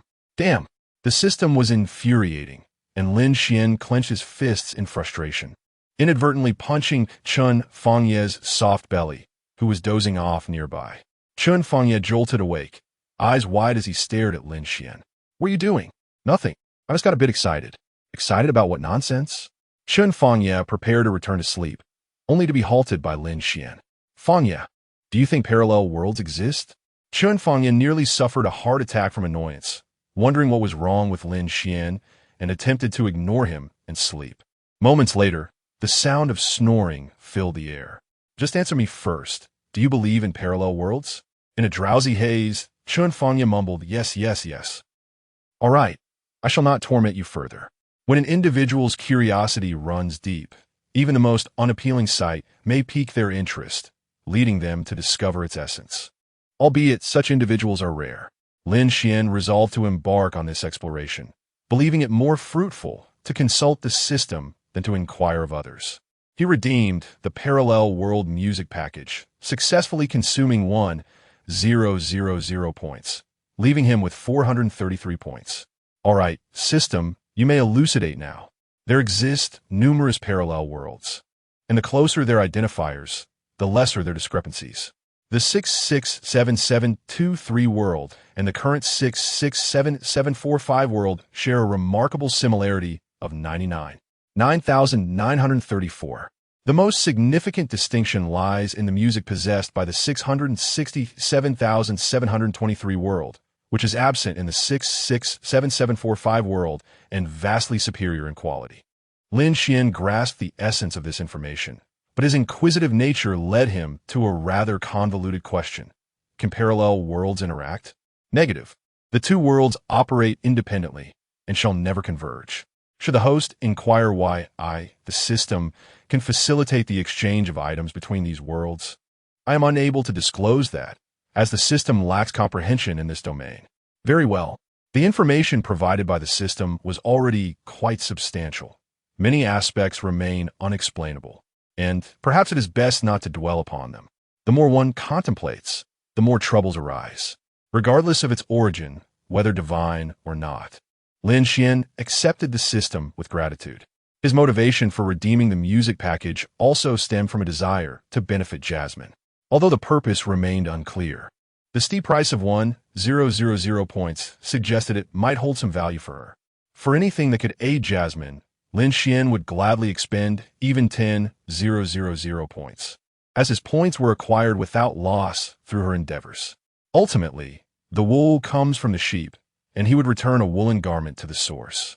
In Lin Xuan's mind, a luminous orb emerged, revealing information about the parallel world music package.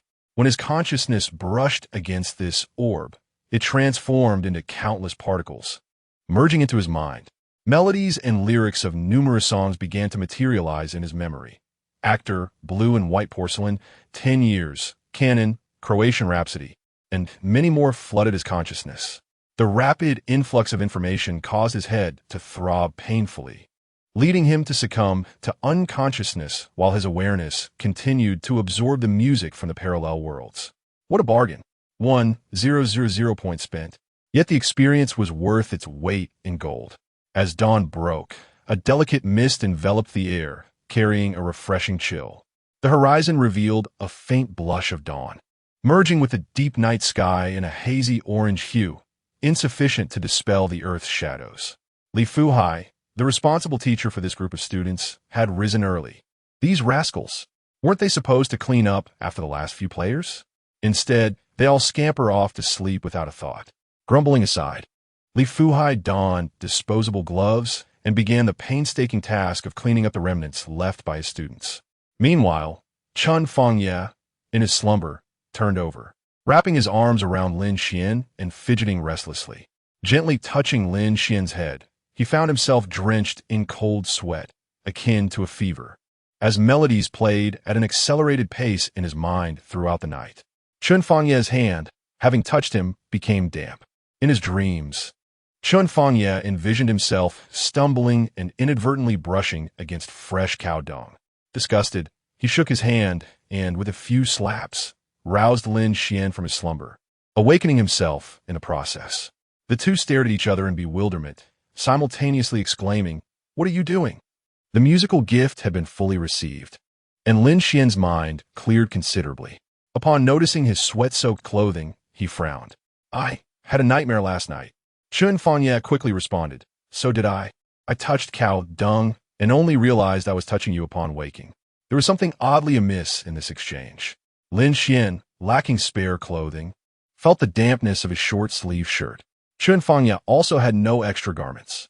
I'll step out to wash my face, Lin Xuan said, unsteadily making his way out of the tent.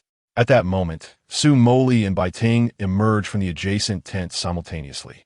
Bai Ting, taken aback by Lin Xuan's drenched appearance, exclaimed, Lin Xuan, did you go swimming this early without taking off your clothes? I had a nightmare. It's sweat. The moisture clinging to his shirt accentuated Lin Xuan's physique, prompting Su Moli to approach playfully and touch his abdominal muscles. With a teasing smile, she remarked, You're keeping in good shape. Did you bring any clothes besides your down jacket? Forcing a smile, Lin Xuan nodded. Su Moli returned to the tent. Retrieving the cartoon-patterned cashmere sleepwear Bai Ting had prepared for her and handed it to Lin Xuan. Wear this. The down jacket is too thick and warm. This can be worn close to the skin, and it won't be too hot. Bai Ting's eyes sparkled with unsaid words, hesitating as she remembered that though the sleepwear was purchased by her, it had been gifted to Moli. Whatever Moli chose to do with it was her prerogative. Thank you, Lin Xuan said, grasping Moli's sleepwear and preparing to head back to the tent to change, but was halted by Moli's voice. You must shower first before wearing it. Otherwise, it will smell terrible. Lin Xuan was taken aback. Shower? Where? Su Moli pointed towards the nearby stream. Chapter 58. The return journey. Lin Xuan inhaled sharply at the thought of bathing in the frigid waters of the stream so early in the morning. With classmates present, it would be rather uncomfortable for him to wash. Is it really all right? He murmured softly. Don't worry, I'll shield you, came the reply. It matters. Having you watch makes me uneasy. Lin Xuan protested vigorously. Su Moli rolled her eyes and retorted, as if I care. Indeed, the dampness of his short sleeves was quite chilling, while the cashmere pajamas in his hands felt undeniably cozy. Lin Xuan truly wished to change into them, yet hesitated. At that moment, Su Moli rummaged through her adorable SpongeBob backpack and produced 2 packs of disposable bath towels, handing them to Lin Xuan. Go on, only a puppy would sneak a peek. With pajamas and towels in hand, Lin Xuan walked along the stream towards the forest, hoping to find a spot where his classmates couldn't see him. Eventually, he reached the forest's edge and glanced back to ensure he was alone, feeling relieved. As his hand plunged into the icy water, a sudden chill enveloped him. With a splash, he doused himself, goosebumps erupting across his skin as his teeth chattered uncontrollably. Lin Xuan braved the morning's frigid waters for a hasty wash, completing the task in a mere 30 seconds. He quickly tore open a bath towel to dry off and slipped into Moli's pajamas, which carried her distinctive fragrance, intoxicatingly delightful. You look quite adorable in that. Su Moli's voice chimed from behind him. Startled, Lin Xuan turned around to find Su Moli standing before him, her face alight with a smile. You were peeking. Absolutely not. Su Moli fermely naive. Is that even considered bathing? Splashing a little water? I could water my plants with more precision. Well, if you say so, Lin Xuan replied, unconvinced. Come on, if it's not true, then hit me. She teased, her playful demeanor irking him. Lin Xuan felt as though he were striking a pillow, utterly helpless against her mischief. You claim that peeking is for puppies, he managed to retort, the only words that might quell her. Upon hearing this, Su Moli's lips curved into a smile, and she approached him with a swagger, playfully wrapping her arms around his head. Leaning close, she cooed, Woof, woof, woof. I'm the puppy. What will you do about it? Lin Xuan yearned for silence. Yet, in the next moment, Su Moli stood before him, beaming with joy, her arms outstretched, beckoning for a hug. Isn't it cold? A hug will warm you up. Indeed, Lin Xuan was not merely cold. He felt as if he might freeze. The morning stream felt akin to ice. Trembling, he opened his arms. Su Moli leaped up, wrapping her legs around him, transforming into a large, warm water bottle draped across his form. She radiated warmth, akin to a heated bag, and soon Lin Xuan found himself enveloped in comfort. Do you know why I'm so warm? Su Moli plafeli incluir. From a biological perspective, Lin Xuan could conjure an explanation or two, yet he understood that Su Moli was not engaging him in a discussion about body temperature. This he truly did not know. Why? Because I'm his son.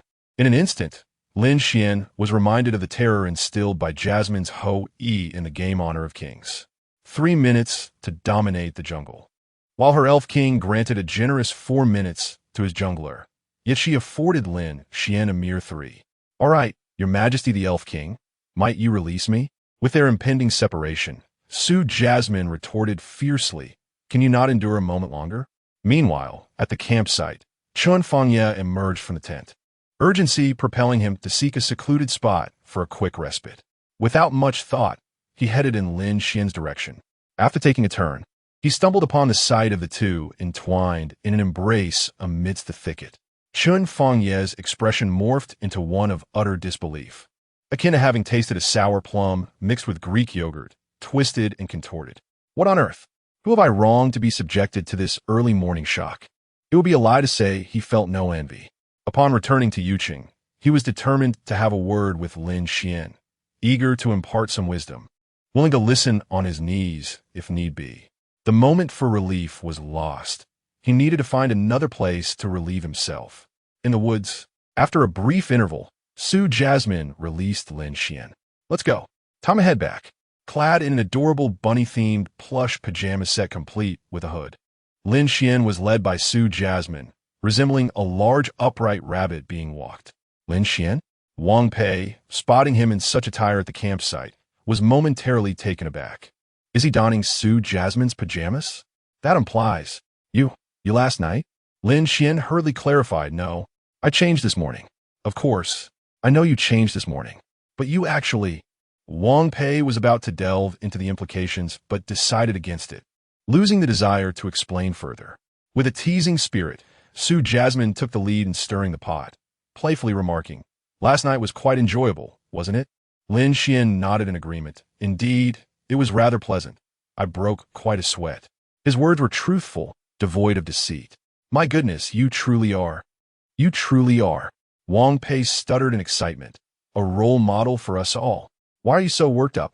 It's not about you. Chun Fangye returned from his earlier endeavor, catching the tail end of their banter. He was privy to everything but chose silence, allowing everyone to play along with Wang Pei's wild imaginings. Taking a deep breath, Wang Pei finally managed a voice. I need to find a place to hide and cry for a bit. You all have wounded my delicate spirit. With that, he departed, ostensibly to pack his belongings, for he would never truly seek a place to weep. Such an act would be social suicide. Chun Fangye erupted into laughter at Wang Pei's dismay. Meanwhile, Bai Ting, busy packing her own things, overheard the entire exchange and let out a chuckle. Leaning against Lin Xuan's shoulder, Su Jasmine whispered playfully, You're truly mischievous, deliberately causing misunderstandings. Lin Xuan gently scratched her nose. You too, little rascal. Chun Fangye's mirth shifted to something more serious, while Bai Ting, too, seemed exasperated. The eye rolling over the past couple of days had surpassed all her years combined. Sometimes, life simply left one speechless. Subsequently, everyone joined in the labor of packing their belongings, as more classmates arrived to lend a hand. Soon, the refuse and remaining tents, outdoor equipment, and personal belongings were all neatly packed and sorted. The provisions had been largely consumed, leaving them considerably lighter than when they arrived. Each person carried either a bag of belongings or refuse, retracing their steps from whence they came. Su Moli and her companions followed the group. With Lin Xuan having returned, it seemed pointless for them to linger, so they chose to return as well. Upon reaching the designated drop-off point, they found the very bus that had brought them there waiting patiently. This was not merely due to the bus driver's idleness, nor solely because of Chun Fangye's influence, but primarily because Li Fuhai had generously provided an additional 500 yuan in red envelopes, prompting the driver to willingly wait for over an hour. Bai Ting opened her phone to arrange a ride back to Kyoto, only to discover that there was no signal in this area. It was rather awkward, especially since she hadn't arranged a specific time with the driver. Let's all go together. Where are you headed? Perhaps the driver could give us a lift part of the way, suggested Li Fuhai, inviting Moli and Bai Ting to join him on the bus. Thank you, Mr. Li. Just take us to Yun City Airport, and that will suffice. Chapter 59. Jasmine's subsequent plans. After everyone boarded the bus, Lin Xuan led Su Jasmine to the back row, where 5 seats were arranged together. He had intended to sit in the corner with Jasmine, hoping to discreetly inquire about matters pertaining to the music industry. Wang Pei seized the opportunity to sit with Bai Ting, but unexpectedly, Bai Ting took the window seat in the corner first. Jasmine settled beside her, while Lin Xuan took the esteemed seat next to Jasmine on the bus. Chen Fangye occupied the space beside Lin Xuan. Wang Pei, having lost his chance, was relegated to another corner of the back row, separated from Bai Ting by 3 individuals, an insurmountable chasm. As the vehicle set in motion, Li Fuhai had already informed the driver to proceed to Yun City Airport. At this moment, they were still an hour away from their destination. Even while seated together, Jasmine held Lin Xuan's hand, their fingers intertwined, driven by nothing more than her innocent affection. "Jasmine, may I ask you something?" Lin Xuan whispered into her ear. "Sure," she replied. "Are you familiar with Beethoven, the pianist?" He inquired. "Beethoven? Who is that?" "I don't know him." Jasmine responded with a puzzled expression. "What about Chopin?" "Not familiar either." "Are you thinking of learning the piano?" "I could teach you, and as for the tuition, you know how it is." Jasmine narrowed her eyes at Lin Xuan, resembling a fox fixated on a little rabbit. "Do you know Shui Qian? That man who sings with such deep emotion and charm?" Lin Xuan asked, still feeling uncertain. Although these figures did not exist in Lin Xuan's impression of the Blue Star, Jasmine was immersed in the music scene. Perhaps she was concealing her identity? While outsiders might be oblivious, those within the circle would know, just in case. "I've never heard of him." Lin Xuan continued to probe regarding other singers, receiving responses of ignorance in return. "Why are you mentioning such an odd array of names?" Jasmine queried. "It's nothing really. I had a nightmare yesterday, and it felt so real. You were in it, and I got a bit confused." Lin Xuan deflected, using the nightmare as an excuse. "What was I doing in your dream?" Jasmine was genuinely curious about the nightmare that had left Lin Xuan in a cold sweat. I can't quite recall," Lin Xuan stammered, opting for feigned ignorance in a moment of uncertainty. Enraged, Jasmine grasped Lin Xuan's neck and shook him. Are you starting to brush me off already? You can't remember anything about me, yet you recall all these names from your dream. I'll strangle you. Spare me. Spare me. I remember now," Lin Xuan exclaimed. "Speak. What was I doing?" Quickly organizing his thoughts, Lin Xuan fabricated a story. "I dreamt that we were classmates in Lu Yanwang's Chinese class, and we were supposed to recite passages from memory. I hadn't tea prepared, and you helped Lu Yanwang call the roll. Those names, Chopin and Beethoven, were our classmates, and each time a name was called, they had to recite a passage. I knew Lu Yanwang would eventually call on everyone, so how could I not be frightened? That is why I remembered all those names before mine. Until the moment I was called upon, I was jolted awake." Chen Fangye, beside me, gasped upon hearing the name Lu Yanwang. "So, you dreamt of Lu Yanwang. That truly is terrifying." Unpleasant memories began to assail Chen Fangye. The punishment of transcribing ancient texts and poetry had led to an uncountable number of ink cartridges exhausted over the past 3 years. "Is Lu Yanwang truly that frightening?" Su Moli inquired with curiosity. Chen Fangye preemptively responded, "He is referred to as Yanwang. Can he not be terrifying?" Wang Pei nodded in agreement, well aware of the dread associated with random recitations in class. Yet, Su Moli remained skeptical regarding Lin Xuan's dream of being called out and remembering everyone's names. Who dreams in such a manner? At that moment, Su Moli's phone chimed incessantly. The notification sounds rang out repeatedly. She took out her phone to find a multitude of WeChat messages, including several friend requests. The bus had already departed from the Hehe mountain area and arrived in a region with signal. Many classmates' phones emitted various notification sounds. They had been out of touch with the outside world for the past few days. Every new friend request Su Moli received was from agents of other entertainment companies, eager to sign her after learning of her formal disassociation from Wanwan Entertainment. Su Moli was indeed the most sought-after rising star. Any company that signed her would surely benefit. It was perplexing how Wanwan Entertainment was managing this situation. Similarly, many already added WeChat friends, including stars or agents from other agencies, had sent her private messages inquiring about her future plans and whether she would consider joining their firms. How bothersome! Su Moli sighed deeply as she gazed at the messages. One must eventually confront reality. One cannot perpetually flee. Su Moli still harbored a desire to continue singing. Becoming a world-renowned star was her aspiration. Yet, this path was exceedingly challenging without the support of an agency's resources. Nearly impossible. What's wrong? Are you feeling down upon receiving those messages? Lin Xuan, unaware of the content of Su Moli's notifications or her thoughts, sensed a shift in her emotions as his hand grew slightly clammy. It's nothing, just work-related matters, Su Moli replied nonchalantly. Suddenly, she recalled that Lin Xuan had inquired several times about her contract termination and the subsequent loss of followers across platforms. Not wishing to burden him with unnecessary worries, she added, "You needn't fret. I will manage the work matters once we return." Upon hearing Su Moli's intent to address work upon their return, Chunfanya immediately sat up straight and asked, "Moli, are you planning to release a new song soon?" Perhaps. Chunfanya's reminder was indeed pertinent. She had been popular for 2 months, yet her sole song, Summer Snow, remained under the copyright of her former company and had been removed from major music platforms. Currently, she had no works to her name and needed to create new material post-haste. After Bai Ting concluded her WeChat messages, she opened Weibo and Douyin to check the latest fan statistics for Moli. Weibo followers, 367, 556. Douyin followers, 5051, 421.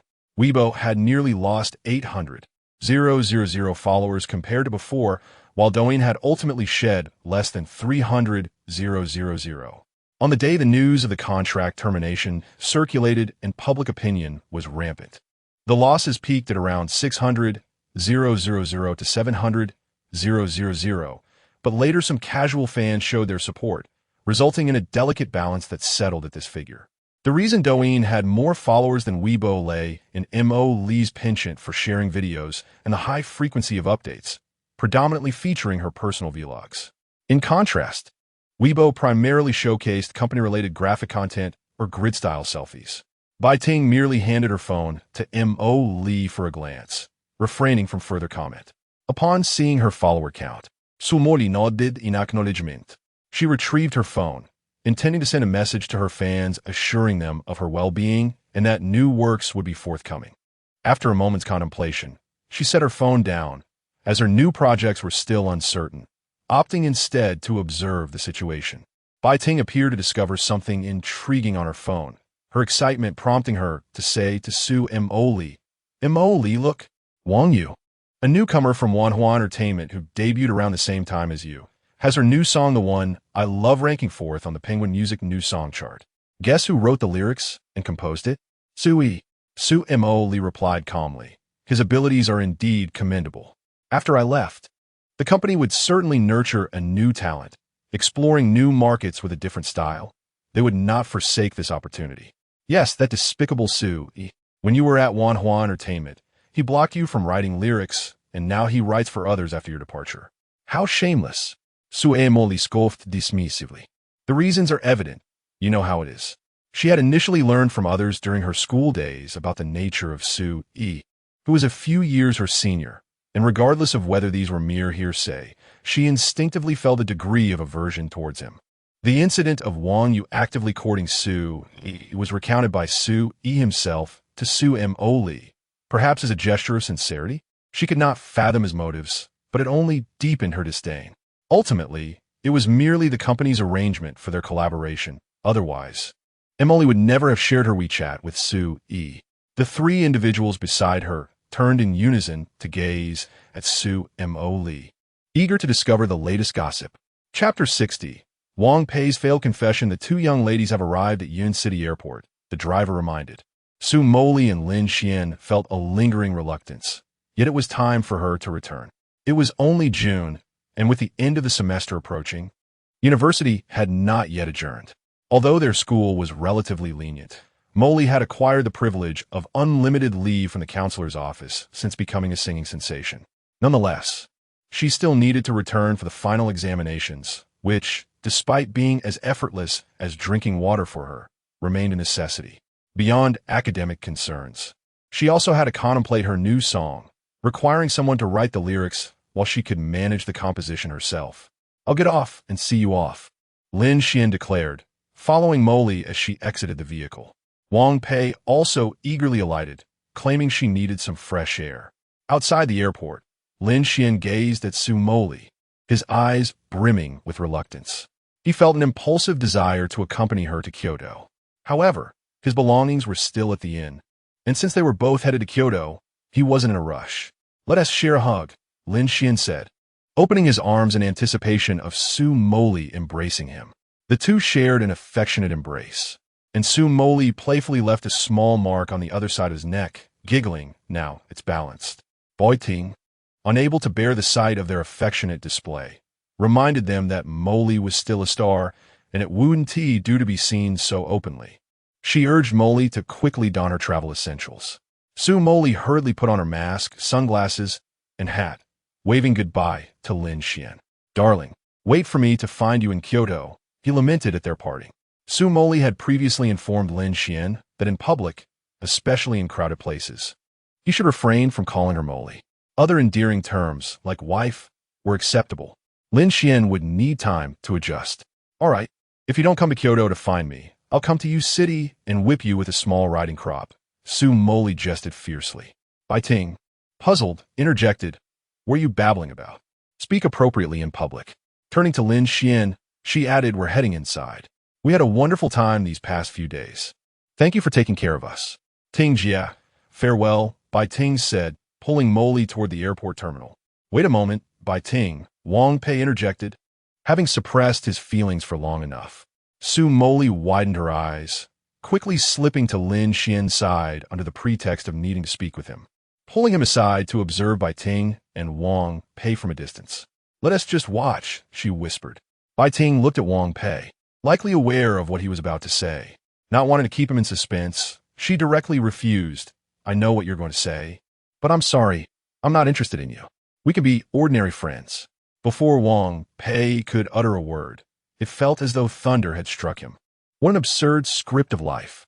Lin Xuan had embraced the beauty, and she had reciprocated his affections. Yet when it came to his own moment, having mustered the courage to speak, he was met with a swift rejection. Perhaps fueled by a sense of injustice, Wang Pei numbly inquired, why? Bai Ting smiled softly, not to mock Wang Pei, but rather finding his question somewhat amusing. There is no particular reason. Although you are quite handsome, you simply aren't my type. I think you're a person I could be friends with. I have nothing against you. Do not proceed any further. Let us keep it brief. Bai Ting's words have been sufficiently candid. She neither harbors affection nor wishes to toy with Wang Pei's emotions. They may remain friends, and even share her photos with Lu unbeknownst to Bai Ting. Yet the prospect of romance is entirely out of the question. Bai Ting would never choose to engage with a man who fails to ignite her feelings and whose family background is incongruent with hers. Wang Pei embodies both shortcomings. Yet, he clings to hope, yearning for an opportunity. Having finally encountered someone he admires, he is reluctant to accept such a definitive defeat. In truth, he is oblivious to the fact that his interest is merely superficial. I am aware of your privileged upbringing, he insists. I can strive to improve. Just grant me some time. I shall become worthy of you. Upon hearing these words, Bai Ting can only perceive them as juvenile. The conversation has reached this point, and if he cannot grasp the essence, it ultimately boils down to a lack of affection, not merely familial concerns. Since Wang Pei has broached the subject, Bai Ting might as well lay it all bare to extinguish his hopes completely. Are you familiar with Wanxiang Forum? She inquires. Wang Pei, taken aback by her sudden question, responds with hesitation, I know. It is the largest free posting forum in the country. That is one of my family's products, she states, shattering Wang Pei's illusions. Wanxiang Forum is a flagship offering of Wanxiang Network Company, Limited, a company with a valuation in the billions. Although it may not rival the colossal giants of Huaxia Network, its scale is a formidable mountain that Wang Pei could never hope to surmount, regardless of his efforts. The youthful infatuation, so easily sparked, is now left speechless by a single statement. The bystanders, Lin Xuan and Su Moli, are left astonished. Sister Ting is actually the heiress of Wanxiang Network Company. Look, Lin Xuan exclaims. Su Moli, reveling in the revelation, remarks with a smirk, What do you think? Are you stunned? Do not envy. My family background is also quite respectable. Can I ask Sister Ting to help elevate my Wanxiang Forum account to level 100? I no longer wish to exert myself. An account on Wanxiang Forum can reach a maximum of level 100, adorned with unique, vibrant icons and effects that enhance posts, a necessity for those who wish to impress. However, achieving this is no simple feat. With over 200 million users, only a scant few dozen have attained level 100. Daily activities such as check hints, postings, and likes contribute to experience points, requiring a century of dedication to reach the pinnacle. Rapid advancement can only be achieved through monetary expenditure. Gifting, rewarding others, or purchasing items within the forum yields substantial experience. Su Moli finds Lin Xuan's request preposterous, contemplating throttling him. Leveling up is impossible, but account suspension is within reach. She muses to pass his ID along to Ting. No, he protests. Indeed, such leveling operations contravene regulations. Large corporations enforce stringent reviews, and altering a mere data point will not suffice. By the way, darling, what level is your Wanxiang Forum account? Lin Xuan inquires. They had previously collaborated on forum posts, but their recent online interactions have dwindled to a year ago. In the past year, they have gravitated towards playing Honor of Kings and Genshin Impact, along with scrolling through Douyin. Lin Xuan had completely forgotten the ranking of Su Moli on the Wanxiang Forum, but it seemed he was 3 levels above her, currently at level 32, while Moli appeared to be at level 29. Noticing the absence of others around, Su Moli leaned in and whispered into Lin Xuan's ear. "Call me my dear wife." Lin Xuan responded, "My dear wife, what level are you?" After a moment of contemplation, Su Moli's lips curled into a slight smile. "I'm not sure. Let me take a look." She retrieved her phone and opened the Wanxiang Forum app.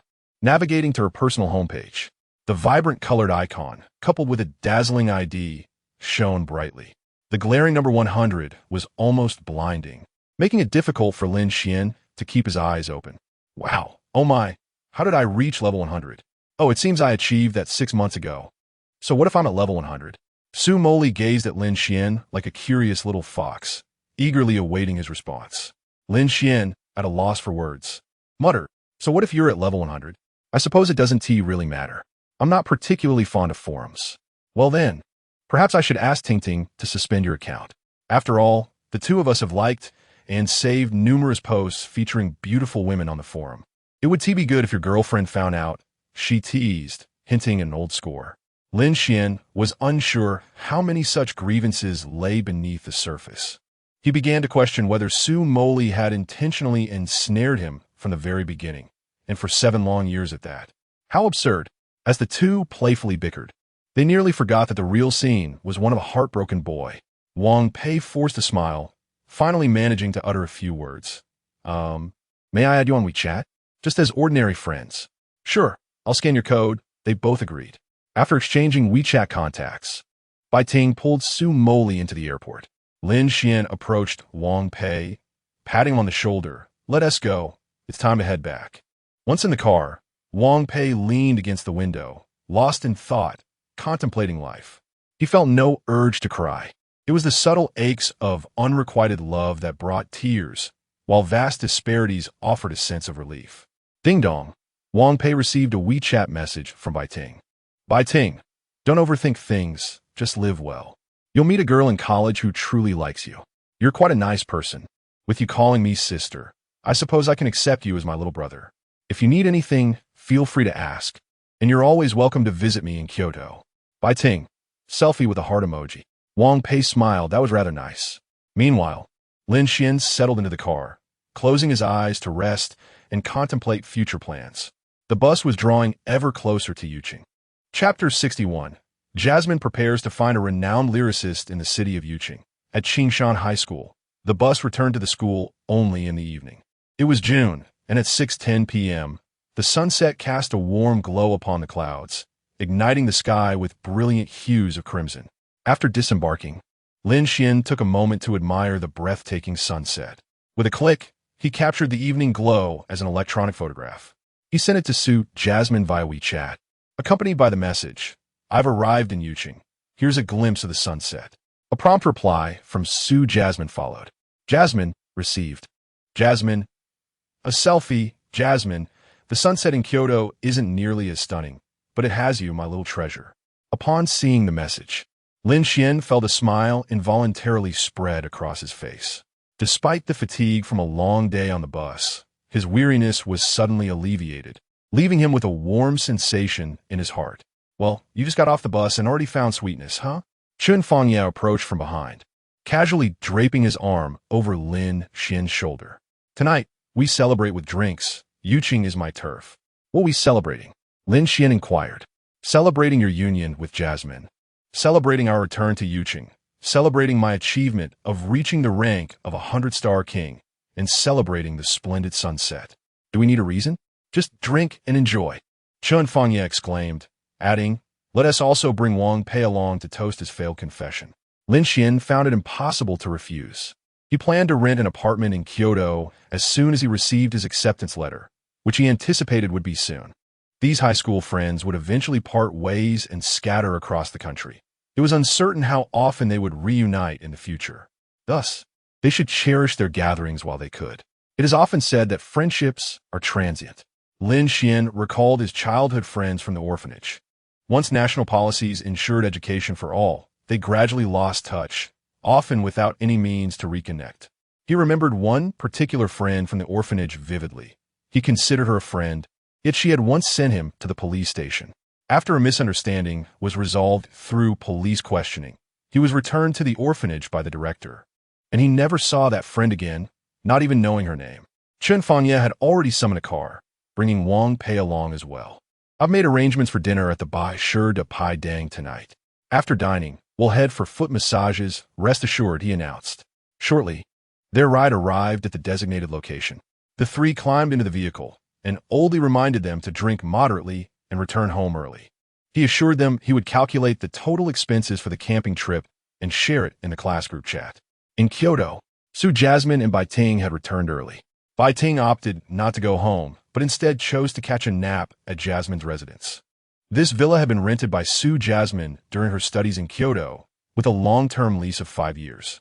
Following a quarrel with her father, she had moved all her personal belongings from her home in Lehigh City to Kyoto. The villa was spacious, and upon befriending Bai Ting, Jasmine had reserved a room specifically for her. The interior was adorned with decor that Bai Ting adored. However, whenever she visited, she preferred to sleep alongside Su Jasmine rather than in the room prepared for her. What time is it? Bai Ting awoke, her eyes still closed.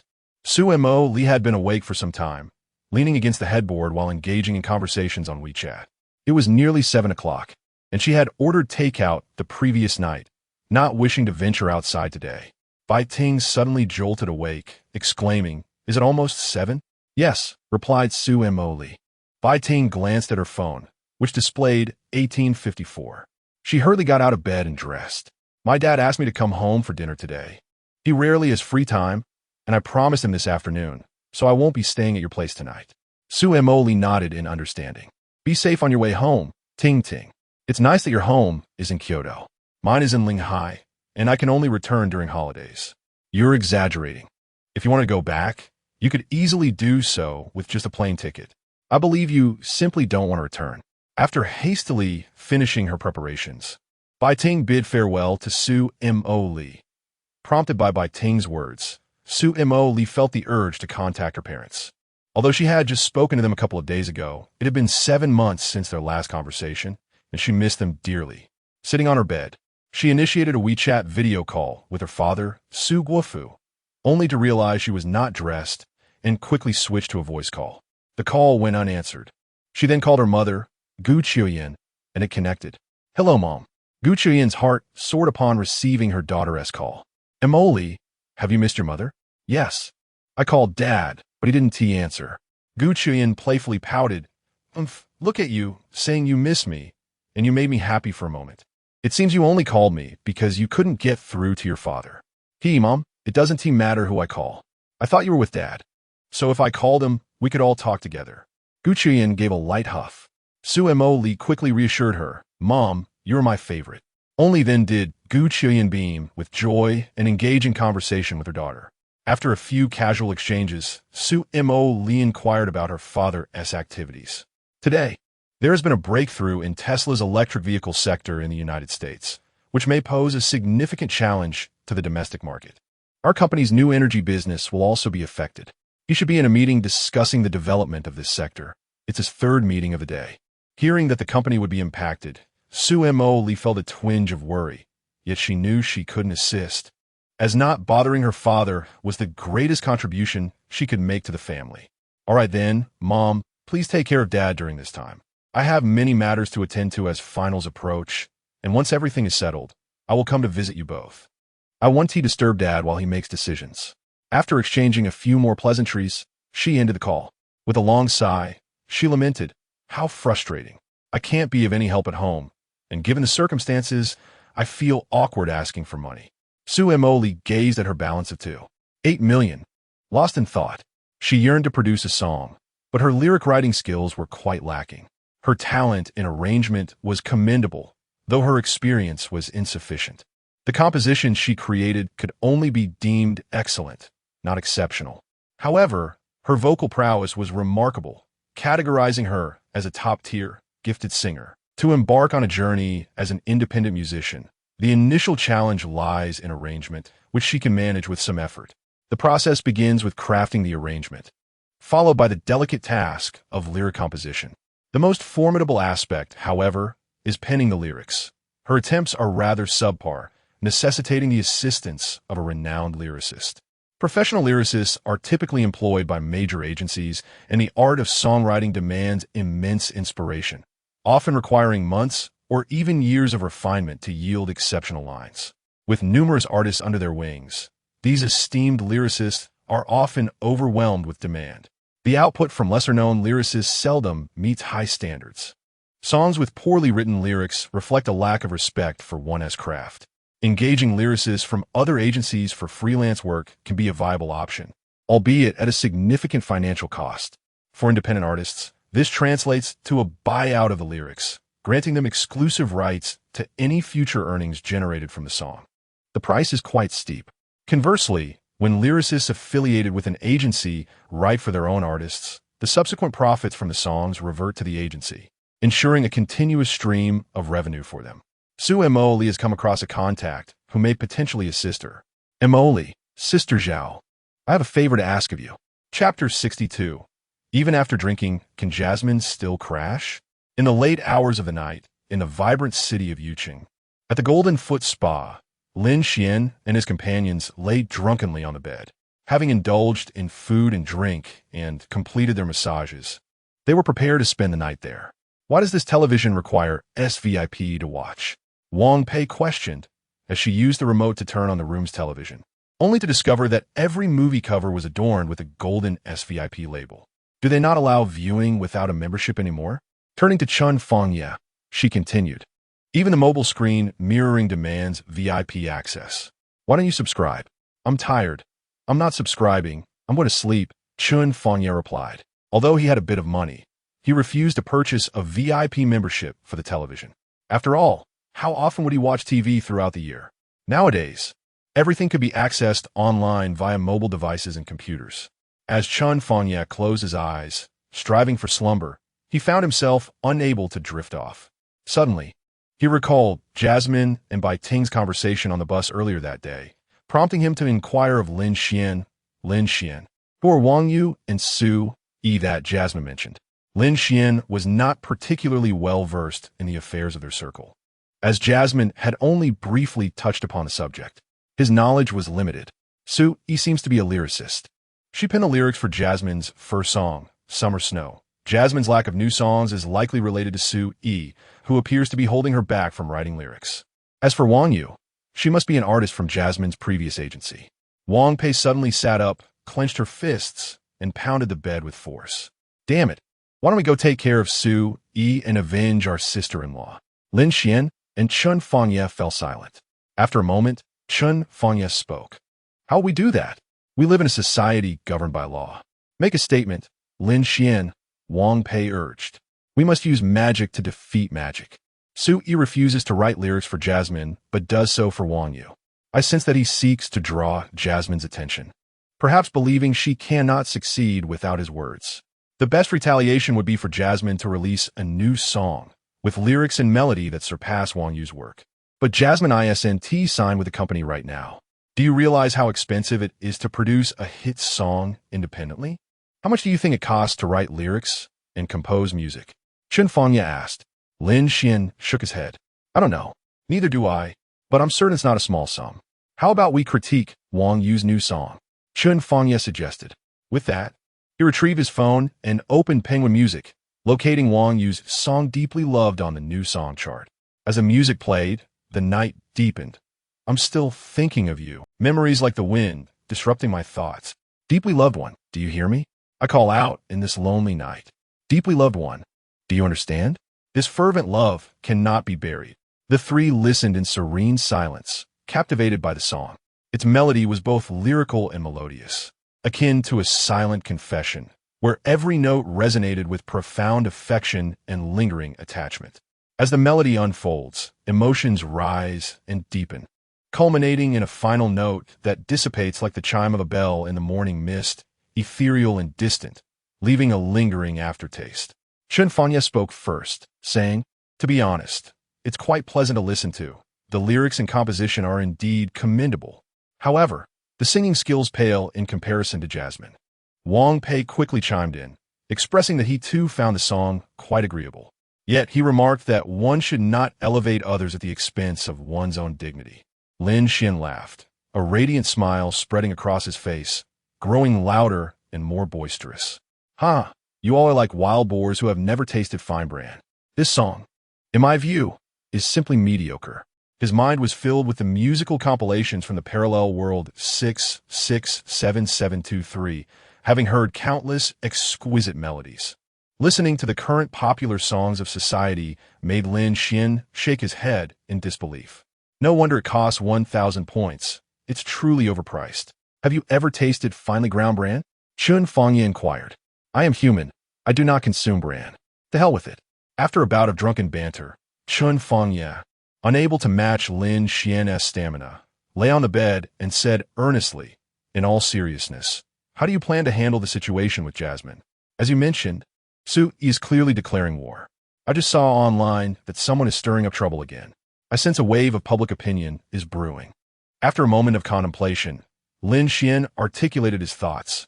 I intend to personally write a song for Jasmine. Together, we will take the music industry by storm. Chun Fangye and Wang Pei paused in astonishment, then erupted into laughter. Ha ha ha ha ha. You must be truly intoxicated. Wang Pei's mind sparked with a thought. Hey, don't dismiss it. It's actually possible, albeit with low odds. With Lin Xuan's proficiency in language arts, he might just craft some exquisite lyrics. Chun Fangye ceased laughing and grew serious. Do you have any good lines written down? Or perhaps some inspiration? Lin Xuan smiled faintly. For now, it's a secret. Jasmine's next song will feature my lyrics. Be sure to listen to it multiple times and help Jasmine boost her scores. Help my Jasmine boost her scores. You have truly fallen in love. I envy you. If you can indeed write lyrics for Jasmine, you two would be an unstoppable pair in the entertainment industry, effortlessly dominating the scene. However, I advise against revealing your identity. Given Jasmine's popularity, I fear you would be the first to face the wrath of her fans. Let's hope I don't end up sending a dark-haired person to a dark-haired person, Chun Fangye remarked. I harbor no interest in the entertainment industry. I merely wish to quietly stand behind Jasmine as her steadfast shield. The image of Jasmine, speaking sweetly, flooded Lin Xuan's mind again. How sweet it is, isn't it? Wang Pei took a deep breath, feeling a twinge of pain in his heart. You seem quite energetic. Let us have you lead us in a game of King of Glory. No, I'm too dizzy from drinking. Come on. We need to carry for the new season. The new season launches today, and everyone has dropped ranks at the season start. The disparity in ranks has diminished. With Chun Fangye and Lin Xuan both positioned at the Starry Glory 1 rank, while Wang Pei missed the opportunity to ride their coattails last season. Now settling at Diamond this season. Ultimately, Lin Xuan was drawn into the game by the two of them.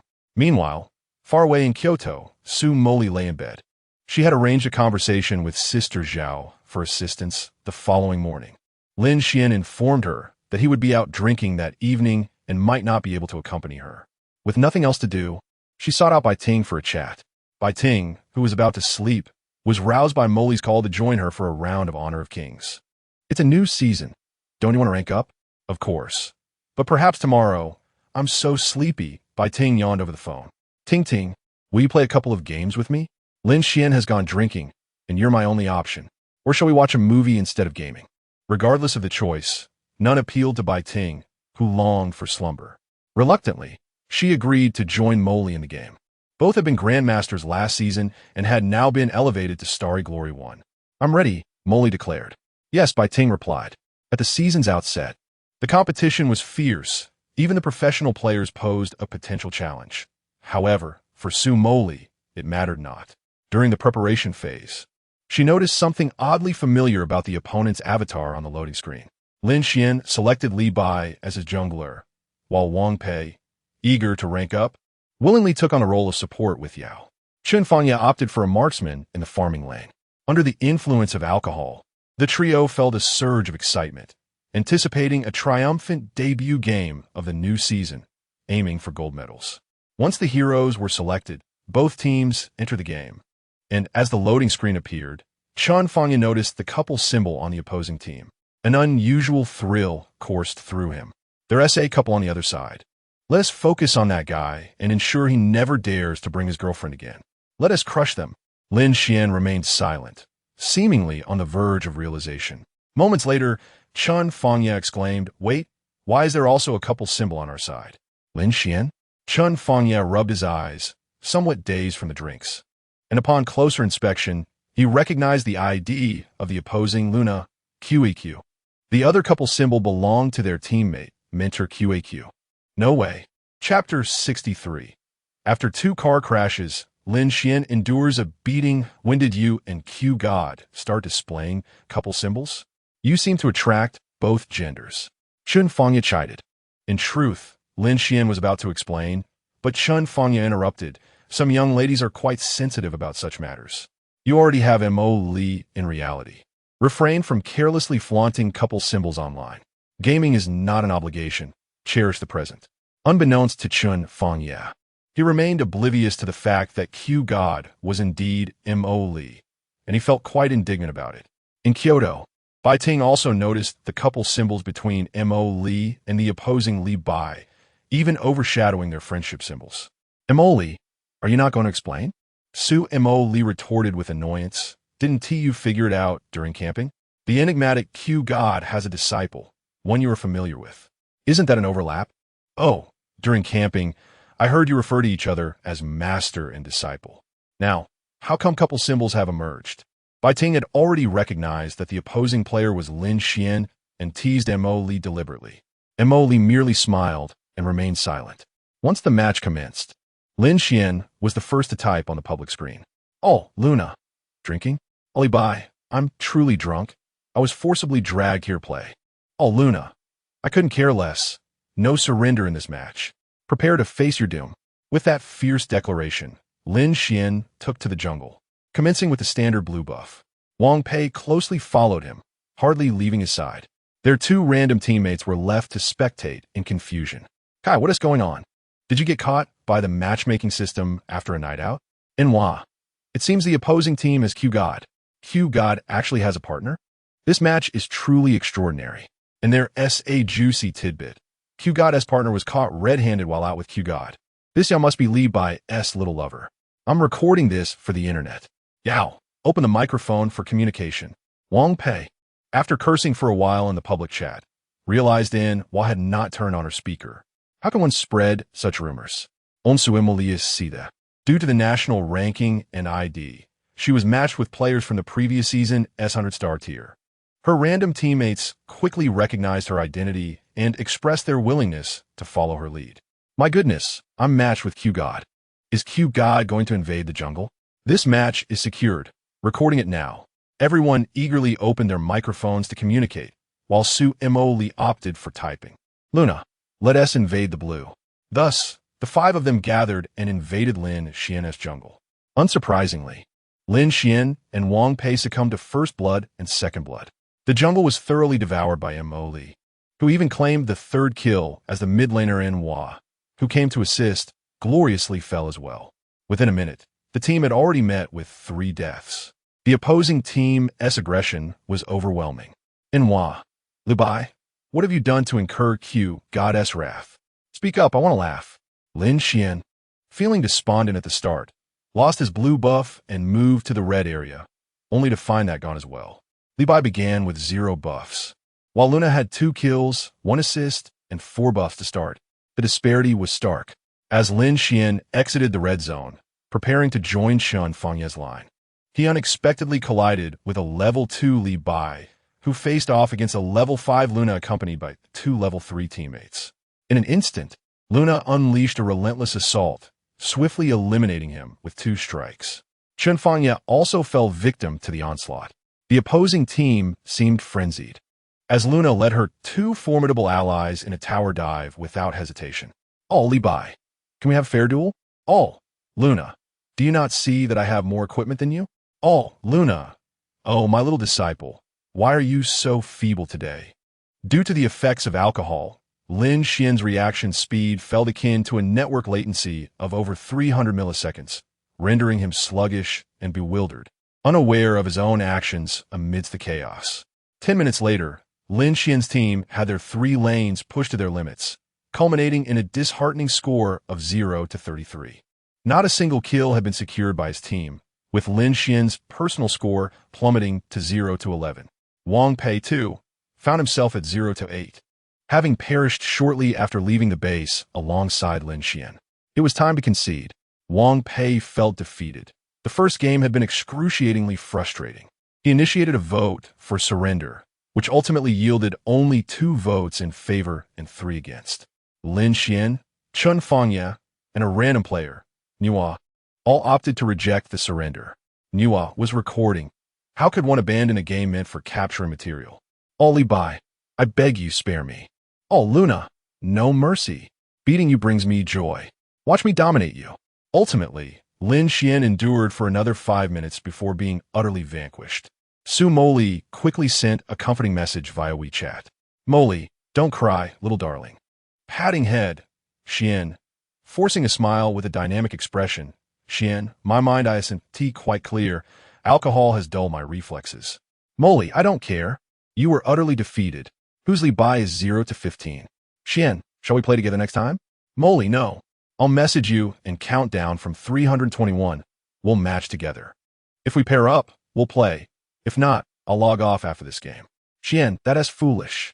WeChat has delays, and our message reception is out of sync. If we agree on a time, it must be synchronized. Moli, you call me foolish. I'll remember this grudge. Moli, it's currently 106. We'll start at 108. Xuan, all right. After losing the game, he was once again mercilessly slaughtered by the once revered Q Shen, who had previously carried him to victory. Shen Fangye's mood was indescribably complex, as he felt dizzy from the relentless defeats. Should they continue? Shen Fangye found himself wavering, questioning whether he could endure such frustration. It wasn't as if every match would be this unfortunate. Surely, they would win the next one. Wang Pei was notably discontent. Shen Fangye glanced at Lin Xuan, seeking his thoughts. Prepare yourself. I will start the game shortly, he said, fixated on the clock, hesitating to launch the game. Why the delay? Everything was ready. At precisely 1:08, Lin Xuan clicked to start the game, and they were instantly matched. Upon glimpsing the avatar of the opponent, I felt relieved. Fortunately, I had not encountered the formidable Q. Such fortuity could hardly be expected, and thus this match should proceed favorably. Jasmine. Game screenshot. Lin Xuan immediately noticed that the heroes banned by both sides aligned perfectly. Jasmine, what a delightful coincidence. How do you intend to meet your demise this time? Xuan, no. Clearly, I did not match up with you.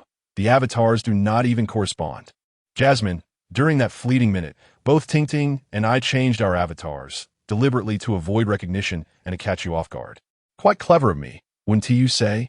Xuan, 666. I must now take this seriously.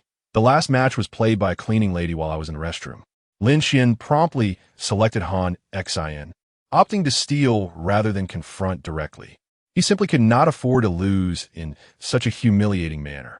As the game commenced, it was no surprise that the opposing Jing bore the ID QEQ, simultaneously displaying a couple's emblem alongside Lin Xuan. Goodness, how do we match up again? Surely, this system is conspiring against me.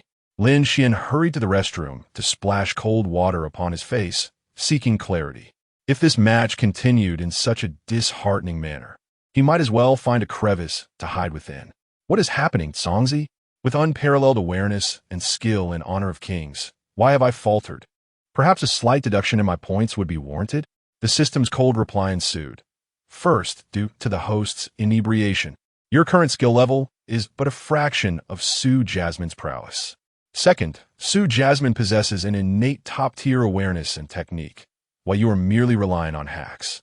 At normal levels, your skills are evenly matched. Oh, Songzi holds Jasmine in such high regard.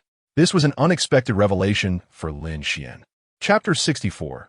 Shattering your Q God is Jasmine. As the match commenced, Chun Fangya hastily typed on the public screen, pleading for mercy. Oh, Marco Polo. Grandfather, it's me. I played games with you before. Please spare me. Su Jasmine offered no response, and instead, her teammates seized the opportunity. Oh, Xiao Xiao. Oh, dear grandson. Oh, Marco Polo, I can't believe this. In this match, Lin Xuan's Han Xin boldly ventured into the enemy's blue zone alone. As expected, Su Jasmine led her team to counter his jungle, resulting in an exchange of territories. Lin Xuan felt that as long as he could steadily develop, there would still be a chance. However, 10 minutes later, their crystal exploded. Lin Xuan ultimately finished with a score of 1-3, while Chun Fangya's Marco Polo ended at 2-12. Jasmine, why are you running? You spent the entire match fleeing. It drives me insane. I chased you across half the canyon. Xian, if I can't win, am I not allowed to escape? Jasmine, I'll play one last match, starting at 126, and then I'll change my avatar. 2 consecutive losses, both against the Q God, both disastrous.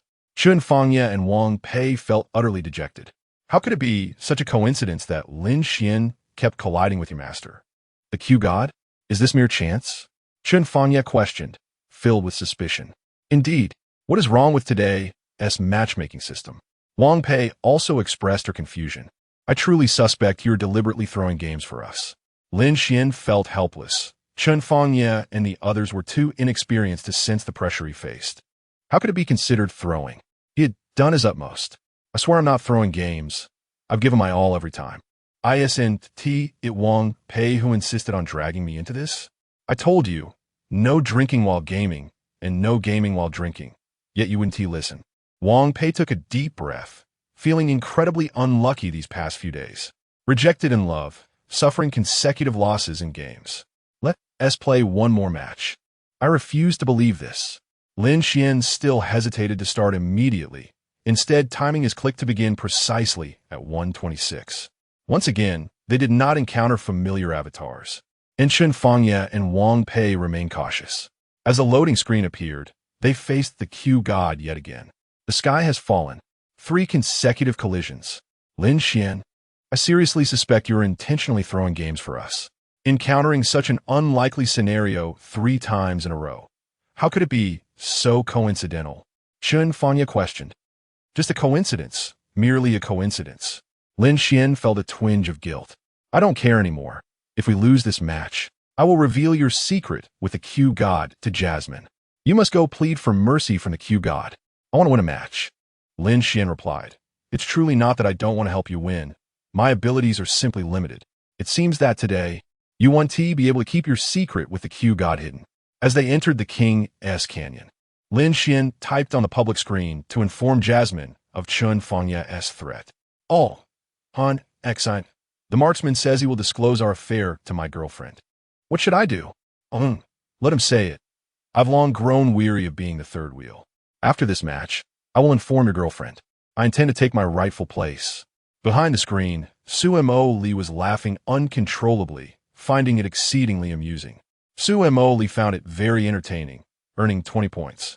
Accumulating points made tonight's 3 games worthwhile. Oh, Han Xin, I love my girlfriend dearly, but I also have affection for you. What am I to do? Oh, Jing, why not the 3 of us together? I don't mind. Just ask your girlfriend if she's okay with it. Oh, Han Xian, let's keep it from her for now. We shall meet in secret. Damn it. Lin Xuan, I can't believe you are this kind of person. Initially, I merely suspected your connection with Q God, but now I am certain. Your relationship is indeed as I thought. What are you going to do about Su Moli? Chen Fong Yi sternly criticized Lin Xuan. You are truly a beast. How could a wonderful girl like Su Moli be subjected to your ruin? Wang Pei's desire to play was extinguished. No way. Other matters can be discussed as brothers. But this one, I must reveal to Su Moli. You have gone too far. Had you shown a modicum of restraint with Q God, I might have turned a blind eye. I can no longer tolerate this. How could Su Moli possibly have feelings for you? The two, brimming with a sense of justice, were determined to confront Lin Xuan. Leaving their phones unattended, they approached and restrained Lin Xuan. Had it not been for Lin Xuan's confidence, the scene could have been intimidating. What are you planning to do? No, I already have Su Moli. Your pleas are futile. This matter must be disclosed to Su Moli. Wang Pei held him down while I will seize the phone. Very well. I shall exert my utmost effort today to ensure this scoundrel faces justice. Such a person does not deserve to be with Su Moli. Wang Pei was serious now, no longer playful, as he climbed atop Lin Xuan to pin him down. Chen Fong Yi successfully seized the phone. Facial recognition, unlocking, and accessing WeChat were executed seamlessly. Lin Xuan had pinned Su Moli's WeChat at the top. Lin Xuan struggled desperately, but Chen Fong Yi and Wang Pei held him fast, rendering him immobile. Chen Fong Yi swiftly opened Su Moli's chat window. He sent a voice message. Su Moli, this is Chen Fong Yi. I have a secret about Lin Xuan to share with you. Before he could finish, Chen Fong Yi glimpsed the recent messages between Su Moli and Lin Xuan. Why are you running? You spent the whole match fleeing. It infuriates me. I have chased you for half the canyon. I will play one last game. Starting at 126, then I'll change my avatar. Scrolling up, it was now 106. We were to begin at 108 simultaneously. I don't care. You were utterly defeated by me. Whose Bai was it that ended 0 to 15? Soon, Su Moli sent a voice message. Laughter evident in her tone. What secret? Chen Fong Yi stood frozen, at a loss for words. The outcome was unmistakable. Su Moli was indeed Q God, and the collisions were intentional on Lin Xuan's part. Intentional collisions were trivial matters. He had always assumed Q God was a young uncle, while Su Moli was simply Su Moli. Now they were one and the same. Shock rendered him speechless. Yet this served as the most compelling evidence of why Su Moli had affections for Lin Xuan. Why are Q and Lin Xuan so closely connected? If they were indeed one and the same person, it would all make perfect sense. Even the rapid hand movements and quick reflexes exhibited while catching crabs at Hehe Mountain can be explained. However, Chen Fongyan never anticipated that a girl like Su Moli could dominate Honor of Kings, reigning at the pinnacle for 6 consecutive seasons. Why are you in a daze? Speak up. Wang Pei inquired. Lin Xuan remained unperturbed, likely because Chen Fongyan was already aware. Lin Xuan is actually quite a nice person. He professed his love for you. Su Moli responded with a smile. I know. He just expressed his affection for me in the game. She added. Thank you for revealing this secret. For her, 100 stars. For her, 100 stars. This was Chen Fongya's ID in the game, and upon hearing it again from Su Moli, he felt a jolt of realization. During their camping trip, Su Moli had called out his ID, and at that time, he had been oblivious. Wang Pei sensed something amiss as she noticed the change in Chen Fongya's expression. She quickly released Lin Xuan and asked, what is going on? Ah, Chen Fongyi sigue Davidi. We've been completely deceived by this guy. Just now, he was collaborating with Moli to fool us. I knew it was too coincidental to have 3 consecutive clashes wait. What do you mean by collaborating with Moli? Wang Pei sees a crucial point. Moli is Q, and defeating your Q means defeating Moli. Don't you understand? They're the same person. Ah, this revelation struck like a bolt from the blue, even more shocking than discovering Lin Xuan's photos with Moli. No one bothered to dwell on whether Lin Xuan had been playing them. Oh dear, my back aches. Being pressed down by a good brother is quite uncomfortable. Lin Xuan groaned theatrically. Next time, don't pull these stunts. Those flirtatious remarks you made in the game were so irritating. Your girlfriend is Moli, for heaven's sake. If it were anyone else, they would have already punched you Chun Fengye retorted before calling the front desk. 104. Add 3. As long as the misunderstanding is resolved, I'll treat you to a massage package. Afterward, we'll sleep, and I'll cover today's expenses. Okay, I forgive you. Lin Xuan turned over and lay back down. Can I order ice cream? Sure, Mr. Chun is generous. Wang Pei chimed in. Can I order barbecue? Absolutely not. I have a 20 yuan no-threshold coupon on Mate 1. Fantastic. We must order the barbecue. Chapter 65. A meeting with Sister Zhao the following day. At dawn, Su Moli rose early. After a final game session the previous night, Lin Xuan and their companions had logged off, swiftly leading to their defeat. This morning, she was to meet someone of great significance, Sister Zhao, whom she had contacted via WeChat the day before. Sister Zhao, known formally as Zhao Qin, was the talent director of Xinhuang Entertainment, the second-ranking agency in the country, boasting an extensive network within the industry. Respected among her peers, Zhao Qin had navigated the entertainment realm for years, holding connections that spanned at least half of the industry, from music to variety shows and film. Zhao Qin had a penchant for befriending promising newcomers, often providing them with guidance and assistance. Over time, as these individuals flourished, they became part of Zhao Qin's expansive network. The two had arranged to meet at a private dining restaurant, Ziyinju, located in an inconspicuous corner of the outskirts of Kyoto, a hidden gem amidst the urban clamor. Upon entering the courtyard, one was immediately greeted by an antique wooden door, intricately carved with floral and avian motifs, its knocker polished by the passage of time. Pushing the door open led to the front yard, where the bamboo swayed gently, rustling in the breeze and harmonizing with the distant chirping of birds, creating a natural symphony. Inside, a striking potted plant captured attention. A golden bamboo, exquisitely crafted from pure gold, placed at the center of a wooden altar. Its roots were lifelike, and the slender leaves appeared ready to dance at the slightest touch. A powerful ink calligraphy hung on the wall, inscribed with the words, "Before emerging from the earth, it has its joints, reaching the clouds, it remains humble." Su Moli had reserved a table in advance, having been introduced to this exquisite restaurant by another roommate at the start of the semester. Both the cuisine and decor were exceptional. After a brief wait, a glamorous woman adorned in designer attire entered, clutching a Hermes bag and wearing sunglasses. Upon spotting Su Moli in the corner, she beamed and approached with lively steps. "Sister Zhao, you look considerably younger," greeted Su Moli sweetly. "Oh, Moli, you flatter me. I'm nearly 40, so what is this talk of youth? You, however, are looking even more beautiful," Zhao Qin replied, placing her Hermes bag on the sofa and naturally taking a seat opposite Su Moli. "Assistant, Su Moli Yishchir." And a formally dressed waiter approached with a tablet. In such upscale private dining establishments, patrons typically referred to the staff as dining assistants. "Good day. Shall I serve your meal now?" "Yes," Zhao Qin responded, taking the initiative to order. "Please bring me a portion of crab roe buns, truffle eggs, and unsweetened soybean milk." "Thank you." Zhao Qin was unreserved in placing her order, indicating a comfortable rapport between the two. "Let us discuss how you parted ways with Wanhua Entertainment," Zhao Qin began, having only heard whispers of internal conflicts leading to the termination of Su Moli's contract. With candor, Su Moli recounted her experiences at Wanhua Entertainment to Zhao Qin. Zhao Qin listened with an impassive expression. It appeared that everything Su Moli spoke of was commonplace within the entertainment industry, a matter of routine. "Are you considering joining Xinhuang? Unlike Wanhua, your commercial value is substantial right now.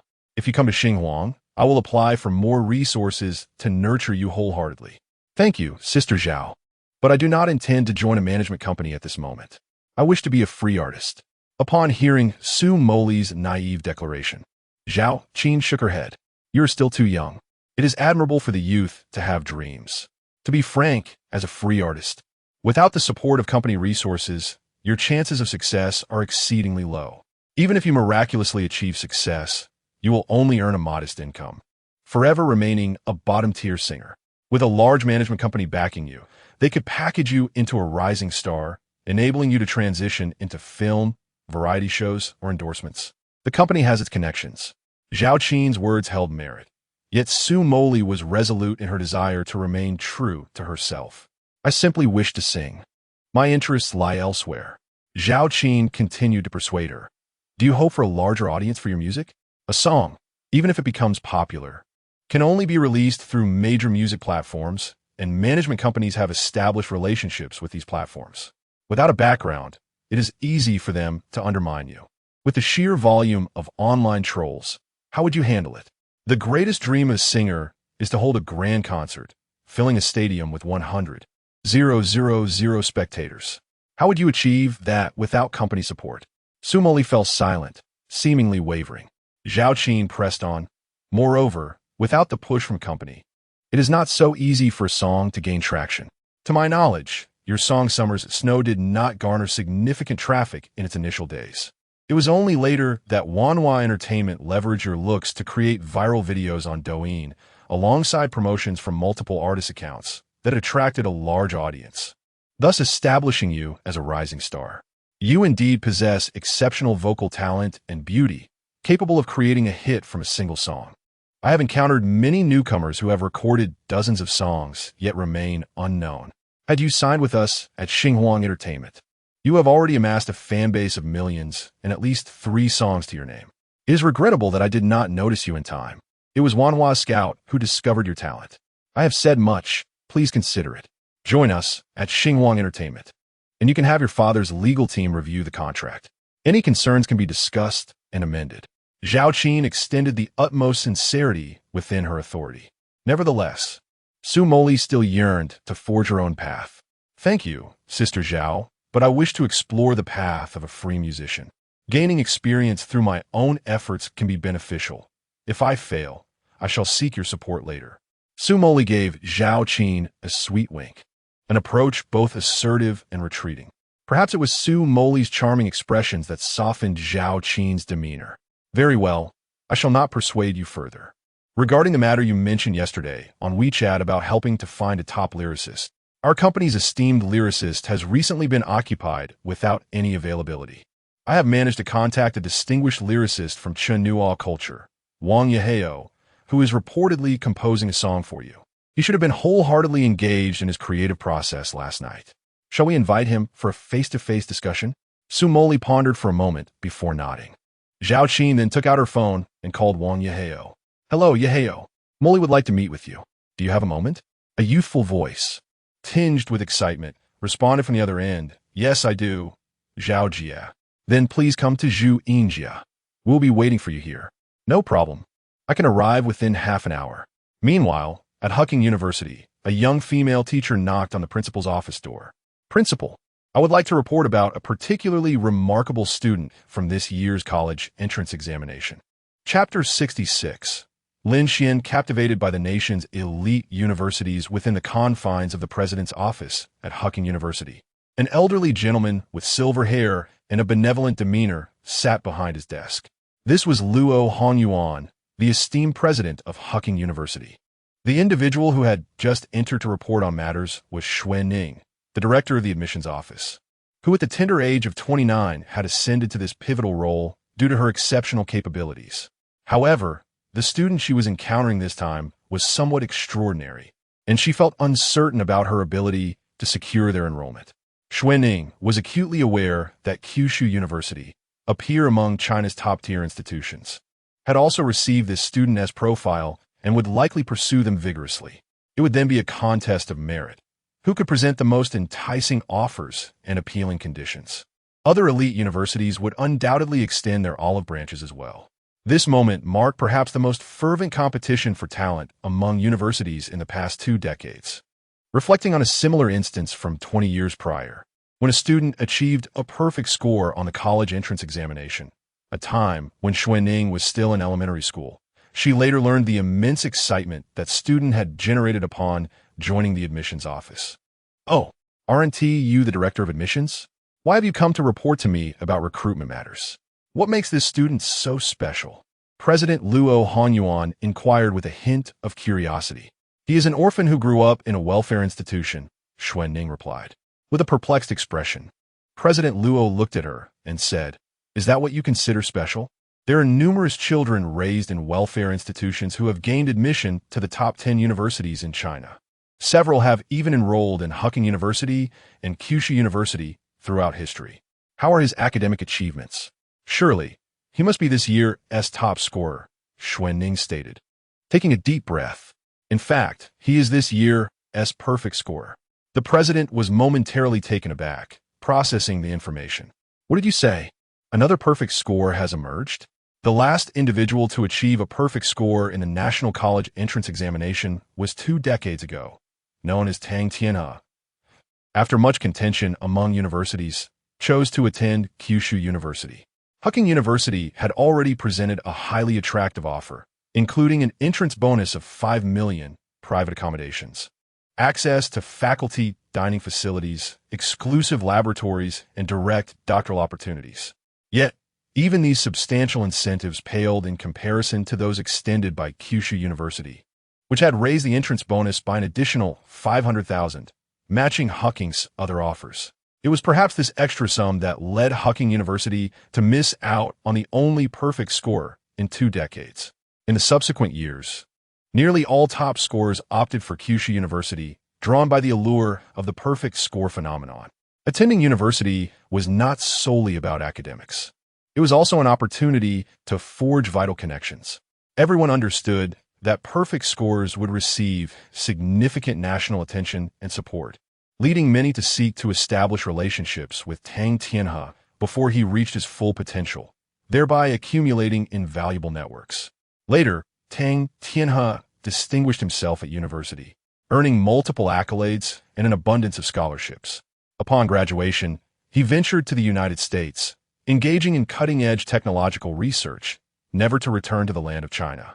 Consequently, Kyoto University ceased to promote Tang Tianhe's achievements, and a shared sense of regret permeated the air. Now, Xuanning astonishingly mentions a child from an orphanage who scored full marks on the college entrance examination. Please elaborate on this student, Luo Hongyuan said, recalling distant memories with a hint of excitement. It dawned on Luo Hongyuan why Xuanning had sought her out. The second student to achieve full marks indeed warranted reporting, and the admission criteria would require flexibility. Xuanning had already prepared, presenting her gathered information to the principal. This data was acquired promptly after she received the list. Reaching out to the student's high school, Lin Xuan from Qingshan High School, Class 6 of the senior year, had concealed his academic prowess due to fear of being ostracized as an orphan.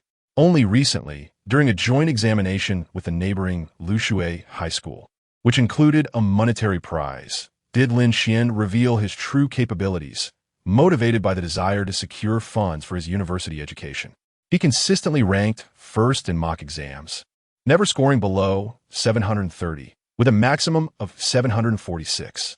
Notably, he had erred on a mathematics multiple-choice question, one that statistically only 41 of students from both schools answered correctly, suggesting that Lin Xuan may have intentionally chosen incorrectly. Xuanning recounted a wealth of investigative findings, causing the principal to wear a peculiar expression. A bounty hunter? Xuanning chuckled at the principal's playful banter. The principal's youthful spirit seemed to thrive with age. That simplifies matters. We must contact him before other universities do. I will communicate with him personally. Thus, Principal Luo Honyuan dialed Lin Xuan's number. The number you have dialed is currently in conversation. Please try again later. Sorry. In Yuqing, early in the morning, the trio departed from the Golden Foot Bath, each returning home to their respective mothers. Although one among them had no mother, Lin Xuan returned to his rented accommodation, intending to call Jasmine for a moment of intimacy, only to be interrupted by the system notification sound in his mind. Task completed. Points 200, remaining points 653. Had the task of becoming the top scorer been accomplished? It appeared that the results had been released. As if summoned, he promptly received a call from an unfamiliar number in Kyoto. Hello. A deep voice resonated, reminiscent of a high-ranking official. Hello, Lin Xuan. First and foremost, I wish to congratulate you on your outstanding performance in the college entrance examination. I am Hehe, the principal of Kyoto University. Are you interested in studying at Kyoto University? We offer a 1 million yuan scholarship, disbursed upon enrollment, covering all tuition fees, along with guaranteed postgraduate recommendations and a private dormitory. Principal Zhang Heyu rattled off a multitude of conditions that Lin Xuan scarcely comprehended. Instead, he opened his mobile map to check the distance from Kyoto University to Kyoto Music Academy. A mere 7 kilometers. The proximity of Hehe University was just across the street, yet this 7 kilometers seemed to be a trivial consideration. Thank you, Principal, for your kind invitation. I am truly honored. However, my interest is currently limited, and I must attend to other matters shortly. I will contemplate the conditions you mentioned. Lin Xuan then ended the call. Almost immediately, his phone rang again. Hello, is this Lin Xuan? Inquire voice. I am the admissions director from Jiangsu University. I noticed your line was busy, which likely means you were speaking with representatives from other institutions. Our intentions align as we wish to extend an invitation for you to study at Jiangsu University. We are prepared to offer a 4 million enrollment scholarship, complete exemption from tuition and fees, direct doctoral admission, a dedicated laboratory, and the flexibility to change your major at any time. Thank you for your invitation. I feel quite honored, yet my interest remains limited. I must attend to other matters shortly, so I will consider your terms, Lin Xuan replied, echoing his previous sentiments. The voice on the other end paused before responding. Very well. I hope you will thoughtfully consider our university's offerings.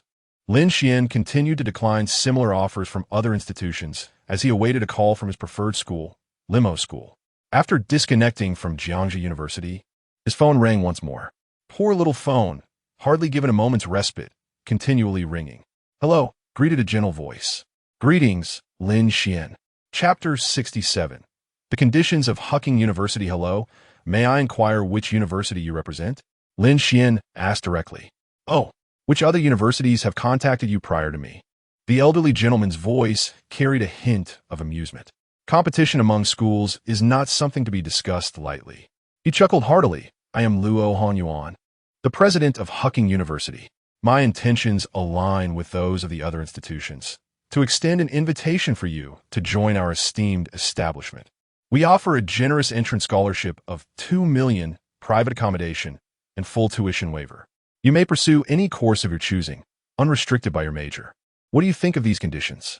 Luo Hanyuan presented a portion of the terms, confident that if they were unsatisfactory, he could always enhance them further. He pondered whether Zhang Heyu from Kyoto University had managed to reach Lin Xuan, uncertain of what enticing offers he might have laid forth.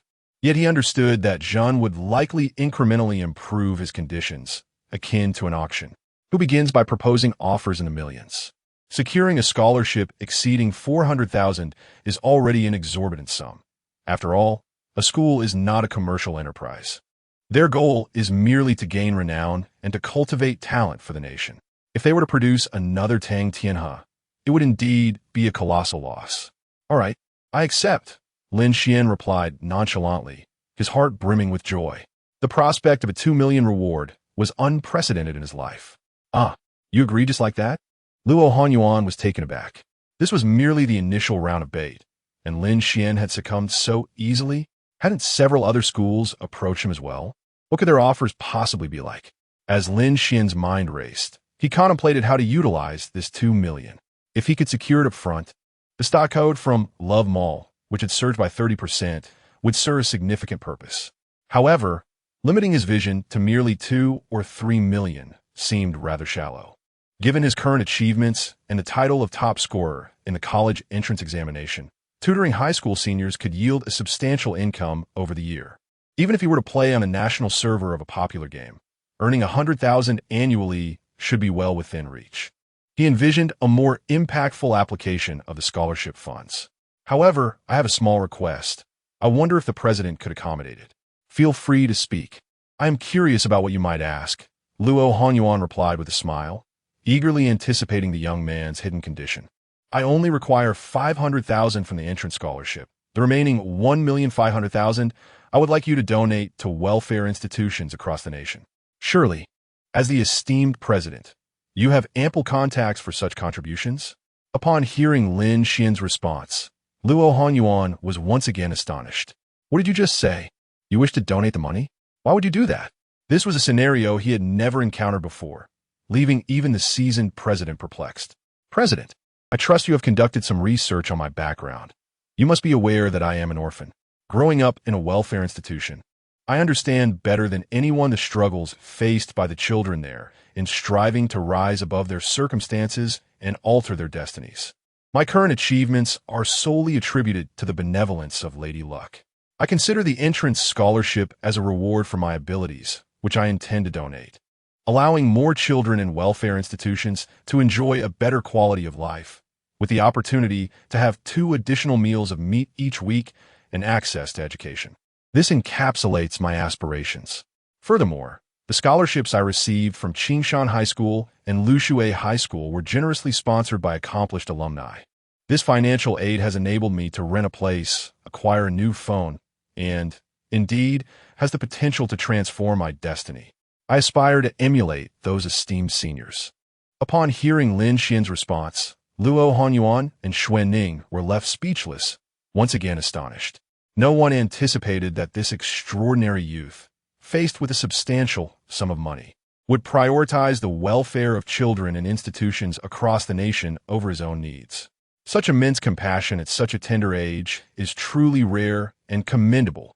He even refrained from mentioning his years of hard work, succinctly attributing his success to the favor of fortune. Such humility is genuinely remarkable. May I inquire further?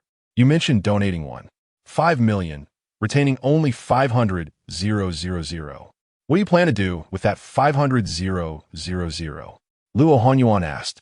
I grew up in the Sunshine Welfare Institute in Yuqing, and my name was bestowed upon me by the grandfather director, signifying the warmth of the sun. Naturally, the remaining 500,000 will be utilized to renovate the Sunshine Welfare Institute, as it has been my home since childhood. I wish to invest more in its refurbishment. Luo Honyuan and Xuan Ning were moved to tears by Lin Xuan's words, wiping away the mist from their eyes. Good child, you are the kindest soul I have ever encountered. I will expedite the donation process in your name, raising the amount to 5 million. Is it possible for the amount to increase? Lin Xuan inquired. Let the donation also bear the name of Hucking University. I prefer not to use my personal identity. Luo Honyuan could hardly believe the delightful turn of events. Very well, I shall comply with your wishes. Do you have any additional requests? Perhaps the provision of a private dormitory could be waived. I do not wish for any special treatment. I would like to meet my new roommates. Luo Honyuan's affection for Lin Xuan grew, wishing fervently that Lin Xuan were his own grandson. Certainly. Grandpa, may I move into the school dormitory earlier? I wish to arrive in Kyoto sooner, as renting outside is rather expensive. Currently, I am in a rental situation and seek to save some money. Of course, I can arrange for someone to prepare your dormitory immediately. You will be assigned a roommate, and should you find any dissatisfaction, feel free to report it. The school will accommodate your request. Lin Xuan contemplated briefly and realized he had no further needs. He merely wished to be in Kyoto with Jasmine, enjoying their sweet moments together. Grandpa, could the school expedite the transfer of the 500,000 to me? While I am still in Yuqing during the summer vacation, I wish to enhance the Sunshine Welfare Institute as quickly as possible. When it came to the matter of transferring funds, Luo Hongyuan's expression turned troubled. According to regulations, the scholarship could not be disbursed to students before the commencement of the school year. Once the school year began, various documents would be required, and the process would entail multiple layers of scrutiny before the funds could be released, primarily to ensure financial security. However, Lin Xuan's situation was unique, and Luo Honyuan genuinely wished to facilitate the transfer if it were within his power. Even the principal must adhere to the prescribed procedures. However, exceptions can be made for special circumstances, and he devised a solution. I can channel the funds through alternative means to assist the Sunshine Welfare Institute. Currently, you cannot access cash. If you require it, you will need to submit documentation and follow the procedures after the academic term begins. Very well, that is acceptable. I believe I have no further requests. I wish to expedite the improvements of the Sunshine Welfare Institute, and I intend to visit Kyoto in a couple of days. Rest assured, I will personally handle this for you with utmost efficiency. Luo Honyuan confidently replied, Lin Xuan, is this your WeChat number? Let me add you on WeChat so we can communicate regarding any matters. Yes, that's the number. Lin Xuan and Luo Honyuan engaged in casual conversation about their academic pursuits and future plans before concluding the call. Within less than half a minute, Lin Xuan received a friend request on WeChat from someone named Tranquility Leads to Distance. It is indeed remarkable that a mere bonus could prompt the principal of Hucking University to proactively add a WeChat contact. Chapter 68. The true reason for Lin Xuan's enrollment at Hucking University after Luo Honyuan and Lin Xuan exchanged WeChat contacts. He leisurely scrolled through his contacts for a while until he located a number labeled Director of the Yuqing Education Bureau, Lu Weiyan. Hello, old Lu. What have you been busy with lately? The voice on the other end responded cheerfully, Principal Luo, it has been quite some time since you last called. Is there something I can assist you with? My workload hasn't been too heavy recently. I am preparing to implement the educational assistance proposal for underprivileged children issued by the Ministry of Education for the second half of the year. Oh, what a coincidence. I indeed have a matter to discuss with you, and it pertains to the proposal, Luo Honyuan remarked. What is it? First, let me extend my congratulations. This year, Yuqing has produced an extraordinary student in the college entrance examination. Lu Weiyan, upon hearing this, leapt from his chair in excitement, nearly dancing with joy. The examination results are graded by the National Education Authority, and local education bureaus often receive updates with a delay. Thus, the top student scores are known to elite universities even before they are reported locally. To receive a personal call of congratulations from the president of Hucking University signifies that this student must be the top scorer. Yuqing has never had a top scorer in the college entrance examination. The highest-ranked student in its history placed 9th nationally. Indeed, there is a top score this time. How wonderful! Luo Honyuan chuckled. I can hear your excitement from here. But don't be too hasty. There is more good news.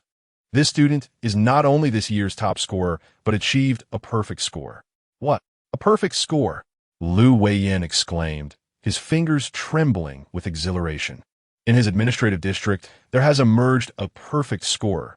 With some effort in his alma mater and local high school education, he could promote this achievement widely. This would undoubtedly be a significant accomplishment for him. I told you not to get too excited. This child grew up in an orphanage, and he has already confirmed his enrollment at Hucking University. We are awarding him a scholarship of $2 million, of which $1.5 million he wishes to donate to orphanages across the nation, aspiring for underprivileged children everywhere to have access to education.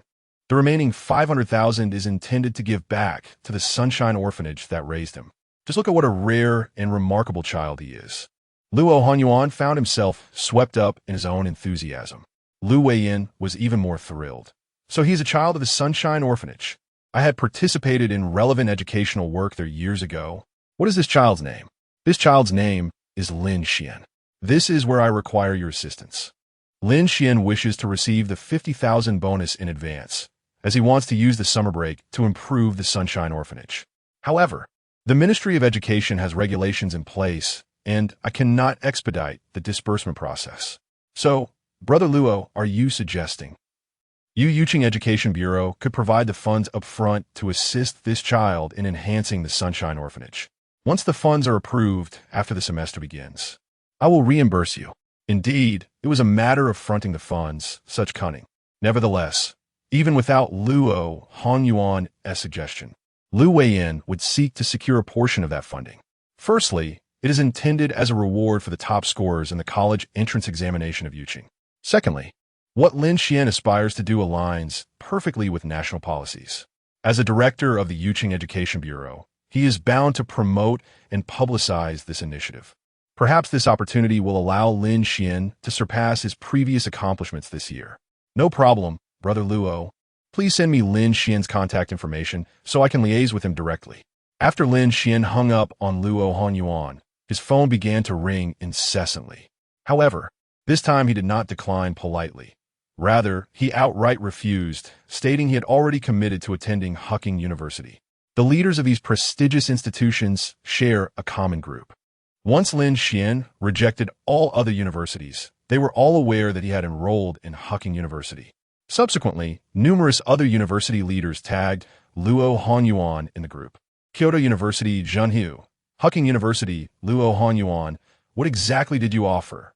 Yangtze Delta University, Dang Huan, Hucking University, Luo Hanyuan. Our school's offer is already quite generous, with an entrance bonus of 4 million. The student initially considered it, but upon the second call, he simply refused. Haishu University, Tan Ziming, Hucking University, Luo Hanyuan.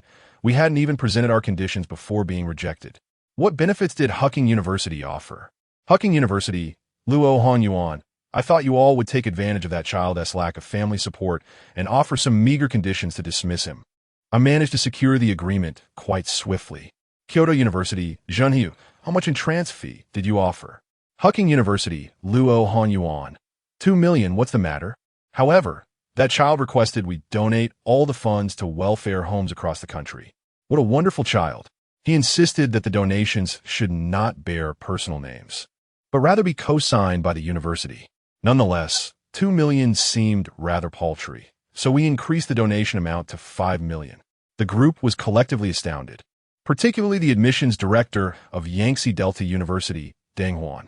Yangtze Delta University, Dang Huan, what? We initially offered a 4 million entrance bonus. How could he agree to your 2 million? Our university is no less prestigious. You cunning old fox, you secured a top score for just 2 million. Are there any hidden conditions? Hucking University, Luo Hanyuan. There are truly no special conditions. He even declined a private dormitory, preferring to stay in a regular one. I am particularly fond of this child. Honest, kind, and intelligent. I honestly do not understand why he agreed to our school so quickly. I initially thought he might be naive and was intimidated by my offer. Seeing that you all were rejected, I felt a sense of unease at my sudden success. I shall inquire directly with him. Kyoto University, Zhenhu. Go ahead, I am quite curious. Thus, Luo Hanyuan contacted Lin Xuan via WeChat. Principal, Luo Hanyuan. Is Lin Xuan there? I have been quite curious about one thing. Why did you choose our university so decisively? Shouldn't Kyoto University have been the first to contact you? Why did you not choose them? Are you dissatisfied with the conditions they proposed? Regardless, you have already committed to attending Hucking University, and Lin Xuan's first choice is indeed Hucking University. He has no other options. Generally speaking, students with higher scores in the college entrance examination find their choices rendered invalid, as they are courted by numerous prestigious institutions. Once you agree to attend a particular school, it matters little what you initially selected. You will directly proceed to your desired institution. Since Lin Xuan's choice and the school he agreed to are both Hucking University, he is locked in with no alternatives. Thus, Luo Hongyuan's inquiry was quite straightforward. Lin Xuan, it's not that their conditions are lacking. Rather, my girlfriend is studying at the Kyoto Conservatory of Music, and Hucking University is the closest to it, which is why I chose your institution. There was a prolonged silence from the other end before a response finally arrived. Principal Luo Hanyuan. If Hucking University were situated far from the Kyoto Conservatory and the nearest alternative was an ordinary school, would you still choose to attend it? Lin Xuan. Yes, proximity is more convenient. Once again, Luo Hanyuan perceived a sense of confusion within this young man. What exactly was he finding convenient? Foregoing a prestigious institution for an ordinary university merely for the sake of convenience in a romantic relationship? This young man appeared to harbor some misguided thoughts, perhaps overly infatuated. Nonetheless, his broader perspective remained intact. It was imperative to guide him in the right direction and ensure that his romantic pursuits did not derail his future. Principal Luo Hanyuan. What is your girlfriend's name? Luo Hanyuan did not intend to disrupt their relationship, but sought to facilitate the necessary guidance. Lin Xuan, that is private. I cannot disclose it. Principal Luo Hanyuan, very well. For the first time, he felt a sense of helplessness in dealing with a student. Turning away, Luo Hanyuan promptly conveyed the situation in the University Alliance Group. Hucking University, Luo Hanyuan. I have learned that his girlfriend is a student at the Kyoto Conservatory of Music. Our university is in close proximity, merely a street apart, which influenced his choice. There was no response, likely due to the unexpected revelation. Chapter 69. Trash lyrics unworthy of Su Moli's eyes. After Lin Xuan managed the news from school, he sent a message to Su Moli. Xuan, what are you doing? I miss you a bit. A reply soon followed. Moli. Dude, I sent you good morning at 6, and now it's past 9. Is this your way of missing me? Angry. Xuan. Little darling, please don't be upset. I have something to give you. Moli. Well, I forgive you. Just give it to me later, as I have a meeting for work. Let us chat later. Someone else coming. Lin Xuan initially wanted to mention that the gift he had for her was related to her work. Wasn't she just researching new songs? However, concerned that Moli might indeed have pressing matters, he set down his phone. He would wait until she was free. Lin Xuan had already selected a suitable song from the music library of the parallel world 667723, Earth, destined to be her second piece of music. At that moment, Lin Xuan received another friend request on WeChat. The profile picture depicted a middle-aged man standing solemnly at a podium. The note read, "Hello, Lin Xuan, I am Lu Weiyan, the director of the Education Bureau of Yuqing." Lin Xuan was taken aback by the attention he had garnered from such influential figures. The director's request was promptly accepted, as he was curious about the reason behind the director's outreach. In a secluded bamboo retreat, Wang Yahue, the esteemed lyricist from Chun Nuo culture, recommended by Zhao Qin, had already arrived on the scene. Wang appeared to be in his 30s, sporting long hair tied in a wolf's tail, and intentionally left a bit of stubble. A lingering scent of smoke clung to him, likely the result of a cigarette before entering. Su Moli despised the smell of smoke, yet maintained her composure and smiled politely. "Hello, it's a pleasure to meet you. I am Wang Yahue, the gold medal lyricist from Chun Nuo culture." Wang Yahue extended his hand to greet Su Moli, which caught her off guard. She was not fond of shaking hands with other men. Su Moli refrained from reciprocating the gesture, offering a polite nod instead. "Hello, I am Su Moli. Please take a seat." Wang felt a tad awkward, but it was inconsequential. He wished to sit beside Su Moli to build rapport. Who wouldn't he be enamored by a rising star in the entertainment industry? Zhao Qin lounged on the sofa, propping her head up with her hand, observing the unfolding situation. She understood these men's thoughts all too well. They were invited for collaboration, not for matchmaking. Zhao Qin lightly gestured to the vacant seat beside her, saying, "Yahue, why don't you sit next to me?" With Zhao's directive, Wang Yahue's desire to sit beside Su Moli evaporated, and he had no choice but to comply and sit next to Zhao Qin. Gazing at the captivating Su Moli across from him, he couldn't help but feel a spark of romantic intrigue, even as a 29-year-old man. Uncomfortable under his unnatural gaze, Su Moli spoke up, "Mr. Wang, let us discuss the matter at hand." Of course. Wang Yahue retrieved 3 A4 sheets from his briefcase and handed them to Su Moli.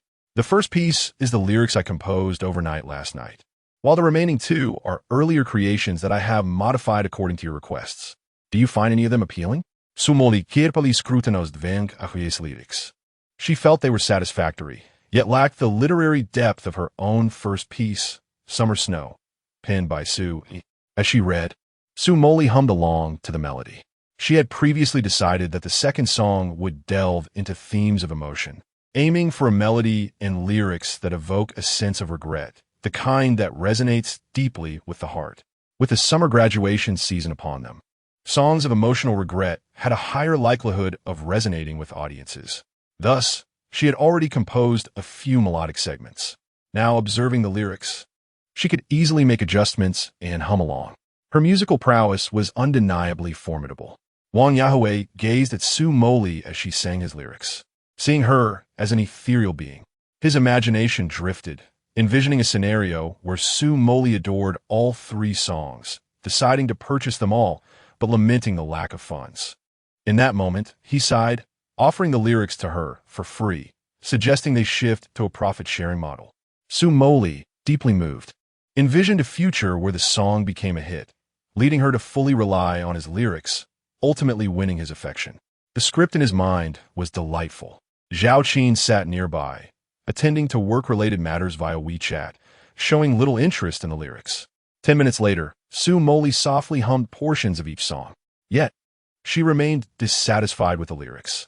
Her own melodic adaptations still felt somewhat disjointed, especially when compared to Su Yi's words, which seemed to align perfectly with her musical style.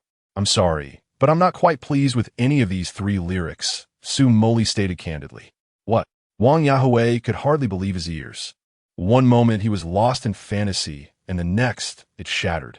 "Are you truly dissatisfied with all 3? What exactly is lacking?" These lyrics embody emotion and a tone of regret. Just as you requested, he pressed on. Almost, but not quite. Zhao Qin interjected, putting down her phone to observe the two. Su Moli's expression was impassive, resembling a winter frost. Wang Yahue visibly reddened, feeling insulted that none of his heartfelt creations met her approval. Zhao Qin exchanged a glance with Wang Yahue, prompting him to calm down. In the entertainment industry, offending Zhao Jie could lead to dire consequences, and this applied to lyricists as well. I apologize for my earlier outburst. I will revise the lyrics and reach out to you with new, suitable options, he offered. Let us add each other on WeChat so I can contact you directly regarding any new works. Su Moli nodded and took out her phone to add Wang Yahue on WeChat. Although not a single lyric was chosen, Wang Yahue felt a surge of joy for having obtained Su Moli's contact information. Well then, Zhao Jie, I will take my leave. For future collaborations, I will get in touch with Moli directly. Zhao Qin nodded, offering words of comfort. Yes, do take care on your way back. Don't dwell too much on this. It's not a reflection of your lyrics, perhaps just a mismatch with Moli's musical style. Study it well. Once Wang Yahue departed, only the two of them remained. Zhao Qin asked, to be frank, what do you think of Wang Yahue's works? In the presence of Zhao Qin, Su Moli immediately felt at ease. Can I speak candidly? Just the two of us. Are you still worried I might leak information? She queried. To be honest, his lyrics seemed decent at first glance, but upon closer inspection, they're quite subpar, nowhere near the caliber of Su Yi's work. Su Moli analyzed earnestly. Ha ha, is that an exaggeration? You've really described it as trash. Zhao Qin chuckled, amused by Moli's blunt critique. In reality, Chinua Culture is a nascent entertainment company with a rather flimsy foundation. Wang Yaha has been in the industry for a while, having penned a couple of viral TikTok hits. After joining Chinua Culture, he barely meets the industry standards for a top-tier lyricist. However, as you know, there are distinctions even among the elite. He falls into the lower echelon. It's not that Sister Zhao isn't willing to recommend formidable talents. With summer vacation approaching, various entertainment shows are set to begin recording, airing simultaneously. The company's lyricists are overwhelmed, juggling the demands of writing for singers to make an impact on the summer charts, alongside crafting songs for music variety shows. Truly, there aren't many lyricists available, she continued.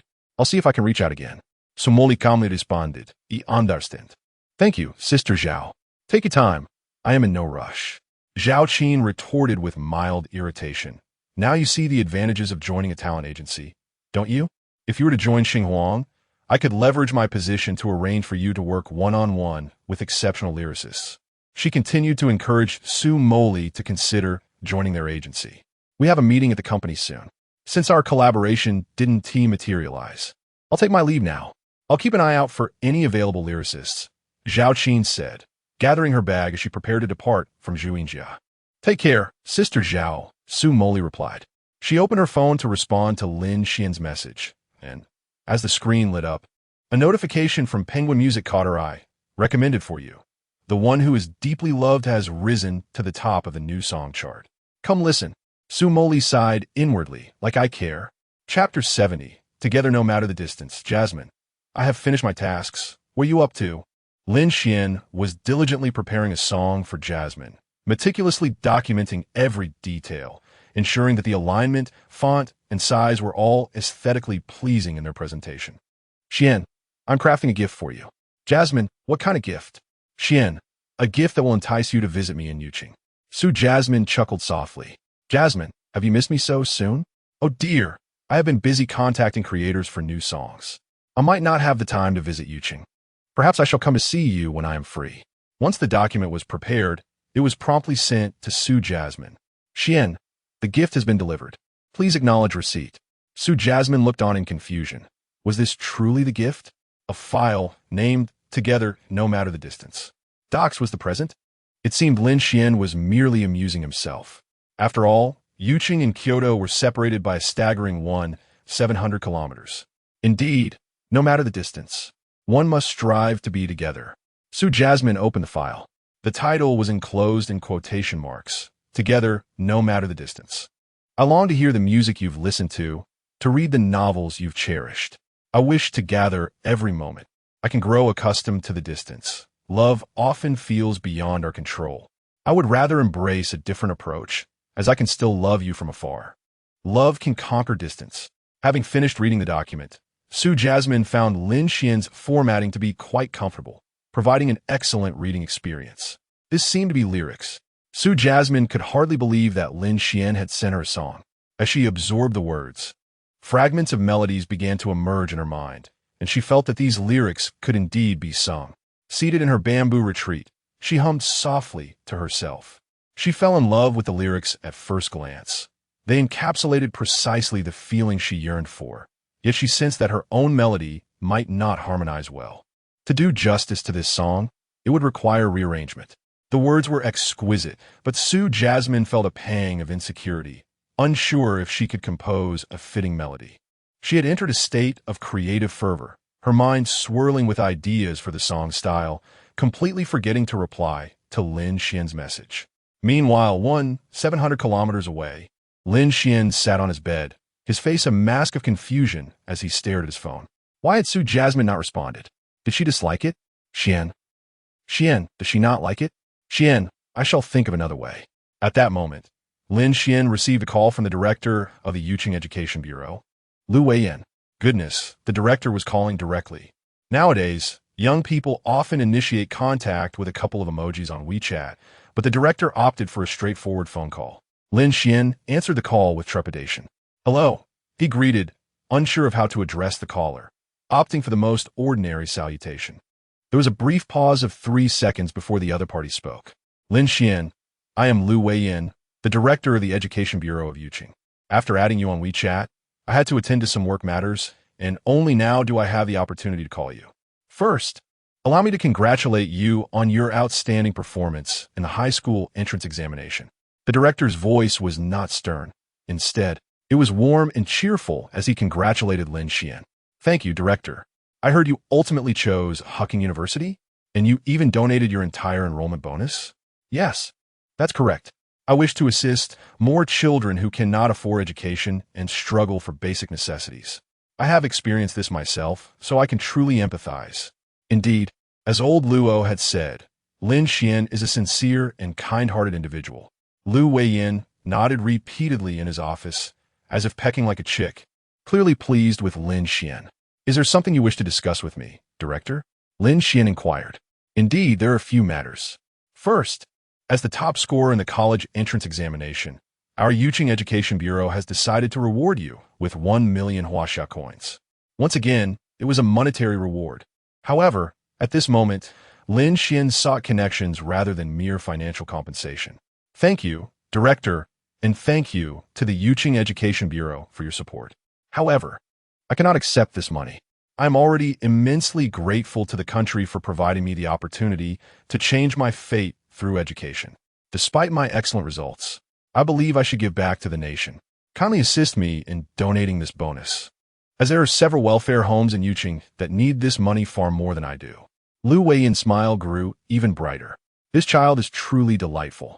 My dear, this money is rightfully yours. The president of Hehe University called me, praising you profusely. He asked me to assist with your 500,000 scholarship to improve the Sunshine Welfare Institute. Trust me, having this generous heart is enough. The full amount of your 500,000 enrollment bonus will remain intact for you to collect at the start of the school year. Keep it close to you. The 1 million bonus from the Yuqing Education Bureau should also be kept safe. Charity does not require your personal expenditure. The state has the resources.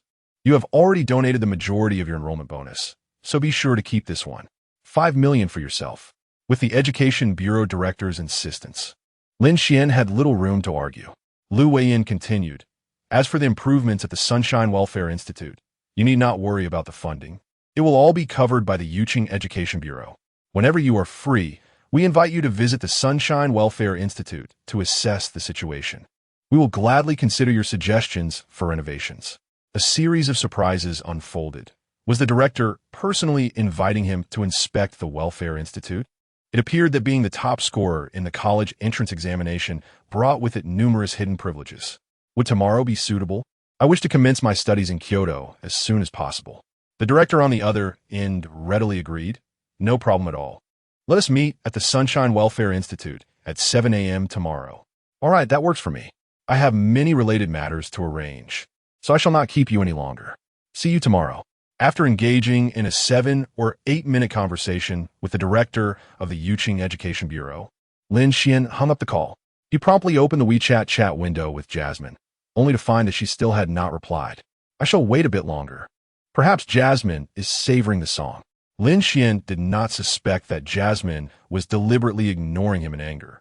If she were to become angry, she could remotely greet the non-existent parents of Lin Xuan and in close combat, deliver a kick to his face with her jade-like foot. In seclusion among the bamboo, Su Moli has now managed to hum a simple rendition of the song, No Matter How Far, We Must Be Together, yet she remains dissatisfied with her self-composed melody. Moli, did you write this song? At last, Su Moli replied to the message, and Lin Xuan responded instantly. Xuan, of course, I am aware that you are about to release a new song. I specifically composed this for you. Moli, have you created a melody for this song? I adore the lyrics, but my own melody feels lacking somehow. Xuan, turn to the last page of the document. Su Moli complied. At the end of the document titled, No Matter How Far, We Must Be Together, Docs, she found an audio icon, accompanied by the melody. However, upon clicking the icon, no sound emerged. What could be the matter? It appeared to be merely an image. As she glanced down, she noticed a line of minuscule text. Only after enlarging the document could she read it clearly. Do you wish to hear the melody? Come to you city, and I shall sing it for you. P.S. No matter how far, we must be together. Original artist. G.M. Lyrics by G.M. Chapter 71. Buying flowers at the flower market, Su Moli opened her ticket booking app and promptly purchased a ticket for the afternoon flight to Yuqing. She took a screenshot and sent it to Lin Xuan. Moli, screenshot. Moli, see you in the afternoon. Xuan, oh? Did someone not just say they were very busy lately? Smirk. Moli, I miss you. After all, love can conquer distance. We must be together, no matter how far apart we are. Moli, selfie with a dynamic expression. Xuan, then I shall see you this afternoon. Moli, hum a melody for me right now. Xuan, alas, I drank too much last night. My head is still spinning, and I can't quite recall it. Perhaps by the time you arrive in Yuqing this afternoon, I will remember how to sing it. Moli, angry, just wait, I'll come and give you a couple punches to wake you up.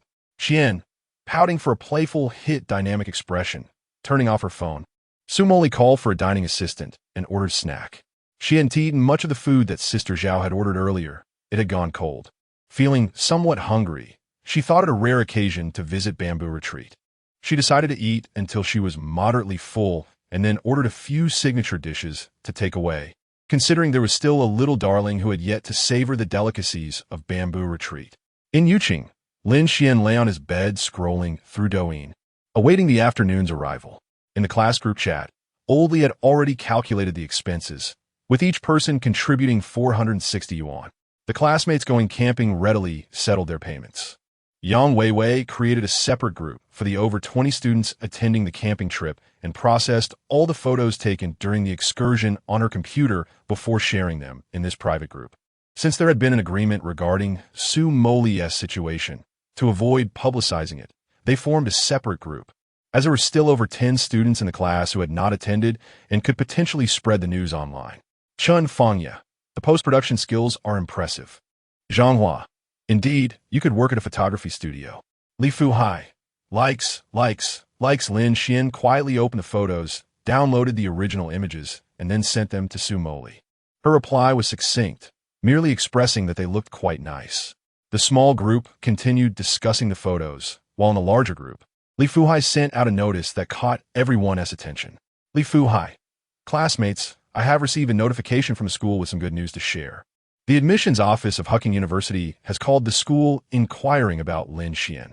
Although no definitive notification has been received yet, the school leaders are still inquiring, and it is highly likely that Lin Xuan has been accepted to Hehe University. Let's congratulate him in advance. Chun Fangya, Lin Xuan, I thought you were still hung over yesterday. Had you actually been accepted today? Wang Pei, Lin Xuan impressive, Xuan Ye. Are you treating us to dinner today? Wang Jingqi, Lin Xuan, congratulations. Chun Fangya, Lin Xuan, why so silent? Speak up. Countless messages flooded the group chat. Lin Xuan, I only learned about it today. I was bombarded with calls from various universities this morning and finally found some leisure time.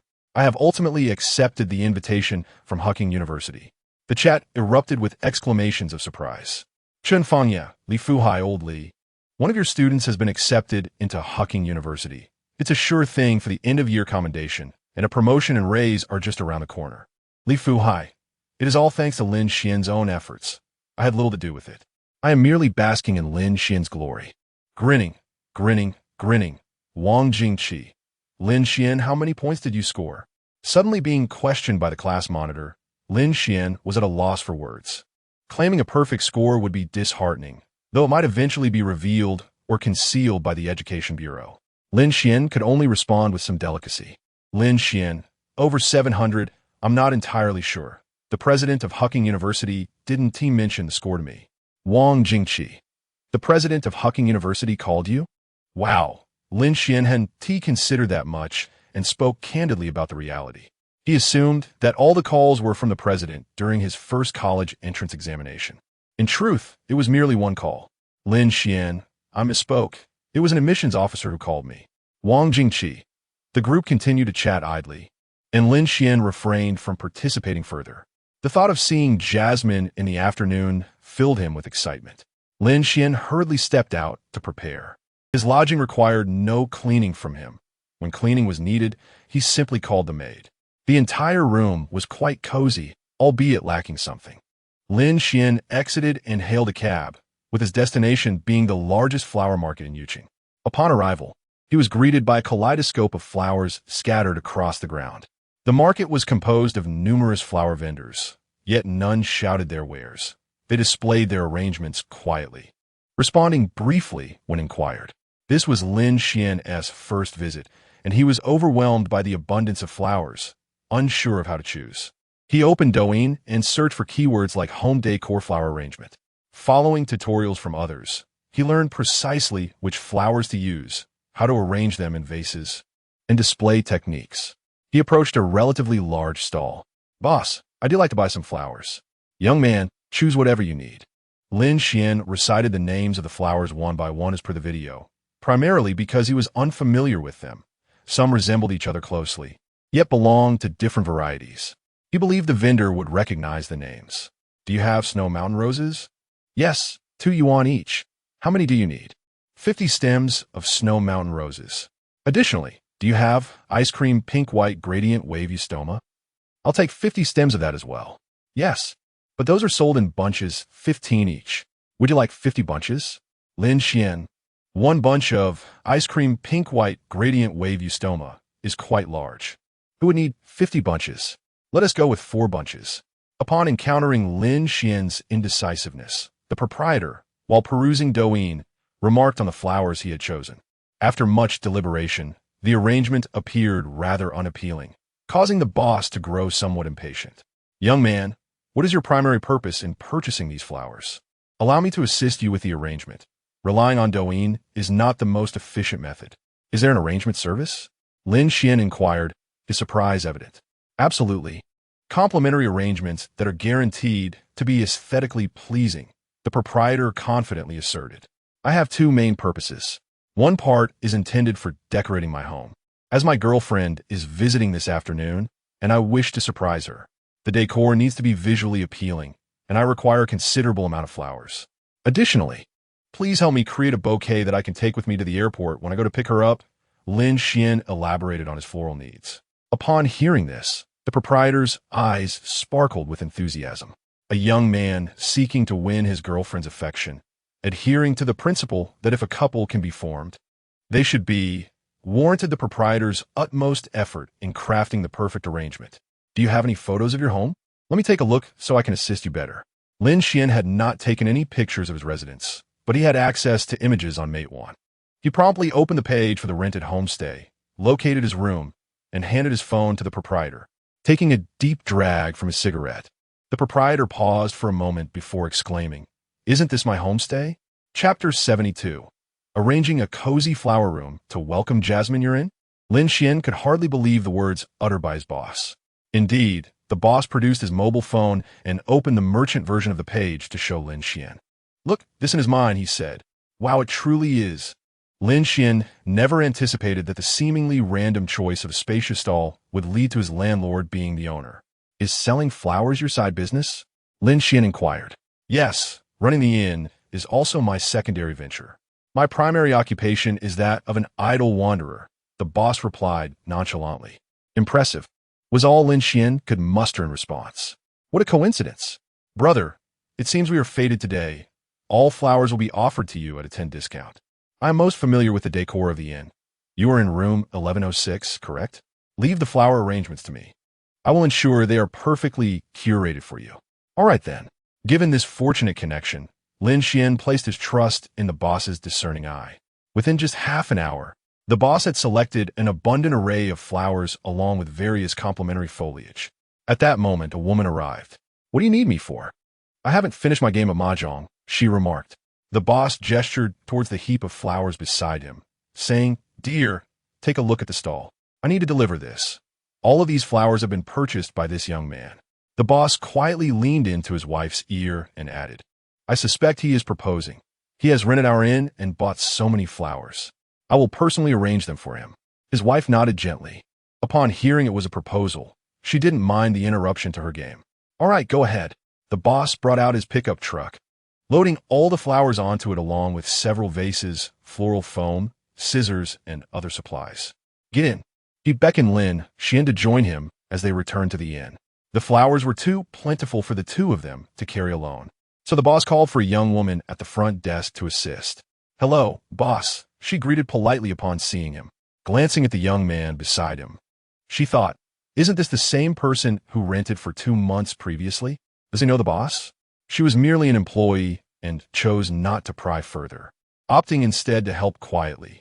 Together, they transported all the flowers to room 1106.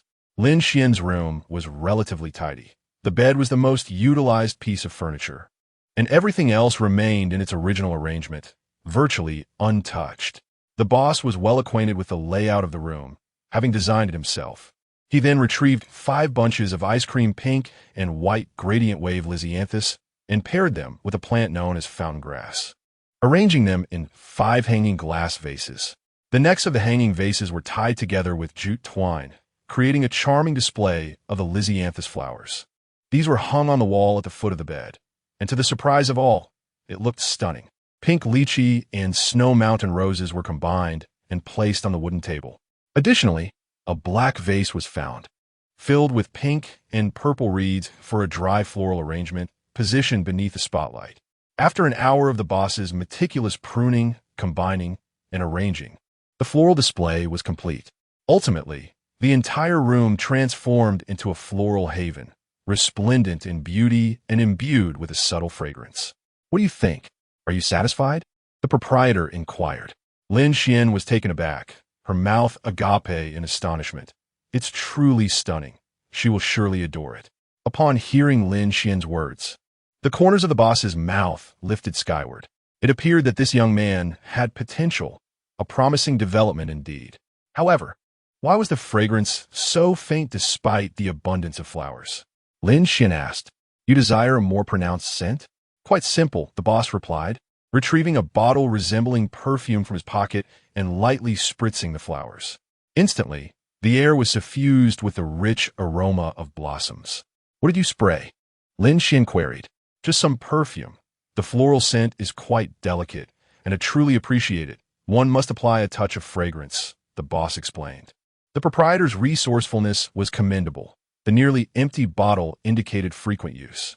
Lin Xuan found this method satisfactory, nodding in approval of the boss's expertise. Flattered by the praise, the boss appeared even more buoyant. My dear brother, allow me to astound you further. With that, he produced a plastic bag, its black exterior concealing its contents. He pinched a small amount of powder from the bag and sprinkled it over the flowers. Once all the blossoms were adorned, he exclaimed, Lights! The illumination was switched on, casting a radiant glow upon the flowers, which sparkled like stars against their pastel petals. Is this glitter? Lin Xuan wondered. No, this is magic, the boss declared. Impressive. Were I not a man, I might have been thoroughly enchanted. After the arrangement was complete, the boss tallied the cost, presenting an invoice and calculator. The total is 1,545 yuan, but I'll charge you 1,500. This price pleasantly surprised Lin Xuan. Previously, she had ordered a bouquet for 2,888 yuan from afar. Today, however, she had summoned the boss to personally adorn the entire room with flowers, incorporating design elements, perfume, and a touch of magic. Beside her lay a pre-wrapped bouquet that, to her surprise, seemed even more exquisite and larger than the one she had purchased for 2,888 yuan. The total of 1,500 yuan felt remarkably economical. After settling the payment, Lin Xuan hastily ordered takeout for lunch, and once her meal was finished, she gathered the bouquet and headed to Yuqing Airport. Arriving early at the arrival's gate, she awaited Jasmine's arrival, which was less than 2 hours away. Scrolling through her phone, she perused Weibo, where a trending topic featured a recent hit song from Jasmine's former company, titled The One I Deeply Love. Intrigued, Lin Xuan clicked on the trending post, which was shared by the official account of Wanhua Entertainment. The image displayed a screenshot of the new music charts for Penguin Music, with The One I Deeply Love securing the top position. It also ranked within the top 5 on the new releases chart of Netizens Cloud Music. The accompanying text read, "Once a phrase lay buried within my heart, repeatedly turning over, unsure of how to articulate it. Thus, it transformed into melody and words. Becoming the one I deeply love. I extend my heartfelt gratitude to every individual who listens with their ears and feels with their hearts. It is you who enable this song to find its rightful place within the hearts of those who love deeply and are also cherished in return." This Weibo post has been successively shared by numerous artists from Wanhua Entertainment. Wang Yu, the original vocalist, also shared this post, expressing, "At the moment we claimed the top spot across major platforms, I realized that this is not merely an accolade for the song, but a testament to our shared belief in love. May we all cherish the love we give and receive." However, both the official Wanhua Entertainment account and Wang Yu's shared post have not garnered substantial traffic. In stark contrast, Su Yi's repost has attracted significant attention, with a remarkable surge in likes and comments. Su Yi expressed her gratitude, stating, "Thank you all for your support. I will strive to create more quality works for everyone." Wang Yu plans to release 3 new songs during the summer break, unlike certain individuals who have failed to produce new works for nearly 3 months. Believing that one song can sustain a lifetime, fans are not naive and will not simply accept poor offerings. This is clearly a veiled criticism directed at Jasmine, and it is no wonder that it has surged into trending topics, resulting in a chaotic comment section. Chapter 73. Airport Pickup. Lin Xuan opened the comment section of Su Yi's retweeted Weibo post. "You're right, just because you're stubborn," seems to be directed at Su Moli. Haha. Her level is just that. CCC. I knew it was her. Her fame relies solely on her looks. It has nothing to do with her songs. Let Wang Yu sing Summer as Snow. Wang Yu is far more popular than she is. Little Lee from the phone store. I unfollowed Su Moli and quickly followed Wang Yu instead. Her Weibo is offering benefits. Sensitive, and those photos reveal so much. She treats us like family, unlike Su Moli, who has never offered any benefits. No cilantro, postgraduate version. Su Moli is truly shameless for seducing my boyfriend. He traveled 800 kilometers to see her at the fan meeting in Yuqing. He has never shown such enthusiasm to travel that distance for me. Wang Yu is no better. My boyfriend even like her Weibo posts, the sly fox. Cold Moon. It seems the previous rumors were true. Without Su Yi, Su Moli is nothing. Wasn't she acting high and mighty? When at Wanhua Entertainment, Su Yi wrote lyrics for her, and she ignored him. Now that Su Yi is writing for Wang Yu, let's see how she handles it. Wadacy. As far as I know, Su Moli is yet to join any agency. Her character must be too poor for any company to take her on. My brother is completely entranced by that morally questionable vixen. I suggest she be blacklisted since she cannot produce any work. Wild Hedgehog replies, Wadacy, you are the one with poor character. Don't speak ill of my goddess. At the fan meeting, she ordered 10,000 cups of milk tea for her fans, and I got 2. Throughout my life, you have only bought me 1 cup. What kind of sister are you? All the money from our parents has gone to your wild men. I'll tell our parents about you spending the night with a guy you've only known for 2 weeks last week. Wadacy replies, Wild Hedgehog, brother, if you dare to tell, I'll reveal that you scored below 20 in 3 consecutive exams. Wild Hedgehog replies, Wadacy, go ahead, let us end it all tonight. If the comments were solely disparaging Su Moli, Su Es retweet would naturally not gain traction. However, a multitude of devoted fans for Moli flooded the comment section, rallying in her support. Little puppy, your lyrics are mediocre. If it weren't for Moli and Wang Yu singing beautifully, what would you matter, fool? Confused Life replies, no cilantro, postgraduate version. You must be a fool as well. Plain water, protecting the best Moli in the world. Wild Dad, those you follow. Is your household registration book only 1 page? You're being sarcastic, you filthy animal. Without you, Moli would have released new songs long ago. I'll say one last time, Su, damn you. Lin Xuan seemed to have spotted a familiar face. Chen Fanya was also in Su Yi's comment section. Xian replies, Wild Dad, surfing the internet and bumping into you? Wild Dad replies, Xian, let us curse together.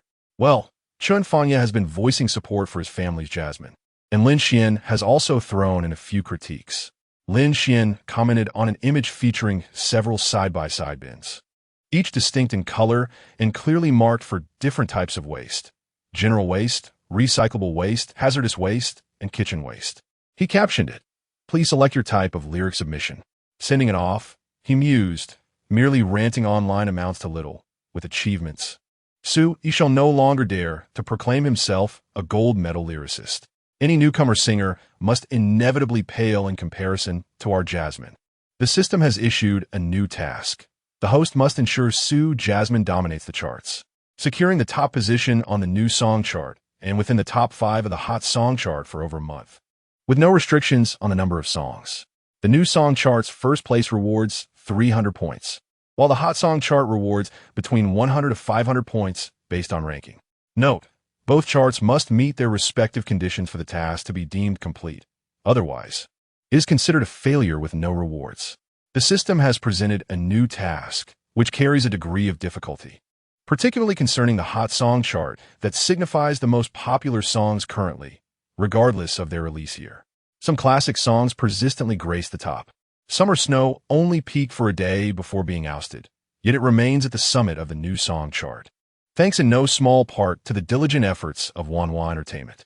However, the tracks on the hot song chart are often backed by substantial capital, far beyond the reach of smaller agencies like Wanhua Entertainment.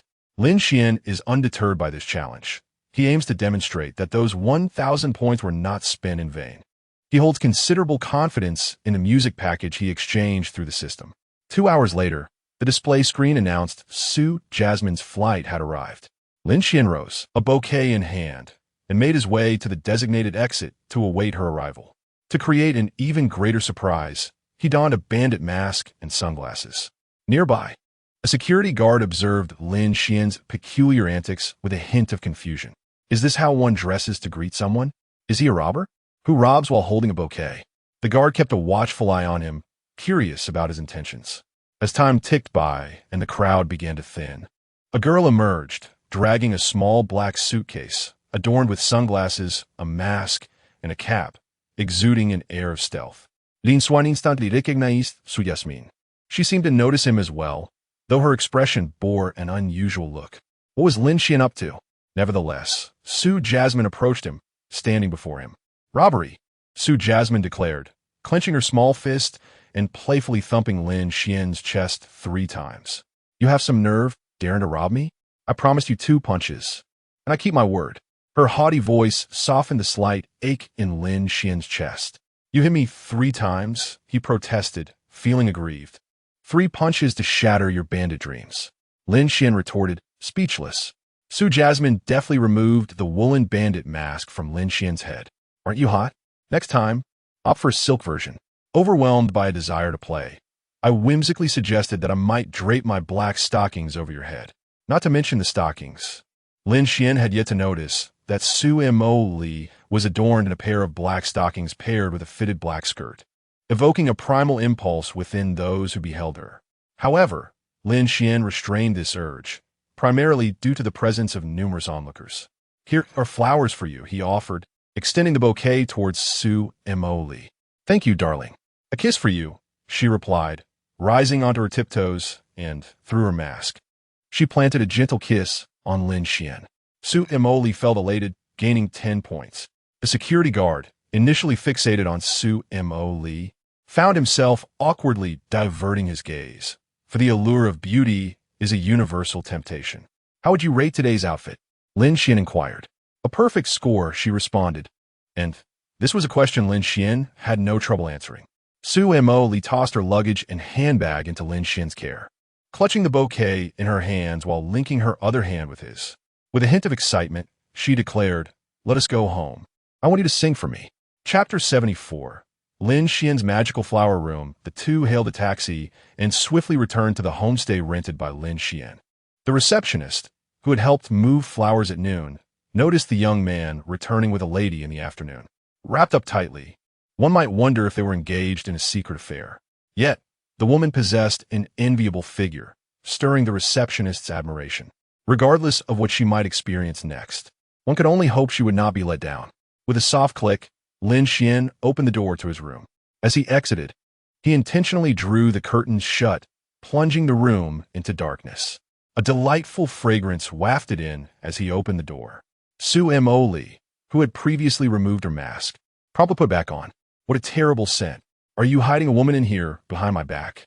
She remarked with a hint of disdain. Is the perfume truly that awful? Lin Xuan countered, finding it quite pleasant. If anything, I only have you hidden here. He was a loss for words at Su Moli's imaginative leap. Oh, there are flowers at the entrance. They look lovely, Su Moli exclaimed, noticing the vibrant arrangements outside the door. A smirk appeared on Lin Xuan's lips. Allow me to present you with a little surprise. With a thud, he closed the door, enveloping the room in darkness once more. Be careful with your eyes. I am about to turn on the lights. He covered Su Moli's eyes to shield her from the impending brightness. Although she was uncertain of his intentions, she anticipated a delightful surprise. What if she opened her eyes to find another woman in bed?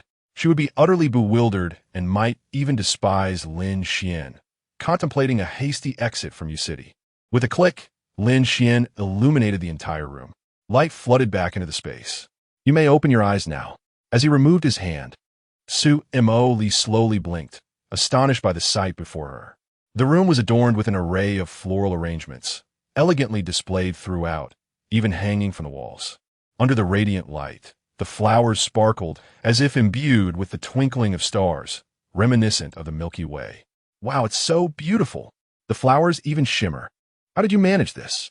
Su Moli gasped in awe, her mouth forming an O shape. Magic, this is magic, Lin Xuan declared, reveling in his triumph. Su Moli, having set her bouquet aside, hurried to investigate the arrangements within the room.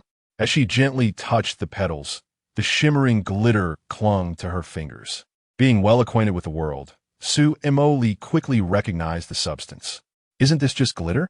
You think I'm a child? Despite her playful protests, her smile never faded.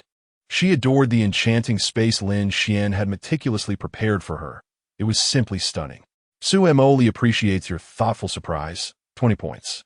Reflecting on her earlier imagination of Lin Xuan hiding another woman, she felt a twinge of guilt. She needed to make amends. How could she have entertained such thoughts? Stepping forward, Su Moli embraced Lin Xuan, a gesture she deemed a fitting recompense. Lin Xuan cradled the enchanting beauty in his arms, a delicate and tender figure, exuding a delightful softness. All right, let us discuss the matter of that song. No matter how far, we must be together, he proposed. Su Moli sat upon the bed, her luminous eyes gazing at Lin Xuan, brimming with an insatiable yearning for music. She firmly believed that Lin Xuan's lyrics surpassed those penned by Su E, imbued with a richer emotional palette. If the melody were to resonate beautifully, it could indeed become a sensation, rendering Lin Xuan's lyrical and musical contributions invaluable, potentially reaching a worth in the millions.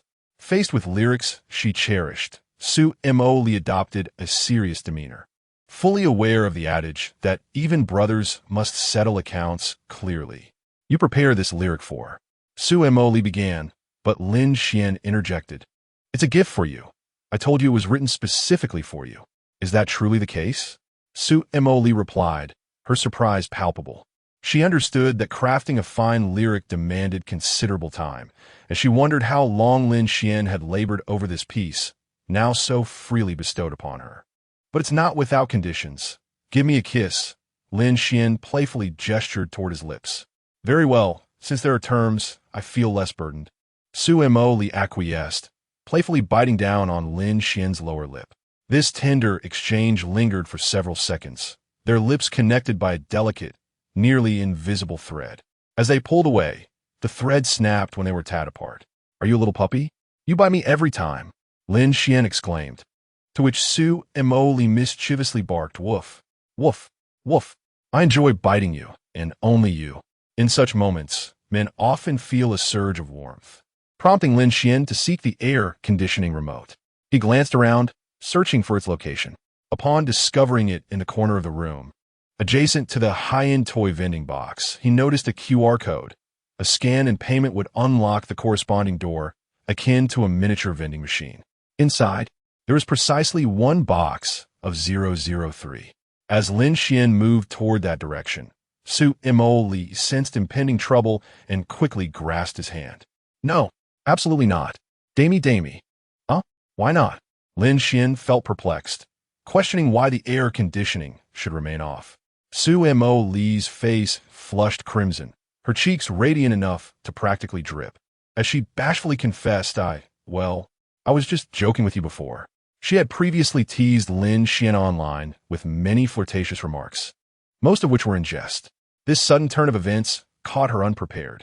Although they had been close online for quite some time, their real-life encounters had been scant, leaving her unready for such intimacy. Merely playful banter until now. What's the matter? Is the air conditioning really off limits? Lin Xuan asked, his cheeks flushed. He had merely intended to retrieve the air conditioning remote. Yet Su Moli's unusual behavior and her words left him bewildered. A glance at the high-end toy vending box clarified everything, and his face involuntarily turned red. He had only sought to turn on the air conditioning.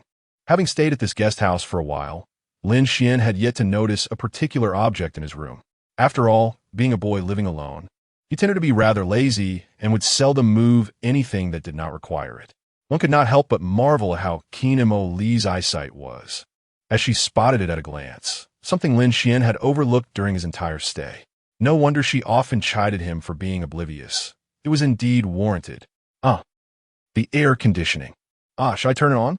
Su Moli felt an overwhelming sense of shame. Su Moli, what are you doing?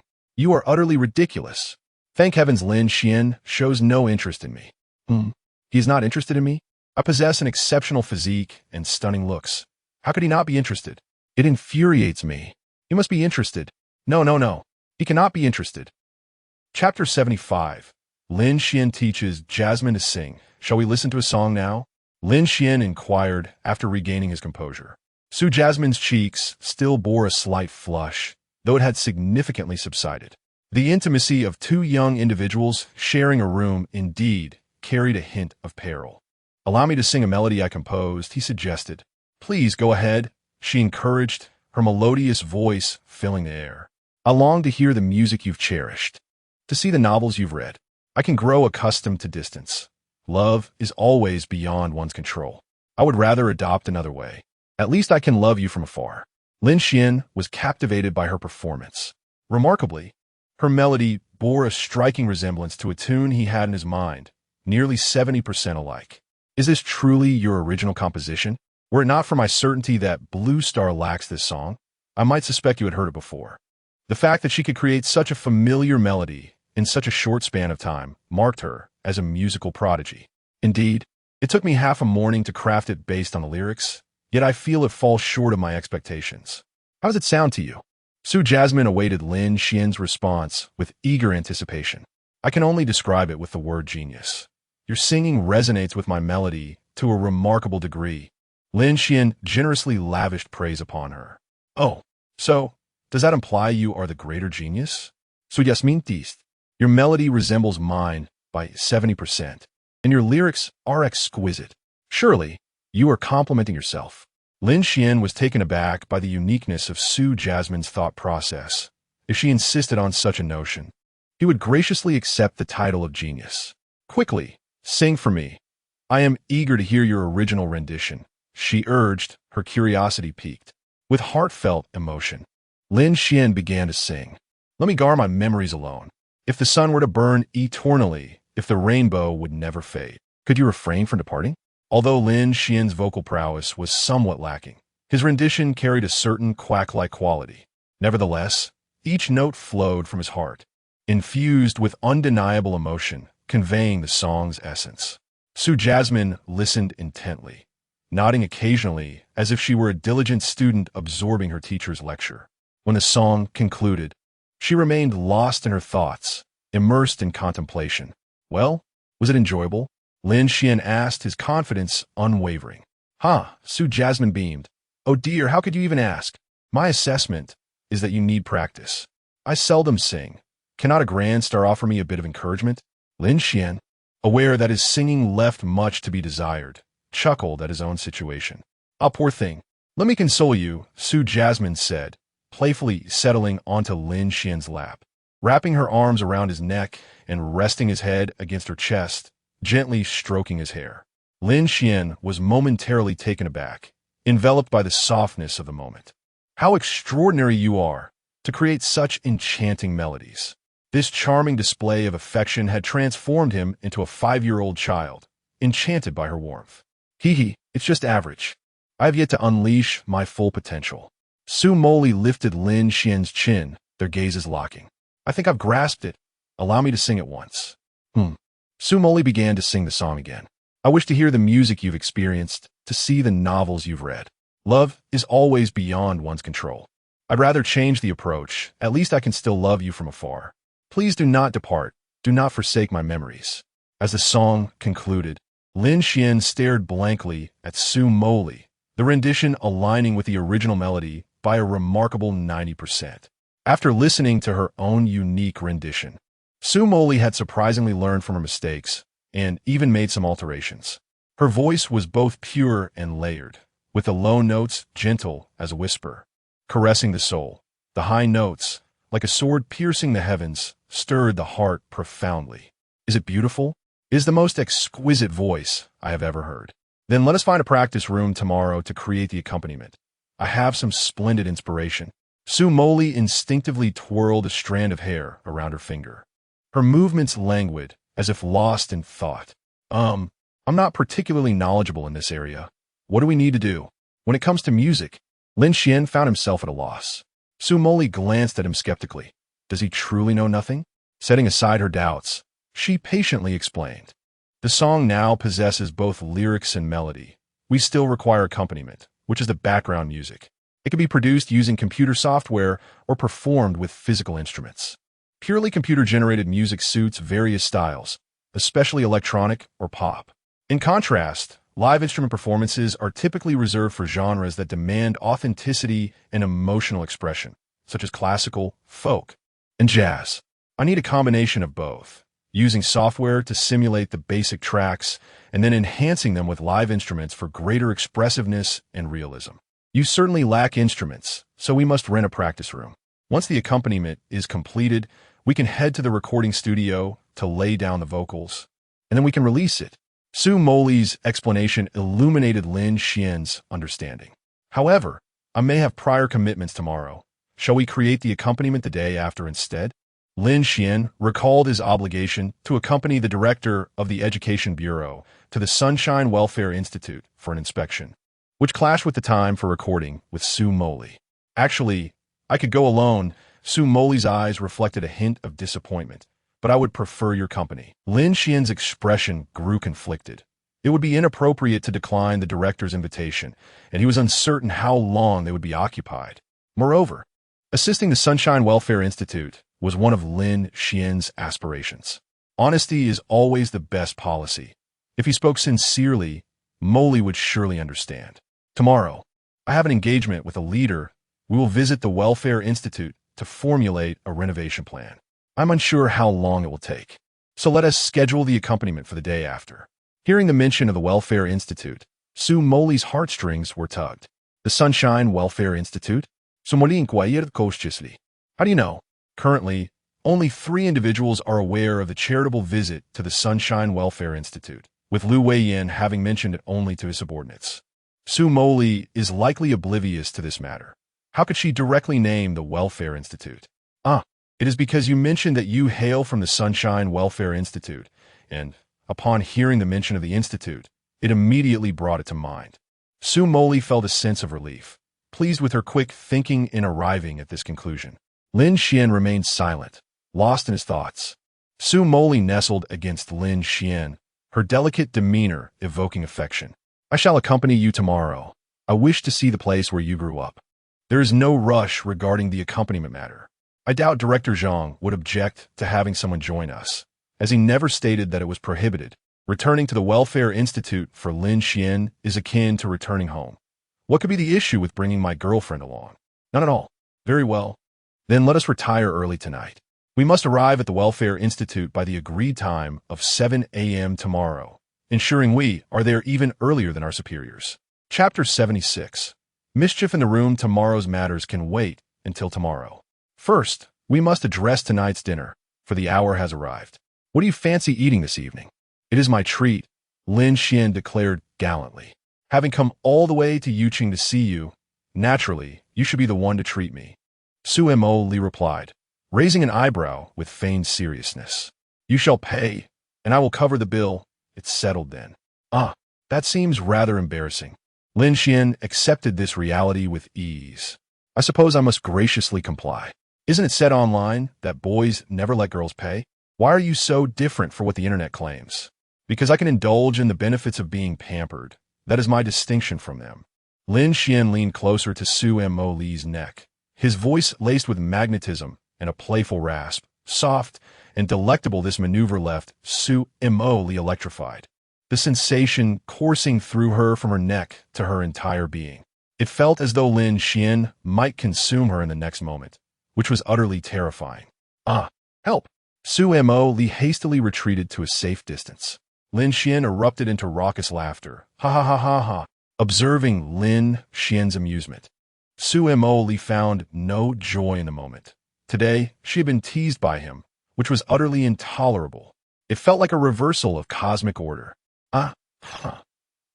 Witnessing Su Moli flee in a panic like a startled rabbit was a rare sight, and Lin Xuan continued to chuckle.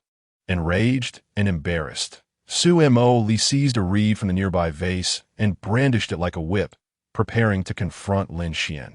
Laughing at your mother. I will strike you down. After an intense skirmish, the room lay in disarray, petals scattered across the floor, both of them exhausted, sprawled on the bed. Beads of sweat adorned their foreheads, and their stomachs grumbled in unison. You insufferable Lin Xuan, you wretched creature, can't you show me a little mercy? You bully me. Woe is me. Su Moli feigned tears. What? How can you spread such falsehoods? Look at your delicate skin, not a mark upon it, and then look at me. 3 bruises on my arm, and 2 more on my back. Who is the real bully here? I could cry too. Woe is me. Su Moli glanced at the red marks on Lin Xuan's arm, a pang of guilt washing over her. She realized she had perhaps gone a bit overboard. Yet she remained somewhat indignant. I don't care. You are bullying me. You struck me with a rose branch, and it stings fiercely. Neither was willing to concede. They lay on the bed, separated by half a meter, entering a cold war. A minute passed, and Su Moli puffed her cheeks, producing a series of soft popping sounds with her lips. Lin Xuan turned to see what she was doing, and their eyes met. Pop, pop, let's make amends. Won't you pop with me? Su Moli's adorable, pleading expression melted Lin Xuan's heart. He realized he was not truly angry. He merely needed a brief respite from their playful antics. With a swift motion, he rolled over her, delivering a gentle pop. Hehe, we are reconciled. Su Moli's face lit up with joy, but in the next instant, her expression darkened. Get off me. Lin Xuan rolled over to position himself atop Su Moli, his weight pressing down upon her, devoid of any sense of delicacy. Su Moli suspected that Lin Xuan was being intentional in this act, but she lacked any tangible evidence. With a swift motion, Lin Xuan rolled away from her and gradually rose to his feet. What shall we have for dinner? Lin Xuan pondered aloud. I'm tired and don't feel like going out, Su Moli replied. Let's order takeout. I brought you some unique delicacies from Kyoto, she added. Su Moli opened her suitcase, which was divided into two compartments. The upper section contained clothing, while the lower housed a sealed wooden box adorned with the logo of Bamboo Retreat, encased in protective plastic, exuding an air of elegance. After considerable effort, Su Moli managed to open the box, revealing smaller boxes within. She carefully arranged the meticulously packaged food from Bamboo Retreat. What's this? Lin Xuan inquired, captivated by the exquisite packaging. There's a private kitchen in Kyoto called Bamboo Retreat. I made a reservation there this morning. And since I was coming to Yuqing to see you this afternoon, I thought I'd bring you some specialty dishes. Do try them, Su Moli encouraged. With each box she opened, the petite portions of the dishes appeared rather diminutive to Lin Xuan. Nonetheless, he was unparticular with his food, sampling each offering. This is delicious, he exclaimed. If it's tasty, you should eat more, Su Moli replied, observing him from her chair without partaking herself. Why aren't you eating? Lin Xuan asked mid-savor. With a playful smile, Su Moli responded, I had breakfast this morning. If I eat too often, it becomes monotonous. I prefer to maintain a sense of novelty. We can dine at Bamboo Retreat next time. In truth, the food had cooled, and she noticed there was no microwave in the room, diminishing her desire for the chilled fare. Seeing Lin Xuan relish the meal, she decided to let him enjoy it all. So I've eaten everything? He confirmed. Indeed, she affirmed. After Lin Xuan finished the takeout from Bamboo Retreat, a knock at the door interrupted them. Hello, your delivery, came a voice from outside. Su Moli reclined in her chair like royalty, playfully gesturing with her foot toward Lin Xuan. Go fetch the delivery. Obediently, Lin Xuan rose to retrieve the order. Inside were two well-packaged boxes, far from the cheap, trendy designs. Glancing at the receipt, he noted the total. Over 400 yuan for 2 steaks and a box of fruit. Is that all? He asked. Yes. This restaurant is a national chain and quite reputable. If you're uncertain about what to eat, this is a simple choice, Su Moli replied. Upon opening the delivery, they found cutlery included. Su Moli elegantly sliced her steak, savoring each small piece with a bit of fruit. After her meal, she resumed practicing her singing, her voice soft and controlled due to the late hour. Lin Xuan lay quietly on the bed, enchanted by her melodious tones. Su Moli's voice was slow and even, akin to a gentle rocking cradle, effortlessly inducing relaxation. Unbeknownst to them, an hour had slipped by. Lin Xuan had already succumbed to slumber, lulled to sleep by the soothing sound of Su Moli's enchanting song. Su Moli quietly approached, crouching down near Lin Xuan's cheek. Observing the peacefully sleeping Lin Xuan, she thought, never mind, I shall refrain from singing and let him rest. She gently made her way to the bathroom and turned on the water heater. The heater in this guest house was remarkably quiet. Once the bathroom door was closed, no sound could be heard outside, ensuring that Lin Xuan's slumber remained undisturbed. Su Moli swiftly removed her makeup and retrieved a disposable bath towel from her bag. She decided against washing her hair today, as the noise from the blow dryer would be disruptive. However, a shower was essential. The 2 days of camping without a proper bath had been utterly vexing. A girl ought to bathe daily to maintain a fragrant and soft demeanor. With utmost care, Su Moli entered the bathroom for a quick shower, even bringing her own travel-sized bottle of body wash. She had packed her toothbrush, facial towels, bath towel, and shower gel, refusing to use the low-quality amenities provided by budget hotels. After washing, she dried herself off, discarding the disposable towel into the trash bin. As she prepared to open the bathroom door, it suddenly dawned on her that this was not her home. She nearly walked out thoughtlessly. At home, when alone, she often wandered around in her most relaxed state. But this situation was entirely different. She had indeed brought a set of pajamas to Yuqing, but they lay in the suitcase beside the bed in the room. Chapter 77. Sleeping together, Su Moli cautiously pushed open the bathroom door. The glass of the bathroom door was frosted, obscuring the view from the outside. As the door opened a crack, Su Moli hid behind it, peeking out to assess the situation. Lin Xuan lay on the bed, soundly asleep. After observing for a couple of minutes, she concluded that he was indeed in slumber. Stealing her nerves, Su Moli gently opened the bathroom door and tiptoed out, completely unclothed, careful not to make a sound as she approached the suitcase beside the bed. She hurriedly retrieved her nightgown and slipped it on. Just then, Lin Xuan stirred slightly, as if to turn over. Su Moli's heart raced, and she quickly crouched down, wrapping her arms around herself. Peeking out once more, she noted that Lin Xuan had settled back into his peaceful repose. First things first, she needed to get dressed. In no time, she had successfully donned her nightgown. Feeling slightly emboldened, she dared to stand upright. How could they possibly share a bed? When she first arrived in Chongqing, she had contemplated booking a nearby hotel room for herself. However, after witnessing the beautiful floral arrangement Lin Xuan had prepared for her and the way he taught her to sing, she decided to stay here for convenience. She had intended for Lin Xuan to take the sofa, but alas, he had fallen asleep first. It was hardly feasible to relocate his substantial form to the couch now. Fortunately, the bed was spacious, and Lin Xuan was nestled at the edge, leaving ample room for her. With a resigned sigh, Su Moli gently laid down on the opposite side of the bed, maintaining a considerable distance from Lin Xuan. Her heart raced, and she pulled the covers up to conceal her flushed cheeks. Turning away from him, she curled up into a ball, too shy to glance in his direction. This was her first experience sharing a bed with a boy, and the embarrassment was overwhelming. After a few minutes of restless tossing, she found sleep elusive. She turned again, facing Lin Xuan's direction. Her little head peeked out from beneath the covers, half hidden as she quietly observed the peacefully sleeping Lin Xuan, the blanket rising and falling with his rhythmic breathing. To her surprise, he did not snore at all. Many girls online lamented about their boyfriend's loud snoring. But Lin Xuan appeared to sleep serenely. 2 minutes later, Su Moli shifted her body slightly closer to Lin Xuan, eager to observe him from a nearer vantage point. Approximately half an hour later, she found herself nestled beside him, though she deliberately avoided any contact, moving with utmost caution. Upon closer inspection, she noticed that his nose could use some care. She resolved to take him for a cosmetic treatment when they visited Kyoto. His lips, however, were quite alluring.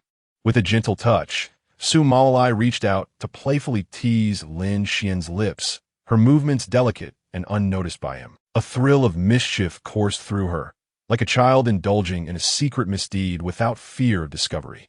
Encouraged by her boldness, her slender fingers gradually ventured towards Lin Xuan's chest. Positioned over his heart, she could feel Lin Xuan's firm muscles and the rhythmic beating of his heart. She playfully pinched him, then quickly withdrew her hand. Su Moli was overwhelmed with a sense of mischief, burying herself under the covers, curled into a ball. The sensation was rather average, not as pleasing as her own touch. She wanted to laugh, but restrained herself, initiating a silent laughter challenge. Her body quivering slightly on the bed.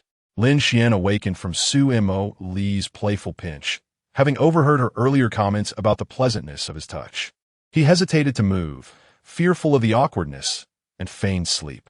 If he acted oblivious, the tension between them would dissipate. Su Moli contemplated teasing him further, but decided against it, fearing that too much movement might wake Lin Xuan and lead to an embarrassing situation. She opted for sleep instead. Lin Xuan's body radiated warmth, while Su Moli, petite and fair, often felt cold at night due to her slightly deficient vitality. Naturally drawn to Lin Xuan, her small feet gradually nestled against his calf, startling him with a sudden chill. He suppressed his reaction, enduring it silently. Soon, Su Moli's arm draped casually over Lin Xuan as she lay beside him. Lin Xuan, do you know how happy I am to discover your gaming skills are commendable, and now you can also write such wonderful lyrics? Su Moli murmured to herself. The more accomplished you become, the less my father can object to us. I understand him well. His first condition for son-in-law is social standing. He wouldn't approve of our relationship, but I simply adore you, only you. I wonder if you still remember the past. Lin Xuan mused. What past? Why did you stop there? After a while, Su Moli continued her musings. But speaking of which, it's really odd. How can you write a song like no matter how far apart, we must be together without ever having been in love? Surely, you Haven T had a secret relationship behind my back? Is this song for your ex-girlfriend? Never mind. I'll think about it later. Time for sleep. Feeling comfortable, Su Moli nestled closer to Lin Xuan, preparing to embrace him as she drifted off.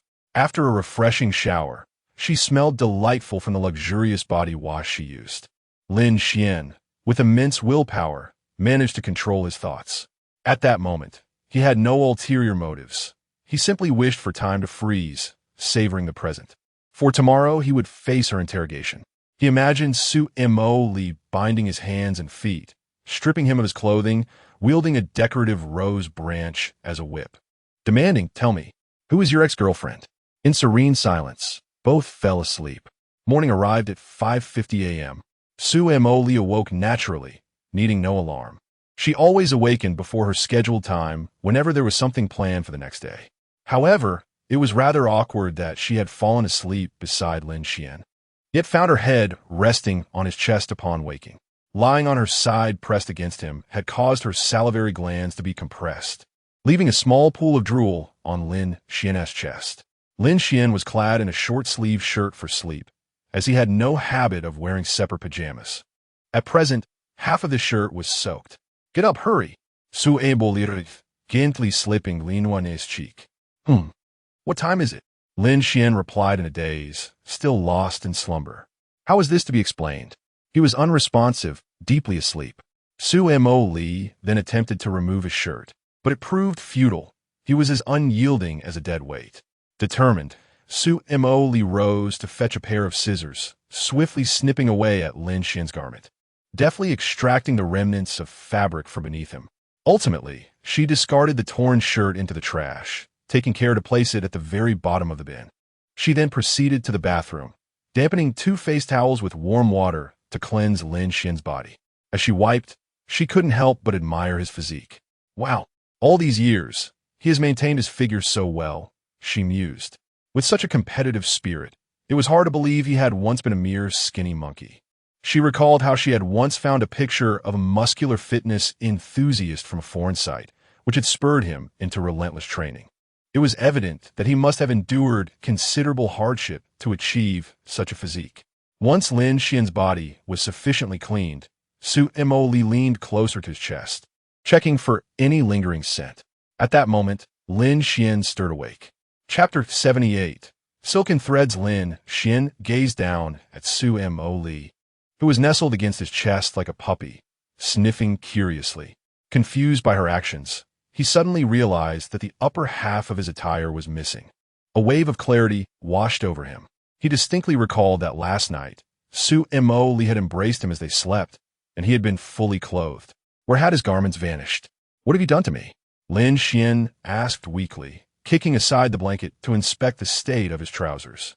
Fortunately, they remained intact. If Su Moli had indeed taken advantage of his slumber, he would be at a tremendous loss, completely unaware and devoid of any sensation. Su Moli was taken aback by Lin Xuan's awakening, her previous actions now exposed. "Oh no, this is a predicament from which I cannot extricate myself," she thought. "I'm not a pervert. Where are my clothes?" Lin Xuan inquired hastily. "I discarded them. They were in the way." "What?" He responded in disbelief. "Quick, find something to wear." Su Moli turned her face away, unable to meet his gaze. She refrained from explaining. After all, Lin Xuan was not at a disadvantage. It would be absurd to admit that she had drooled on him in her sleep, dampening his clothes. What about her dignity? In the corner of the room sat a large suitcase, which Lin Xuan approached and opened. Inside, he discovered an array of garments. As he stepped away from the bed, Su Moli's eyes followed him intently. After rummaging for a moment, he found a short-sleeved shirt to don. To his surprise, his clothes were neatly packed away in the suitcase, leaving him wondering why there were so few items. In an effort to alleviate the awkwardness from earlier, Su Moli changed the subject. "Is this all your clothing?" "No," Lin Xuan replied, understanding her unspoken intent. "The suitcase beside it contains my winter attire. This one holds my summer wear." "Oh." Su Moli hesitated, contemplating whether to say more. However, recalling that Lin Xuan was an orphan, she fell silent. He had always been different from her, working part-time jobs to earn every penny, while she had grown up in comfort, her wardrobe overflowing with beautiful garments, something he could not claim. A pang of sympathy welled up within Su Moli for Lin Xuan. She resolved silently, once he settled in Kyoto, she would buy him an abundance of stylish clothing.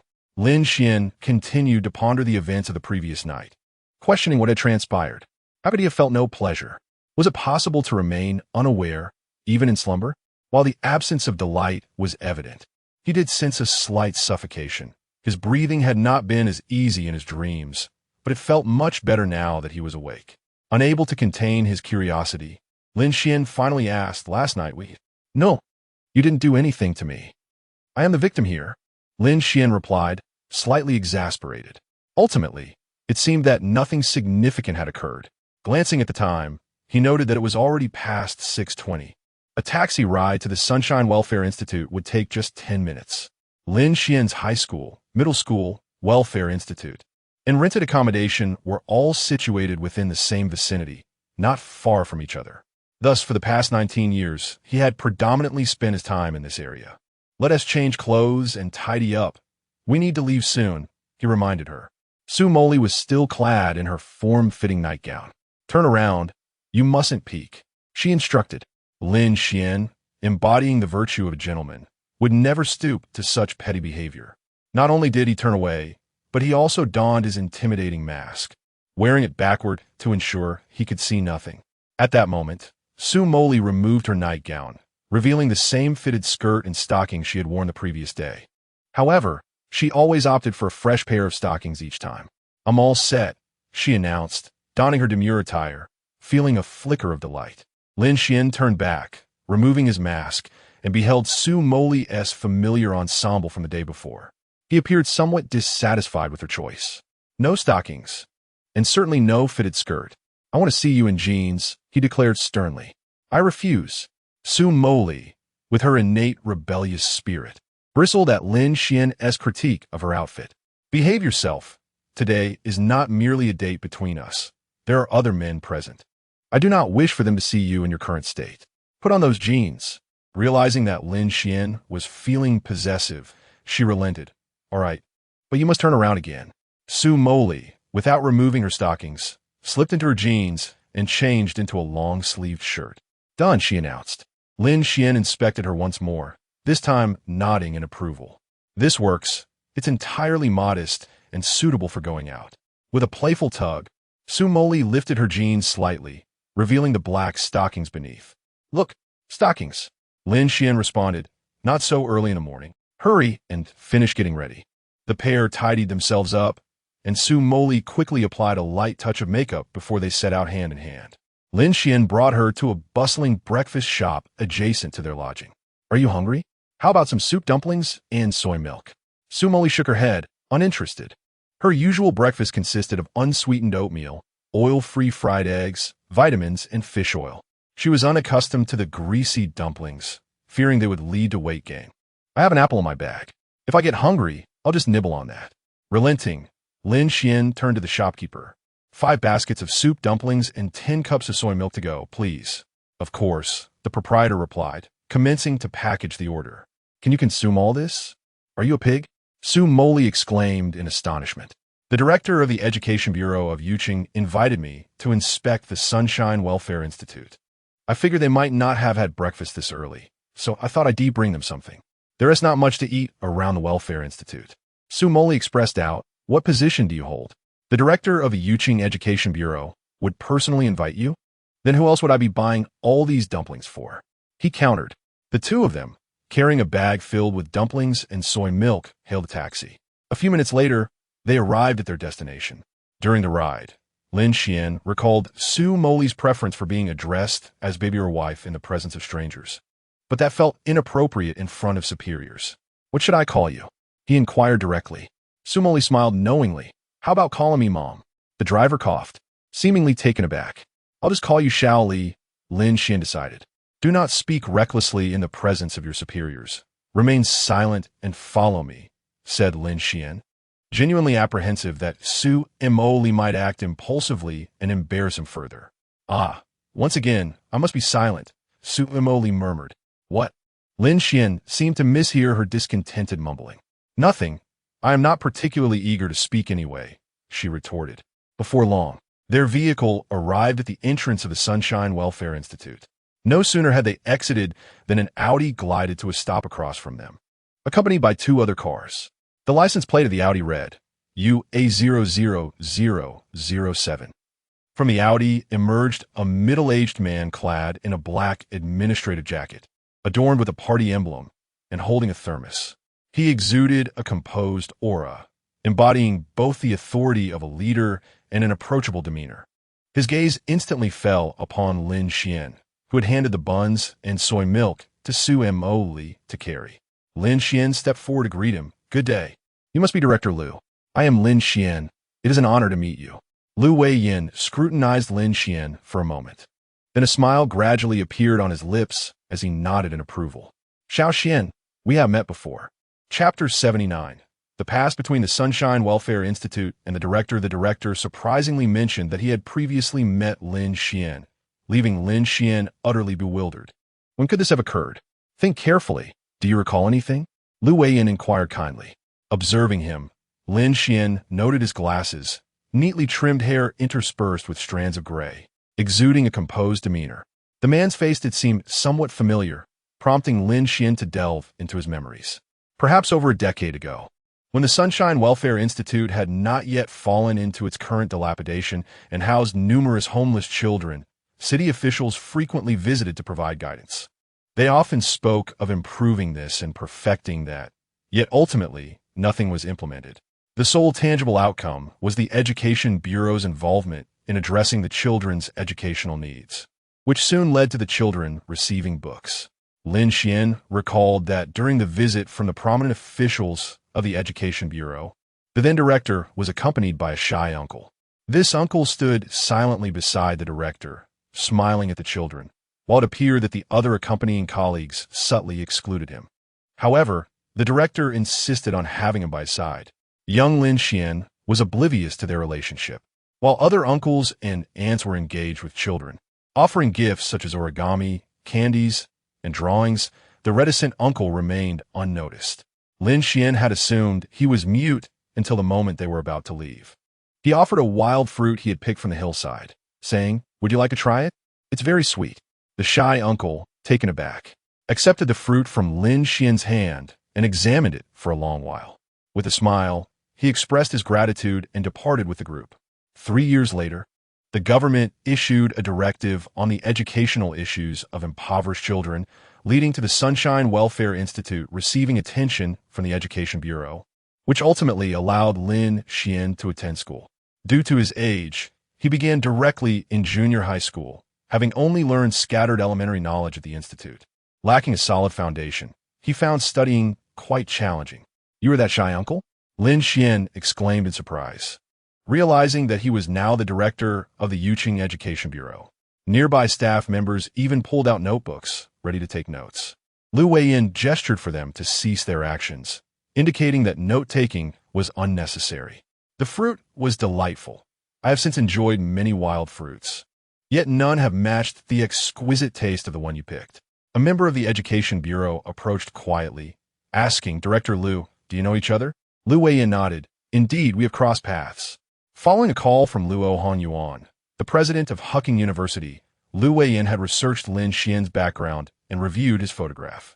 He had recognized the young boy who once offered him fruit after much contemplation. What a remarkable coincidence to reunite in such circumstances. Liu Weiyin's gaze shifted to Lin Xuan. 3 years after that meeting, I was responsible for arranging school placements for the children at the Sunshine Welfare Institute. I had never anticipated that providing an opportunity for the children at the welfare home to read could cultivate a top scorer in the college entrance examination. Lin Xuan is indeed the pride of our city, Yuqing. Standing beside her, Su Moli, lost in thought, overheard the mention of a top scorer. The fact that Lin Xuan is an acquaintance of the Education Bureau director seemed rather mundane to her. After all, she had accompanied her father to several banquets and had encountered various influential figures. Yet, the director declared Lin Xuan as the top scorer? How utterly bewildering. Lin Xuan herself was equally astonished, realizing that her chance to study was orchestrated by that bashful uncle. Fate is indeed peculiar. We should not linger at the entrance.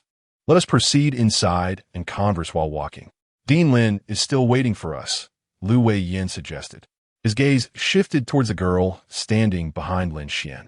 Her features were obscured by a mask and hat, but from her brow and figure, it was evident she was a striking beauty. Lu Weiyin jested. And who might this be? This is Xiao Li, my friend. She is mute and cannot speak. She learned that I would be visiting the Sunshine Welfare Home today and wished to accompany me. Lin Xuan promptly clarified, ensuring that Su Moli's muteness was established to prevent any embarrassing remarks from arising later. Lin Xuan trusted that Su Moli would not undermine her in front of prominent figures. Frustrated, Su Moli clenched her teeth. Lin Xuan had labeled her mute, leaving her unable to retort. ABA, Su Moli babbled, uncertain of her intentions, likely protesting Lin Xuan's assertion. Lu Weiyin looked at Su Moli in confusion. What's she doing? Oh, we arrived at the welfare home rather early today. We were concerned that you all might not have had breakfast, so we brought some for you. Lin Xuan explained as she accepted the steamed buns and soy milk from Su Moli's hands, still warm and ready to eat. Lu Weiyin was pleasantly surprised. They indeed had not yet eaten breakfast, as pressing matters had consumed their time. After arranging the affairs at the Sunshine Welfare Home, they planned to head back home, ideally concluding within 2 hours. Grateful for the children's thoughtful gesture, Lu Weiyin did not hesitate to accept the offerings, distributing the buns and soy milk to his companions. Thank you. Let us discuss further once we are inside, he suggested. All right, Su Moli replied, walking alongside Lin Xuan as they entered the Sunshine Welfare Home. The changes were so significant that she barely recognized the place. In her memories, the Sunshine Welfare Home was nestled at the foot of a tranquil hill, with a verdant slope behind it, adorned with lush trees and vibrant greenery. Nearby lay an ancient town, with the Yangtze River flowing just beyond. The entrance to the Sunshine Welfare Home featured a black iron gate, and upon entering, a small vegetable garden and flower bed could be found to the right. To the left were the recreational facilities for the children. In the center stood a warm, beige building adorned with colorful cartoon murals. This was the children's residence, with the cafeteria situated in front.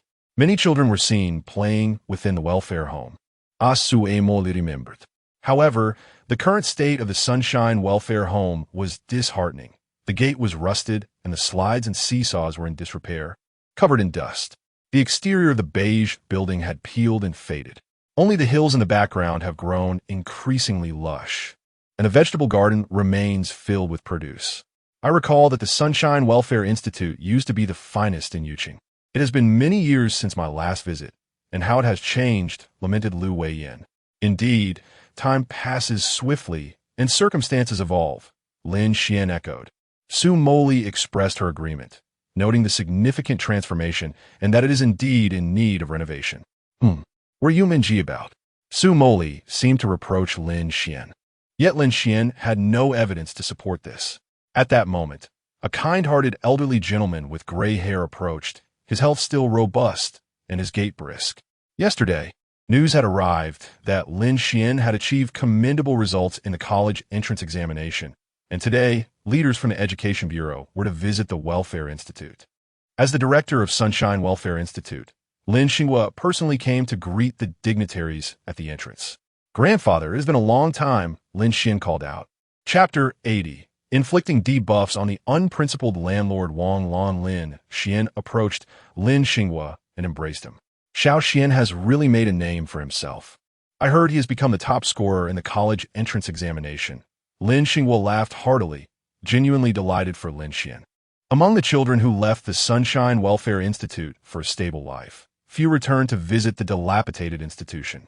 Achieving great success is even rarer. Yet Lin Xuan embodies both. He often returns to the Welfare Institute under the pretense of being unable to afford meals. But Lin Xuan knows the truth. The child simply wishes to visit him. To Lin Xuan is like a beloved grandfather, having been at the Sunshine Welfare Institute since he can remember. As for his biological parents, they are of no concern to him. He neither knows nor wishes to know about them. Now that the examination results are out, I have come back to visit you, old man. Director Liu from the Education Bureau of Yuqing said he would help improve our Sunshine Welfare Institute. Upon hearing this, Lin Xuan's eyes brightened considerably. Improvements had been promised many times before, yet none had materialized. Could Lin Xian's words be true this time? Noticing the presence of several leaders beside Lin Xian, Lin Xinghua felt it necessary to extend a warm welcome. He quickly invited the Education Bureau officials into the Welfare Institute. Upon learning that leaders would be visiting for an inspection, the children at the Welfare Institute were filled with excitement, many of whom had never met Brother Lin Xian. They eagerly declared that they would not sleep in and would all come together to welcome him back. 2 staff members, including Aunt Zhang Ping, who had worked at the Welfare Institute for a long time, took care of the children and prepared meals. Having looked after Lin Xian in his childhood, Aunt Zhang Ping was thrilled to hear that he had become the top scorer. She had not slept well the previous night, overwhelmed with joy that the child she had raised had achieved success and still wanted to visit them. The feeling was truly exhilarating and heartwarming. Aunt Zhang Ping advanced a portion of the Welfare Institute's food budget, preparing ingredients the day before for a grand feast to honor the visiting leaders and our Sunshine Welfare Institute's top scorer. Lin Xinghua led Director Liu and the others through the institute, introducing its features as they walked. Liu Weiyin's assistant attentively took notes, demonstrating a serious demeanor. Liu Weiyin himself observed and occasionally offered suggestions for improvements. Accompanying them, Lin Xian nodded enthusiastically, thinking to himself how impressive Director Liu was, proposing questions and solutions he had never considered. He resolved to learn more from him. Liu Weiyin naturally patted Lin Xian on the shoulder, speaking in a relaxed tone. "Don't give me that bureaucratic nonsense. You're still young. Don't become a slick operator at such an early age. And stop calling me Director Liu. Just call me Uncle Liu." "Understood, Uncle Liu." Lin Xinghua observed everything keenly. It seemed that Director Liu was quite fond of Lin Xian, which was a positive sign. However, he had yet to be introduced to the young woman accompanying Lin Xian. Was she his girlfriend? She seemed somewhat familiar. Could it be her? Lin Xinghua discerned the underlying nuances but chose not to voice them. Perhaps Lin Xian was already aware, making any further mention unnecessary. The group strolled leisurely around the Welfare Institute, discussing the renovation proposals, which the assistant diligently recorded. Upon arriving at the entrance, the children had already formed a line. "Welcome, Uncle Liu. Welcome, Brother Lin Xian home," they shouted in unison. Clad in garments donated by the community, the children wore outfits that, though thoughtfully chosen, appeared somewhat worn due to prolonged use. Some clothes were clearly ill-fitted, either too large or too small. A frail little girl donned a sweatshirt whose sleeves were long enough to obscure her hands. She had rolled them several times to reveal her delicate wrists. Another boy sported trousers that had become too short, exposing a slender calf, while the edges of his shoes were frayed. "Good morning, little ones. The uncles have brought you new clothes. Please follow this lady to collect them," Liu Weiyin said with a warm smile. However, upon their first encounter, he swiftly sent the children away, revealing a lack of enthusiasm for engaging with them. Director Liu, as before, seemed disinterested in playful interactions with the children. Nonetheless, the Education Bureau had indeed procured a substantial amount of clothing, resulting in a positive outcome. Guided by the staff and comrades from the Education Bureau, the children proceeded to the vehicle to collect their new garments, with each child receiving 3 or 4 pieces, encompassing styles suitable for all seasons. "Lin Xian, we are preparing to film a documentary to chronicle today's inspection." Liu Weiyin gestured towards the photographer trailing behind. "We have actually begun filming as we walked and talked. As a top scorer in the college entrance examination, returning to your former welfare institute, why not share a few words?" Director Liu's direct approach left little room for pretense. It was evident that documenting their efforts was paramount, as if to ensure recognition of their contributions. "You needn't worry about us putting on an act. The documentation is assured, and the recorded content will be swiftly implemented. Earlier, we discussed reconstructing the playground facilities, expanding the area adjacent to it, and constructing a new building. I will expedite these arrangements." With the director's encouragement, Lin Xian felt compelled to comply. What should I say? He pondered. Perhaps I should speak about my dedication to my studies, how I persevered and eventually became the top scorer. Rapidly, he concocted a narrative in his mind. Su Moli was particularly intrigued by Lin Xian's clandestine academic pursuits. Wasn't he once considered an underachiever? How had he transformed into a top scholar? It seemed imperative to delve deeper, perhaps through rigorous questioning. Standing before the camera, Lin Xian spoke earnestly. I am profoundly grateful to Director Liu, who personally arranged for us, the children of Sunlight Welfare Institute, to receive an education following the issuance of national policies. Were it not for his previous efforts, I would not be who I am today. He spoke fervently, expressing gratitude to the nation and Director Liu, recounting his journey of hard work, part-time jobs to earn living expenses, and studying late into the night, culminating in friendships formed throughout high school. Su Moli could not help but chuckle. Initially, she was attentively listening, but upon hearing Lin Xuan mention that he was still diligently studying at 2N, she found it amusing. However, she remained silent, aware that laughing would be impolite. Lin Xuan continued to recount his journey of growth, while the assistants of Director Liu began to jot down the essential points of educational success in their notebooks. Once I entered my senior year of high school, I rented a small one-bedroom apartment adjacent to Qingshan High School, solely for the convenience of attending classes. I was aware that it was an illegally constructed dwelling, but at 750 yuan per month for a 30 square meter unit, it was affordable. I spent my entire senior year in this manner, juggling part-time work after school and studying late into the night. 2 weeks before the college entrance examination, the landlady unexpectedly demanded 3,000 yuan for June's rent. Unable to bear the cost, I had no choice but to relocate just before the exams, becoming transient. I am equally grateful to Aunt Wang Lan. Had it not been for her, I would not have solidified my academic ambitions during those crucial final weeks before the examination. Lin Xuan had fully expressed his grievances regarding the landlady, Wang Lan. Lu Weiyin furrowed his brow and waved his hand, signaling to stop the recording. This segment was to be omitted. Chapter 81.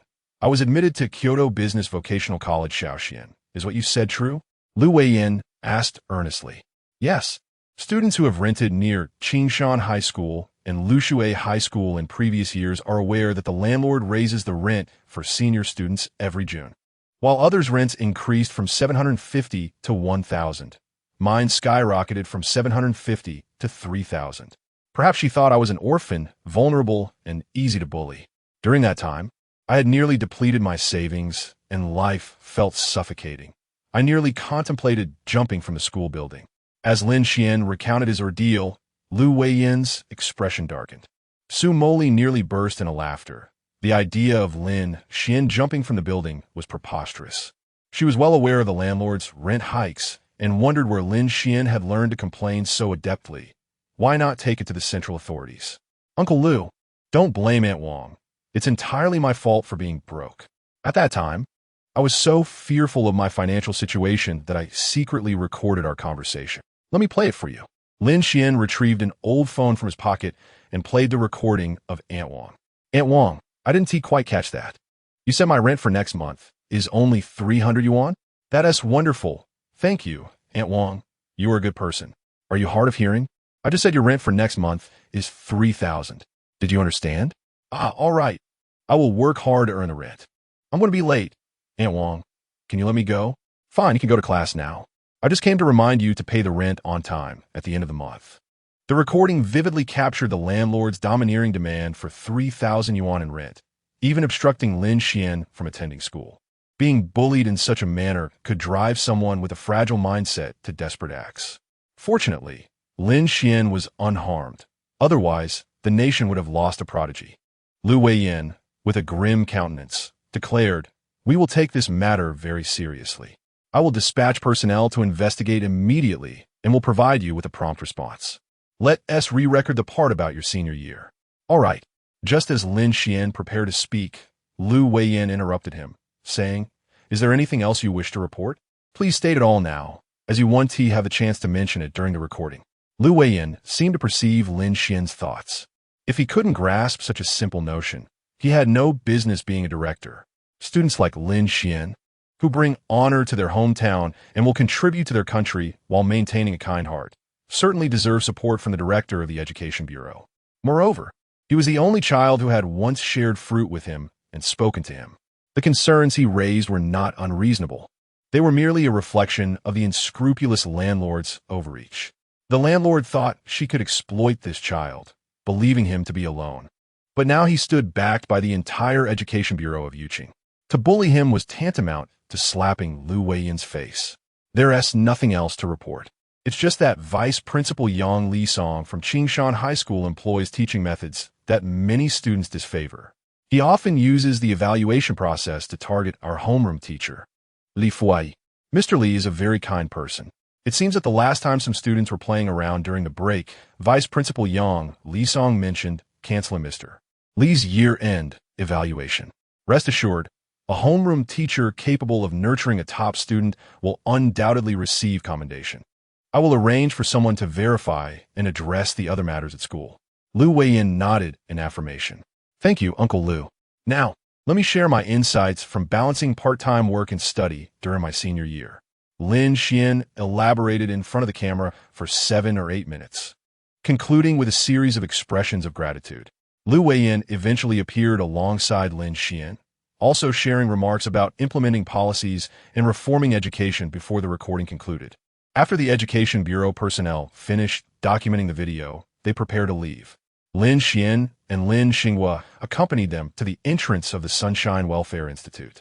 Lin Xuan stood at the entrance with the representatives from the Yuqing Education Bureau. By the way, regarding the bonus, let's take a picture.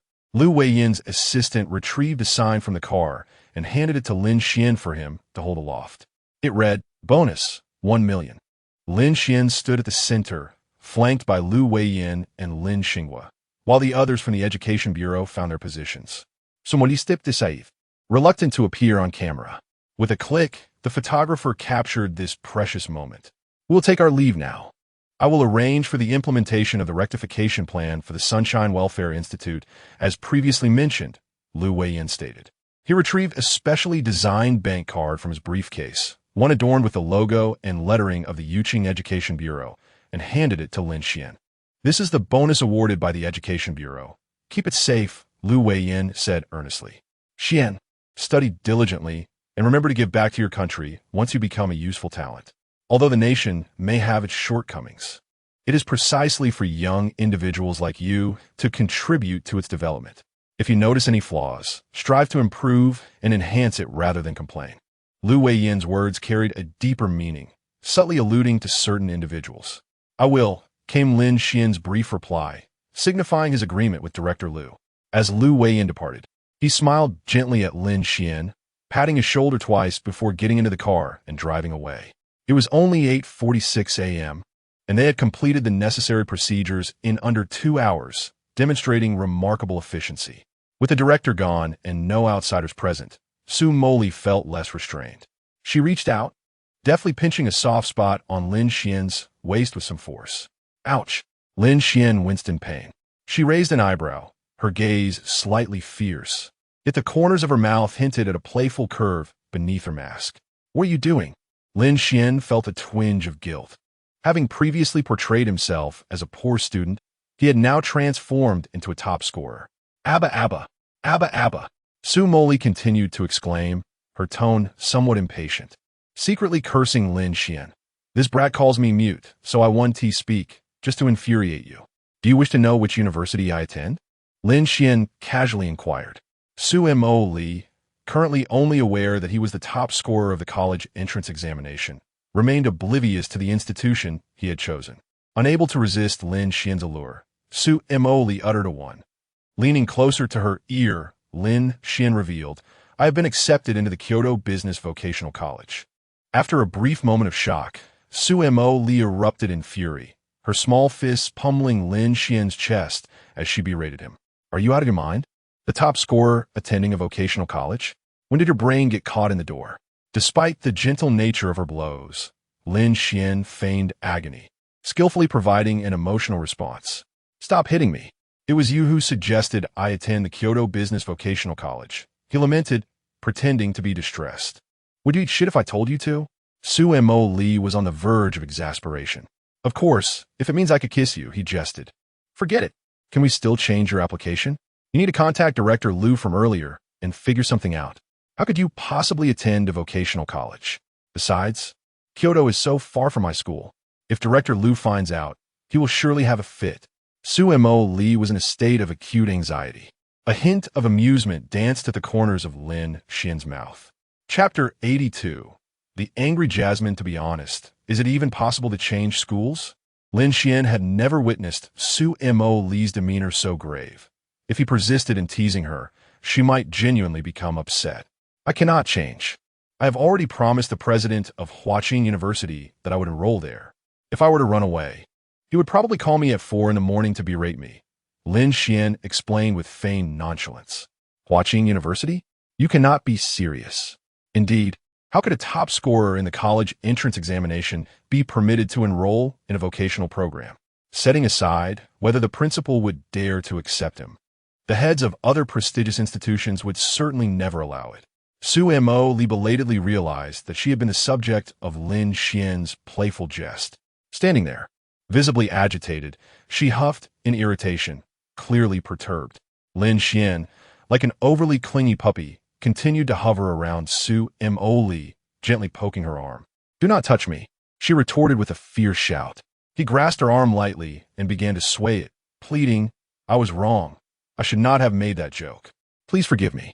Turning her face away, Su Moli chose to ignore him, still fuming. She wished for Lin Xuan to have a bright future. Upon hearing from the director that he was a top scorer in the national examination, she was initially taken aback, unable to comprehend it.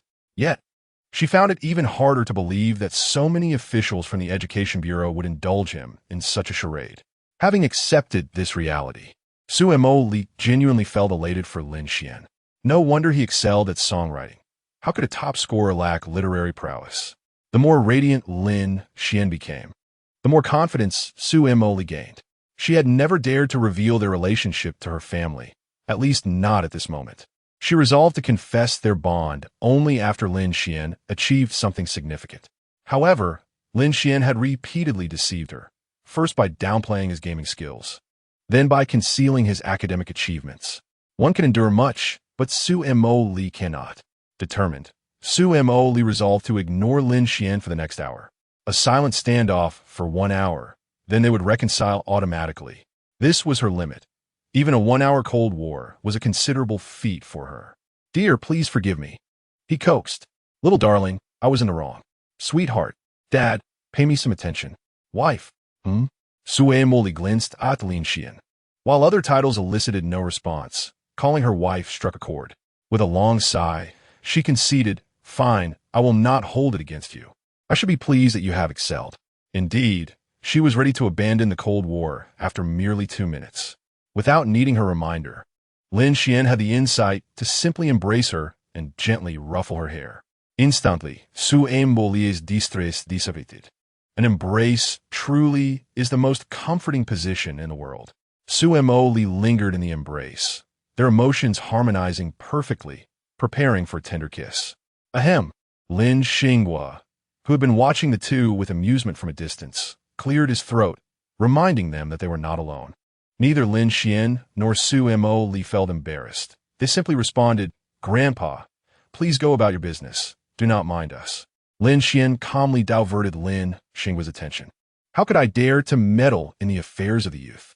By the way, you haven't introduced me yet," Lin Xinghua said, his keen gaze settling upon Su Moli. As she prepared to kiss Lin Xuan, she removed her mask, revealing her features. It truly was her. "Grandfather, this is my girlfriend, Su Moli. She's a recently popular star online." Lin Xuan introduced with utmost trust in his grandfather. "I'm not very familiar with celebrities, but Xiao Xian, you know." Lin Xinghua began to say something, but Su Moli promptly interrupted. "Hello, grandfather. I'm Lin Xuan, Su Moli. It's a pleasure to meet you." She kept winking at Lin Xinghua, her blinks becoming increasingly rapid, as if conveying a secret message. Lin Xinghua chuckled, understanding her cue. "Hello, Xiao Moli," he replied warmly. "I want to intrude upon your youthful romance. Please, carry on. I shall take my leave." He headed towards the kitchen to assist, knowing that Lin Xuan would surely stay for lunch. Lin Xuan had been observing, feeling that Moli's behavior was somewhat peculiar. "Do you know my grandfather?" he inquired. "How could I possibly know your grandfather? I was merely greeting him," Su Moli responded calmly, betraying no signs of deceit. Lin Xuan remained skeptical, but chose not to dwell on it. If Moli wished to share, she would do so in her own time.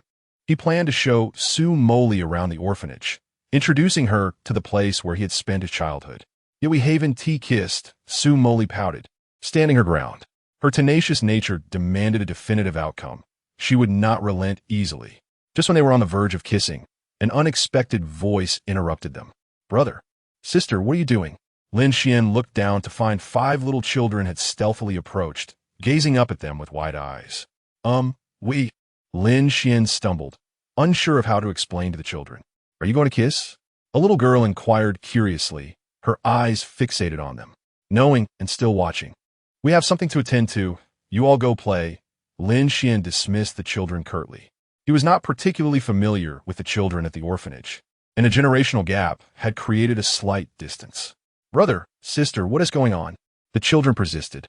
In a moment of desperation, Lin Xuan resorted to a clever tactic.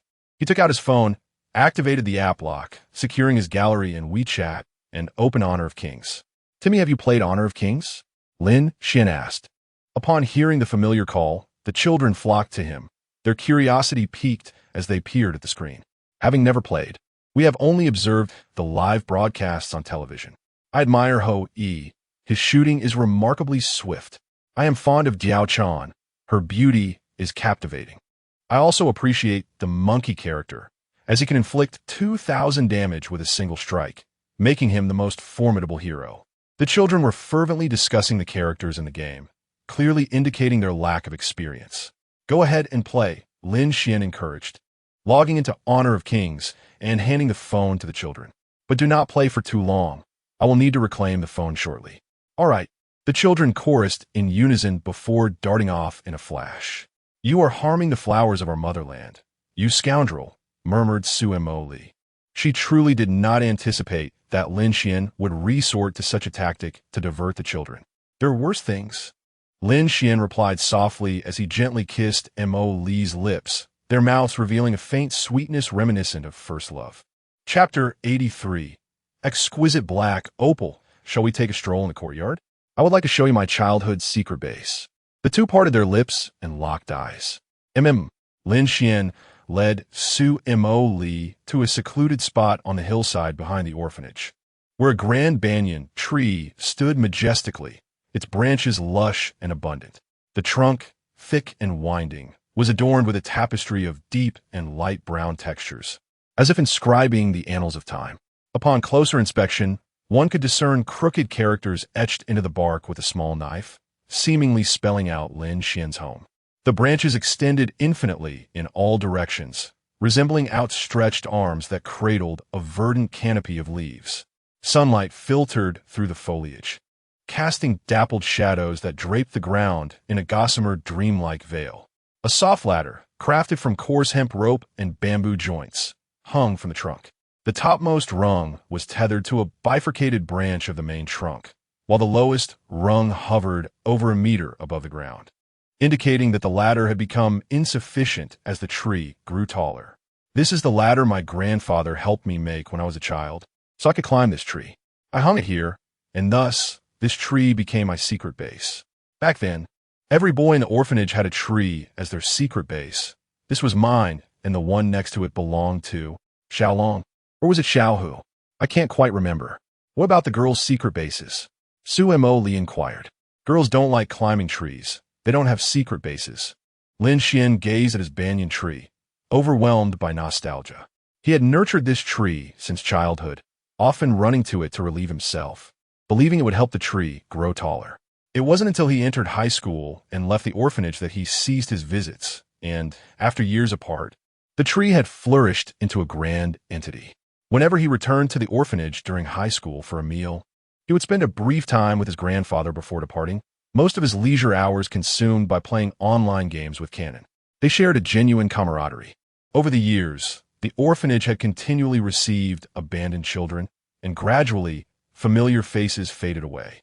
As Lin Xuan beheld the banyan tree, memories of a certain individual surfaced.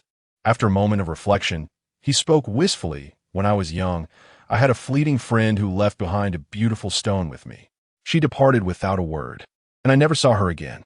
I kept the stone in my secret base, hoping to return it to her if she ever comes back." Su Moli was momentarily taken aback, her eyes trembling slightly akin to ripples spreading across a lake after a stone is cast. A myriad of emotions flickered within her gaze, complex and profound, as if she had traversed a cascade of thoughts in an instant. Her lips pressed together gently, then quickly relaxed, as if she hesitated to speak, ultimately remaining silent. "What are you daydreaming about?" Lin Xuan asked, observing Su Moli lost in thought. "Shall we explore other places?" Lin Xuan merely intended to show Su Moli his secret base, with no plans of climbing the tree. "Oh, your story is so captivating. It makes me think your friend must have been significant to you."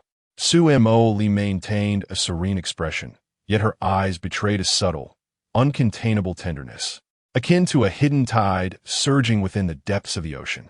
"I had merely met her once, considering her a friend, while perhaps she had never regarded me as such and had long since forgotten my existence." Su Moli stood there as if frozen in time, her actions halted, her fingertips trembling slightly. Flustered, I quickly interjected, "How could that be? Perhaps there is some misunderstanding between you and her?" "Maybe," she replied indifferently. "It doesn't matter now. Let's explore other places." Lin Xuan was reluctant to discuss past events, which caused Su Moli some distress. She had hoped to find an opportunity to surprise Lin Xuan with her thoughts, but it seemed he harbored some disdain for her. "May I see the stone?" Su Moli asked softly. "But it is not mine," came the reply. "Merely glancing at it would not incur any loss. A girl understands another girl best. If she knew you wished to share it with me, she would surely agree." Su Moli gazed at Lin Xuan with her large, innocent eyes, seeking his approval. "I never claimed she was a girl." "How could you know?" Lin Xuan pondered, already sensing the inconsistencies in her story. It was possible they were the same person, but the likelihood seemed slim.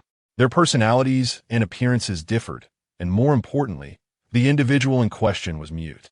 Perhaps Lin Xuan was overthinking.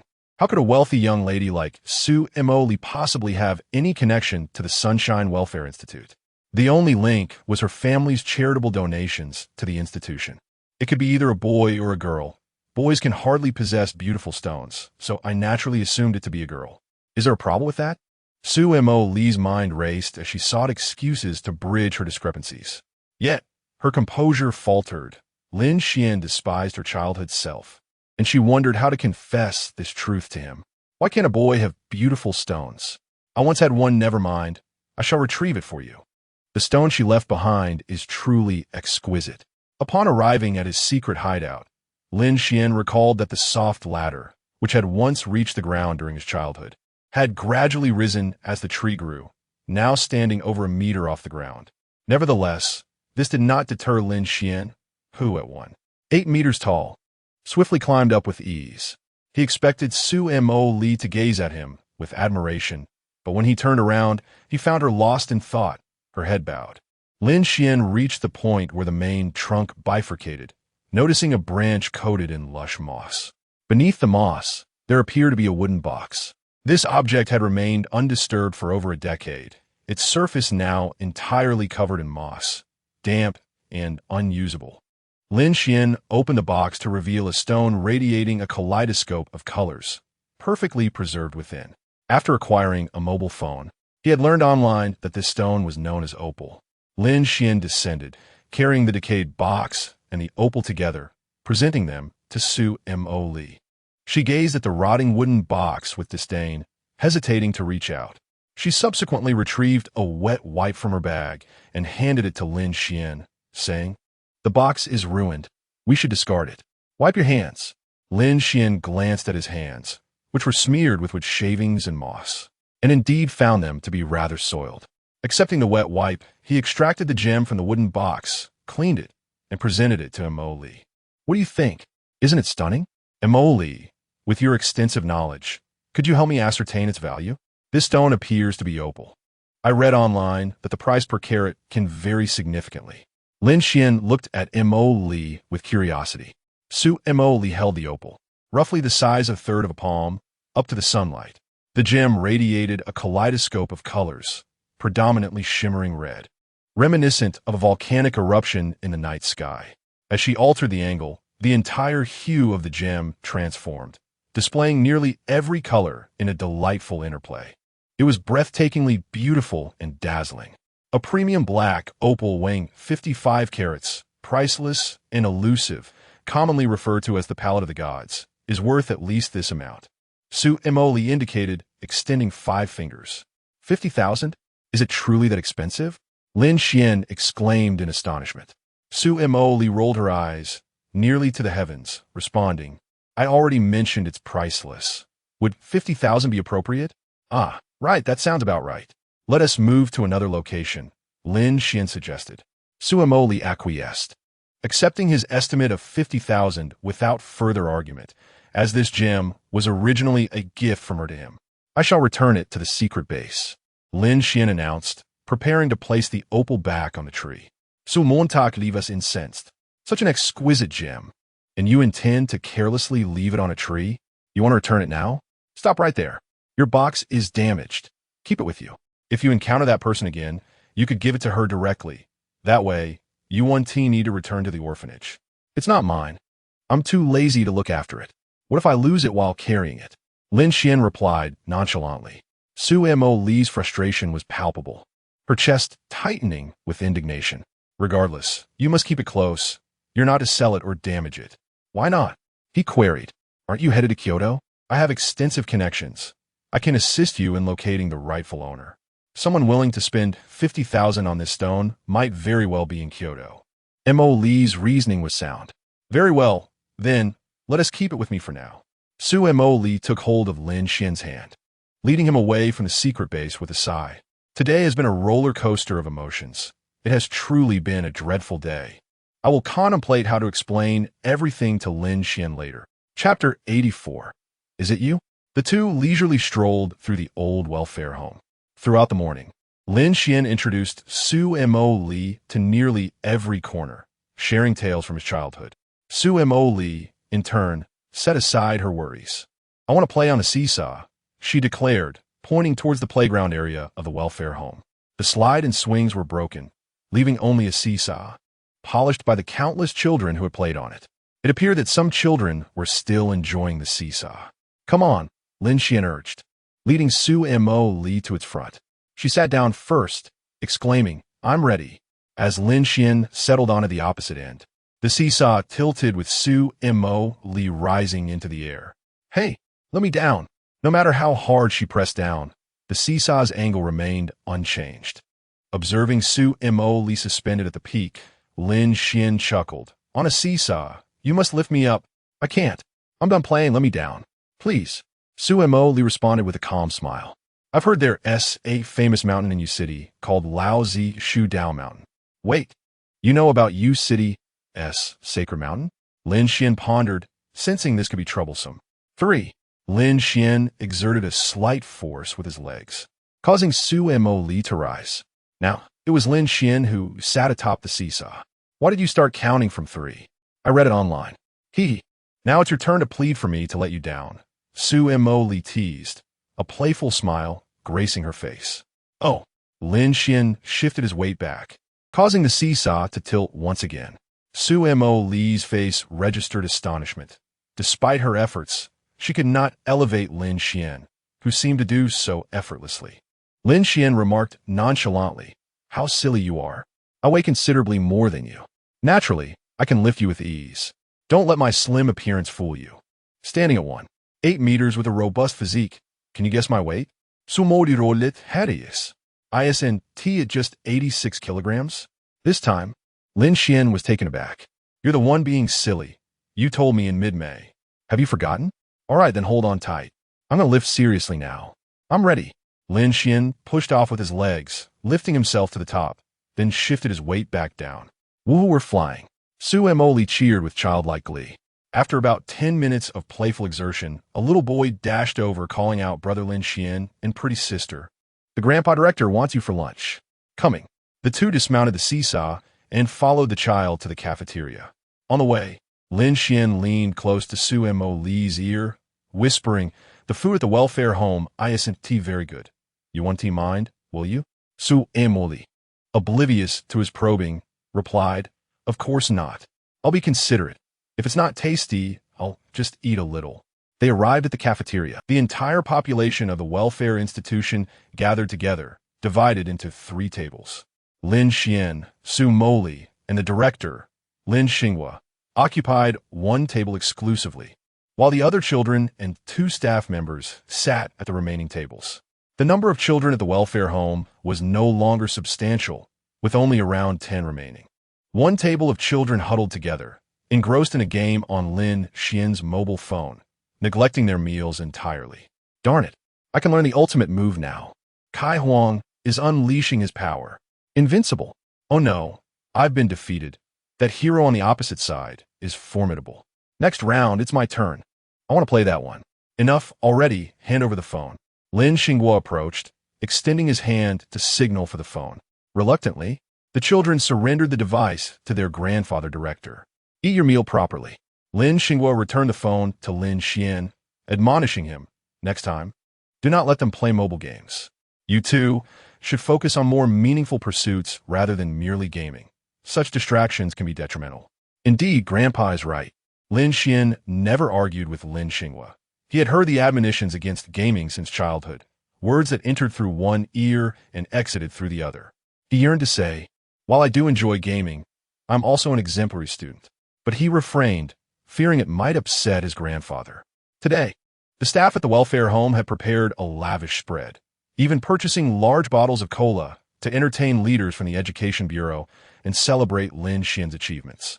However, the leaders left shortly after a brief inspection. Su Moli remained silent, focusing on her meal, taking small bites despite the staff's efforts in preparing dishes such as braised pork, stir-fried sausage, and rib soup, which were deemed exquisite in their eyes. Yet, for Su Moli, the food was unappetizing. She managed to sample each dish, but remained taciturn, at least out of respect for Lin Xian. Xiao Xian, what are your plans moving forward? Lin Xinghua inquired with concern. Grandpa, I have been accepted into the prestigious Hucking University, and I plan to depart for Kyoto in a couple of days. Kyoto. Lin Xinghua paused momentarily, pondering the high cost of living in a large city. Lin Xian instantly understood his grandfather's intentions and quickly interjected, Grandpa, I have sufficient funds. Please do not worry about money. Did the Education Bureau not grant me 1 million? I intended to mention this, since I will not be able to spend all of it. I will transfer a sum to the welfare home's bank account in a few days. With the funds, everyone's life will surely improve. Lin Xinghua wished to express something further, but Lin Xian preemptively silenced him. Grandpa, let's not discuss financial matters any longer. My mind is made up. I may not be able to visit you often once I leave Yuqing, but please remember to call me if anything arises. Xiao Xian has become successful and has his own thoughts. Grandpa supports you. Let's eat. Do remember to come back when you have the chance. After the meal, Lin Xian took Su Moli and left the welfare home, having explored it sufficiently. The two walked leisurely along the road back to the city. The Sunshine Welfare Institute was located in the suburbs, near the river in an ancient town.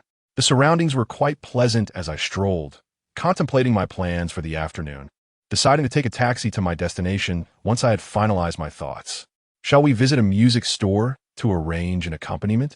Suggested Su Moli. Certainly, I replied. Lin Xian opened his smartphone to check for music stores within a 30-kilometer radius, discovering only 3 options. Let's first visit this one, Yin Yuan Music Store. Having confirmed the location, he promptly hailed a taxi to their destination. Rising early that day and spending the entire morning at the welfare institution had left him feeling quite fatigued. Su Moli leaned against Lin Xian's shoulder in the car and drifted into slumber. His gaze, soft as water, rested upon the slumbering Su Moli, lingering for an extended period until they were nearing their destination. It was only then that Lin Xian whispered gently, "Is it you?" Chapter 85. The national goddess transforms into a sluggish girl arriving at their destination. The driver coldly announced their arrival. Lin Xian gently roused Su Moli, and the two disembarked. Su Moli had been deep in slumber when they reached the Yin Yuan piano shop. Her head rested on Lin Xian's shoulder, and she had drooled slightly. Fortunately, she wore a mask. She rummaged through her bag and replaced it with a fresh mask. After standing at the entrance for a moment to regain her composure, she seamlessly entered the shop. It was evident that she was quite familiar with such establishments, while Lin Xian had never set foot in one before. Upon noticing their entrance, a teacher promptly emerged to greet them. "Hello, handsome and beautiful. Are you here to learn the piano? We'd like to rent a practice room and see what instruments you have. Su Moli replied curtly, her demeanor towards outsiders starkly different from her attitude towards Lin Xuan. Certainly, follow me. We have an available practice room this way. The two followed the receptionist into an empty room, where a piano was set up. Su Moli frowned, and Lin Xuan could discern her discontent. A true lady of privilege indeed, she was critical of everything except for Lin Xuan. Is this the only piano? She inquired. Sensing her dissatisfaction, the receptionist quickly interjected. We also have guitars, drum kits, and other instruments available. We can assist in moving them, but the rental fee would be additional. Let us go to another shop, Su Moli declared, pulling Lin Xuan away without giving the receptionist a chance to respond. Hey, beautiful, we can negotiate the rental fee, the receptionist called after them. But to no avail. The girl exuded an air of affluence, and the bag Lin Xuan carried was one the receptionist recognized online, valued at 68,000. Such wealthy clients could potentially yield significant profits through instrument lessons, yet it was a missed opportunity. In a rideshare vehicle, they headed to another piano shop. Were you dissatisfied with the last one? Lin Xuan inquired. Su Moli leaned against him, dangling her arm, hoping to catch a bit more sleep. You're asking that as if you don't already know. The piano there was priced at 38,000, yet they were charging 71,000 for it. Such a deceitful establishment, with too few and poor quality instruments. Feeling a pang of homesickness, she reminisced about Kyoto, where she had arranged her own practice room filled with frequently used instruments, including a piano worth 800,000. She loved to immerse herself in her little sanctuary to create and compose. Lin Xuan, unfamiliar with the scale and quality of these piano shops, merely accompanied her, switching locations whenever Su Moli expressed dissatisfaction. Throughout the day, apart from the initial 3 shops navigated, they visited 2 further afield, each proving equally unsatisfactory. As evening descended, they returned to their rented accommodation. Upon entering, Su Moli discarded her mask, hat, and coat carelessly aside and flopped onto the bed, lamenting, I'm so exhausted. A whole day of this has drained me completely. The bed was wholly claimed by Su Moli, while Lin Xuan, equally fatigued, found a small space to rest. What shall we have for dinner? He inquired, his hunger paralleling his weariness. How disheartening it is. Why must you pose such a monumental question to me? I am reluctant. It is you who desires it. Su Moli lay on the bed, her eyes devoid of light, utterly fatigued. After a brief pause, she uttered, I need to recharge. Lin Xuan's phone had long since run out of battery, having been reduced to a mere 33 after being played with by the children in the morning, and now, as the afternoon waned, it had dwindled to 14, for he had not charged it. It was fortuitous that they could recharge together. Hand me your phone, he requested. Yet, instead of the phone, Su Moli appeared. She shifted positions on the bed, transitioning from lying down to propping herself up. Slowly, she crawled onto Lin Xuan, resting quietly upon him. Her weight was light. He could bear her presence with ease. Aren't you supposed to recharge? He inquired, feeling a pang of discomfort, tormented by desire. I delight in holding you. When I lie upon you, I feel my fatigue dissipate swiftly. I refer to this as recharging. Lin Xuan conceded that this form of recharging was indeed more pleasurable than he had initially conceived. The fragrant, soft presence of her petite form upon him was undeniably comforting. The mysterious tent once again stirred to life, pressing against Su Moli's delicate abdomen due to their height disparity. She must have sensed it, for she murmured drowsily, Do not tease. I am truly exhausted. Allow me to recharge for a moment before we rise for dinner. With that, she fell silent, her eyes sealed shut. Before long, the rhythm of her breathing became even and tranquil. She had drifted into slumber. With Su Moli's gentle weight upon him, Lin Xuan's hunger pangs diminished significantly, while drowsiness enveloped him. Time passed unnoticed until, just as he neared the brink of sleep, he felt a warmth on his chest, followed by a coolness. Assuming it was a mere illusion, he paid it no heed. Suddenly, Su Moli stirred, clutching him tighter, which roused him from his reverie. Gazing down at his sweet girlfriend, who lay upon him like a docile kitten, her breathing steady and untroubled, he noted no abnormalities. The earlier twitching in her sleep must have been a physiological phenomenon known as sleep myoclonus, often referred to as sleep jerks. The principle behind it was straightforward. As one transitions into slumber, the brain shifts from wakefulness to dormancy, yet sometimes the muscles have not fully relaxed, leading the brain's control system to send erroneous signals, causing sudden muscle contractions. Unable to resist, Lin Xuan reached out to caress Su Moli's delicate face, his wrist brushing against his own damp shirt. Wet? He had not previously noticed the moisture on his chest. Quickly, he felt his shirt and brought it to his nose. Saliva? Remaining remarkably composed, he retrieved his phone, which still had 8 battery, sufficient for his purposes. He opened the video recording function. Su Moli, a rising star on the internet, hailed as a national goddess, an aloof beauty, now lay drooling. Surely, this deserved to be documented. She possessed ample incriminating evidence against him. So what harm was there in capturing a little of her own? With the recording initiated, Lin Xuan held the phone aloft, angling the lens towards Su Moli's cherubic face.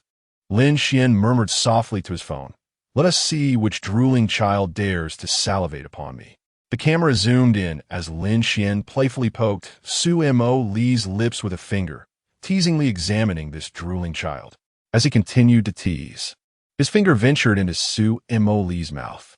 Unbeknownst to her, perhaps caught in a dream, she bit down on Lin Xuan's finger. The pain made him toss his phone aside. Su Moli was jolted awake by Lin Xuan's startled cry, her consciousness still hazy. "You drooled on my clothes and even bit my finger." "Look," Lin Xuan complained to the affected party. Su Moli, still in a fog, grasped keywords such as drool and clothing. Memories of the morning began to surface in her subconscious. She promptly rose, swaying unsteadily, and retrieved a pair of scissors from the table. Lin Xuan watched her in horror.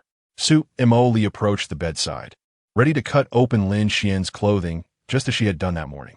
In her still drowsy state, she mistakenly grabbed the hem of Lin Xuan's short sleeve instead. Chapter 86.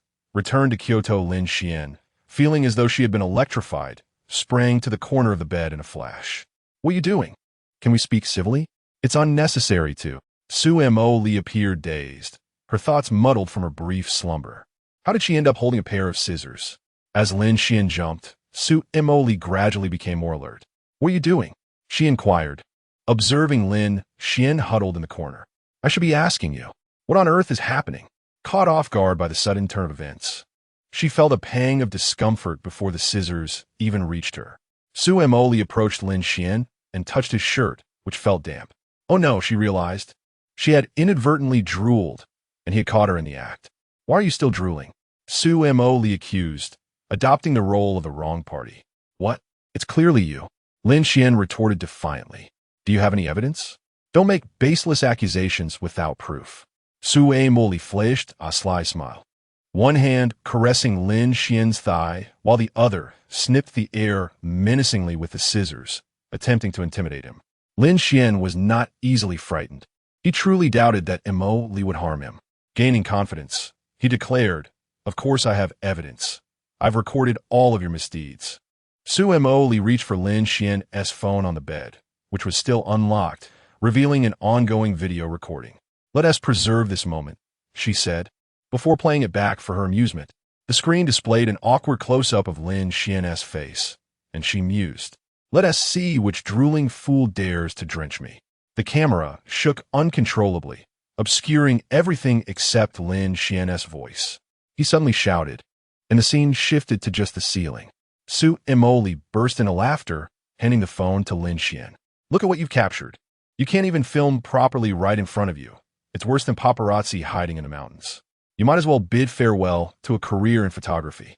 After viewing his own lackluster footage, Lin Xuan realized it was indeed a mess. The angle was poor due to Su Moli lying on top of him, making it impossible for him to see the camera. After she had her fill of his artistic endeavor, Su Moli casually deleted the video. Where's the evidence? How can one stoop so low? Lin Xuan thought, his trust in Moli unwavering. "All right, drooler, go wash up. I have something to discuss with you shortly." Su Moli headed to the bathroom, wiping the remnants of drool from her lips with a washcloth. She wondered about her recent behavior. She and T been drooling before.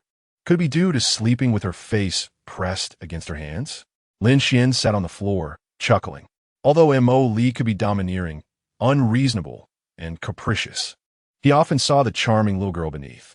He even began to question his own perception. Was she truly that person? How could their personalities diverge so greatly? Had she been cured of her muteness? With unanswered questions swirling in his mind, Lin Xuan felt a sense of intuition that he was not far from the truth. He stood up and removed his shirt.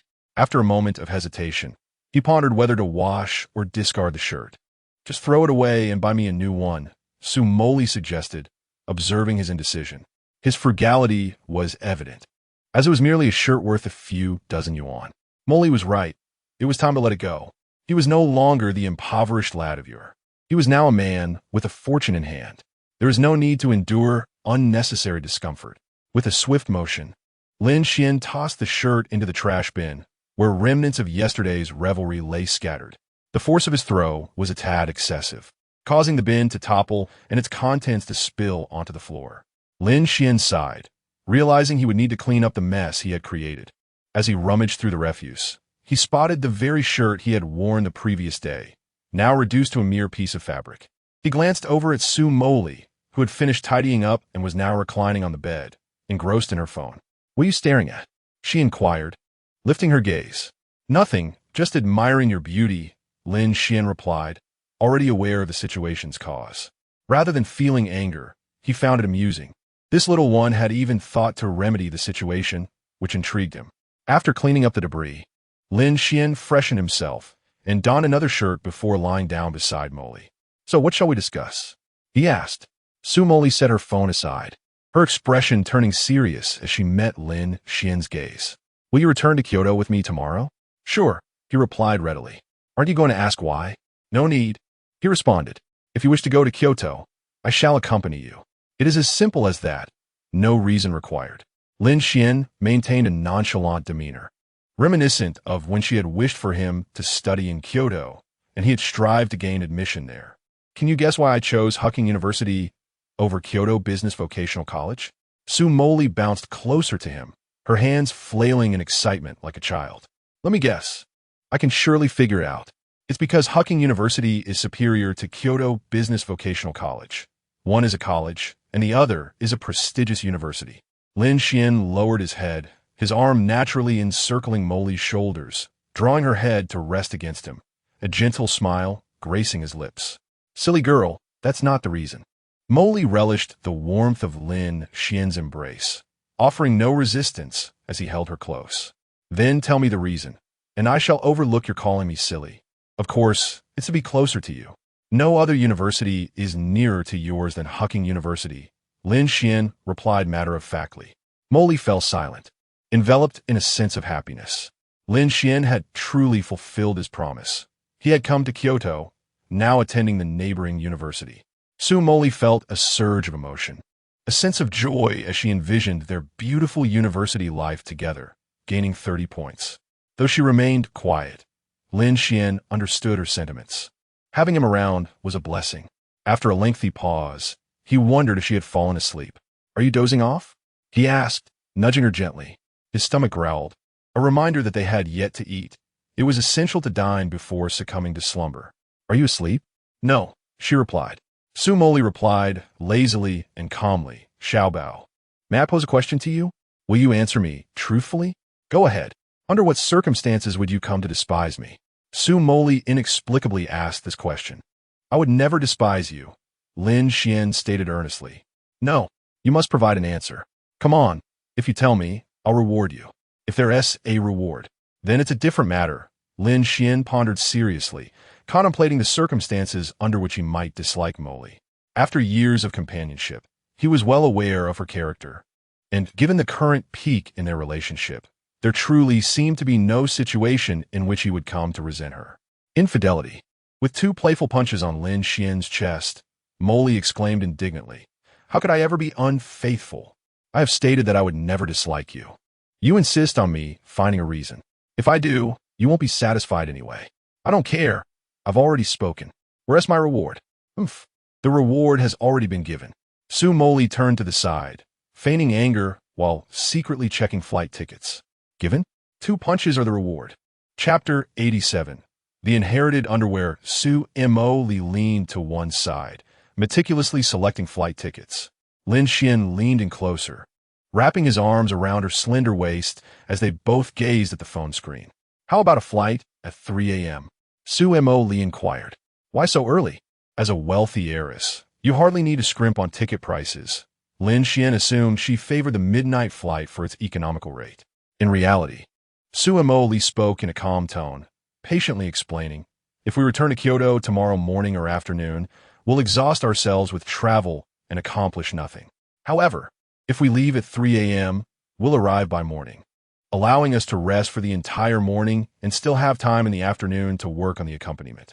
The accompaniment is more important than me? Lin Xuan pouted, resembling a child seeking comfort. You're eager to return solely for the sake of the accompaniment. Caught in the act, Su Moli turned and gently ruffled Lin Xuan's hair, soothingly saying, "Oh dear, this song is so enchanting. I simply cannot wait to produce it." She planted a soft kiss on his cheek as a form of comfort. Yet, there was another reason. A faint blush crept onto Su Moli's cheeks as her gaze faltered, revealing a hint of shyness. What is the reason? Lin Xuan pressed. You're leaning against me. I'm afraid that when we return to Kyoto, you'll be in your own room. Su Moli's ears tinged with pink as she spoke in a nonchalant tone. Lin Xuan, however, did not release his embrace, holding her tightly. His arms encircled her waist as she leaned against his chest, their breaths intertwining, an air of intimacy enveloping them. What does it matter? Our journey to Kyoto is tomorrow. Right now, Su Moli, like a startled little rabbit, was unsure of how to position her hands, instinctively drawing them to her chest in a defensive posture. Her body had softened, and even her voice had taken on a more delicate tone. No. Help. I'm scared. Lin Xuan slowly leaned closer to her neck, his breath warming her skin, causing her to shiver slightly, her heartbeat faltering. It's time to eat. No sooner had he spoken than his stomach grumbled audibly. Su Moli let out a sigh of relief, having narrowly escaped a daunting moment. Lin Xuan was indeed intimidating. Her feelings were complex, a blend of desire and reluctance, leaving her uncertain of her own thoughts, perhaps due to her inexperience. Isn't it time for dinner? Why don't you let go of me yet? Just a little longer, Lin Xuan murmured. He had never embraced another girl. Su Moli was the first, her fragrant softness proving irresistible. Though he was a passionate youth, he possessed a slightly greater self-restraint and respect for his girlfriend than most. Just moments ago, he had merely made a casual advance. Yet Su Moli's defensive tactics had all been revealed, and he had unwittingly coaxed her into surrender. Such an endearing little creature. The essence of a slow, enduring romance. There would be time for that later. The immediate concern was that neither had dined, and the hour was nearing 10. I crave hot pot, Su Moli suggested. It was nearly 10 o'clock, and considering the time required to head out, most hot pot restaurants would close by that hour. At this juncture, the only option for a late-night hot pot was to inquire whether Chun Fangye's establishment was still open. His bashi hot pot offered quite a delightful taste, with ingredients that were notably fresh. Lin Xuan seldom indulged in hot pot, fearing that a subpar dining choice might upset his stomach and ruin his mood. What about dining at Chun Fangye's mother's restaurant? The flavors were commendable and the ingredients fresh. During their camping trip, all provisions had been sourced from there. Su Moli expressed no objections, nodding in agreement. Lin Xuan retrieved his phone, only to discover a mere 5 battery remaining, prompting him to urgently seek out a charger. While charging, he dialed Chun Fangye. Hey, what are you up to? Relieving myself, came the blunt response. Su Moli looked on with disdain, turning her head away to avoid hearing the conversation. Lin Xuan was bemused. Every time he called in the evening, there was at least a 50% chance that he would find Chun engaged in such a private affair. Whether it was genuine or feigned was anyone's guess. Is your bashi hot pot still open? It should be closing soon. We close at 10. Let me check. Just 5 more minutes until closing. Moli expressed a desire for hot pot that evening, asking if there were any other delectable options still open. Lin Xuan, in jest, mentioned that Moli was with him, knowing they were now headed to another hot pot restaurant. Who? Moli, isn't Yuchen? Are you two together? Xun Fangye responded, astonished, recalling that they had only parted ways a couple of days prior. How did Moli even end up in Yuching? Quickly recommend a place. We've been starving all night without a meal. What do you mean recommend? You must come to our Bashi hot pot. I'll go open the restaurant. Preparing a pot of hot pot is no trouble at all. Our Bashi hot pot never closes. When will you come by? Xun Fangye inquired. Is around 11 okay? Su Moli chimed in eagerly. Upon hearing this, Chun Fangye realized that Su Moli was indeed spending time with Lin Xuan and Yuching. How swiftly had things progressed for this lad. No problem. I'll be waiting for you at Bashi Hot Pot. I'll hang up now and ride over to the restaurant. After ending the call, Su Moli took the initiative to explain to Lin Xuan, Darling, I know you're quite hungry, and I am too. Just hold on a little longer. Your phone is out of battery, so let us recharge it for a moment. While it charges, let us organize our luggage. And shortly we can head for Hot Pot before making our way to the airport. I've calculated the timing. It should work out. All right, I'll follow your lead. Lin Xuan replied, equally intrigued by the prospect of life in Kyoto. Aside from a trip to Hehe Mountain, he had never ventured beyond Yuching. He was curious about the capital of the Huaxian nation, the hidden gems of Kyoto. Fantasies are, after all, just that. Tomorrow he would arrive in Kyoto. Lin Xuan rose from the bed to pack his belongings, and Su Moli graciously offered her assistance. His luggage was not extensive, comprising merely 4 suitcases. 2 contained winter clothes, already packed, while the suitcase for summer garments, although opened, held most of the clothes neatly folded inside. The remaining 2 suitcases were to be organized, containing various items such as a razor, textbooks, headphones, and other necessities that Lin Xuan had laid out, ready to be stored away. Before they had even begun to tidy up, Su Moli complained, How are we supposed to carry these 5 large suitcases, including my luggage? Lin Xuan was at a loss for what to do. Just throw away the useless items. I'll buy you new ones, Su Moli asserted, embodying the words of the affluent. She was the first to open the suitcase filled with Lin Xuan's clothes, picking up each piece to assess her fondness for it. This one is to be discarded. I don't like it. This one too. It doesn't suit you. As Su Moli tossed aside one item after another, Lin Xuan felt a pang of regret. These were clothes he had earned through part-time work. Perhaps we could donate these to the Sunshine Welfare Institute. The children could wear them as they grow up. Or we could keep them as mementos, Lin Xuan suggested amorally. With a pair of fingers, Su Moli pinched the corner of a pair of Lin Xuan's